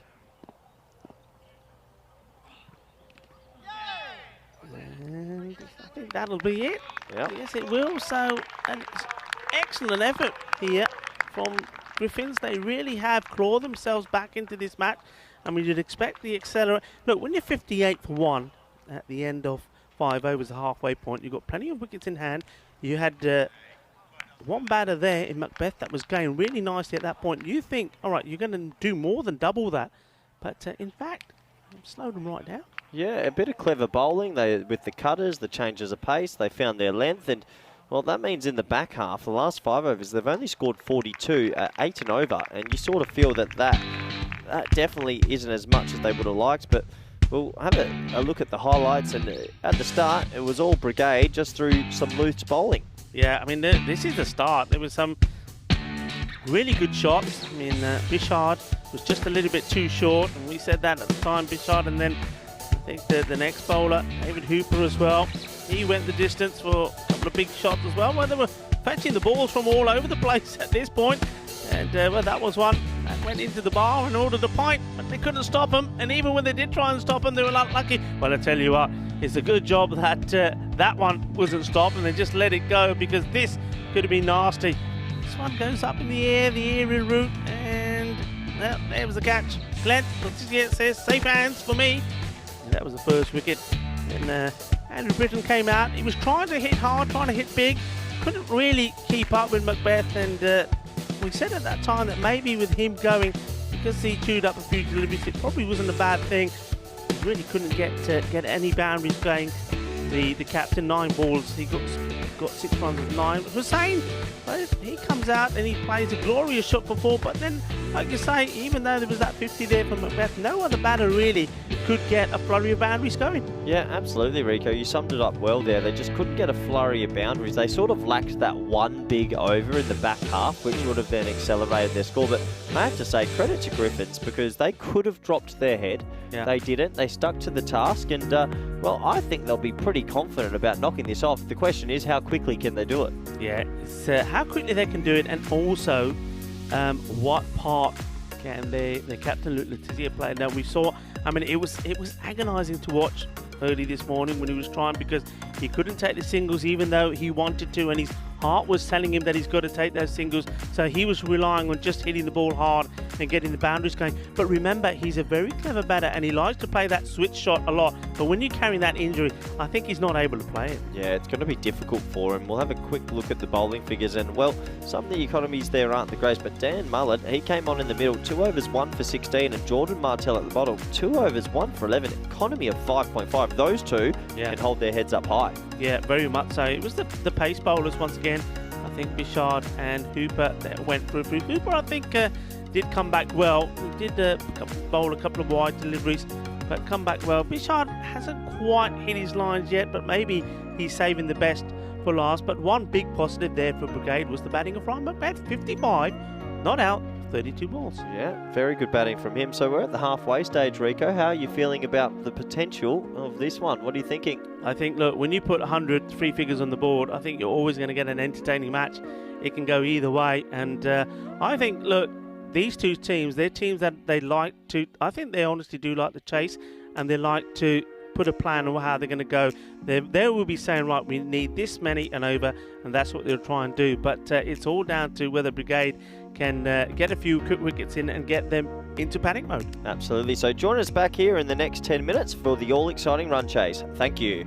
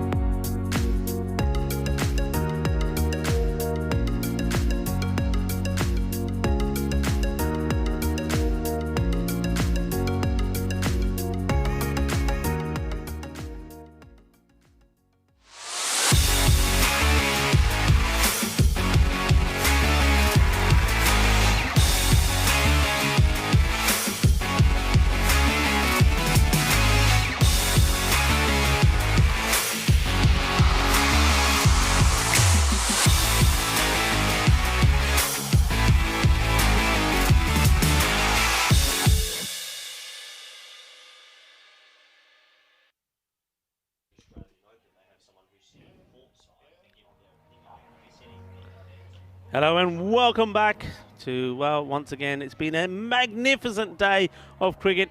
And it's been a pretty good day weather-wise as well. Highs of 24, the sun is shining, and it's nice to see so many people here in the fan zone enjoying themselves, enjoying the cricket.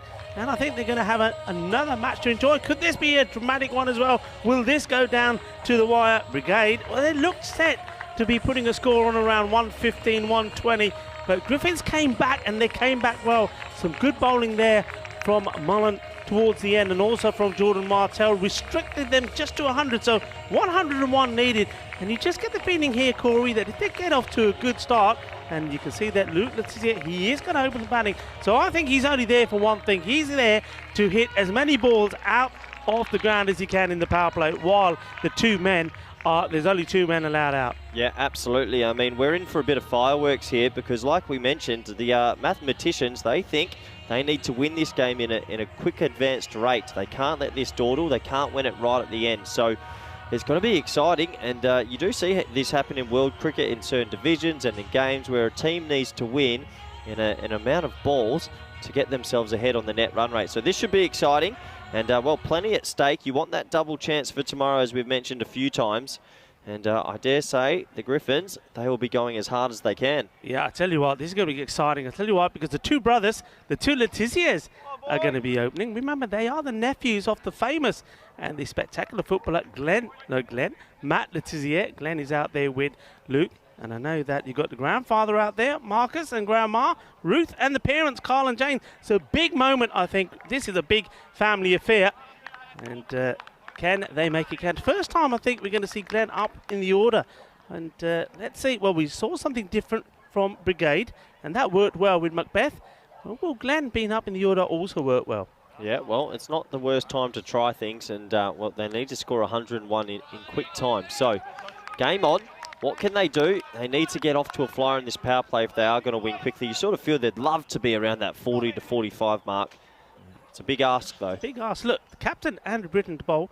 Do you reckon he gets some stick in Ireland for being called Britton? Short. Hits down into the ground.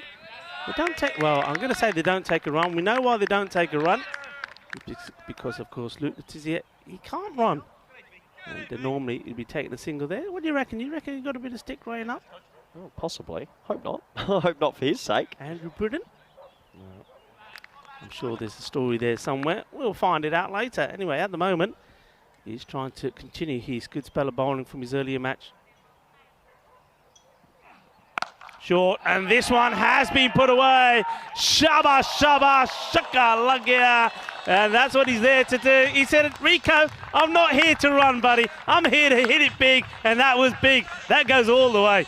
Yep, short ball. Well, he tried this short ball earlier and it worked against the Royal Tigers. Not this time. Letizia sees it. It sits up and he put that a long way over the boundary. Oh, name and shame him. Come on. Name and shame him. Who was that putting that down? This one's played in the gut. Well, I tell you what, I hope that wasn't the birthday boy.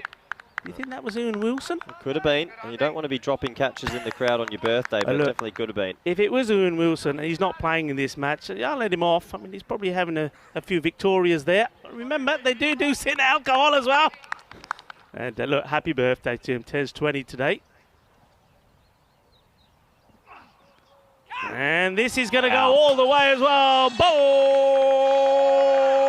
Volley. It's showtime at the Cartama Oval. It's time to get funky. Well, for me, that shot of the tournament, Rico, the old reverse Malachi, and to catch up with it off a seam bowler, not easy. Well, 2 sixes to start. Impressive start. They know they need to win this quickly. Yeah, and like I say, he knows that the runs that he's going to turn down in the singles, he's got to make up with the big hits. And this time, well, he'll just gently plod along to the other end. He knows that he's done his bit. 2 boundaries, takes a single. And now says to his brother, there you go, over to you. Not too often you see brothers opening the batting together. I'm just trying to think off the top of my head if I've seen it before. It's very rare. Maybe Andy and Grant Flower from Zimbabwe. Any others? Well, let us know in the chat. There's a question for you. But this one scooped up in the air. Is it going to go to hand? No, it doesn't. We had a few times where Brigade got a bit lucky. Ball falling in between fielders. So maybe that just evens it up slightly. And that will be the end of the over. And it's a good one, 14 with that loss at the end of the first. Well, we said they wanted to be between that 40 and 45 mark. So after 3, if they keep this up, they'll be on 42. Really nice start. And well, both opening bowlers on each side have been a bit guilty of bowling it short and back of a length and being pulled away. So what will Letitia, well, we've got 2 Letitias, what will he do now? He's on 13, the other on 1. Power play time, they need to keep going here. They can't take their foot off the accelerator. Yeah, I mean, I think this is all about, I wonder how Glenn will go about this. Is his role just to try and get a safe single, save that Luke can get to the other end and let Luke do the hitting? Well, seems that way, though this one, Luke, give him his due, he seems to be moving a little bit more freely than he was this morning, and I know that he's been having physio done on that all day long, and maybe for him personally, that rest has done him some good. Yeah, rest always does help. You do feel for him. He started this tournament brilliantly, but leg injury is definitely hampering his running. He'll be wanting to stand and deliver while he's on strike, though. It's nicely played. This is timed beautifully. This is 4 runs. And, well, we've seen the brute power of Luke Letizia. Now we're seeing the elegance as well. A lovely shot. 4 runs. Yeah, great shot there. Just shows that he has a little bit of touch as well. He doesn't have to be brute force. He just helps that off his leg. Clever batting. And a good one for you kids out there. You've got to have both sides of your game, power and touch. What's he going to do here as he comes in once more? And this one's gone high in the air. Well, this is going to be a catching opportunity. Should be caught. Is caught. It's the big wicket, Rico. And he's going to go. And a little bit of a send-off on the way as well. Well, captain to captain, I think this is. Looks like that's Andrew Britton, is it, that takes the catch? He's got the shades on now. Well, look, that's clever. We said if you're going to be fielding at that side of the field, you're going to have to get yourself some shades.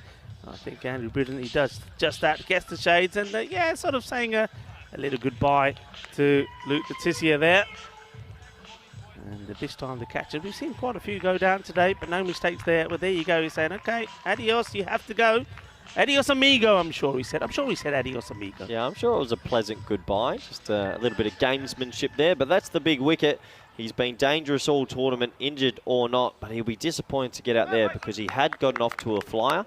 And, well, his day will come to an end, and hopefully he can rest that leg up for finals Friday tomorrow. Luke Letizia dismissed for 17 of 7, 1 4, 2 6s, and striking at 242. Pretty good T10 innings, that. Yeah, it is. That's what he's there to do. He knew he had to do it. He knew he had to make an impact in the power play. He would have liked to, well, maybe put just a few more boundaries away, but what a good day that this man is having with the ball. Macbeth, he's shown what he can do with the bat, scoring 55 runs. Now he's picked up a wicket as well.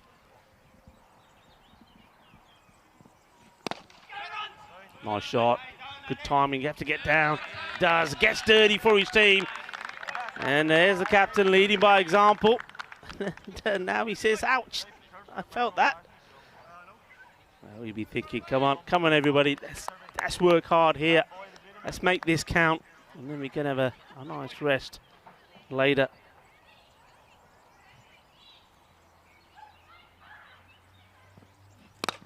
Well bowled, well pitched up, and nicely played as well. Just keeping his shape there. Now this is, I think, time maybe for brother Glenn to take control and be looking to play a few shots himself. Yeah, he's going to try and also keep this rate up. I mean, just to remind our viewers, we think they need to win this in around that 8.3, 8.4 margin, not 10 overs. They have to keep going. This one was over pitched, and that's a great stop. And you know, sometimes when you say the fielder's got to get down, got to get early, because if you don't get down, that ball gets past you. It's 4 runs. That's the way to do it. Great stop. Yeah, really good fielding. Brings an end to the second. 22 for 1, and well, I think at the end of this over coming up, we are going to go back to our on-field umpire, Harrison Ward. So if anyone in the chat wants to get a question in, you've got 6 balls to get it in. And I think this time Rico will be delivering the message. So you've got 6 balls. But we look at the net run rate now, and this is what we mean. Griffins have to well, they have to make the margin closer, if not higher, and win by about 1.4. That would bring Brigade down by 1.4, and they would go ahead and get the double chance. Yeah, absolutely. And, once again, what a magnificent day. Those views, you don't get tired of seeing those views. And, I'm pretty sure, Corey, that's why you wanted the job of the head coach of the Spanish national team. You just wanted the sunshine, didn't you? Yeah, I've lived in Holland for a few years now, and I tell you what, there's some dark, cold months. And when I relocate to Spain, I think I'll be a lot happier and a lot warmer. It is a glorious part of the world, and it's so great to bring you live T10 cricket from Cartama. I mean, 5 years ago, who would have imagined of this? And now look, it's unbelievable. And remember, if you've got nothing planned for tomorrow or the weeks ahead, this one is crunched, well stopped. And once again, good fielding. So Graham McCarter this time. Yeah, come and join us. Come and mingle with the players. Mingle with us, your good time crew. We'll be nice, I promise. We'll even tie Maxi up so he's not nice. But no, come and have some fun with us. And remember, we are on the road between Cartama and Coin. That's a straight ball. It's an absolute corker. And, well, just misses the outside edge. And the younger Leticia struggling to get it away at the moment. Good bowling, Brigade, just pegging it back a little bit. Captain Andrew Britton. I think he's second. Just trying to get a prize wicket. Just feel that any wicket here now, give them once again perhaps the upper hand. And well, this is going to be a wicket, and that is the upper hand, is it? Is Andrew Britton? Isn't he fired up for this one? First of all, we saw when he took the catch off Glenn's brother Luke, the captain. Luke says, yeah, he was happy about that, and just a little friendly goodbye he waved, and then now gets through Glenn here. Glenn, look, he knew he had to try and get the big shot in. Just taking his eye off the ball. This probably doesn't come up as much as he's expected. I think he thinks he's going to be shorter than it is. Doesn't come up as much, gets a little tickle on the way through, and gets a second wicket. So then Letizia, he does come up the order, but he's not able to have an impact. And he's on his way back out. Yeah, absolutely, and really good to see the captain there with what he's doing. And well, when you're a captain, you want to lead your troops as good as you can, and that's exactly what he's done. And for Glenn Leticia, he'll be disappointed with that. Only 3 off 5, and he hasn't been able to get the ball away there. So we're back to the drawing board for him. And well, Griffins, they're in a bit of trouble now. 2 early wickets. They need to find a way to get themselves back into this contest, and they need to do it post-haste. No time to waste. Well, if you're a Brigade supporter, if you're Irish, you're pretty happy at the moment. Yeah, a lot of tension around the ground. As Britton comes back in here now. Back to Martel. And gets that fiery delivery in right of the body. He wants to let the batter know that he's there and who he is. And really, I reckon he's got an extra yard of pace here this afternoon. Swing and a miss from Jordan Martel. Bowled really well. I think he's one of the main bowlers that's responsible for keeping this score to 100, him and Mullen. Let's see if he can contribute now with the bat as well. Last ball of the spell. It goes straight to the fielder. No run there. So that's the power play for you. And it finishes on 23 for 2. And well, there's been a few questions come through on the chat, so thank you for everybody. And we've got one here that we want to put through to Harrison. Hello, Harrison, are you with us? I am. Well, Harrison, we're gonna nice question that's come through here, and it's from Waza Martin, and he's saying if there was any rules that you could change as an umpire, what would it be? If you hit the ball over 90 metres, should be 12. I reckon, no, you're just thinking about yourself here. You're just showing off. Nah, it should be 12. You can't hit the, 12? you have to, if you hit the ball that far, it should be more than 6. So there you go. Well, I hope you like the answer there. Like I say, keep your questions coming, because Corey will have a chance to chat to Harrison Ward later. Thank you for your reply there, Harrison. Interesting reply. Of course he said that. I don't think he hit one over 90 metres at the ECC. Short in the air. This will go all the way, will it? Oh, just dropped short, but nonetheless, it's a boundary. Welcome runs. Much needed, much needed. I mean, the first over was really good for the Griffins, and then they got themselves a little bit stuck in a couple of wickets. But this is short and wide. You've still got to put it away, and he does exactly that. A much needed 4. And, well, I hope all our viewers enjoyed those answers. It was rather cheeky from the on-field umpire, Harrison Ward, out there. A couple of people saying that's a good answer. Well, if you're going to have that for a batter, well, what would you have for the fielding side? Think about that then. Oh, that's a good question. And again, and cut away. And this time, just the single. Well, that's a good question. I mean, if the batsman got a bonus, what would you give to the bowler? That's a good one, isn't it? So we've had the boundary, then the single here. It's very important that you're getting something of every ball here. Just have a quick look at the rate. The rate's not too bad. It's just gone over 10. But 10, as we know in this format of the game, is not particularly high. Once again, to the fielder, and you can see all the fielders there. They're always covering their eyes, trying to keep the sun out of them here at the moment. Yeah, they're doing a good job. Brigade are just doing what's required of them, and they're taking this game deep, and that will probably be enough to take them over the line. So Griffins, they need to make something happen. Firmly struck, and some work to be done by the fielder here again. Once again, well done. I'll tell you one rule that I don't like, and I know I've spoken about this a lot. I don't like the rule where, say, the bowler's coming into bowl and he's just released the ball, and then the square leg umpire, for whatever reason, and normally it's because the fielder's moving excessively, calls a dead ball, and the ball is smashed for 6, because that means that that run doesn't count. I don't like that. I think, go and see this delivery first, slower ball, and it's, well, yeah, he didn't try and disguise this one, but just gets a single from it. Yeah, I don't like that one. I think in that occasion, it's the batting side, they shouldn't lose out. They've done nothing wrong. I think the 6 should stand. Maybe change that perhaps to a no ball. Yeah, that's fair enough. I mean, there's plenty of little quirks in the game that could be looked at, especially in this T10 format. I think we control our own destiny here. And well, so do Griffins if they can get a move on. The ball well dug up as well. And it is another man who's hobbling around, McCarter, makes the stop. End of the over. So 4 overs down here now. And well, let's have a look at this. So this is what you're playing for. So remember, this qualifying first 2 will play each other, and the winner will automatically go through into the final.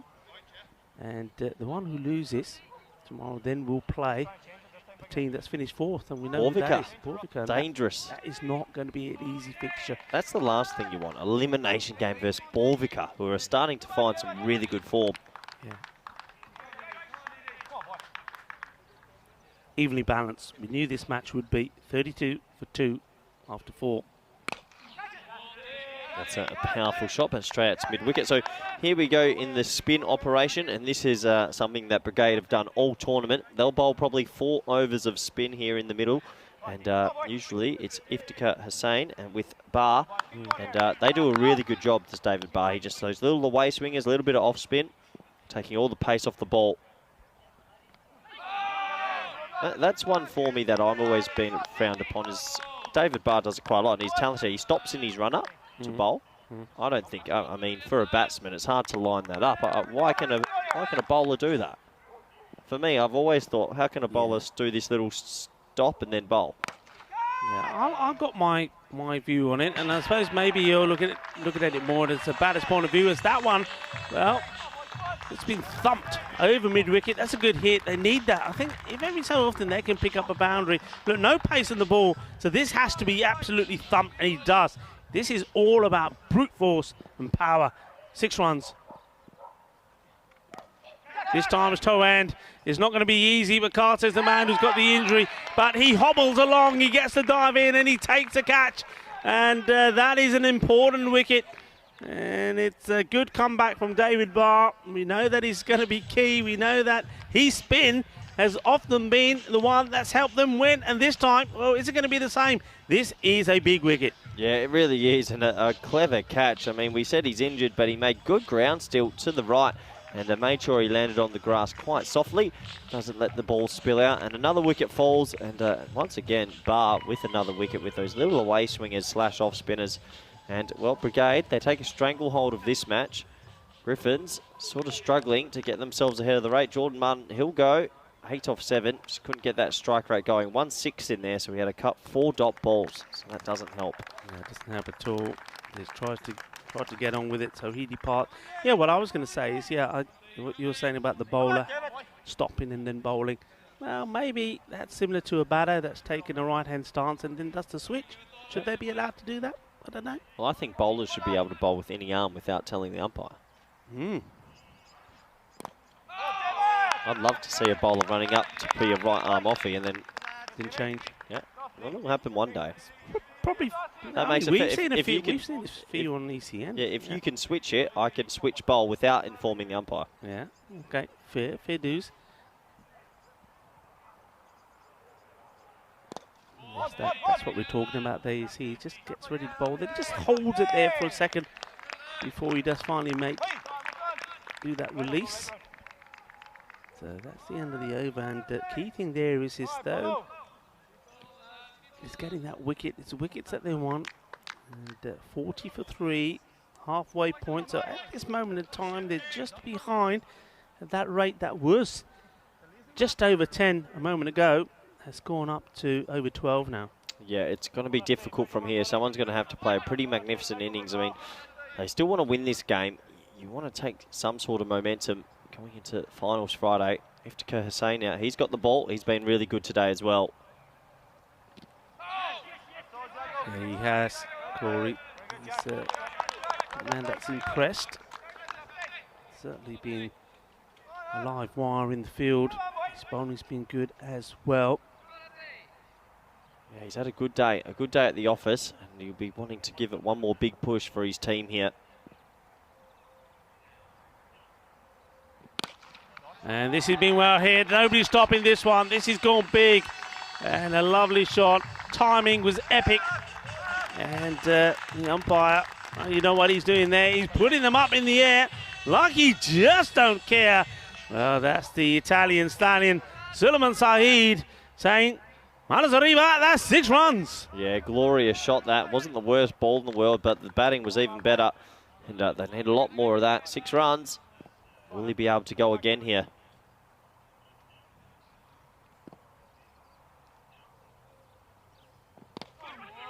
Shorter and quicker. And looking for 2. Think about it. He's been sent back. And I think that was the right call. I don't think he would have got there. No, that was the right call, and just the one into the leg side. It's quick between the wickets, but really difficult to run a 2 when you're playing against a really good fielding unit in Brigade. Hooper just having to dig this one out again. And, I think we saw the best of Hooper in probably the first match that they played, and I think that was again against Brigade when he came in quite late on, and he put a good partnership together to help them push on to go past that 120 mark. Hasn't really found that form since. And he's looking to here. Has he managed to clear the man? No, he hasn't. Well, that's got to be the most casual catch that you'll ever see. Hooper taking him on. Once again, the pace is not there. And, well, we've seen some drops today from all teams. But that one was safe as houses, wasn't it? Yeah, he takes that quite comfortably. He only just check swings this. He doesn't really put his hands through it. Tried to time it, but didn't time it well enough. And it is a big wicket. And, well, Brigade, they just keep taking wickets at the right time. Nice casual work out there. And, well, that was Adam McDade. He'll be happy with that catch. He's done his job, and another player falls with too many dot balls in their innings. They're just struggling to get going, or at least get the singles. You see he's pretty disappointed with his effort. 4 dot balls out of his 5. So the last 2 batsmen have struggled. They're still in this match, though. They've got to believe. Yeah, and it's Hussain again, isn't it? Hussain, we've said what a day that he's had here today, especially in the field. had it all his own way with the bat. But in the field, ball in hand, he's been good. New batter comes out is Wallen. Wallen's sort of gone up and down the order, hasn't he? We saw him earlier in the week opening the batting. In fact, he put a very good partnership on at one point with Letitia. Yeah, he's going to have to play a pretty special innings here. They're letting this match slip away. Definitely not out of it, but it's slipping away. Just taking his time to compose himself. Get his head into game mode. Oh, and he's put this in the air and, just out of reach from the fielder. He's got lucky here. Not going to be easy, this, because not only has he got ground to make up, but that ball is also in the sun. I think that's Ryan Macbeth. It is just out of his reach. That is the end of the over as well. So 49 it is at the end of 6. Yeah, I was saying that, Wallen. We have seen him up the order. In fact, he was involved in I think it was a 98-run partnership in match number 6 when they played Zagreb Sokol. He made 37 of 23 in that one. So we know that he can bat, but maybe they just haven't found a steady place for him in the order.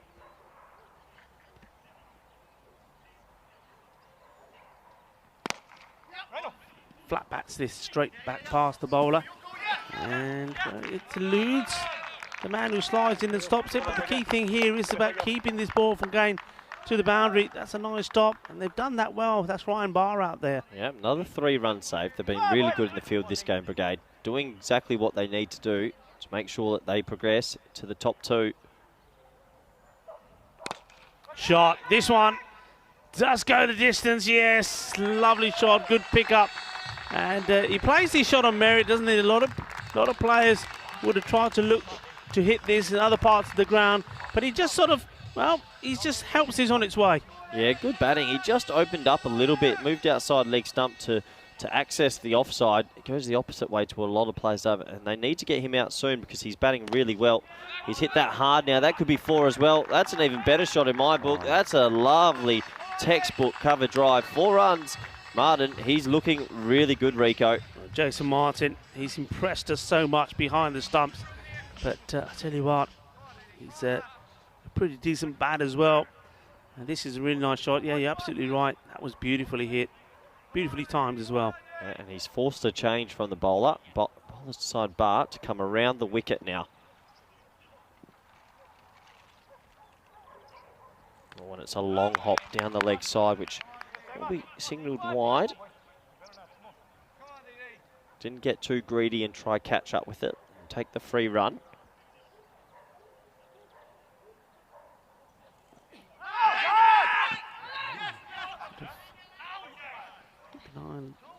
Signal comes here from the no signal. So yeah, bat is what's decided. Yeah, Harrison Ward. Definitely bat. And well, the ball flew to 45, so it didn't hit his pad. And if it hit his pad, he would have been in a lot of trouble. He absolutely smashed it. Didn't get close to the pad. Yeah, not sure what David Barr was seeing there. What he wants to see is a wicket. Will he get that? Shot, Rico. Well, 1 bounce 4, and well, that's Christoph out there. Good fielding from him. And well, they're still in this game. They're sneaking back up to that total. Yeah, Chris there and Charlotte, part of the European Cricket Network crew. Well, this is a really nice shot. It's almost like carves it away, doesn't he? But it's all placement. A good bit of fielding there. Look at that. There we go. See? We're learning all the time. And Chris, he's had some practice, I reckon. There we go to the end of the over with the score moving on to 67 now at the end of 7 overs. So it gives us a chance to say hello again to Harrison. Harrison, can you hear me, mate? And Harrison, can you hear me? Seems like we can't hear Harrison. Unfortunately, he seems like he's talking into the mic, but we don't have him. Okay, now can you hear me, Harrison? Yes, I can hear you. Harrison, quick question. We had some viewers asking about your aspirations. You had 2 years at Sussex. What are your future cricket aspirations? Probably say play for England one day, hopefully. Yeah, that's pretty big. Yeah. Do you think you can do that with the first class average of 5? Oh my word, Sean Hunt, he's had me. All right, thanks, Harrison. Played out to mid-wicket. Will take the single. I thought that was a little mean there, Corey. A little mean. Oh, I just wanted to sneak it in, but it's been great fun. Corey's in stitches here. I think you were keying that up, weren't you? Yeah, I did cue that up. Yeah, he's been good, Harrison. He's been good. He's a great lad. It's been great to have him part of the ECN. This is a nice looking shot here. Simon Alford, the wicket keeper, is waiting for the mistake, and they need to break this partnership down there. Or they certainly will. Talk about partnership, and Wallen's just playing his part in it, but the man they need is Jason Martin. They need him soon. He's going at 2-ball at the moment.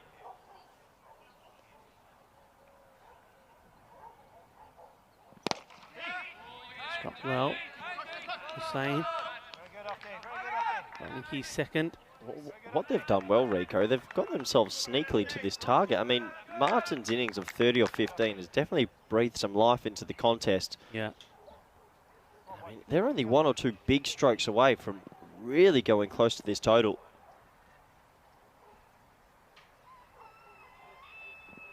Quick into the delivery, and he's got him. That is really well bowled. And you know what? Sometimes this is all about teamwork. And, well, we've said about the keeping of Jason Martin and how important he's been and how important he was going to be in this knock. And they had needed to get him out, I said. And, well, how did they get him out? It's that quicker delivery from Hussain and a great bit of wicket keeping this time from the brigade keeper. And it's Simon Alford. What a good bit of work that was. Yeah, Simon Alford, we spoke about him earlier in the day with his hands, was sensational. That really bounced, and that's a brilliant take. That took off. I mean, that's bounced quite highly. Look at him go up with the ball. Any kids at home, that is exemplary keeping. But that does bring an end to what's been a pretty spectacular innings, you have to say. He'll be disappointed to get out now. But he's given his team a bit of a chance, and he can hold his head up high, can Jason Martin. He had a good game with the gloves, and he made some good runs there. 30 off 16 and a great strike rate of 187. Look at that, only 2 dot balls out of those 16. Brilliant innings. He's batted really well. We've seen him before. We saw him instrumental in the win against Indo-Bulgarian when he made 44 of 20 deliveries. Not out on that occasion.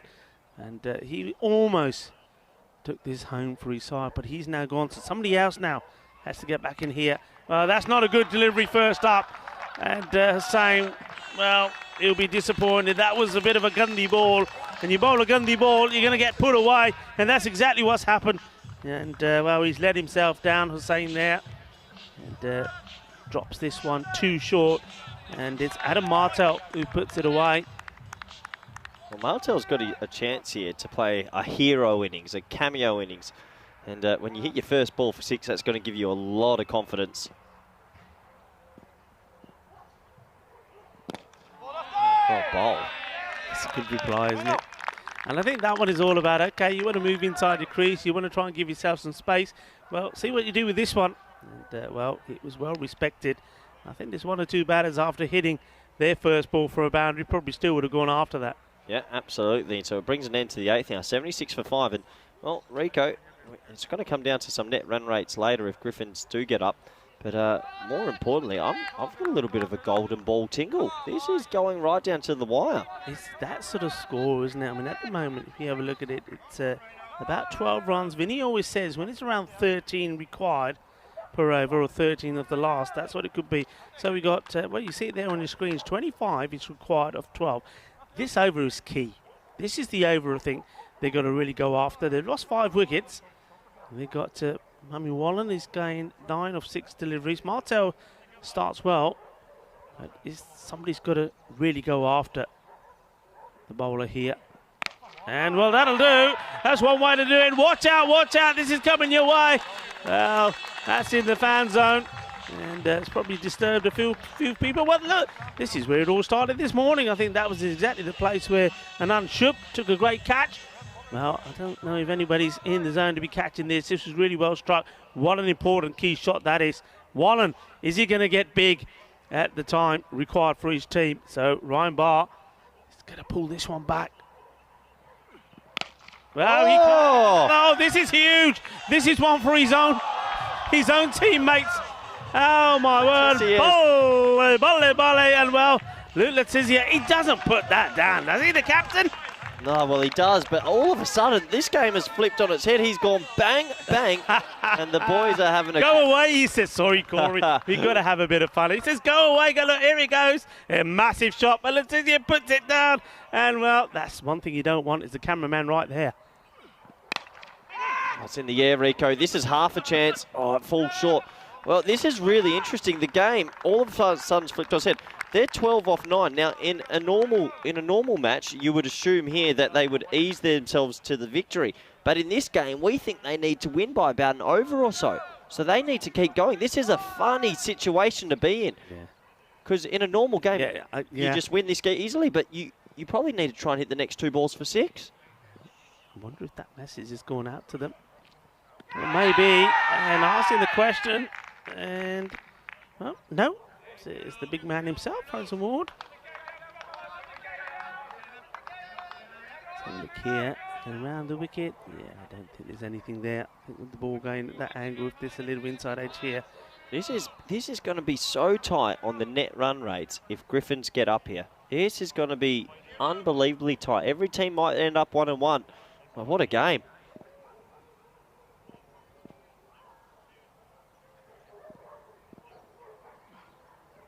Slow delivery. Oh, not too sure about that option, Rico. Well, maybe, look, we're not in the dressing room. Maybe they've said, look, we just want to win this normally. But and look, I'm not always the best at maths either. I'm just listening to what I'm hearing around. That's right, yeah. I mean, as you say, it's all about what the message is in the dressing room, what they know, what information they've got, if they've got it. But, yeah, you thought if they were trying to win it quickly, that was the shot to play. Down the leg, they'll take the leg by. Yep, good over, though. I mean, really good over for a Griffin supporter. That's going to take it to 91 for 5 after 9. So, 1 over left on Super Thursday. And we still don't know what 2 teams will be going through with the double chance on Friday. It's all to play for. There's a golden ball permutation possibly happening here. There's net run rates.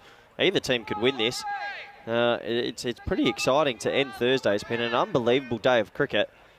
And, well, it's hard to call. This could go anywhere. Yeah, I mean, just leave that up there. And I know we're thinking, well, you got the tingle? What about Vinny? Vinny, wherever you are, you got a tingle? Look, there's been nothing from Vinny. He's by the pool, isn't he? He said he was going back. I bet he's by the pool. Place this into the deck. They'll get just the 1, I think, though. They would love to try and sneak the 2. They're not going to. So that takes it to 92. 9 then required now. Or 5 deliveries. Yep, all happening here. Well, golden ball has a chance. Both teams have a chance of a win. Oh, that's not a good ball. That's a wide. We're just going to leave this up there for you to ponder over. What have you got for me, Rico? Oh, hello. Well, the old golden ball tiebreaker rules. In the event of a tie, the match is decided by a golden ball. Batting team will need 2 to win. Otherwise, the fielding team wins. Anyone can bat who hasn't been dismissed. And there is no tie. You can't just run a single and retie. You have to need 2 to win. Yeah. Game on. It's well bowled, and dot ball is win-win, isn't it? Well, that means that there's 8 required. Yeah, tense. It's really tense out there all of a sudden. Those 2 sixes last over by Wallen flipped this game on its head. 8 or 4, you can flip a coin.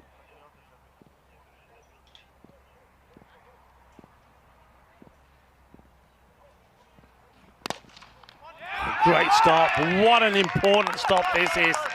Well, he saves a run, and in a close game like this, this is exceptional. Really is good. It's been hit pretty hard as well, and stops it. Doesn't run away from him. No run. Yeah, back-to-back dot balls. Sensational from the bowler. You feel like Brigade are getting their noses ahead now. I think they're running no matter what this ball. Doesn't quite get it right. Is it going to carry to hand? It does carry to hand. Another wicket goes, but more importantly, well, two things important here for me. A, number one, it's another dot ball. And number two, a new batter will be on strike. Yep, that's the rule here at the ECL T10, that if you are dismissed, caught, there is no crossing over. The new batsman will be on strike. I absolutely love this rule. He doesn't get it out the meat of the bat. It's a good catch, but 3 dot balls in a row while your main striker's at the other end. That's going to hurt Griffins and Brigade. Well, they have 1 foot on this match now. Simple as this. 2 balls to go. 2 boundaries. Do you run a 1 and then let your main striker hit a 6 for the golden ball? Well, I mean, I think it all depends. I mean, they're having a chat there, the 2 batters that have come in. I don't think so. I think this ball is going to be targeted. They're going to try and go for the boundary straight away. Adam Martel. Well, it's still. They're enjoying themselves. They're enjoying themselves, aren't they? I mean, look, normally you'd think they'd be pretty tense out there, but no, they're enjoying themselves. Well, here we go. 7 for a golden ball, 8 for victory. To wrap up Super Thursday. It's all on the line.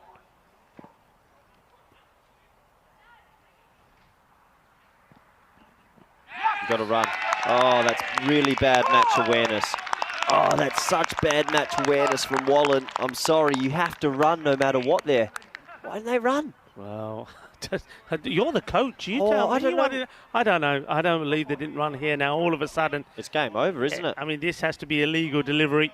Macbeth, he's going to end this game on dot balls. What an over. Player of the match. Don't forget he's batting. And 2 dot balls have finished. Well, what an over that is. That's quite sensational. It really is.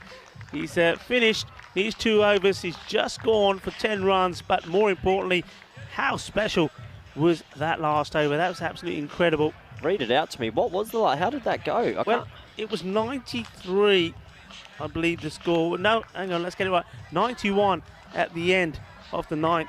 So he's just gone for 2 runs. Wow, and one of those was a wide. One of those was So he ended the game with 5 dot balls and a wicket and probably gets man of the match bragging rights. But I think Griffins there, they missed a trick. They had a man that was in at the non-strikers end. They just had to at least attempt a single, surely. Yeah, I mean, it's that one wasn't probably the smart play there. And you've got a batter out there. And that's the other thing. Don't forget, and this is what Corey's talking about, Damien Wallen was at the other end. He's 23 of 11 deliveries.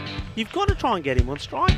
Yeah, a little bit of a tactical error at the end, but we'll have a quick look at the highlights. And well, Letitia, he came out on one leg and it didn't really show. He hit the ball beautifully, especially in the first over, and some nice touch play as well. And while he was there, you thought Griffins will get there easy, but this was the first catch. So there's Captain Britain with a little bit of a showboat, a little bit of a bye-bye, and a warm round of applause from his teammates. And that brought in this man, Jason Martin. He's been good all week, hasn't he, Rico? Yeah, Jason Martin, I think he's having a fantastic European Cricket League. He's been brilliant behind the stumps. Yeah, he really has. He's batted pretty well as well. Yep, yeah, he really has. There's always getting a little message from him in my ear there, but no, it was a good game of cricket. And I mean, well, Griffins, they'll feel a little bit disappointed, I think, about the middle overs. They sort of just couldn't get the ball away, and there was a lot of dot balls. But for Brigade, they did really, really well with their catching, with their fielding, and they were very, very disciplined. Yeah, they certainly were. And there we go, good bit of fielding there. And this was the one they needed, wasn't it? This was, well, you thought that was the turning point, didn't you, with Hussain getting that wicket? But then Hussain didn't finish well. He bowled a couple of loose deliveries, went for big sixes. But this one, well, don't look, Luke, don't look, don't look. Nobody saw it. Nobody's watching. Well, maybe they are. And he's saying, go away, go away. This, what an over it was. Don't forget that stop as well. But they needed to try and get Wallen back on strike. I think if they were able to do that, they had the opportunity, and he's done ever so well there. Well, what a day of cricket it's been. I think you have to agree, and wherever you've been watching from, it's been one of those days where you just haven't been able to take yourself away from the screen, away from the cricket, because all the matches could have gone either way, couldn't they? I mean, I suppose the one we didn't know Bulgarian, I mean, with their disappointing batting, they didn't really put enough runs on the board against Bjorvik in the Norwegian champions. But other than that, all the matches really close and also very entertaining. There's the scorecard there, Corey. Yeah, they'll be disappointed. A couple of those smaller innings, the 7 off 7, the 8 off 7, the 3 off 5, and the 1 off 5, sort of chewed up quite a lot of balls. And unfortunately, the other 3 who played pretty quick T10 innings couldn't get the job done in the end. So they'll be disappointed that they didn't get to that. And, well, it was a pretty good bowling effort overall, though, from Brigade. They seem that they've figured out T10 cricket, and they're hitting their straps because most of those economy rates are exceptional. Yeah, one thing, I mean, I've mentioned with Brigade after losing that first match, and this was a bit of sweet revenge for them. They have got better and better. I think they've learned very quickly. They seem to have mastered the game. But I think what would be encouraging for them is that some of those matches that they've won, they've been close matches. Yeah, and they've managed to find a way to win them. This is another example of that, and that does your confidence the world of good, doesn't it? Yeah, absolutely. They're going to be able to take that confidence into tomorrow because now they book themselves that double chance, and well, I can't wait to see them take on the Tigers from Budapest. That's exciting. It's gonna look. We've got some real mouth-watering matches coming up tomorrow. Well, there's the match summary of this one, Brigade. Well, they put 100 on the board. They were going well on point. We thought maybe they needed between 110 and 120. They fell a little bit short, but that man there, Ryan Macbeth, he believed in himself. He put the score on the board, 55 not out. But then I think the way that he went about it with not just his bowling, he made some good stops in the field as well. Look, took 2 wickets for 10. That final over was special, but you have to say then, it's a big but, that you just think that Griffins, they missed a trick there. They just didn't really play smart cricket towards the end there. You needed to get Wallen on strike. Yeah, absolutely. They missed a trick just at the end to get Wallen back on strike. And well, hello all our viewers again. And unfortunately for them, they're going to fall a little bit short. So they'll be now in the eliminator versus Borvika. Yes. That's a tough one to call. Yes, that is a very tough one to call. I think Borvika have been very good today, and they look like a good, strong all-round team. I think I was very impressed. I have been very impressed with the bowling discipline. I think we've got those 2 bowlers in Rasool and Abbas that have been causing all the batters some problems. And with the bat, well, we've seen that they've got stylish, elegant stroke players as well as big, hard-hitting batters as well. That's all to look forward to tomorrow. Corey, what a day. Isn't it lovely to be standing here in the middle of February? We've just watched 5 matches. Well, your doctor says you need 5 a day. We'll give you 5 a day. We've watched 5 fantastic matches of cricket, and the audience and the crowd here has been brilliant. And our fans, our global fans around the world, have been communicating with us. It's been great to communicate with them. It's been great to be able to put their questions through to somebody like Harrison Ward. It's been a great day, and we really are, well, soaking up the rays here, aren't we? Yeah, absolutely. I'm going to close my eyes and soak them up a little bit more as you send us off into the sun, Rico. Yeah, I mean, look, all we can say here, it's been a pleasure once again to be with you. It's been great, of course, as we always say, to be working with Vinny as well. We are your good time crew, but look, you know, we're here for you, and we're here because you're there watching us. Hope you've enjoyed the cricket. We've had a marvellous day. Thank you to all the teams. It's going to be a sad goodbye, isn't it, to two teams. I'm in Z-Grab. They've been absolutely fantastic. The Croatian champions, Indo-Bulgarian as well. We're going to have to say goodbye to them, and we're looking forward to an exciting finals day tomorrow. 4 teams left in it. Who is going to be the Group B champions? Who's going to join Tunbridge Wells coming back here starting on the 14th of March for finals week? Well, you'll have to wait and see. Join us tomorrow in the morning at 9 o'clock. But for now, Rico Full and Corey Rutgers. We're going to say goodbye. Esta mañana. Un abrazo. Quiero mucho.